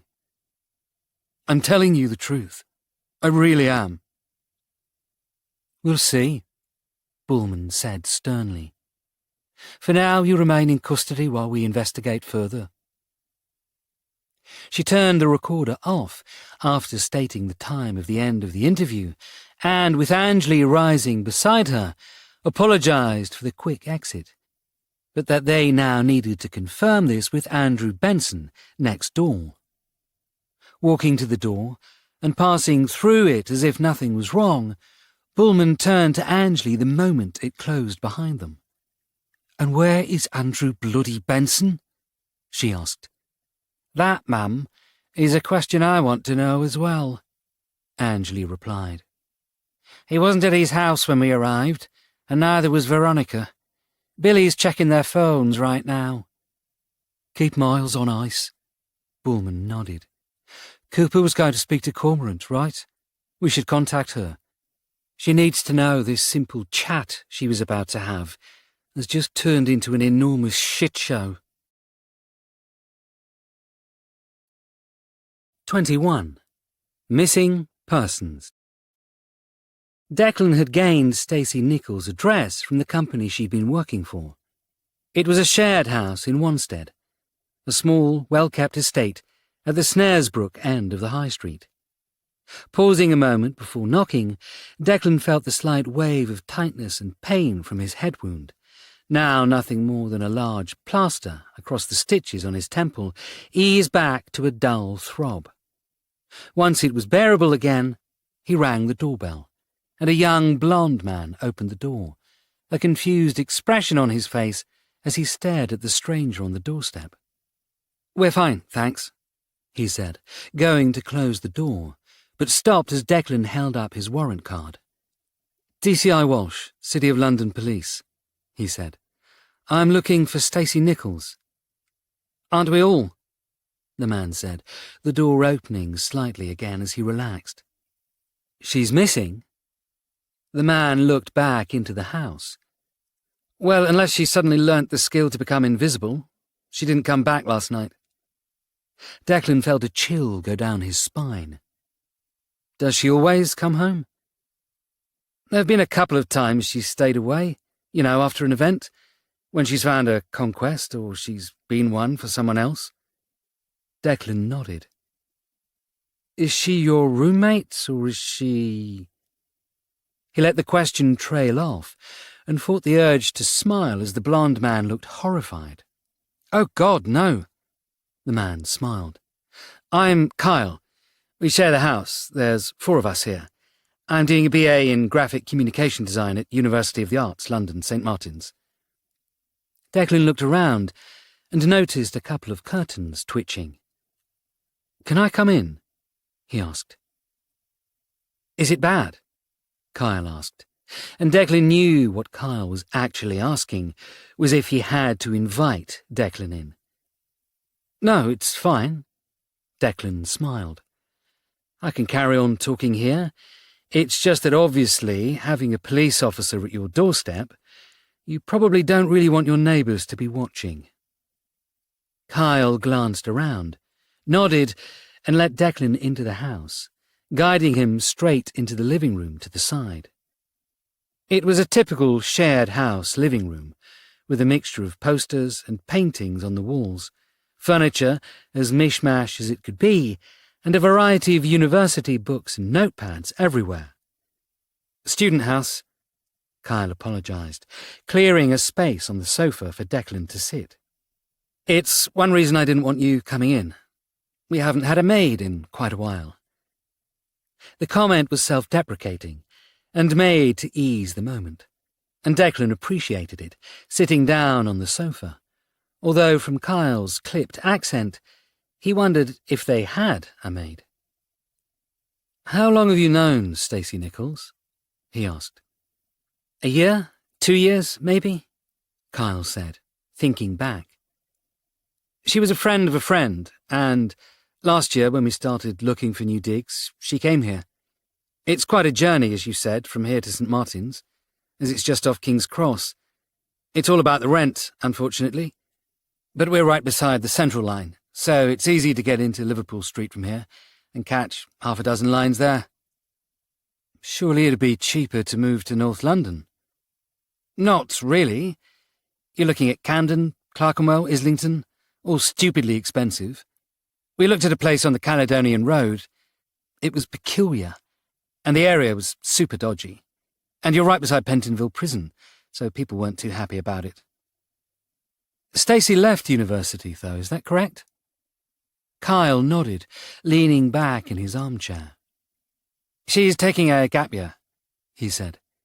"She wasn't happy with what she was doing, and I think she's looking to pivot, change her career, change her everything." He shrugged. "She hasn't been right for a while, ever since her dad died." "Her dad passed away?" "That's usually what dad died means," Kyle said, and then instantly regretted it. "Sorry, it's been a long day. I have a painting that just does not want to finish, and I'm on a deadline." "I thought the college year had finished." "It has," Kyle nodded. "But we only have the house for a couple more weeks. We have another one for the final year just down the road, and I need to get it done before I move out." "Are you keeping the same people in the house?" Declan asked. "I know people who shared houses at uni, and they utterly hated the people they were with." "Did you go to uni?" "I went the other way, joined the army." Declan shook his head. "Military police." Kyle whistled. "I almost joined the army," he said. "But I don't look good in olive green." Declan bit back a reply as Kyle continued. "We're dumping one of the housemates, as we all think she's a narcissist bitch," he said. "Stacey said she wanted to stay, and she has a friend who's looking to take Parvita's, that's the narcissist, place." "Have you met the friend?" "Oh, sure, we all had to sign the lease already." Kyle grinned. "She's hot, so it's going to be super awkward, especially as she likes dating older men." "You don't think you can match up to an older man?" Declan was amused. Kyle did not give the impression of being a shy flower. "Not when they're twice her age and drive a sports car," Kyle laughed. "I'll wait until she realises old men don't have the same stamina, no insult intended, and look for a newer model. We're both third years, so I have a year to make the raven-haired queen mine." Declan froze at the description. "Lucy Cormorant?" he asked. "Oh, shit." Kyle's face fell. "You don't know her boyfriend, do you?" "No," Declan replied, forcing a smile to put the younger man at ease. "We know her from something else. I just didn't know she knew Stacey well enough to move in." "Ah, good." Kyle mock-mimed, wiping sweat off his forehead. "I don't know how well they know each other. All I know is Lucy needed a new place, and Stacey had a spot to fill." Declan nodded. So you said her father died and she hasn't been right, he carried on. Could you explain on that? Sure, Kyle said. Spouted off that her dad died before he could make anything of himself, and she wasn't going to make the same mistake, that she was going to be a millionaire by 25. She started hanging around an older guy of her own. First I thought she was looking for a replacement father figure, you know, but I think it's a job of some kind. She's been bouncing around Europe, and she has new jewellery, expensive stuff which she couldn't afford at the start of the year. Have you met the older guy? Which one? Kyle laughed. There's a Brit, a German, and some creepy Mexican, I think. No idea what she's doing, but as long as she's happy. He trailed off. Hey, you don't think any of them caused her to disappear? I don't know. Declan rose, offering a card. But if you see Stacey, can you let me know she's around? Or get her to contact me? It's in relation to the event a couple of nights back. Oh? What happened a couple of nights back? It's best you ask Stacey. Declan gave a tight smile.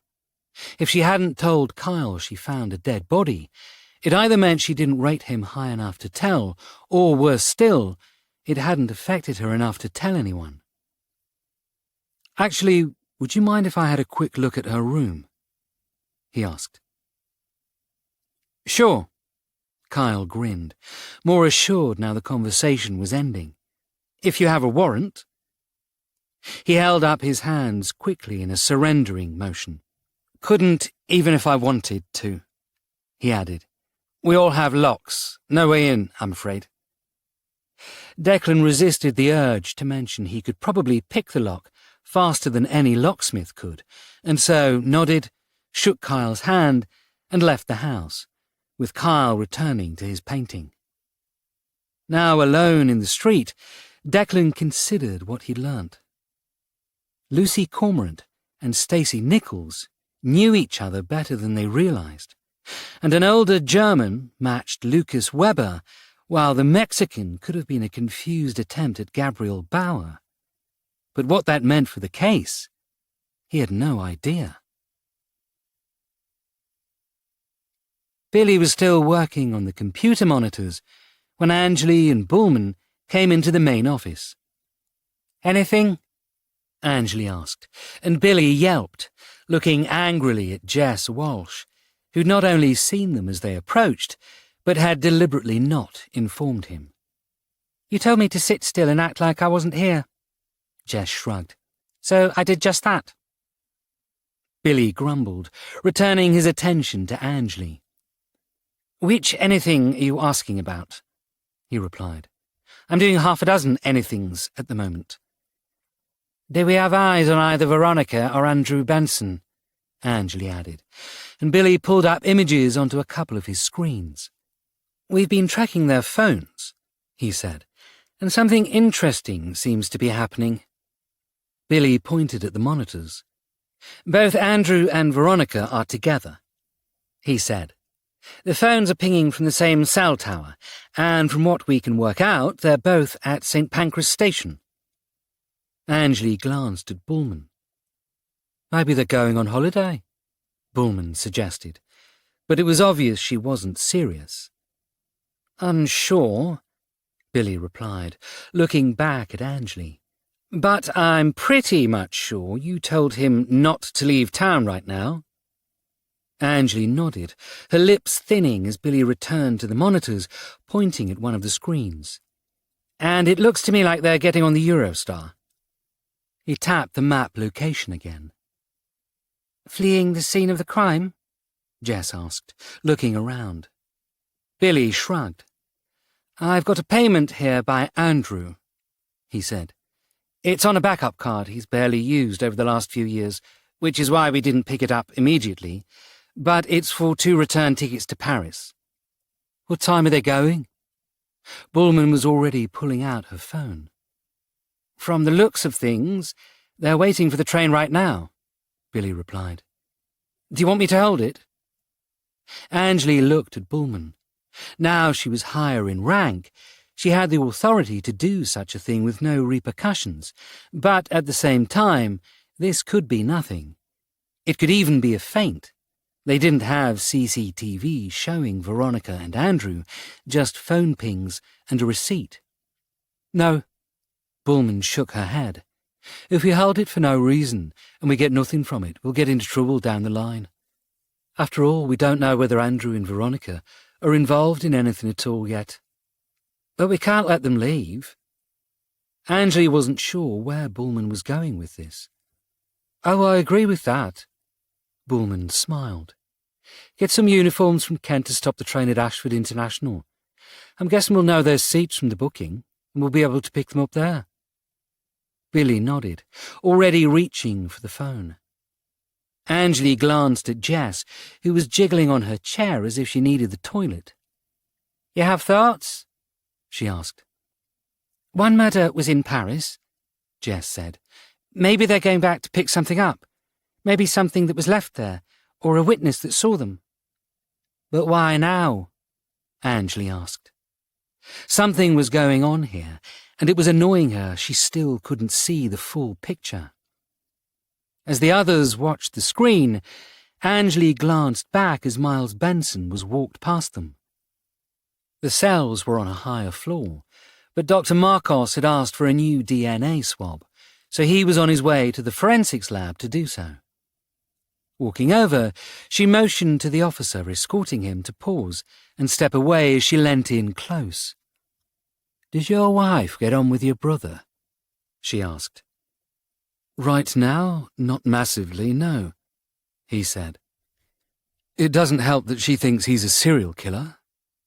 And why would she think that? Because I told her I thought he was a serial killer? Miles shrugged. If that's the case, why would they both be going to Paris right now? At this, Miles's expression tightened. They wouldn't, he said. You must be mistaken. They're on the next train out from St. Pancras as we speak, Angie replied, watching Miles carefully, looking for any micro-expressions. We're already looking to bring them in. You said he was next door. Well, obviously we were lying, Angie smiled. We're not lying now, though. Miles shook his head. If my wife is having an affair, she never told me. Has your wife been told about your affairs yet? Miles paused. She knows I can't be caged. He stated like it was a simple matter, and Angie almost wanted to vomit at the sentence. When she comes in, we're going to have a word, she said. Just so you're aware, your affair might be mentioned. Miles froze. Please, he said, at least let me be the one that tells her. Angie straightened, stepping back as she looked at Miles Benson. He looked helpless, and something tugged at her. Fine, she said, nodding at the officer to return. We'll keep you in the loop. As Miles was escorted off, Angie returned to the monitor. The train's left, and the phones are definitely on it, Billy said. Ashford police have agreed to pause the train and pick them up. Good, Angie said, before glancing around. We're going to need more interview rooms. Andrew Benson sat by the window of the Eurostar carriage, staring at the passing Kent landscape as he tried to work out what to do next. Veronica, sitting opposite him, was tapping her fingers against the table between them, and the staccato sound was getting on his nerves. This isn't a good idea, she said. They'll know we've left. I know, Andrew replied, looking back at her. And the moment they see we've run, they'll think we've lied from the start. But we have to get to the apartment. We have to find the proof, clear our names. Veronica sat back in the carriage seat, folding her arms. You mean yours and Miles? Sure, that's what I meant. Andrew nodded, a little too eagerly due to his nervousness. Tell me more, Veronica replied. Andrew sighed, looking around the carriage to make sure they weren't being overheard. "He was sleeping with her," he replied softly. "I'd had a fight with him about it. I didn't realize how bad it was." Veronica's lips thinned, but she didn't reply. She'd had suspicions. Andrew was sure that Miles had been sleeping with somebody, probably one of the students of his class. But now, knowing it was the same woman who'd outed Lucas Weber as a Nazi, Andrew realized he'd probably changed her entire worldview. "And you? Were you sleeping with her friend?" "Christ, no," Andrew replied, almost in horror. "She was working for Weber. I think he felt better having someone unconnected to the gallery there, and she could speak passable German because of an A-level, whereas the most Miles and I could do was 'Where is the bus stop?' or 'I am a rubber tree. Don't ask.'" The train was slowing now. They were coming into Ashford International Station. The Eurostar didn't stop at Ebbsfleet at the moment, which meant that as soon as they left St. Pancras, there were only 1 or 2 stops before they hit the tunnel in France. Once they arrived in Paris, they would catch a cab immediately to the location they needed to get to, and with luck, they'd be back that evening, hopefully with proof of their innocence. And, hopefully, with their freedom. However, as the train pulled into Ashford International, Andrew Benson's heart sank. He could already see the flashing blue lights of the police cars, and knew that the police had found them.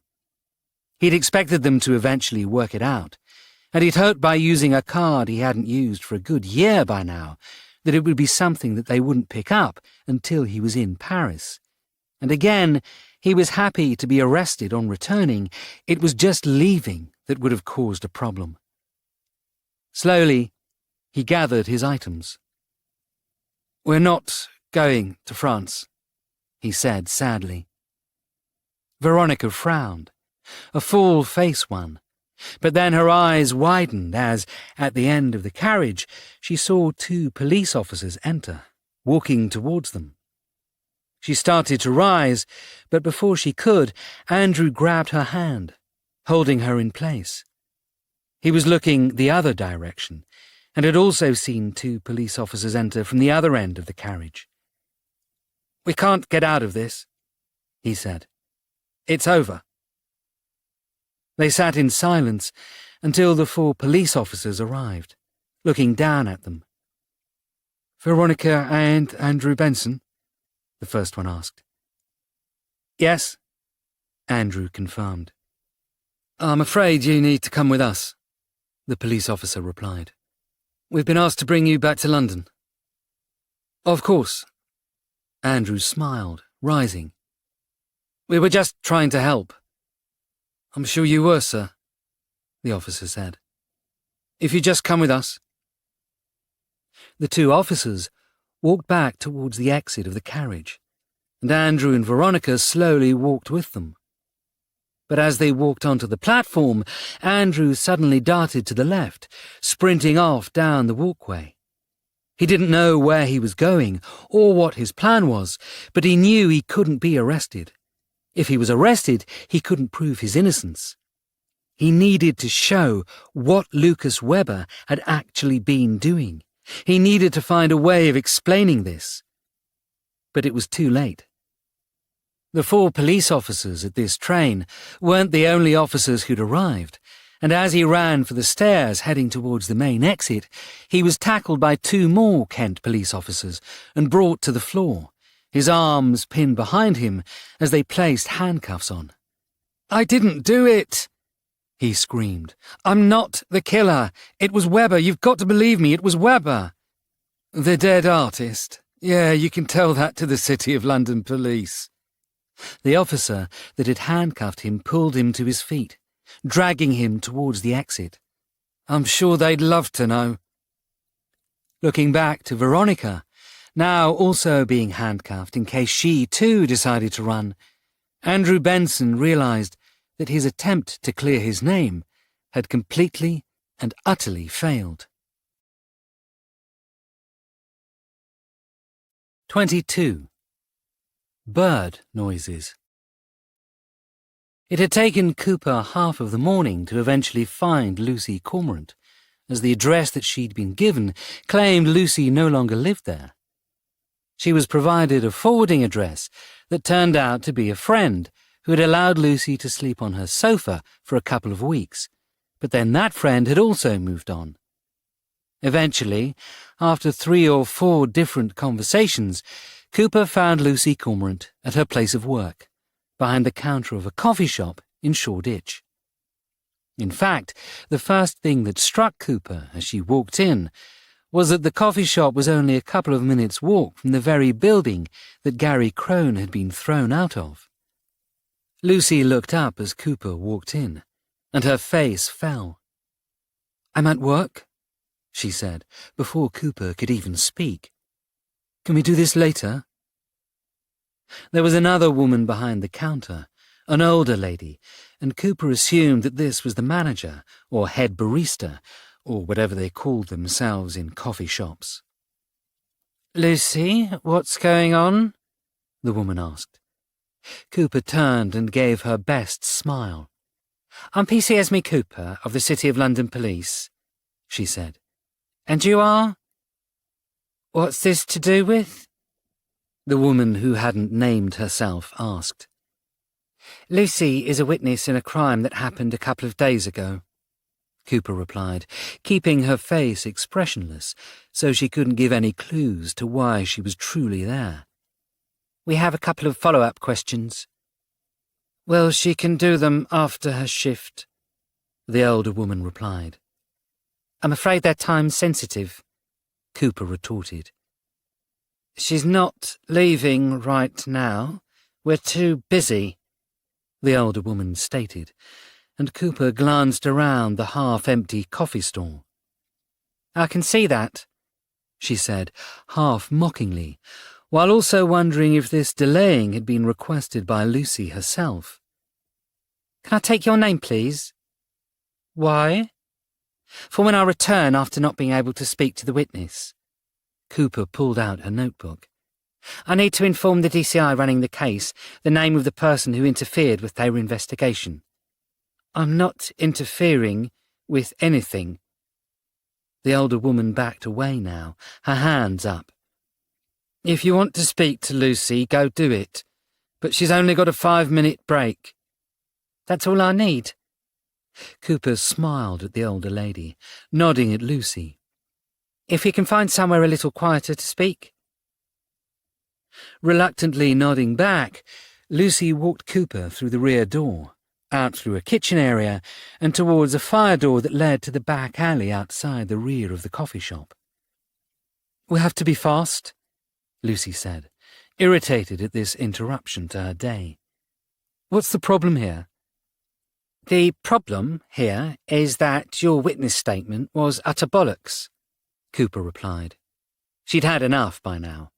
Her entire morning had been wasted playing a treasure hunt, and now she had no time for subtlety or conversational foreplay. "When did you first meet Miles Benson?" Lucy paused. "I think he might have been a lecturer that I saw, but I didn't really put them together at the time," she said, changing her story, but still not by enough to implicate her into anything new. "So it wasn't when you stood up in his gallery 2 nights ago and denounced his artist as a Nazi?" "I know I said that," Lucy said, already backpedaling. "But thinking about it, yeah, I'd like to change my statement on that account. I think I might have met him before, and I don't want it to be weird." "What is weird," Cooper said, "is that wasn't the first time you met him either, was it? Your father had paintings sold by Miles, and you attended his exhibitions." She stepped closer. "And for somebody who's been sleeping with him for the last 6 months, that you couldn't remember his name seems mighty suspicious." At this, Lucy's face fell. "Who told you that?" she asked, her voice only a whisper. "We have Mr. Benson in custody," Cooper replied. We were told quite conclusively that you and he had been having an affair since a couple of months after you bumped into each other at his lecture, and that you introduced him to Lucas Webber, another speaker at your college. No, that's not true, Lucy stuttered. I didn't. It was someone else. Was it Stacey Nichols?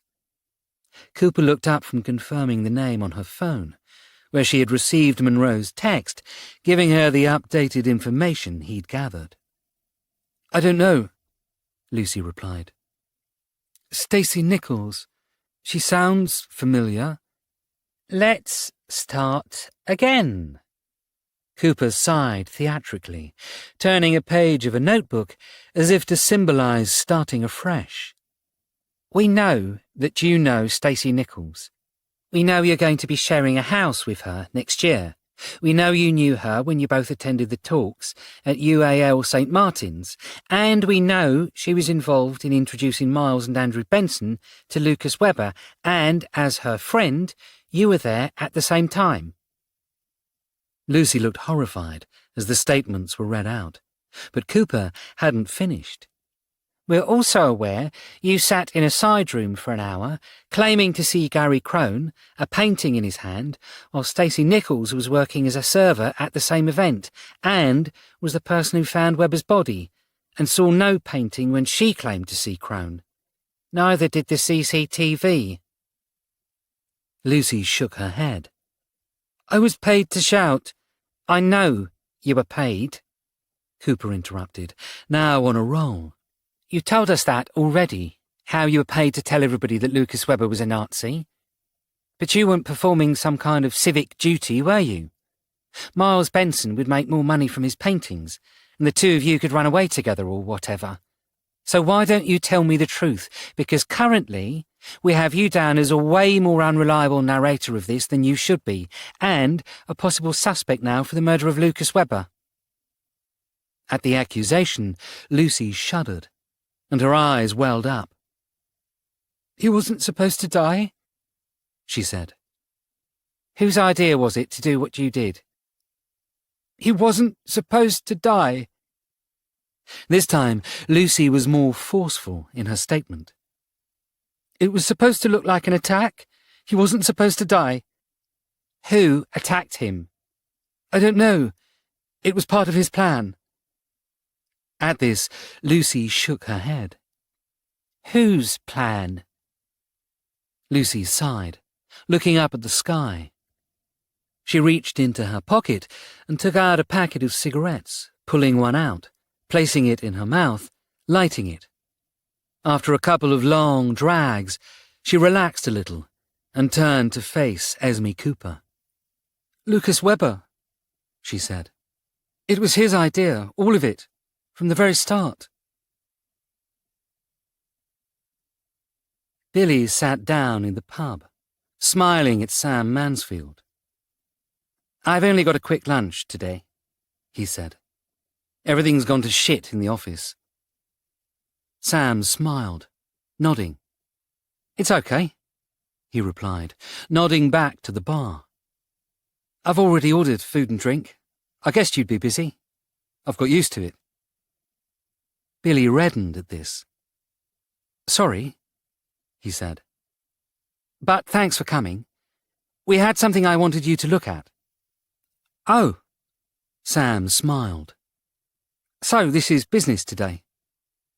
It's always business. Billy continued to blush. You're a valued connection to the unit. Sam didn't reply, simply leaning back on the pub chair, smiling, dancing the same steps they'd danced for the last couple of weeks. Do you recognize this person? Billy asked, changing the subject by passing a piece of paper across to Sam. It was a printout of the photo that Gabrielle Bauer had given Monroe, of the man who had taken the money from him a couple of nights earlier. Sam stared down at it, his eyes narrowing. Yeah, I recognize that wanker, he said. He's been on the scene for a while. Dropped off a while back, but he was a pain in my arse a good few years ago. Would you have a name? Billy asked. At the question, Sam looked up.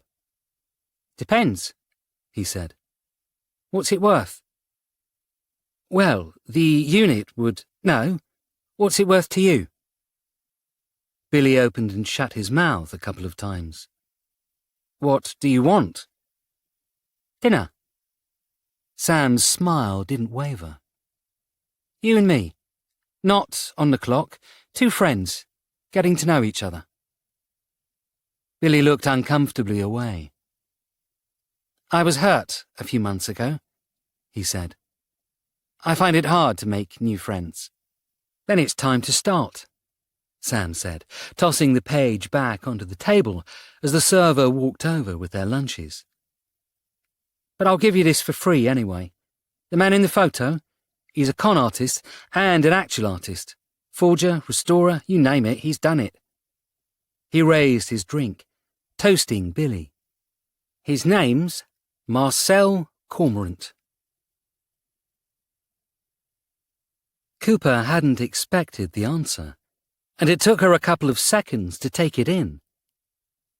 "Lucas Weber told you to out him as a Nazi?" "Yes," Lucy said. "We'd kept in touch after he was sent away from the college, and yes, I knew the rumours about his parentage, and then Miles was complaining about the gallery to me. He wasn't making money. Veronica was spending a lot. She seemed to think they were making more money than they were, and the credit card bills were rising. He was looking to get out." "And what? He made a plan with you and Lucas?" "Miles knew about the plan because we came to him and told him," Lucy said. "We suggested to him that this would work." "When you say we, who suggested this?" Cooper asked again. Lucy thought for a moment, and Cooper wondered if she was trying to work out how to not throw anybody under the bus. "I will warn you," Cooper added, "that if we find that you're talking even more bollocks right now, if something you tell me here turns out to be just as fake as the other things you told us, you're going back in handcuffs." Lucy nodded, swallowing nervously. "It was a brasserie," she said. "We'd been invited to Paris." "Paris?" Cooper raised an eyebrow. That had to be more than a coincidence. "Stacy had been talking to Lucas more than I had," Lucy explained. "I think she was even working on the side for him and Andrew. There was a business trip that Miles had to go on to Paris with Andrew, and Lucas was going to be there, so it was decided that maybe we should have the conversation there." "And the conversation was—" "I'm getting to that, I promise. I convinced Miles to take me with him, said it would be a fun weekend together without Veronica. While there, we all met up. All of you being—" "Me, Stacy, Miles, Andrew, and Lucas. It was a couple of weeks before the event. There hadn't been much interest in it by that point." "Tell me more." Cooper watched Lucy as she continued. "We suggested to Miles that it would benefit him if we outed Lucas on stage. The plan Weber suggested was I would come out, I'd see Lucas, I'd point to him, and shout out he was a Nazi. I'd be dragged away, the bids would go up." "How did you know the bids would go up?" "Gabriel Bauer was going to be there," Lucy replied. "I don't know much about him, but I'd seen him at events. But I knew that he had a hard-on for anything Lucas Weber was doing. He'd already put in pre-orders for half the paintings announced, sight unseen. We knew if we could up the interest of the other buyers, that a couple of $100,000 that had been made in fees would turn into a couple of million. The figures would have been enough for Miles to escape Veronica." "But what happened?" "I don't know," Lucy replied. "Veronica started acting strange to start with. I think she suspected we were having an affair. Then Miles started acting strange too, started asking me if Stacy had mentioned anything about where she'd been travelling to." "Because Stacy was travelling with Andrew?" "I don't think so. Things were weird with her. Her dad had died, and this seemed to make her focus more on making money than anything else, Like she had to beat the clock, you know? Andrew was spending more time with Webber, and Stacey mentioned she'd found a big score. I assumed she meant Andrew. Didn't have the heart to tell her he was as broke as Miles. Lucy shrugged. I know Miles was interested in a trip they took to Berlin a couple of weeks before we'd all met in Paris. He was starting to say it was a bad idea to do the exhibition, but I knew we needed to, as it was the only way we'd make the money to escape. You wanted what was best for Miles Benson, Cooper replied, acknowledging a nod from Lucy before continuing. This wasn't you gaining any kind of revenge for your father. At this, Lucy froze. I don't know what you mean. Your father sold items through the Bensons until around 5 years ago, right? Why did he stop? I love Miles, Lucy replied, ignoring the question. I would never. The man who screwed your father over? Sure. When we met back up, I knew he'd betrayed Dad. And at the start, there was an aspect of working out how to get the money Dad lost, but I just fell for him. Cooper held her hand up. As wonderful as that sounds, let's move on, she said. You went out to do your piece at the exhibition, but when you went to out Lucas Webber, he wasn't there. No. Lucy shook her head. We'd been told he'd changed his mind, but he wasn't needed. It would have been the cherry on the cake to point at him, but I assumed he'd got cold feet. Didn't want to be in any photos, as it happened. It was only later I learned he died. In the room next to you. Lucy nodded. And Crone? He wasn't part of the plan, Lucy said. Ours, at least. I think he was with Andrew, and by then I'd realised Andrew was making his own plans to screw over Miles. So when I had a chance to aim you at Gary, I took it. You are aware why everything you've told me is now completely at odds with what you said in your statement? Cooper asked again. Lucy nodded once more, now looking a little queasy as she did so. And you are aware that I now have to bring you in? My manager isn't going to like that, Lucy said. Cooper smiled. Good, she replied. I'll arrest her as well. 23. Leaning closer. Declan slammed the photo of Marcel Cormorant onto the table in front of Miles Benson's terrified face.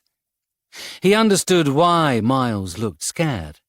When Declan arrived at the interview room, he had a face of fury, and Miles, having been bounced from interview room to DNA test to interview room, must have been wondering what the hell was going on right now. But right now, Declan really didn't care. Who's this? He asked. Miles looked down at the image, frowned, and looked back up. That's Marcel Cormorant, he said. He's an artist we used to deal with. Yes, Declan replied. But that's not why he's in the picture, is it? Miles squinted at the photo in what looked to be confusion. Wait, he asked, as his realization finally took over. Is he the one that took the money from Bauer? This was taken by one of Gabriel Bauer's men, Declan said, sitting down, facing Miles. It's looking very dodgy for you, I'm afraid, Miles. The woman that you're having an affair with? Well, it looks like her dad took money from a neo-Nazi Argentine for paintings that you'd promised him. I never promised him anything. Miles shook his head, his eyes wide. That was all Andrew. And Andrew will be answering that soon, Declan said. We're having a chat with him next. We picked him up at Ashford International. He's next door. And your wife, who seems to already be aware of the fact that you've been having an affair, by the way, is in a waiting room. There's quite a queue for meetings today. Miles was still shaking his head. as if what Declan had just said was completely wrong. "Why was he going to Paris?" he asked. "Your partner didn't know earlier." "I don't know either." Declan's mouth shrugged. "I was hoping you could tell me." Miles just blankly stared back at him. "Look," he eventually replied. "I haven't seen Marcel for years. The last time we spoke, it wasn't a good ending. And I hadn't told anybody about Lucy because I didn't want him to know either. You know, for obvious reasons." He looked down at the photo. "Can I ask a question, Detective Chief Inspector?"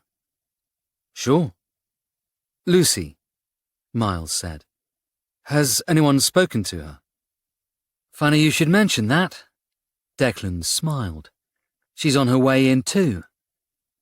"Could you ask her a question for me?" Miles sat back on the chair, looking up at Declan with the expression of a broken man. "Can you ask her if she ever loved me?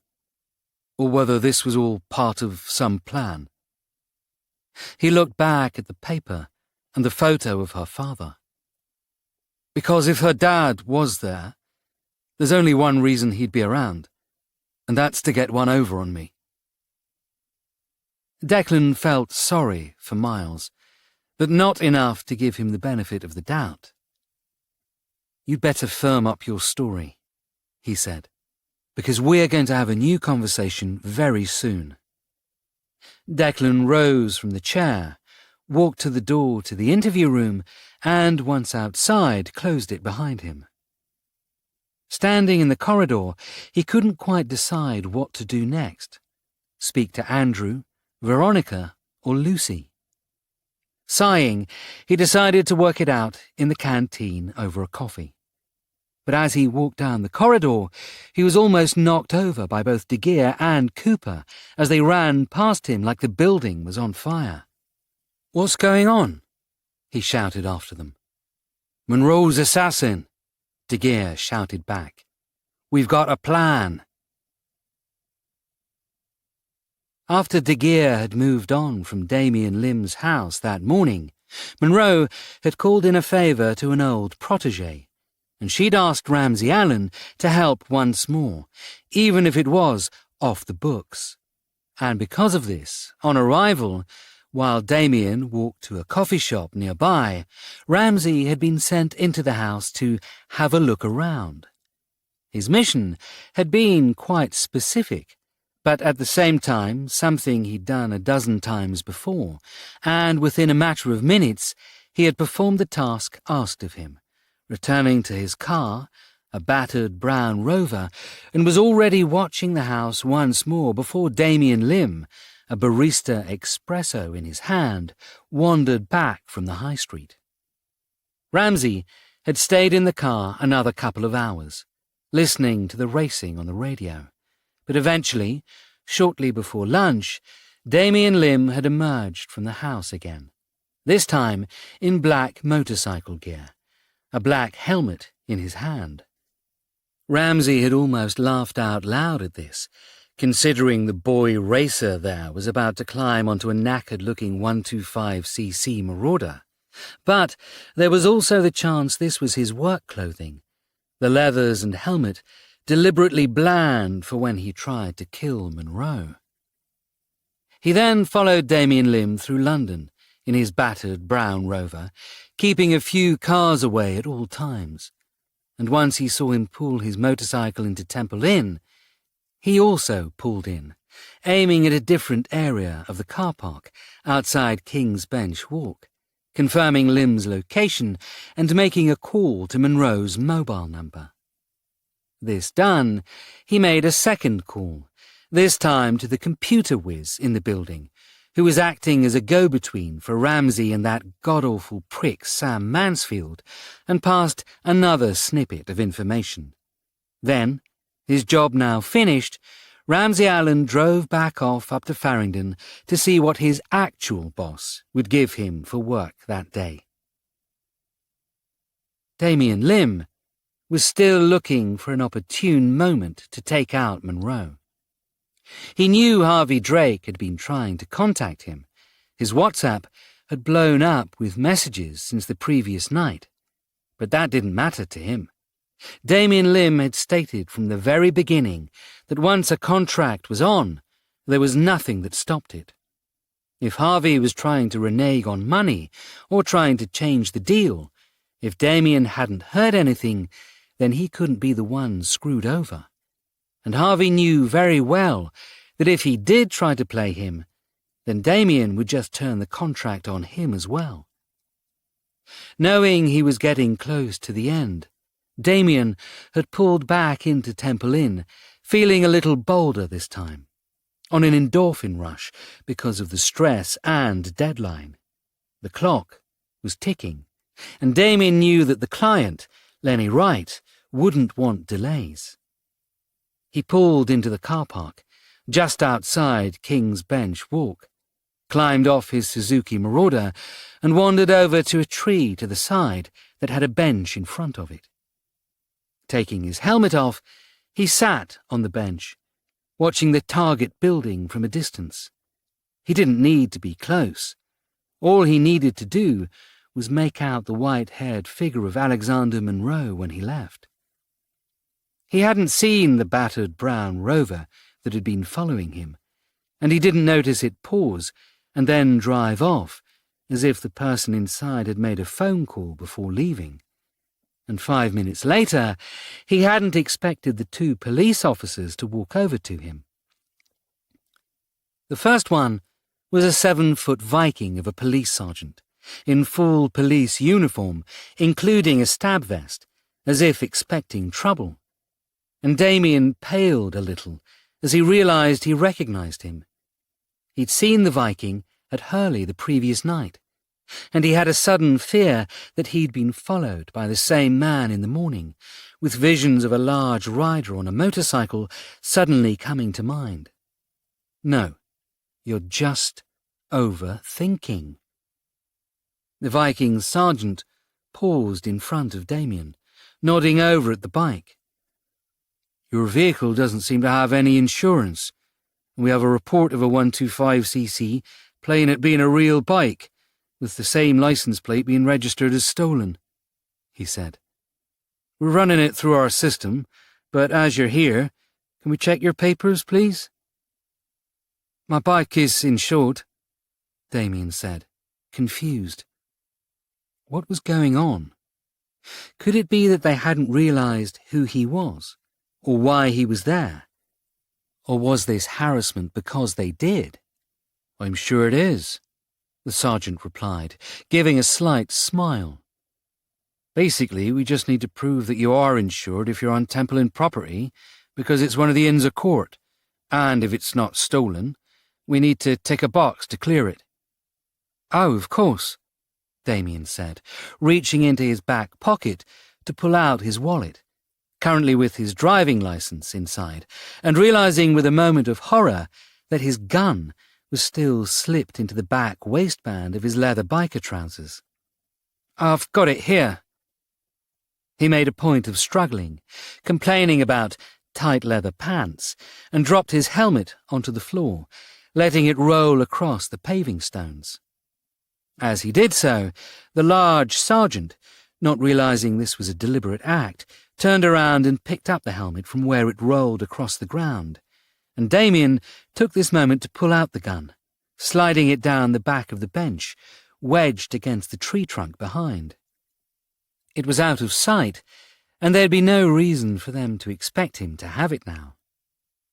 The other officer, a young woman, shorter, far shorter, in fact, than the sergeant, hadn't noticed either. But she did pause and point thoughtfully at him, moving closer to Damien and sniffing at his lips. Have you been taking any illegal substances? She asked, between sniffs. Damien shook his head. No, he replied nervously. Of course not. The officer watched him, checking his eyes as if seeing whether they were dilated. Are you sure, sir? She asked. Do you have anything illegal on you? Damien felt a sudden sliver of ice slide down his back as he remembered having a crafty puff earlier on. But that was before he got on the bike, and surely he wasn't so stupid to keep the blunt with him. Though now he was wondering whether he'd got onto the motorcycle and left it in his pocket, or whether he had thrown it away before riding off. If they were to find a half-finished joint on him, he could probably argue it away. But these guys looked like they were searching for a reason to take him down, and asking if he was smoking drugs, being given the negative, and then finding them was not a good sign. "No, but I've got a friend," he said. "He smokes. I was talking to him earlier. I might smell a bit because of that." "What's your friend's name?" the woman officer asked. "I don't know," Damien answered, already regretting what he'd said. "He's just a guy who lives on the estate." "And where is your estate?" "Acton, West London." "You're a bit out of your way for Acton, West London, aren't you?" the Viking sergeant now asked. "I'm picking something up," Damien said, as casually as he could now. "I work as a courier, Deliveroo, Uber Eats, anything that pays, really." "On that thing?" the Viking scoffed. "You'd be better on a scooter, just as shit but smaller, and easier to get through traffic." "Could you step over here, please, sir?" the woman police officer asked, waving for Damien to walk away from the bike and the bench and step over to where she and the sergeant were now standing. "Is there a problem?" Damien inquired. "Yes," the Viking sergeant said as he eventually walked over. "I think you're lying to me. I don't believe you've not taken drugs, so I'd like to check you if that's okay." "Stop and searches are legal if we have cause," the other officer added. "And I think we have cause with you." There was a moment when Damien wondered whether this was actually connected to what he was intending to do. If they knew the DCI, were they looking for the gun? Did they know who he was? Was this just some kind of ruse to bring him out into the open? Luckily for Damien, he had hidden the gun, and there were no other weapons on him, so he quite happily stepped forward, placing out his arms and allowing the Viking to slowly pat him down, checking for weapons, of which there weren't any, while the woman officer examined the bike, which was legally bought and paid for and definitely insured. And, fortunately, Damien had thrown his joint away, apparently, as that wasn't there either. After about a minute and a half of vigorous checking, the Viking stepped back, glowering at Damien. "Your play bike checks out. It looks like you're not carrying," he said. "We apologize for wasting your time, and thank you for your cooperation." "Thank you." Damien forced a tight smile in return. "It's good to know the police are doing what we pay our taxes for and keeping the streets safe." The Viking looked around, as if deciding whether to say something, and then quickly leant close, so his mouth was beside Damien's ear. "I suggest you leave. Find somewhere else to do your couriering, or your food delivering, or whatever bollocks you're telling people you're doing," he said. "Alex Monroe isn't here, and we'll sure as hell make sure you don't get anywhere near him." This said, the Viking stepped back, wished Damien a good day, and then both he and the younger, smaller woman police officer walked off towards Temple Inn's station entrance. Damien breathed out a sigh of relief. They had been checking him. He had wondered, or hadn't dared think, he could have been caught. Who grassed him up? Was it Harvey? Had the wanker got cold feet and decided to get out of it? He'd have to have a word with Lenny Wright, speak to the man directly rather than using the middleman. Damien walked back to the bench, sitting down casually, reaching back, carefully pulling the gun out from behind it. He slid it into his waistband, as he watched around, aware there was every chance someone was watching him through a Temple Inn police window right now. If he was going to do it, he'd have to do it soon. They were already onto him, so he'd have to be clever. Damien Lim smiled. He'd find the time later that day when there were too many things happening for them to understand what was going on, and then he'd kill the old man. With luck, he'd be in and out before it was done. He looked back at his bike, though. If he did do it, they now knew the registration number. He'd have to change the plates, or rather steal something else. The Viking had been right when he said scooters were better through traffic. And now, with a new plan for the afternoon, Damien Lim put his helmet on, started his Suzuki Marauder, and left Temple Inn. 24. The Truth. Angley was waiting for Declan outside the door to Andrew Benson's interview room when he eventually arrived. After De Geer had run past him, all thoughts for a coffee had disappeared, and he decided to crack on with things before the day ran out. "Anything?" she asked. I got the impression he didn't realise that Marcel was there, which means Marcel was there because of somebody else, which leads us to his daughter, or maybe Andrew. Declan looked back at the door. "I'll take this one. Would you like to sit in with me?" Angley nodded, her eyes narrowing. "Oh, yes," she replied. "That little shit has a lot to answer for." Andrew had made the intelligent decision of having a solicitor beside him as Declan and Angley walked into the room.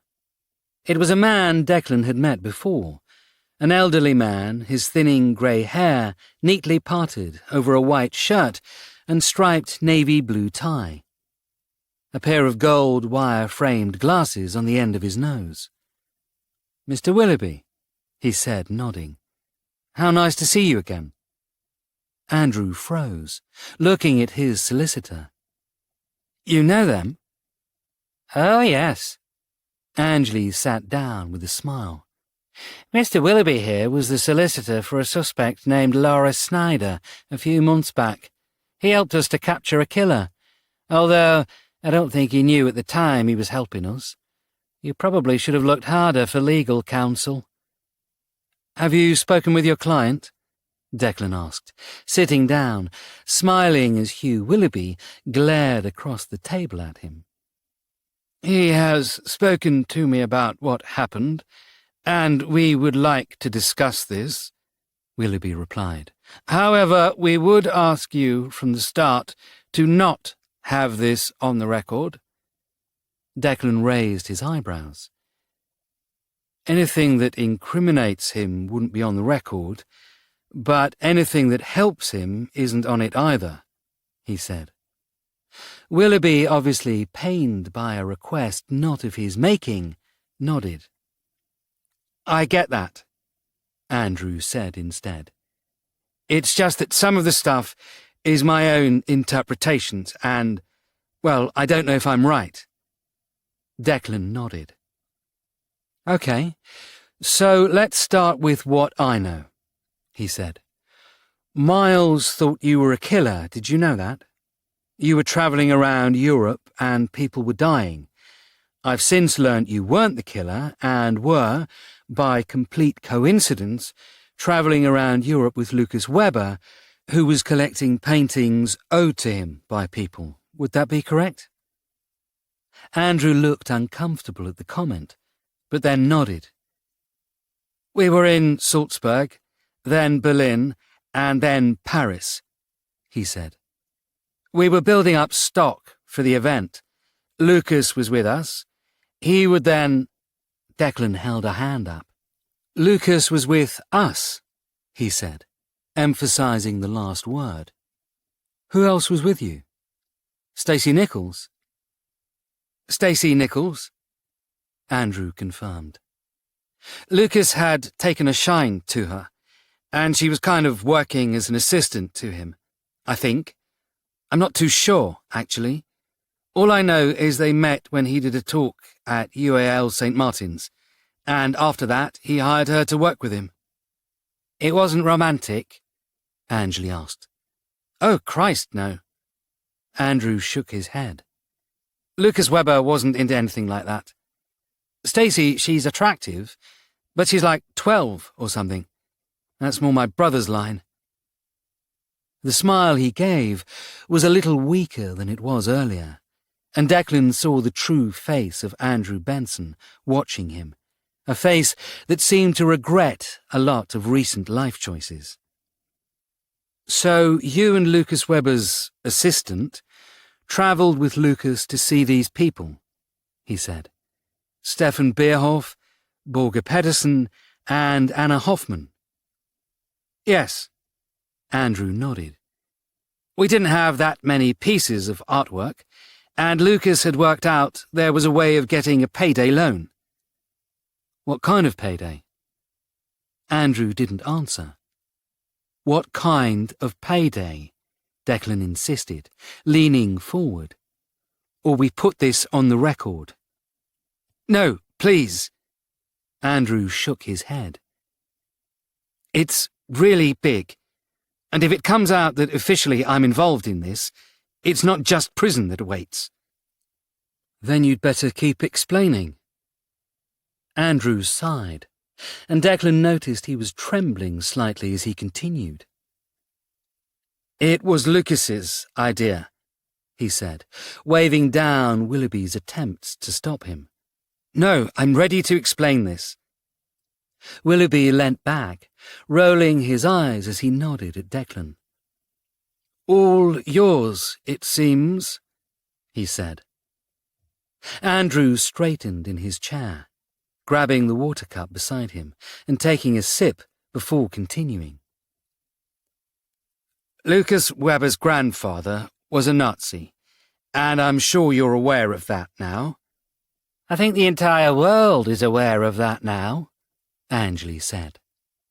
What you might not know is that Lucas Webber's grandfather was part of a unit that included the grandfather of Anna Hoffman and the fathers of Stefan Beerhoff and Borge Pedersen. Yeah, we were aware of that, actually, Angley muttered. ERR, Nazis, all of that, all known. So why don't you tell us something we don't know? Andrew glared at Angley, and for a moment Declan wondered if the Andrew who'd been speaking was an act, but he quickly backed down and sighed, sipping more water. Lucas had told us he was getting paintings for us, he explained. He said it was paintings he'd done early in his life that had been passed on to friends of his family. By getting those, we could make more money. He already had a buyer in mind. Gabriel Bauer. Andrew nodded. Bauer had been after some paintings for a while. I didn't understand why at the time, but I did much later. Because his father was in the same unit? Declan asked. Yeah, Andrew replied. Lucas mentioned Gabriel's daddy had taken some paintings from some big French artist at the end of the war, and Gabriel now wanted the full set for a large payout. But all I thought back then was he really wanted anything by Lucas. Go on. Declan glanced at Angley. She was taking notes down, but her eyes were still narrowed, and her lips were tight, as if she was forcing herself not to speak. We visited Professor Pedersen in Salzburg first, Andrew said. Stacey wasn't with us, and Miles was in town as well, but wasn't there either. Lucas went into the meeting on his own, said it was easier if he spoke to them without anybody else there, as it was about sensitive matters. I hadn't put two and two together at this point. He was talking to them about their connections, through their grandfathers or fathers, to the Nazis, Declan said. Yes, but there was more. Andrew nodded weakly. He came out from Pedersen's house with two paintings, landscapes. They didn't really look like anything Lucas had done before, but he told me they were his, and they were paintings he was going to adjust and restore a little, and then we could sell them with the others in his exhibition. And you agreed. I was looking at the money at this point. If Weber could sell things to Gabriel Bauer, then that was fine by me. He's been one of our biggest purchasers in the past. Then we spent a couple of days in Salzburg. Miles and I had to look at another artist while we were there, but then Weber called. He said it was very urgent. He said we needed to leave. He had found Stefan Bierhoff in Berlin, and we had to go immediately. This would have been around the time Borger Pedersen was found dead in his car, with a lipstick kiss painted on his neck, right? Angley asked. I don't know, Andrew replied, honestly. I didn't see the newspapers until it was too late. There was a long, uncomfortable silence. Anyway, Stacy was waiting for us in Berlin. She had arranged the meeting, and Weber went in and spoke to Bierhoff. Let me guess, Declan said. The same thing happened. 2 paintings. Andrew nodded. Neither of them were anything like Weber's style, or even the landscapes he'd picked up in Salzburg. And at this point, I realized he was gaining other artists' paintings. I asked to see the first 2, and he showed me them, and... Andrew licked his lips. They weren't the same paintings, he whispered. They were in the same frames, the same size, and they were landscapes, but they'd been changed. Like he used them as a template and painted his own style on top. Why would he do that?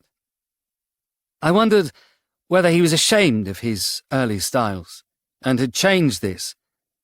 But now, seeing these other 2 images in Berlin, there was something that threw me.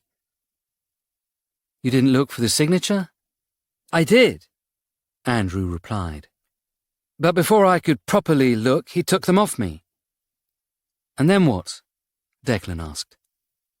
Did you question him about this? Andrew shook his head. Then we went to Paris, and I was already working on how to sell these. By this point we had 4 paintings. Lucas had returned to his house in Austria to fix them up, paint over them, whatever he was doing, and I went with Stacy to find the 3rd of the people that he wanted to speak to. Anna Hoffman. Yeah. Again, by this point, I'd had my suspicions, and I was asking around about the people we'd been talking to, and that's when I learned about their connections to the paintings, to the ERR, Gabriel Bauer's father, and what was done. Declan understood Andrew's reaction. This was probably the point he realized he was couriering stolen paintings taken by Nazis from Jewish artists in World War II. And still he continued, Declan considered, and immediately despised the man in front of him even more. I spoke about my concerns to Stacy, but she didn't really care. She was tired of what she'd been doing at college, was looking for a get-filthy-rich scheme, and I think she realized this was a way for her to escape as well.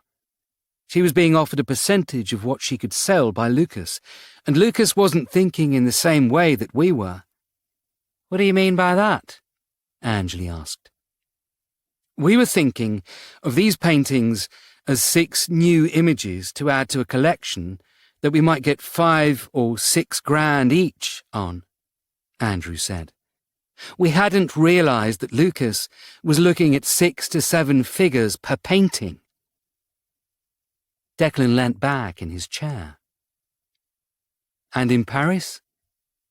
In Paris, I demanded that I went to the meeting as well, Andrew replied. I wasn't sure what he'd been saying to people, and I wanted to at least witness one of the conversations. Lucas was unhappy about this, but I demanded, and Stacy wasn't there to side with him, so it was me versus him. We went and spoke to Anna, and that's when Lucas was honest. He explained to her we knew she had these 2 paintings, but rather than inform on her, if she gave us them, we could arrange for these paintings to be sold to a sympathetic buyer in Argentina. She would gain half the profits, and Weber would gain the rest. It was a good deal, as she could never sell them herself because... Declan wanted to scream. Actually, what Declan really wanted to do was lunge across the table and throttle Andrew Benson. 6 paintings, he said, taken from French Jewish artists during the war, and held from their family for decades, and you looked at this like a business transaction? Andrew placed his head in his hands. I know. But at that point, it was too late, he said. I'd seen the news. How do you mean? Angley asked, her voice strangely calm and collected. I saw in the news that Pedersen and Beerhoff were both dead, Andrew replied. I'd realised then that Lucas was going in and gaining the paintings, and then someone, whether it was Lucas or Stacy or God knows who, was going in afterwards and killing them. They were placing kisses on their necks to make it look like it was some kind of linked killing, and I think that was probably Lucas's plan from the start, but I couldn't prove it, and God help me, I kept it a secret. I kept it a secret, Declan mocked. The road to hell is filled with kept secrets. But there weren't 6 paintings. Andrew suddenly looked up. There were 7.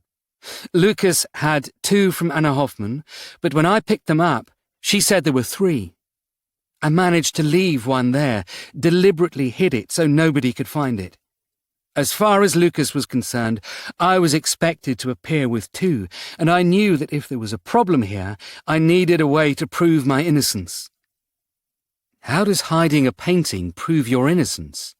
Declan asked. Because I kept a painting he'd handled, there. Andrew brightened. It has his handprints on it. It proves he saw the painting, that he knew it existed and did nothing. If he threatened to throw me under a bus, I could have him done for murder. But Anna wasn't dead at this point, Declan replied, his face darkening. You could have told her to run. I did, but she didn't listen to me, Andrew muttered.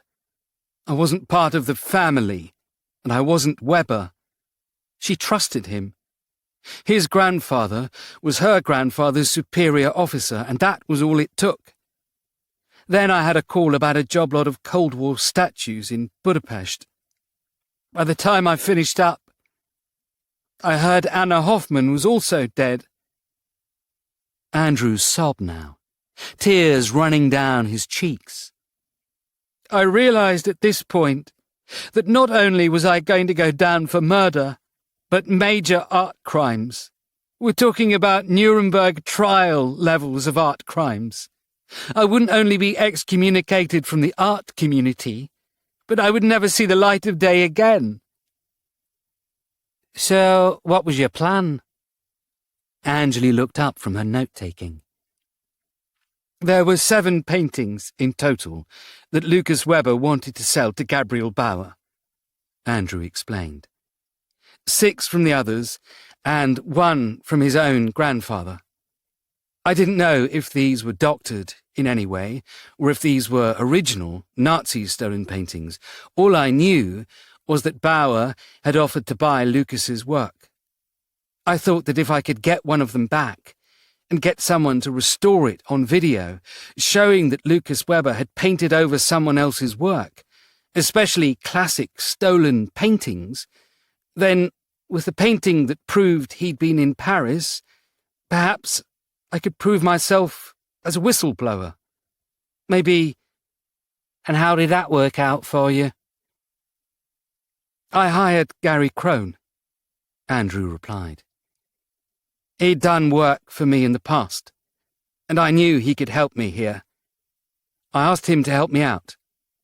Take the painting, restore it on video, prove my innocence. But he didn't take the painting. No, Andrew replied. I didn't even know if he had the painting. I sure as hell didn't know he was working for Bauer and tipped him the nod I was looking to steal it. Crone told Bauer your plan to steal a painting. It's the only answer I have, Andrew replied. There's no other way Bauer could have known he was involved.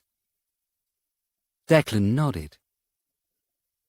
So if I got this right, you arranged with Stacey Nichols and Lucas Weber to gain Nazi-gained paintings taken from French Jewish artists during the war, have them painted over in the style of Lucas Weber, and then sell them on at an exhibition to a known Nazi fanatic whose own father was one of the same unit that stole them. And you didn't think of telling us this until now. I didn't realize what he had done, Andrew Benson continued to sob. Until it was too late. It was never too late, Anjali snapped, slamming her pen onto the table. The only moment it became too late was when Lucas Weber was found dead in a room. At this, Willoughby rose from his chair. I won't be representing this client any more, he said, the fury in his eyes matching the hatred in his voice. As Willoughby walked out of the interview room, Declan waited a moment before looking back at Andrew. I deserve that, Andrew nodded. You don't get to play the martyr, Declan hissed. Not now, not ever. I knew nothing about Weber's death, Andrew continued, ignoring Declan's comment. I didn't know anything about any kind of plan to do that. I knew Lucas was aware the police would work out he was connected to the murders, by the simple fact it was relatives of the officers under his grandfather. I know he'd discussed with Stacey about possibly doing something where he was found unconscious with a lipstick mark. You know, maybe tried to show that he was attacked but hadn't been killed. Something to do with a group of people during the war. Then the police might look elsewhere. Anjali rose from her chair, staring down at Andrew. You're done. Off the record or not, you're done. When this comes out, no one's going to use you again. No one's going to work with you again. Gary Crone died because you threw him into the mix. Stefan Beerhoff, Borge Pedersen and Anna Hoffman all died because you took Lucas Weber to their houses and closed your eyes. She looked at Declan. Do we have everything we need? Declan nodded, also rising. You really should have gone on the record with this, he said. And you really should have listened to your solicitor. Then, walking out of the room, he closed the door behind him, before slamming his fist hard into the plasterboard beside it. Sometimes I absolutely hate this job, he muttered, cradling his now bleeding knuckles. Now, where did De Geer bugger off to?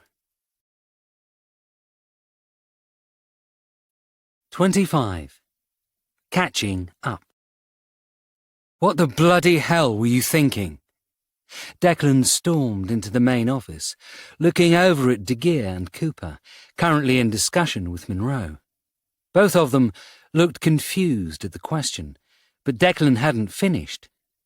He stopped in front of them, prodding the larger of the two with his finger, now wrapped in toilet paper to stop his grazed knuckles from bleeding anywhere. You had the assassin, and you let him go? He asked, incredulous. De Geer, realizing Declan's anger, nodded. Yes, sir, he said. The plan was always to let him know we knew, to back him off a little. He could have done nothing, laddie, Monroe interrupted, placing a hand on Declan's shoulder. Look at it hypothetically. Say we run out, grab Damien Lim, and arrest him for what? Attempted murder? We have no proof. Having a shite-looking motorcycle? Possibly, it wasn't the nicest of models, and even if they had taken him down for something to do with me, do you think that would have ended it? God, no. Lenny Wright would have spoken to Harvey Drake, and there'd be another person on my back within half an hour, another killer to find and take down. He shrugged. At least with Mr. Lim, we know who it's going to be. Yes, we know it's going to be him, but we don't know when he's going to try. Declan started again. If I get taken out, I get taken out. Monroe smiled, more relaxed than Declan expected. But we have to let him try. Damien Lim needs to kill me so it can be passed on up the ladder to his boss. In a way, if I were to die, it would actually help the case, because we could follow Damien to his keeper. You can't tell me the best option here is your death, Declan said. Oh, I'm not saying that, laddie, Monroe laughed. I intend to be around for a while, and from what we can work out, Damien's not taking Harvey's calls, and Rosanna and Derek put the shits up him so much last night, he's trying to put a hit on the hitman just to stop him. But I'm just letting you know that everything that was being done there was on my orders, so I'd appreciate it if you didn't shout at the poor wee bairns for what they did. Declan, calming, nodded, turning to De Geer and Cooper, and cocking his head slightly to the side in an apologetic gesture. Sorry, guys, he said. What did you do to your hand? De Geer asked. He punched a wall because he knows what's really going on in the case. Angley apologised on Declan's behalf, walking up behind him. He's angry at the world because we can't do much about a lot of it. You know the killer? Margaret Lee leant out of Monroe's office, currently being used by Bullman, and Declan almost commented on how this gained her attention, while a full-on shouting match didn't break her concentration. Yeah, he growled. Andrew Benson just basically told us everything, off the record. Off the record? Let's just say I get why he didn't want it on the record. Declan let out a breath he hadn't realised he'd been holding. Should we be having a briefing? De Geer asked. What we should be doing is arresting the whole damn lot of them, Declan said, looking around at Cooper. Do me a favour. You've brought in Lucy Cormorant, right? Yes, boss. Can I have a chat with her? Not an interview.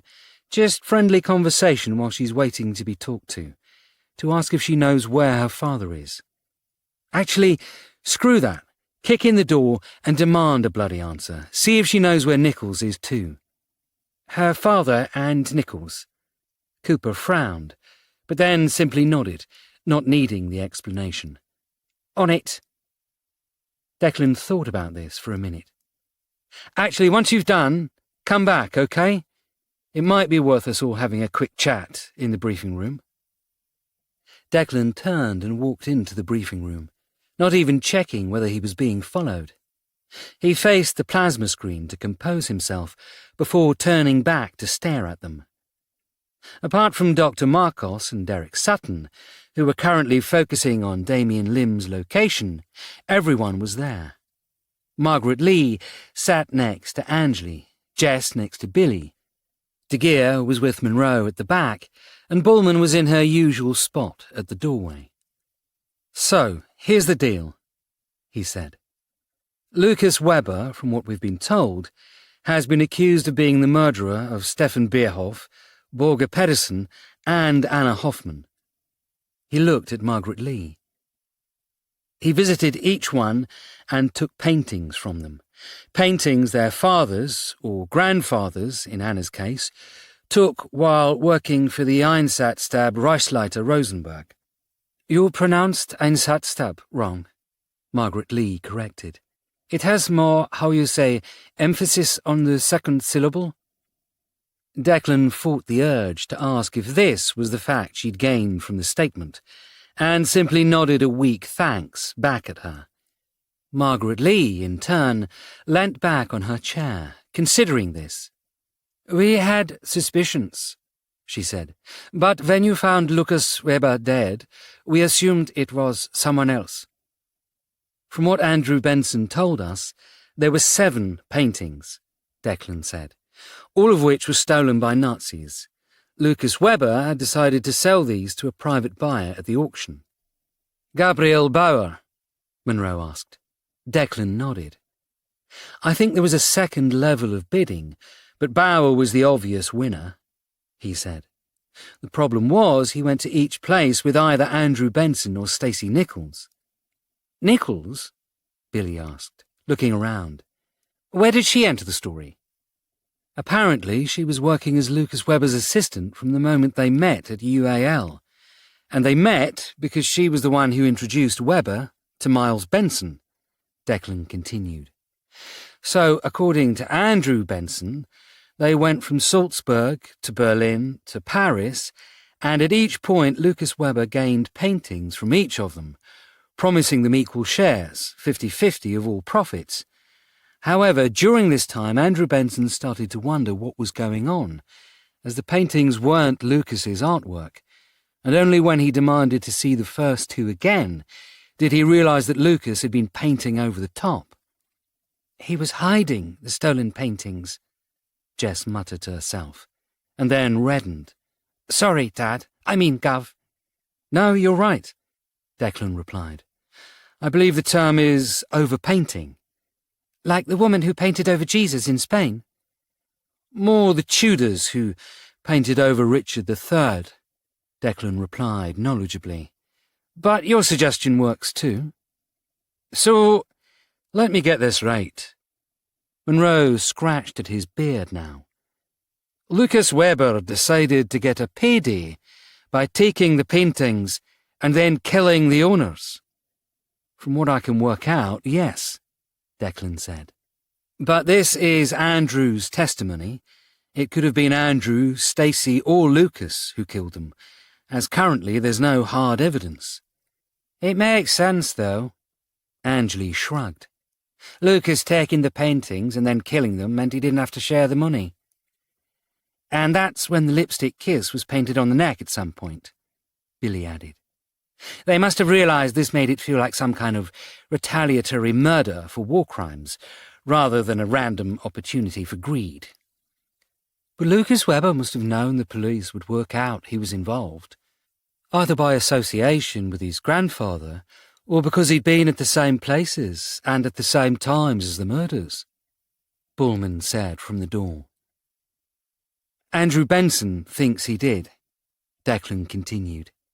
He reckons Weber hatched a plan with Stacey Nichols that he would fake his own attack. He'd be found unconscious, with the same painted kiss on his neck. But as we already know from Dr. Marcos's autopsy, Lucas Weber was shocked by his stick, fell backward and smashed his head. De Geer spoke up now. We still can't work out if it was the heart attack or some kind of cranial injury that killed him. It was probably both. So Lucas Weber's death was an accident, really? Billy asked. Really? De Geer confirmed. Well, it looks to be, inasmuch as Lucas Weber's death was an accident and not a part of his plan. Monroe leaned back on his chair, contemplating the new information. And that's when Stacey Nichols took the opportunity to make it look like a murder with the lipstick kiss signature. He finished. Aye, she could have done that. She was there. So Stacey was covering up for Lucas? Billy asked. According to Andrew Benson, exactly, Declan said. She was trying to continue his plan even after his death. Monroe sighed. At least we have an idea of the truth now.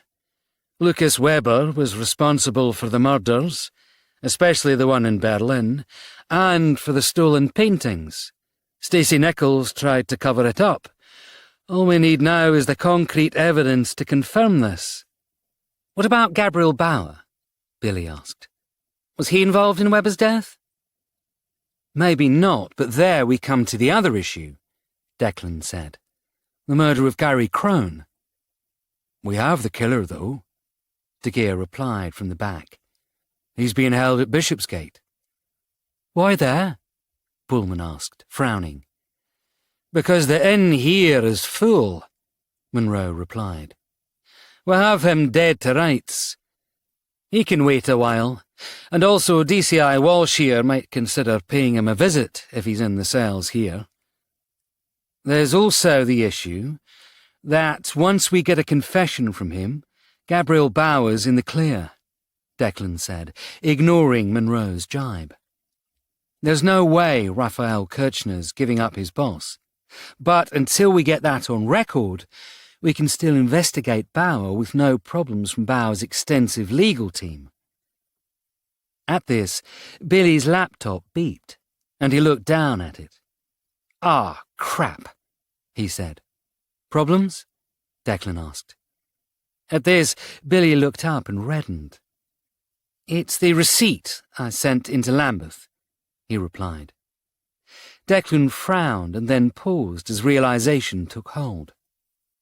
Do you mean the receipt that my attacker had? He asked. Why did you send it there? Billy swallowed. Well, funny story, he said weakly. When you gave it to me, I couldn't work out what it said, as it was already faded. It had been in his pocket a while, and it had, gone. But didn't Davy once show us how to fix that? Angley asked now. Yeah, when we were up in the Peak District, she showed us something to do with a hairdryer and heating thermal receipts to bring back the words.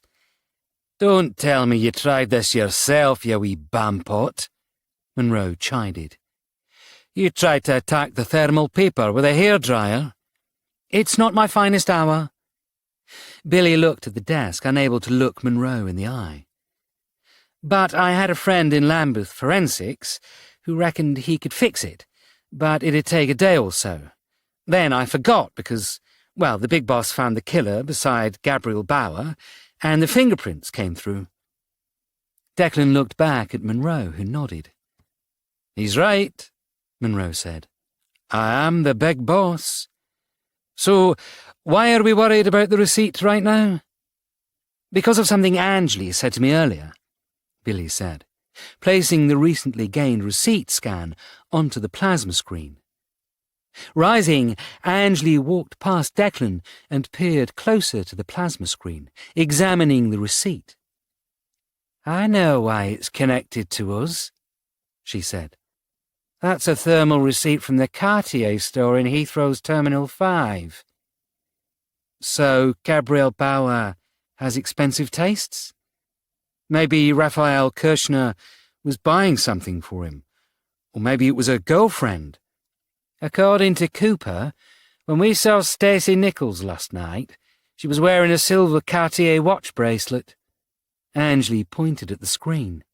And that there says the receipt was for a silver bracelet Cartier watch bought 3 weeks ago for £2,500.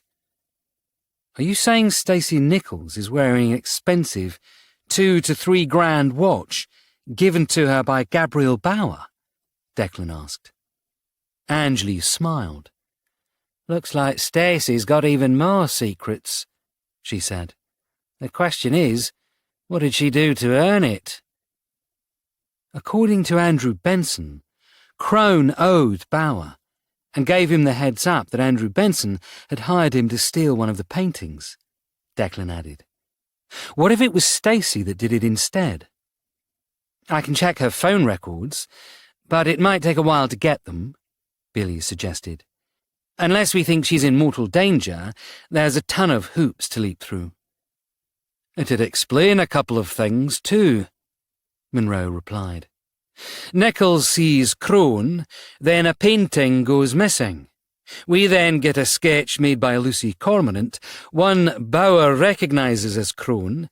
Nichols texts him to say Crone was at the event, and then Bauer sends his men to Crone's studio to get it back. But he never had it, which means it still has to be in the gallery, Declan said, but then froze. If we have Veronica, Andrew and Miles in custody, who's watching it? Before he could answer, though, Cooper returned to the briefing room, with an anxious Lucy Cormorant beside her. "Are you sure you should be wandering around with suspects?" Monroe asked from the back. "I think you should hear what she has to say," Cooper said, looking at Lucy, encouraging her to speak. "Look, I've been lying, and you know that," Lucy said. "I was with Miles because I fell for him, but I also wanted a payout for my dad. And when all hell broke loose, Dad was supposed to out Miles as a fraud and push for damages in court. But instead, when Weber was found dead, he took the money directly from Gabriel Bauer." "And why would he do that?" Lucy looked at the floor. "Because I told him that's what I was going to do, but then I was held by security. He did it in my place."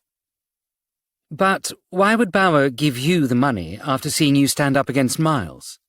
Billy asked. Lucy looked up at him. "Because Gabriel Bauer knew we were sleeping together and was holding it over us," she said. "Bloody Stacey Nichols gave him the information. She'd been working for him as an informant for months. I thought she worked for Andrew." "She worked for everyone," Lucy said. "Anyone who paid had her bloody loyalty, even Gary Crone, until he turned up at the event without alerting her." "Aside from Nichols, tell us more about Bauer." Monroe's face had darkened. "I knew Andrew had this plan to make Bauer buy in, to get a little more cash, so I thought after I did my spot, I'd tell Bauer he'd won and collect the first-round bids. It was a couple of grand and I'd pass it to Dad. But when Weber was found, I was classed as a suspect and couldn't get to him, so Dad did it." "Okay, so where's your dad now?" Declan asked. "That's the issue, Gov," Cooper replied. "He's not answering his phone, and Stacey Nichols isn't answering hers either. They were each supposed to meet Lucy today at the coffee shop, but I got to her before they did." Declan looked to Billy. "CCTV now," he said. "See if either of them did." "They did," Cooper interrupted. "I just spoke to the manager, and she said Stacey walked in, was told Lucy had been arrested and left quickly." "And Marcel?"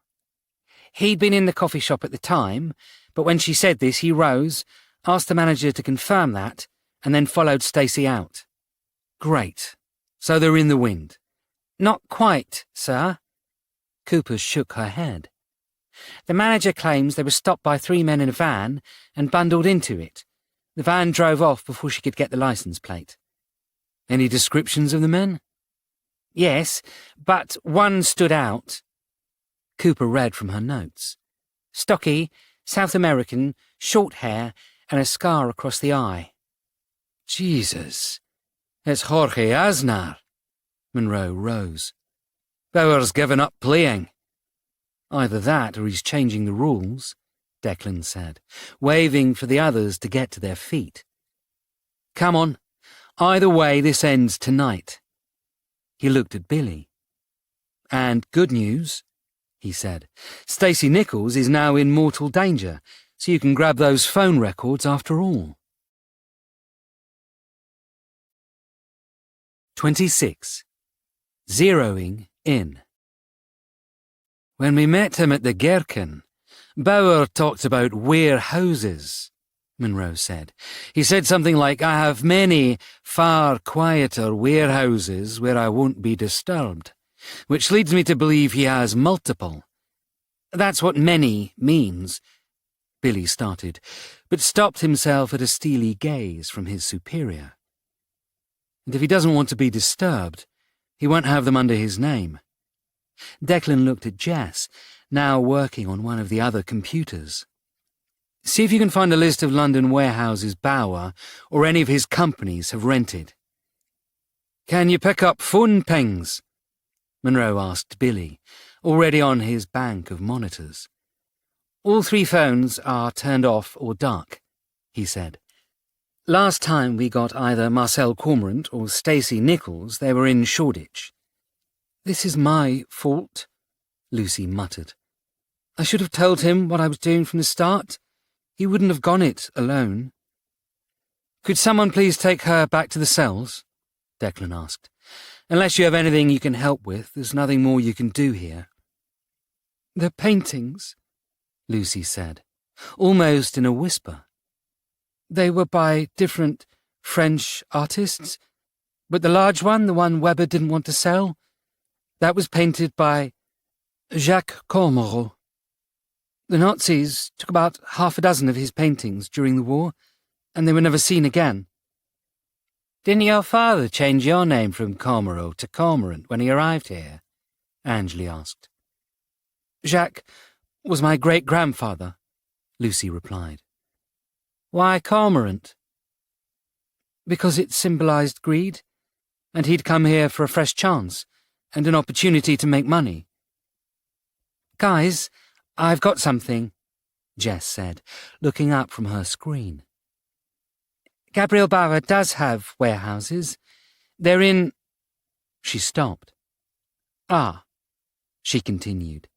He has warehouses in Bermondsey, Haringey, Wapping. There's another 5 more. Needles in haystacks, Declan muttered, looking at Billy. Anything? Just got the records, checking through. Sending Marcel's to you, Angley. Billy was scrolling through data. Hey, did you know Stacey texted Bauer yesterday morning? She was the one informing on Gary Crone. It wasn't our sketch. Send it to me, Declan said, looking at a map of London on Jess's screen. On it were 12 red dots, each one registering a location Bauer had a warehouse in. He has been busy, he said. Any way to narrow it? Working through ANPR, Billy said. The van they were taken in was outside the coffee shop, so we're trying to get a location or direction. That'd narrow some of these down. Angley was now working on her own computer. Going through Marcel's locations, she said. Based on his phone records, on the day of the murder he visited this location an hour before the exhibition. Does it mean anything? Before Declan could say anything, Lucy looked at it, her face darkening. Mickey Needles, she said. No, I don't know his real name. He's a tattooist. Your dad's into tattoos? No, but he designs them, Lucy said. Makes more money than oils these days doing it. Mickey is old school. Learnt as a teenager in romance centres. You mean with homemade tattoo guns? Declan asked, spinning around to face Billy. Get me his number now. Already on it, Billy said, pointing at a phone that beeped. Declan picked it up to hear the line already being used, a phone ringing. Hello? A gruff male voice answered after 4 rings. Mickey Needles? Only mates call me that. I don't recognise you. Who's asking? Detective Chief Inspector Walsh of the City of London Police. Oh. In that case, sure. Mickey's voice relaxed a little. I'm Mickey Needles. You want a tattoo? I want to know why Marcel Cormorant came to you a couple of days back, Declan said, the phone now on speaker. Marcel's a guy I use for ink designs. And my clients are... Mickey, it's Lucy. Please tell us. Lucy leant closer, pleading. Dad's in trouble. Fine, Mickey said. But if it's anything to do with me, I had no involvement, okay? He borrowed a tattoo gun. What? Declan asked. Surely that's a massive item. Nah, he borrowed one of the exhibits, Mickey said. I have old prison ones. I'm building a back room out to show the history all the way back to Sutherland MacDonald, the first professional tattoo artist in Britain. And you didn't ask why he needed it? He said it was for a new work he was doing. Promised to cut me in when it was done, Mickey said. It was dusty and on a shelf. Wait, has he used it? That ink's well old inside it. He could get hepatitis or something. Yeah, I don't think we need to worry about hepatitis. We'll speak soon, Declan said, disconnecting the call. So, Marcel had the tattoo gun the night of the murder.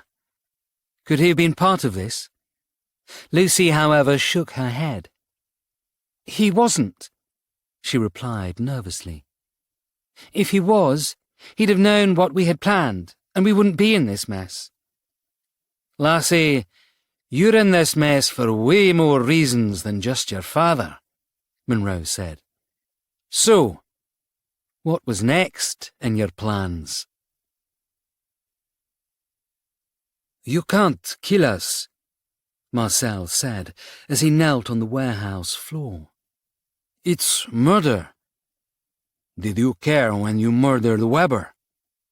Gabrielle Bauer asked as he walked towards the recently arrived van. Did you care when you helped Weber murder others? The second line was aimed at Stacy, who stood angrily facing him.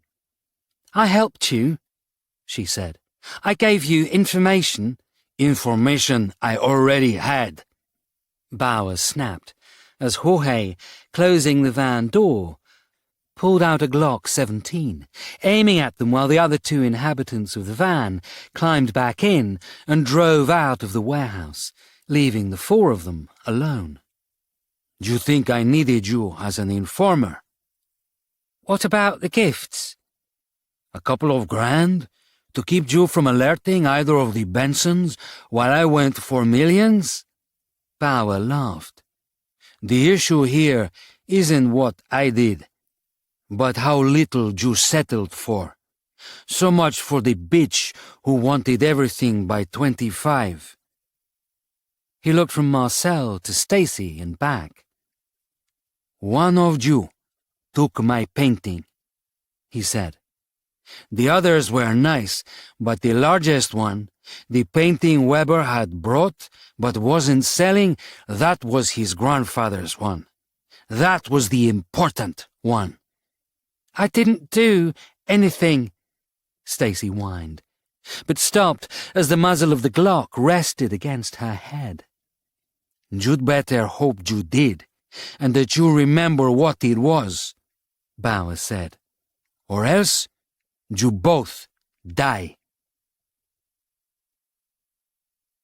They hadn't found out anything else of use in the briefing. Stacy had been working for Bauer, Marcel had a tattoo gun at the event, Lucy had intended to steal the large painting and prove it was her family's work while escaping with Miles, and Bauer had 7 active warehouses spread out across London. With time running out, it was decided to split up and search each one, sending officers from local units there as support. Declan had gone with Margaret Lee to Bermondsey, while the others had gone to the others, but they were only a couple of minutes from the destination when Billy called, the voice connected to the Audi's speaker. "We have the van," he said, "but it's not going to any of Bauer's warehouses. It's going to an industrial estate in Rotherhithe, less than a mile away from you in the other direction." "How does he know where we are?" Margaret was surprised by this. "Your cars are tracked?"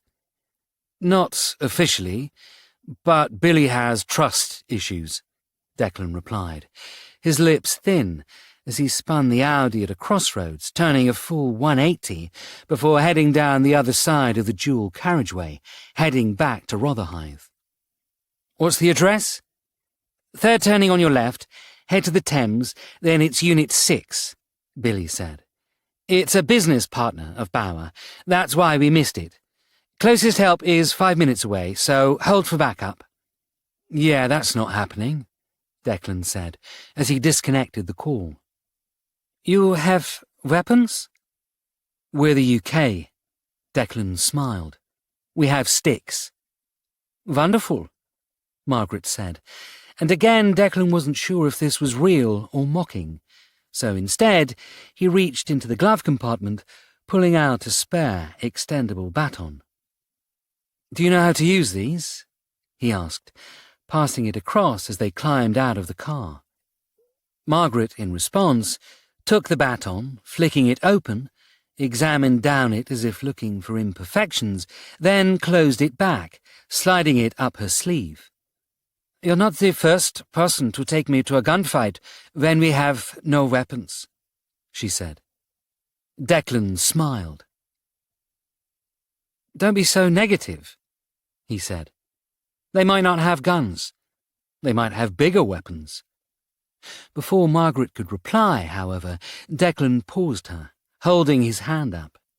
He'd seen a van across the street. A very familiar one. There, he said, pointing towards the side of the unit that Billy had aimed them at. That's the van the witness saw outside the coffee shop. There are 2 people inside it. Margaret nodded. Shall we arrest them? I think we should at least have a conversation, Declan replied, as they walked up either side, with Declan smiling, knocking on the passenger window. Inside the van were 2 men. One was European in looks, blonde hair cut into a buzz cut, whilst the other was definitely part of Bauer's Argentine crew. The European in the passenger seat glowered at Declan as he smiled back through the glass, and the window slowly rolled down as the man eyed him up and down, deciding whether or not this stranger was a threat. What? He asked, with the tone of a man who really didn't want an answer. Your brake light's out, Declan replied. We'd like to see your license. The passenger looked at the driver, confused. Look, mate, I don't know what you're doing. What I'm doing is arresting you, Declan said, holding up his warrant card. Detective Chief Inspector.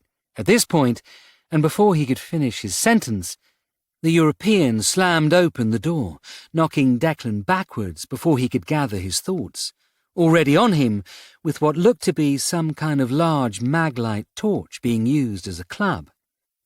Declan, however, had his baton out already, and could block the first blow, twisting as he did so, using the momentum to send the man past him, doubling over as he tried to keep his balance, until Declan slammed the hilt of the baton into the back of his head, connecting at the junction of skull and spine. It was a stun move, and the European staggered forwards a couple more steps before he crumpled to his knees. Declan, however, wasn't taking chances, and took the opportunity for a second shot, striking the back of the passenger's head, knocking him to the floor unconscious. He spun quickly, looking to help Margaret, but drew himself back up as he realized that not only was Margaret able to sort this out herself, but she'd already taken the Argentine driver, now on his knees, hands behind his head, as she pointed the baton at him. Declan was impressed. He hadn't even heard a blow. Could it be that Margaret Lee had taken out the Argentine thug without having a fight? "All right," he said, acting as if this had been the plan all along. "Shall we go inside?" With the 2 men now secured, both handcuffed to pipes outside, with one still unconscious but not needing any immediate medical attention, Declan and Margaret made their way to a pair of giant roller shutters into the warehouse, a door situated to the right.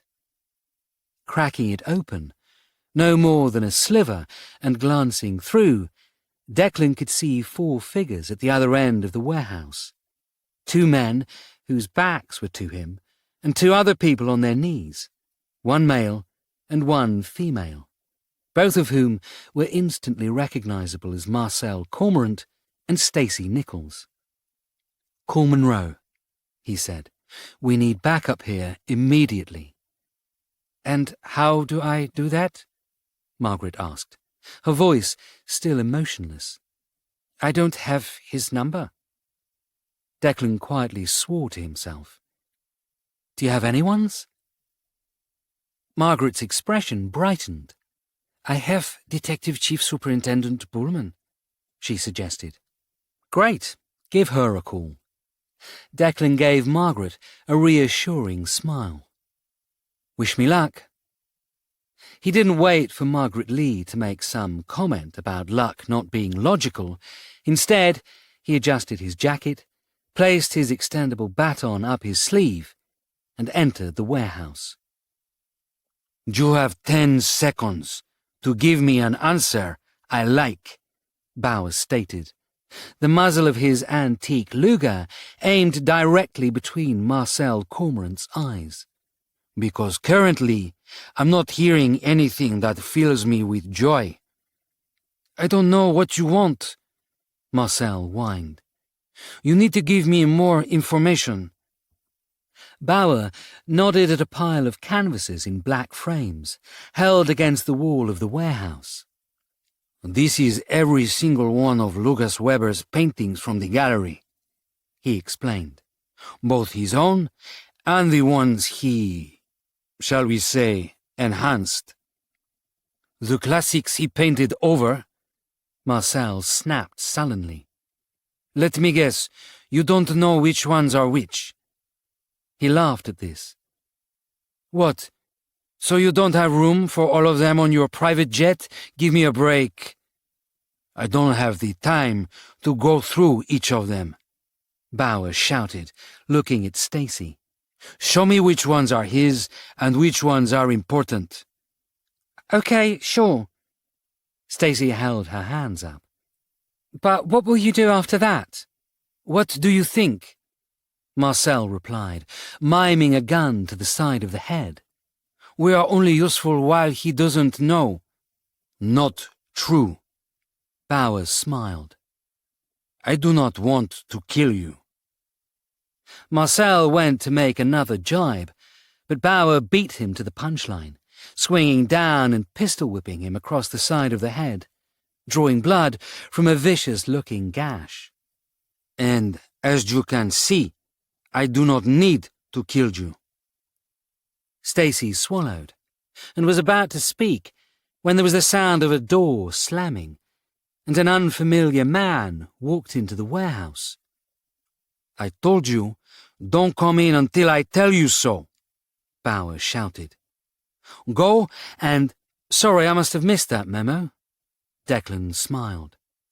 "We haven't met yet. I'm Detective Chief Inspector Walsh, City of London Police. I'm the one your man failed to kill." "He should have tried harder," Bauer muttered, shifting his grip on his pistol. "But it's something I can easily rectify." 27. Visiting Lecturer. Declan smiled as he stood on the warehouse floor, his hands outstretched in front of him to show he wasn't armed. "Nazis," he said with a smile on his face. "They always ruin everything, don't you know?" In front of him, still angry at his entrance, Gabriel Bauer faced him, straightening a gun in his hand. Declan could see from where he was that it was a Luger P08, and although it was probably over 80 years old, knowing Bauer, it had probably been meticulously cared for, with no fear of a round being jammed in the chamber. Next to him was Jorge Aznar, also with a gun, although his one was a far more modern and more readily available Glock 17. In front of them, both on their knees, were Marcel Cormorant and Stacey Nichols. "I have to say," Declan said, continuing walking into the room, "this doesn't look good." These two people were breaking into my property, Bauer replied calmly. I was simply protecting my items. With a weapon you probably don't have a license for. Bauer looked surprised as he turned the Luger in his hand. This? He asked. This Luger is nothing more than an antique. My bodyguard has a license for his sidearm, but this is nothing more than a keepsake. I had been showing it when they tried to steal it.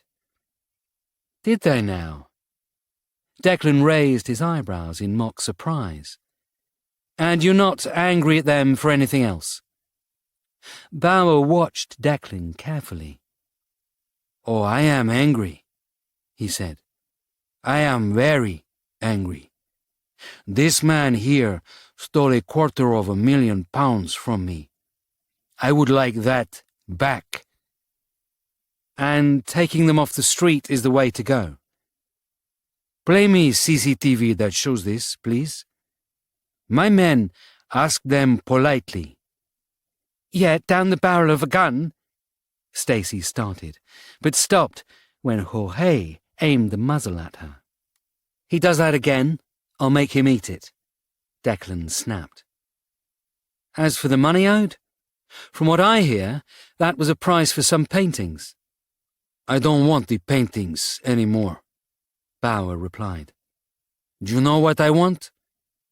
Actually, I do, Declan said. 7 paintings stolen by the Nazis from French artists, in particular one artist named Jacques Cormorot during World War II. He pointed at Marcel, who he knows all about. I know nothing about the provenance of these paintings, just that I wanted them, Bauer said. I have my reasons. Oh, I can believe that, Declan said. After all, your daddy was one of the team that nicked them, wasn't he? When he cut and run from the others, allowing them to stand trial while he hid in Buenos Aires or wherever?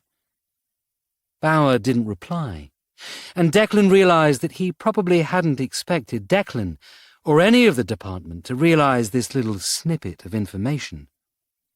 You seem to know a lot, Bauer hissed.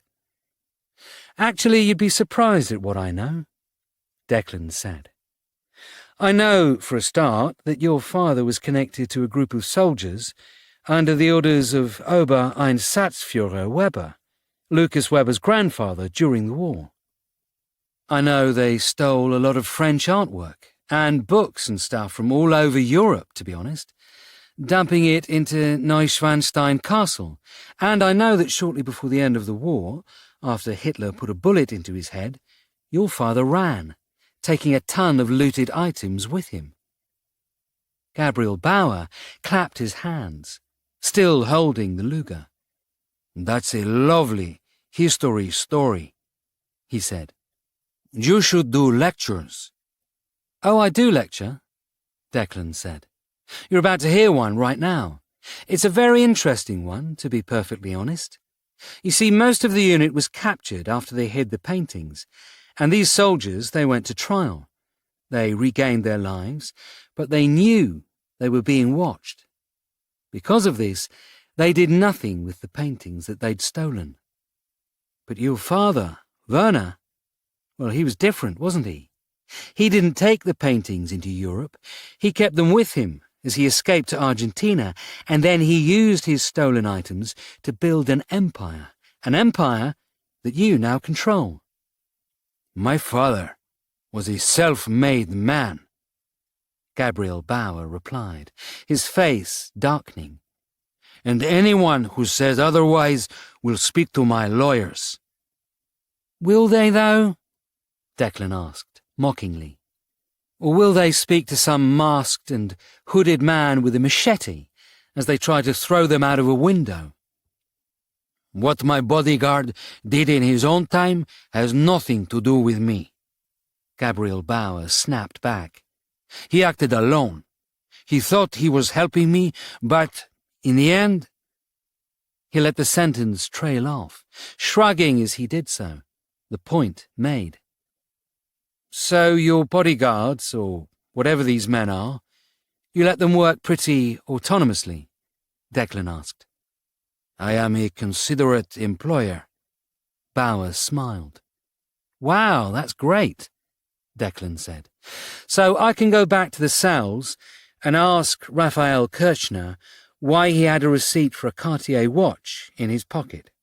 A watch Miss Nichols there was wearing the last time we saw her. Gabriel Bauer glanced down at Stacy, clicking his tongue against the top of his mouth in a ticking noise as he considered his options. Let's just cut to the chase, yeah? Declan yawned.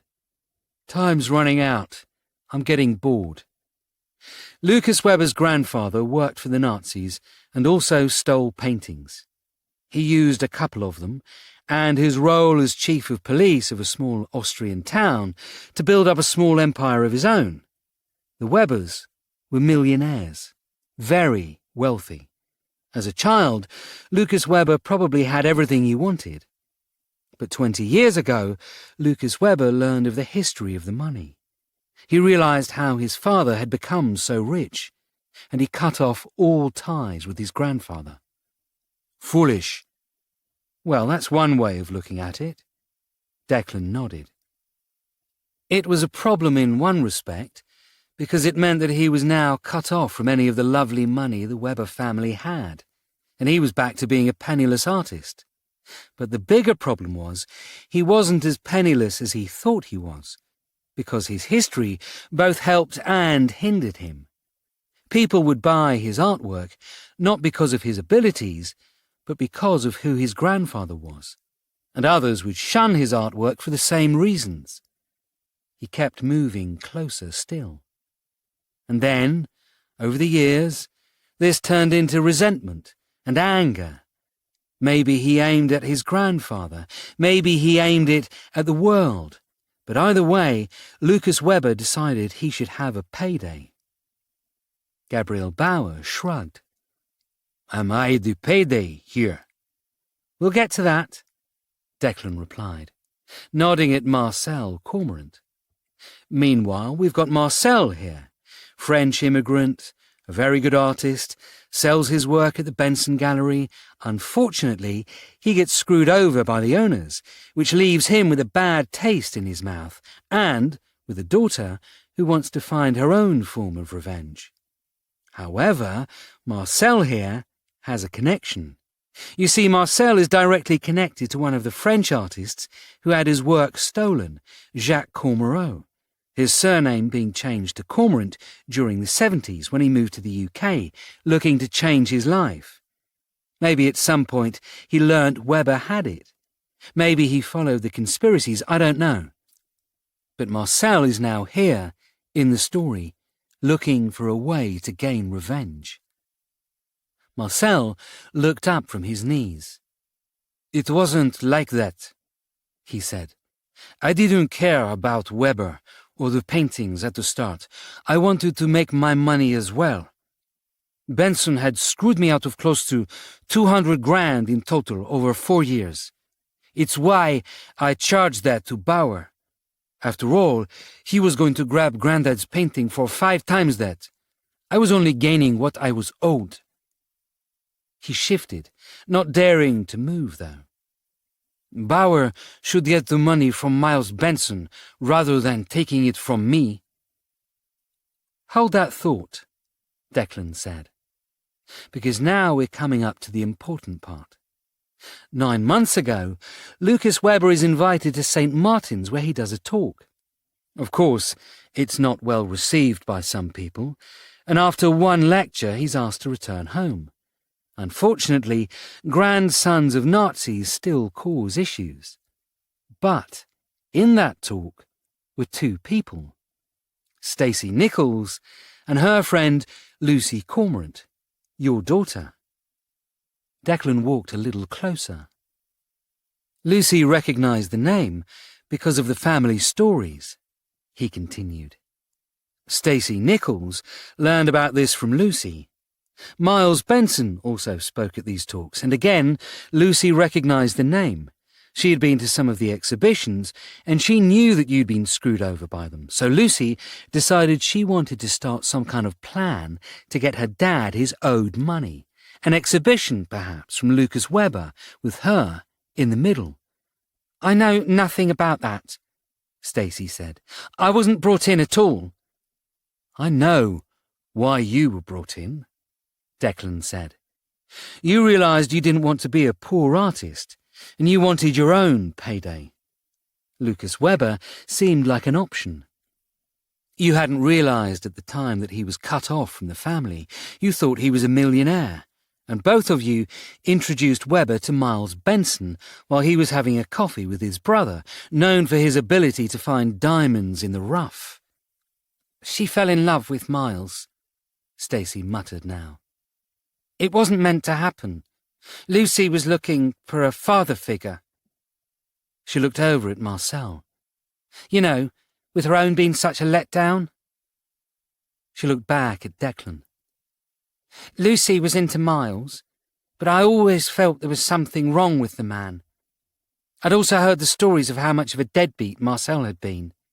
Andrew decided he wanted to make as much money as possible. He was sick of Miles and Veronica's shit and wanted to leave the gallery, and he saw in me somebody with the same aims. Get money, get out. We were a good partnership." "So then what happened?" "Webber came to us with an idea," Stacey said. "He had a couple of paintings that were, shall we say, black market, and he knew they'd make a fortune. He knew of 3 other people who had more paintings that had been taken one night from Neuschwanstein Castle." "And Gabrielle had others from this theft as well, didn't he?" Declan asked. At this, Bauer shrugged. "I could not confirm or deny whether I have such paintings," he said. "But hypothetically, if I did, I would want the entire set. I do have a bit of a completist streak in me." "So you went along with Webber's idea?" Declan ignored Bauer, speaking to Stacey.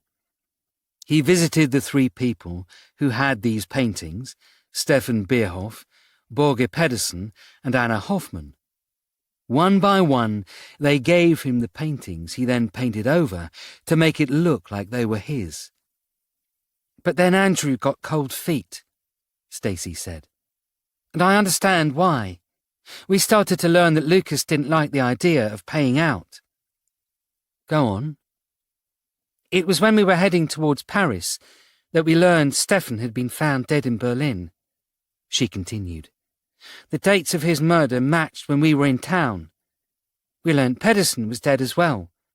Andrew pulled me aside and expressed his concerns, saying he believed Webber was a murderer. He was worried, and he decided he wanted to fix things." "And how did he fix things?" Declan asked. "He told me there was a painting in Paris. One he'd hidden. Webber had touched it, so it had his fingerprints on it. If Andrew went down, he could use this as proof it was Webber, not him, that was killing people. But then Anna Hoffman was murdered. The painting probably confiscated as evidence, and he came up with a second idea. He was going to bring a restorer forger he knew into the event, steal one of the paintings, and video the painting being restored to its original background. This way we could prove Lucas Webber's paintings were the stolen masterpieces." "And how did you feel about that?" Stacey glowered at Declan. "I was unhappy," she said. "I understood why he wanted to do it, but we'd lose millions. Bauer wouldn't get his paintings. Andrew would get his freedom, but I was convinced I'd be thrown to the wolves. After all, every time Andrew talked about this, it was always his freedom, not our freedom. So I contacted Bauer and told him about Andrew's plan." "Is that when he bought you a Cartier watch?" "And the Tiffany bracelet." Stacey nodded. "He said it was easier for him to pass these gifts off as trinkets, gifts for girlfriends, than payments out that could come back to him. If I wanted, I could sell them on, get some money. It was only a few grand, though, and I wanted more. When I saw Gary Crone at the event, and a painting went missing, I confronted him. He told me to basically piss off, and in retaliation, I texted Bauer. We know, Declan said, reaching for his notebook slowly, holding it up as he opened it at a page with the corner folded. You sent a message saying, I think Gary Crone has it. He smiled as he looked at Bauer. Did you know she has you in her phone book as Scary Bastard? He asked. I don't know if I'd be insulted or impressed. But either way, that's why Gary Crone died, wasn't it?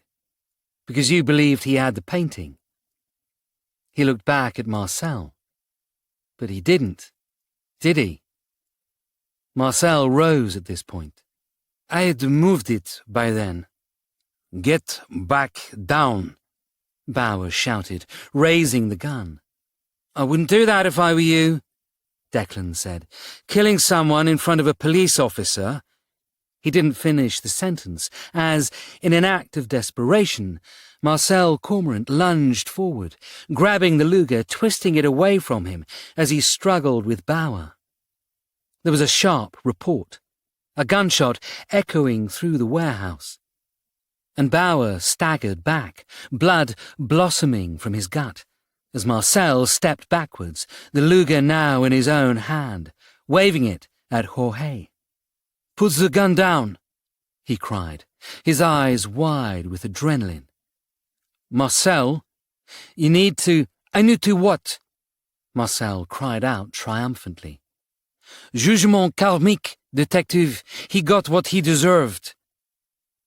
Jorge had dropped the Glock and ran to the downed Bauer. He needs an ambulance, he said, looking up at Declan. He needs to die, Marcel said, his face expressionless. All of you need to die, if it means I escape. 28. Gun Fright. Declan stared at the gunman, shaking his head sadly as he did so. You think we're the only people here? He asked, looking back at the door. I have my entire unit outside, waiting to come in. The moment the bullets were heard, they'll have called SCO-19, and you'll be shot down the moment you walk out. You're remarkably calm for a man with a gun aimed at him. Marcel frowned now. In response, Declan shrugged. Not my first time. And you finished a question I had, he replied. When you said jugement karmique, you told me exactly what your role was here. I thought the initials J.K. were for your grandfather's name, but I'm guessing that's French for being judged by karma? Marcel Cormorant's gun wavered. I'm not a killer, he said. You're proving yourself to be one right now, Declan said, nodding at Bauer, but seeing him sitting up now, clutching his side. Or maybe not. I'm fine, Bauer said between gritted teeth. Jorge, kill. Jorge, you even go for that gun again, and I'll fulfill my promise, Declan growled. Or Marcel here will shoot you too. Jorge wisely stood to the side as Bauer glared furiously at him. You were at the event to steal your grandfather's painting, weren't you? Declan asked. Not at the start. Marcel shook his head, gun still trained on Jorge. The plan was to rob Miles once he got the money.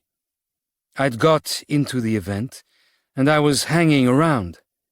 Andrew had never been happy about the fact that Miles had screwed me over. Miles and Veronica were their own worst enemies, and Andrew had arranged for Gary Crone to get in. He also sorted me a pass, thinking I could help Gary. The problem was I couldn't tell my daughter that I was there. Because you thought she'd side with Miles? Oh, she totally would have, Stacy now added. When she saw me, She got angry. Marcel ignored the comment. We had an argument in one of the side rooms where she was waiting to do her speech. Is that when Lucas Weber walked in? I wasn't meant to kill him. Marcel nodded. But he started arguing with me. He knew my heritage. He knew Lucy was my daughter, and he assumed I was there to attack him, that this had been a setup by Miles from the start. What about the shock stick? He walked in with it. Marcel shrugged. I don't know why he did, but we fought and I shocked him. He fell backward, slammed his head on the desk and collapsed on the floor. What did you do then? Declan asked. What do you think? Marcel snapped back. I ran. I dragged Lucy and we got out of that room as quickly as possible. So you didn't paint the lipstick kiss? Marcel shook his head. It was already on his neck, he said, looking at Stacy. Go on, tell them. Weber had painted it. Stacy agreed. It had to match the others.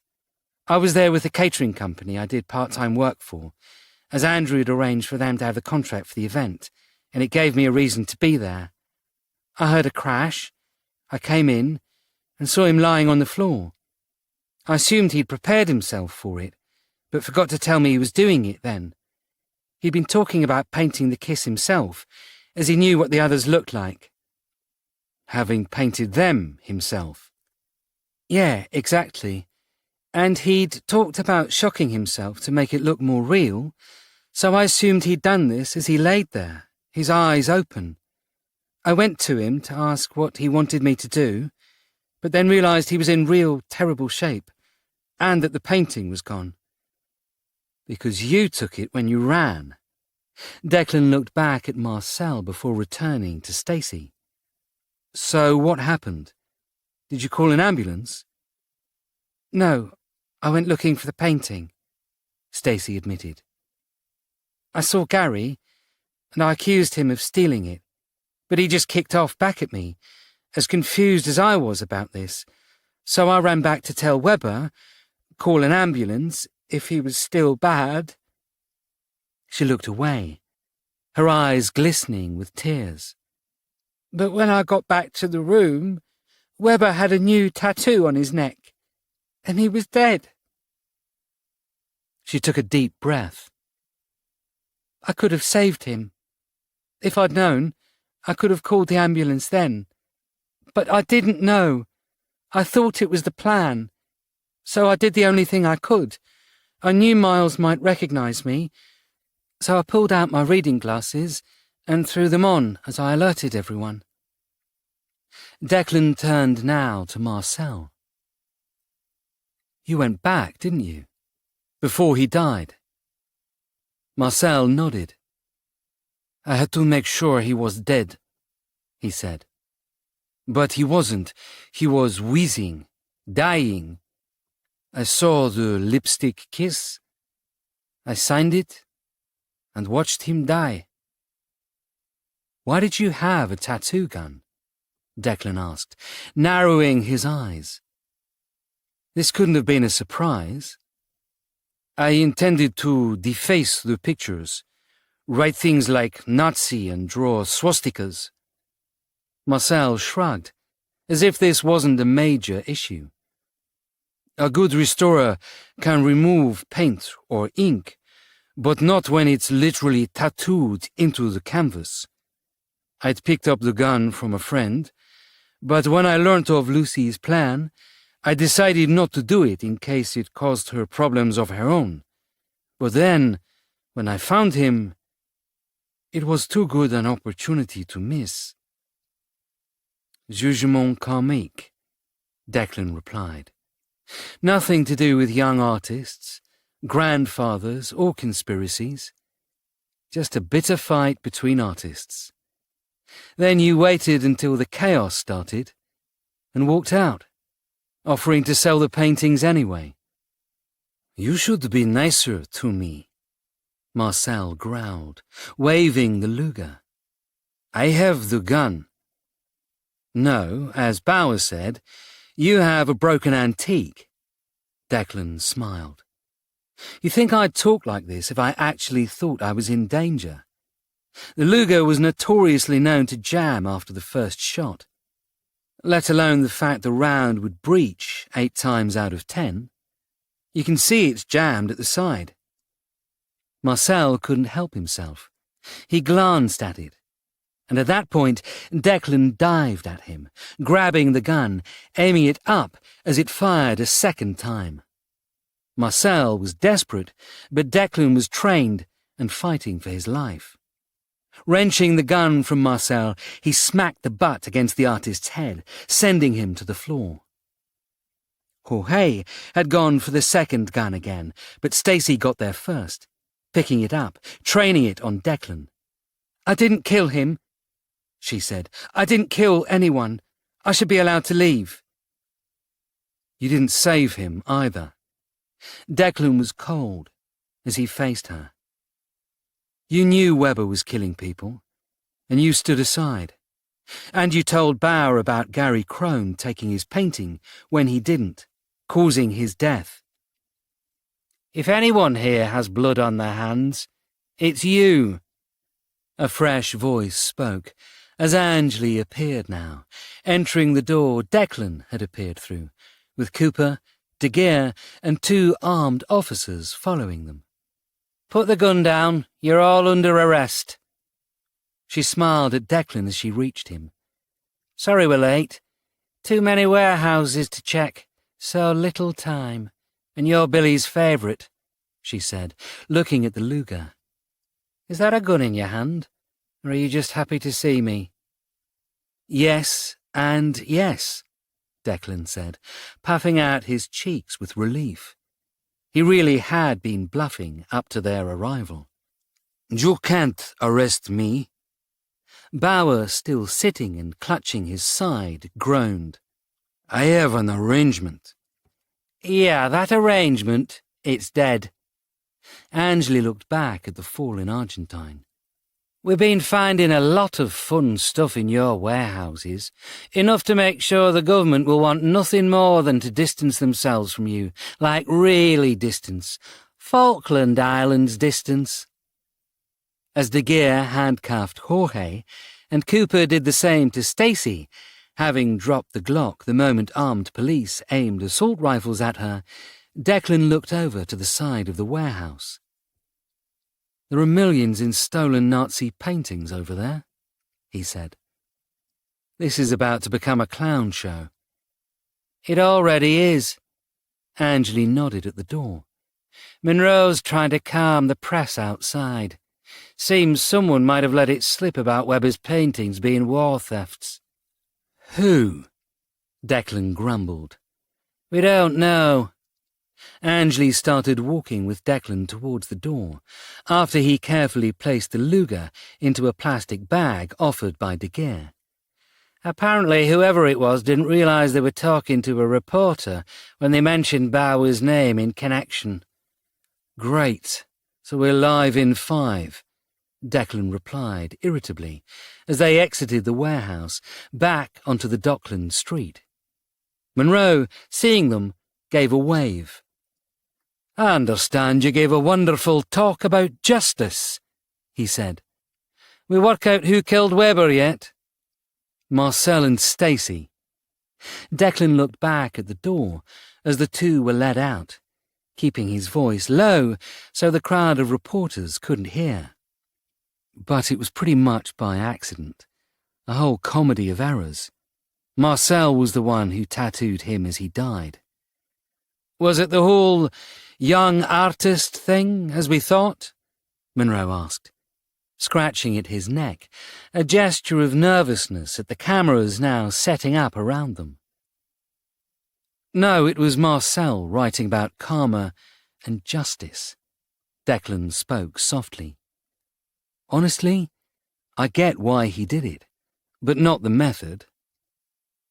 Dr. Marcos walked over, and Declan was surprised to see her. He'd assumed she was still on Hunt the Hitman duty. "When can my people get in there?" she asked. "When we've brought out a bleeding Argentine," Monroe replied. "And I mean actual bleeding, not an expletive." Dr. Marcos looked back at Declan. "You shooting people again?" "Not me this time." Declan stopped. There was a faint roaring noise in the distance, like a speedboat, and Declan turned to see a motorcycle speeding towards the warehouse, the rider in black leathers, his helmet on his head obscuring his identity. Damien Lim. "Get back!" Declan pushed Monroe to the side, but the bloody fool returned the favour, throwing Declan behind him as he faced his oncoming killer. Everything happened at once. The camera crews, realising something was wrong, started to react. The armed police, still securing the warehouse, were only just emerging through the door.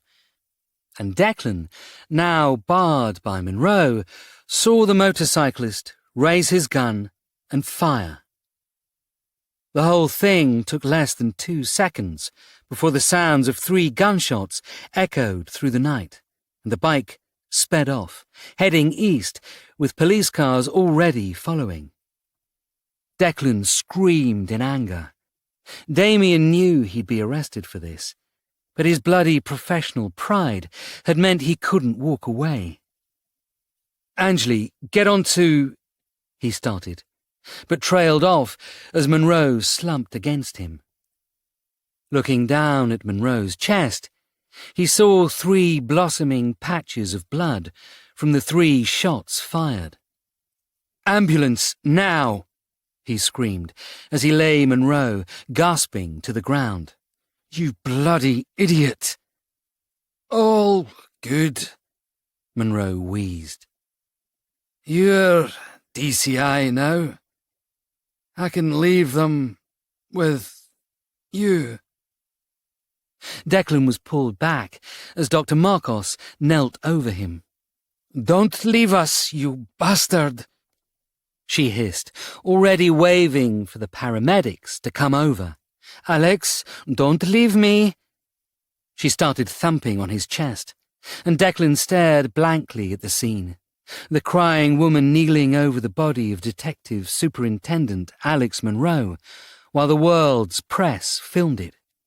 Get away, he screamed, pushing into them. Piss off, you ghouls. We need space for the ambulance. Declan. It was Rosanna Marcos now, looking up at him. Declan, stop. He's gone. Declan turned and stared at Monroe, his chest a mass of blood, his eyes closed, and his face at peace. The case might have been solved, but Lenny Wright had won. For Detective Superintendent Alexander Monroe was dead. Epilogue. Lenny Wright was in an overly good mood. When the guard had told him he had a visitor, he was even happier when he heard it was Derek Sutton. Lenny had been waiting for the visit, or at least some kind of message.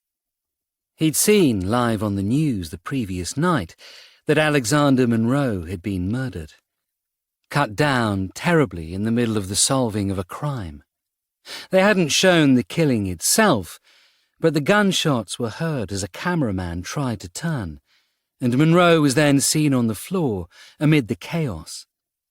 The idiot PC he'd been with, the tall Viking, had run around in the background like a headless chicken, while Lenny had a little sing-song at this, even did a little dance. Alex Monroe was now dead. One of the major thorns in his side in his upcoming trial was now removed. Sure, Damien Lim had been arrested, but he'd been paid enough not to grass up his client. Lenny hoped so, anyway. Harvey Drake had been pretty much uncontactable since the attack, and Lenny was more worried about him being arrested than Lim. Harvey was a snake, and Lenny had heard how he was going to lesser gangsters for handouts. Derek Sutton was another thorn, for he'd been there in Edinburgh as well. But Lenny wasn't that worried about him. Sutton was an ex-criminal, and Lenny's solicitor had already said that they could tear him apart as an unreliable witness, and so, with a spring in his step, Lenny Wright had walked down to the visiting room, where inmates could talk to their visitors under the watchful eye of the prison guards, sitting at metal tables welded to the floor, the seats on either side welded as well. He sat down at a table and waited. It wasn't really a chair he was sitting on as such, and it was bloody uncomfortable, but Lenny didn't mind. He could deal with a minor discomfort on this, the happiest day of his life. He was surprised to see that he was the only person in the room, but then again, it wasn't the normal time for visiting hours, which meant something was off. The smile faded a little, and now he became a little concerned. Did Derek know people here? He might have been in prison for 30 years, but the man knew people, and he had made a lot of money recently, enough to pay his way to maybe having a private chat of his own, or to pay off a guard as he brought a blade in. Lenny shook the thought from his head. Derek Sutton was stupid, muscled and vicious, but stupid nevertheless. He knew he could take whatever Derek threw at him and laugh it off all the way to freedom. But Derek hadn't arrived yet, and he had to wait several minutes, growing more impatient by the moment, until the door opened and his visitor entered. "Hello, Lenny," Alexander Monroe said, as he walked in, smiling, sitting down opposite him, a shit-eating grin on his face. "Bet you weren't expecting to see me." "I was expecting to see Derek." Lenny had paled, as if seeing a ghost. "Aye, Derek Sutton can't make it," Monroe smiled. "He gave me his spot. He thought I ought to have a chat with you." He leant closer. "Your man failed." "I don't know what you mean." "Harvey Drake. He's on the run, hiding. He knows he's in trouble. Whether it's from you being pissed that he's hanging out with unsavoury types, or whether it's from the unsavoury types themselves, pissed that he was trying to kill a police detective, it doesn't matter. What does matter is we've got everything. We know how you got him to do this. We know how he enabled it with Damien Lim, who, by the way, is in custody right now and singing like a canary. Now he realises he has a deal. He stretched his arms out, yawning. "It's amazing how relaxing being dead for a couple of days can be," he said.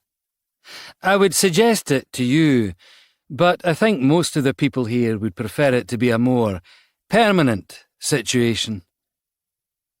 Lenny didn't say anything, staring balefully up at the Scottish detective as he rose, nodding. "We're done here," he said. "I'll see you in court. And don't think about sending anybody else. You're going to be on your own for a very long time. Probably not going to have time to speak to anybody. Just how we like it." "Wait." Lenny rose, noting the guards moving in at the action, holding his hands up. "How? I saw you on the news. You died." "That's the problem with TV. You never know what's real or not." Monroe shrugged. Your man did shoot me, but we got to his gun first.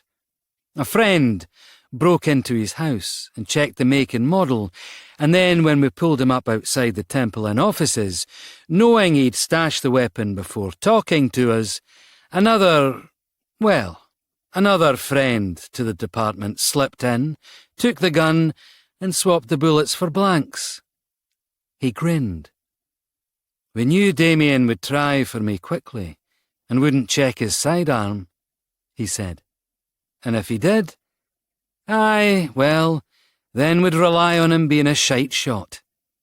I had a Kevlar vest on lined with squibs, and each time he fired, I set one off. Either way, I would have died there, and you would have continued on thinking I was gone. He leant closer, the table now between them. Think of all the nice wee chats you've already had since you thought I was gone, he said. We have them all. Harvey Drake. We'll soon have him too. All of this is being added to the trial as we speak. You should have just relied on the courts, Lenny. Now you're definitely going down. This decreed, Monroe turned, and ignoring Lenny Wright's shouts as the guards dragged him away, he gave another little smile, a more triumphant one to himself. It had been a Hail Mary, and the Kevlar was a last resort, but it had worked out for the best. Now he owed both Ramsay Allen and Sam Mansfield, who'd both broken into the house and replaced the rounds, respectively, some serious thank-you gifts. I should have been told. Declan was still complaining as they all sat in the briefing room. You were concussed, and you're not great with secrets at the best of times, Angeli said to a glare. You can be pissed all you want. I didn't know, and I'm not bitching. Monroe was in his office, likely playing up the moment for all he could. And Declan couldn't begrudge him the theatrics. He'd set things up perfectly, faking his death on live TV, at least long enough for Damien Lim to send the kill message before being taken by the armed police waiting for him to do so. He then returned from the dead for everyone at Temple Inn, allowing the original kill message to reach Lenny, each stage being logged and noted, and everyone involved being quietly arrested after they'd played their part. Even Harvey Drake had helped by aiming hitmen at Damien Lim in some misguided attempt to stop him. This had actually meant Damien came in from the cold and threw a whole load of other people under the bus. It was quite a good haul in the end. Declan had been furious at first.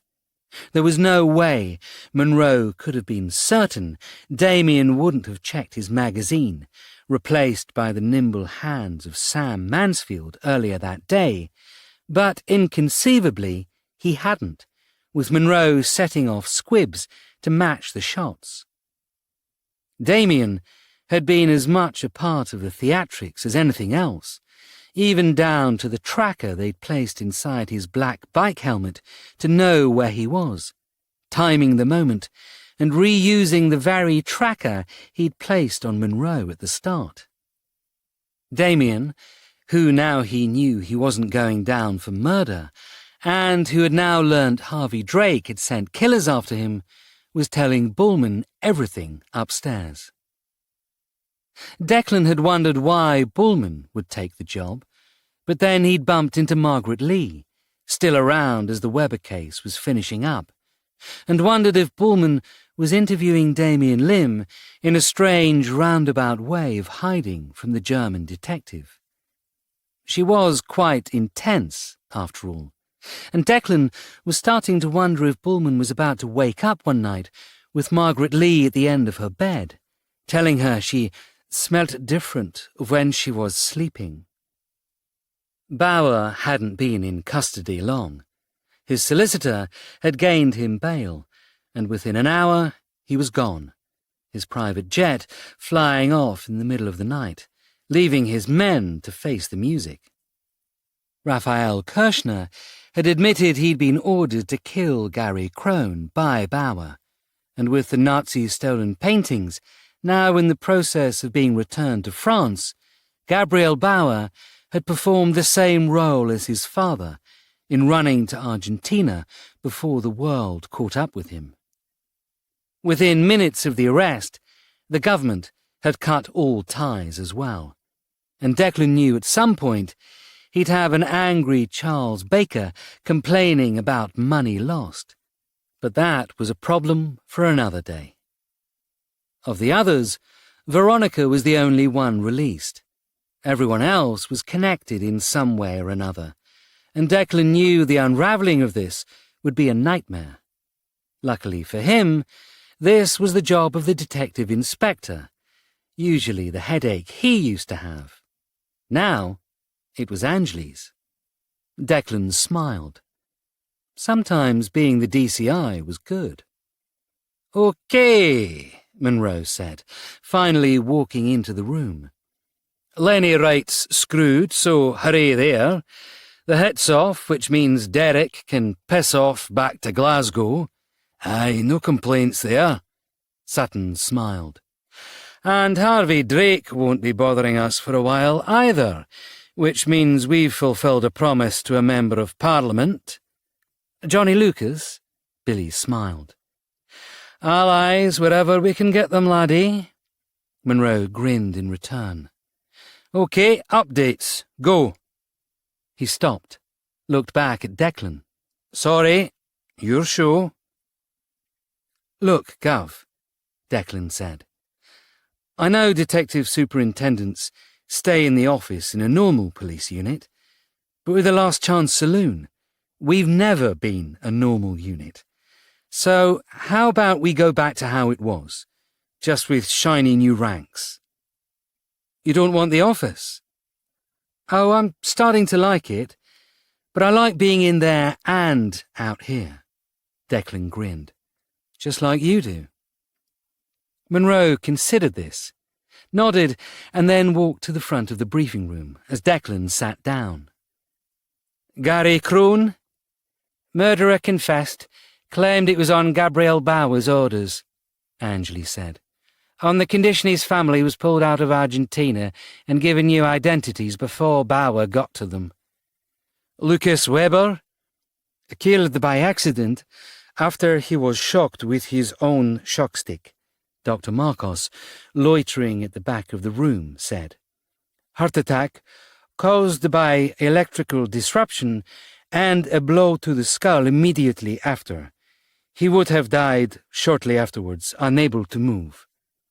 "But he wasn't alone," De Geer read from his notes. "Marcel Cormorant admitted tattooing him as he died." "Marcel, who also tasered him in self-defense," Angeli added from the notes. "Stefan Bierhoff, Borge Pedersen, and Anna Hoffman?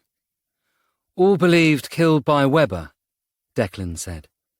"Stacey Nichols and Andrew Benson both claimed it in their statements, and Paris police found the painting Andrew had hidden with Weber's fingerprints on."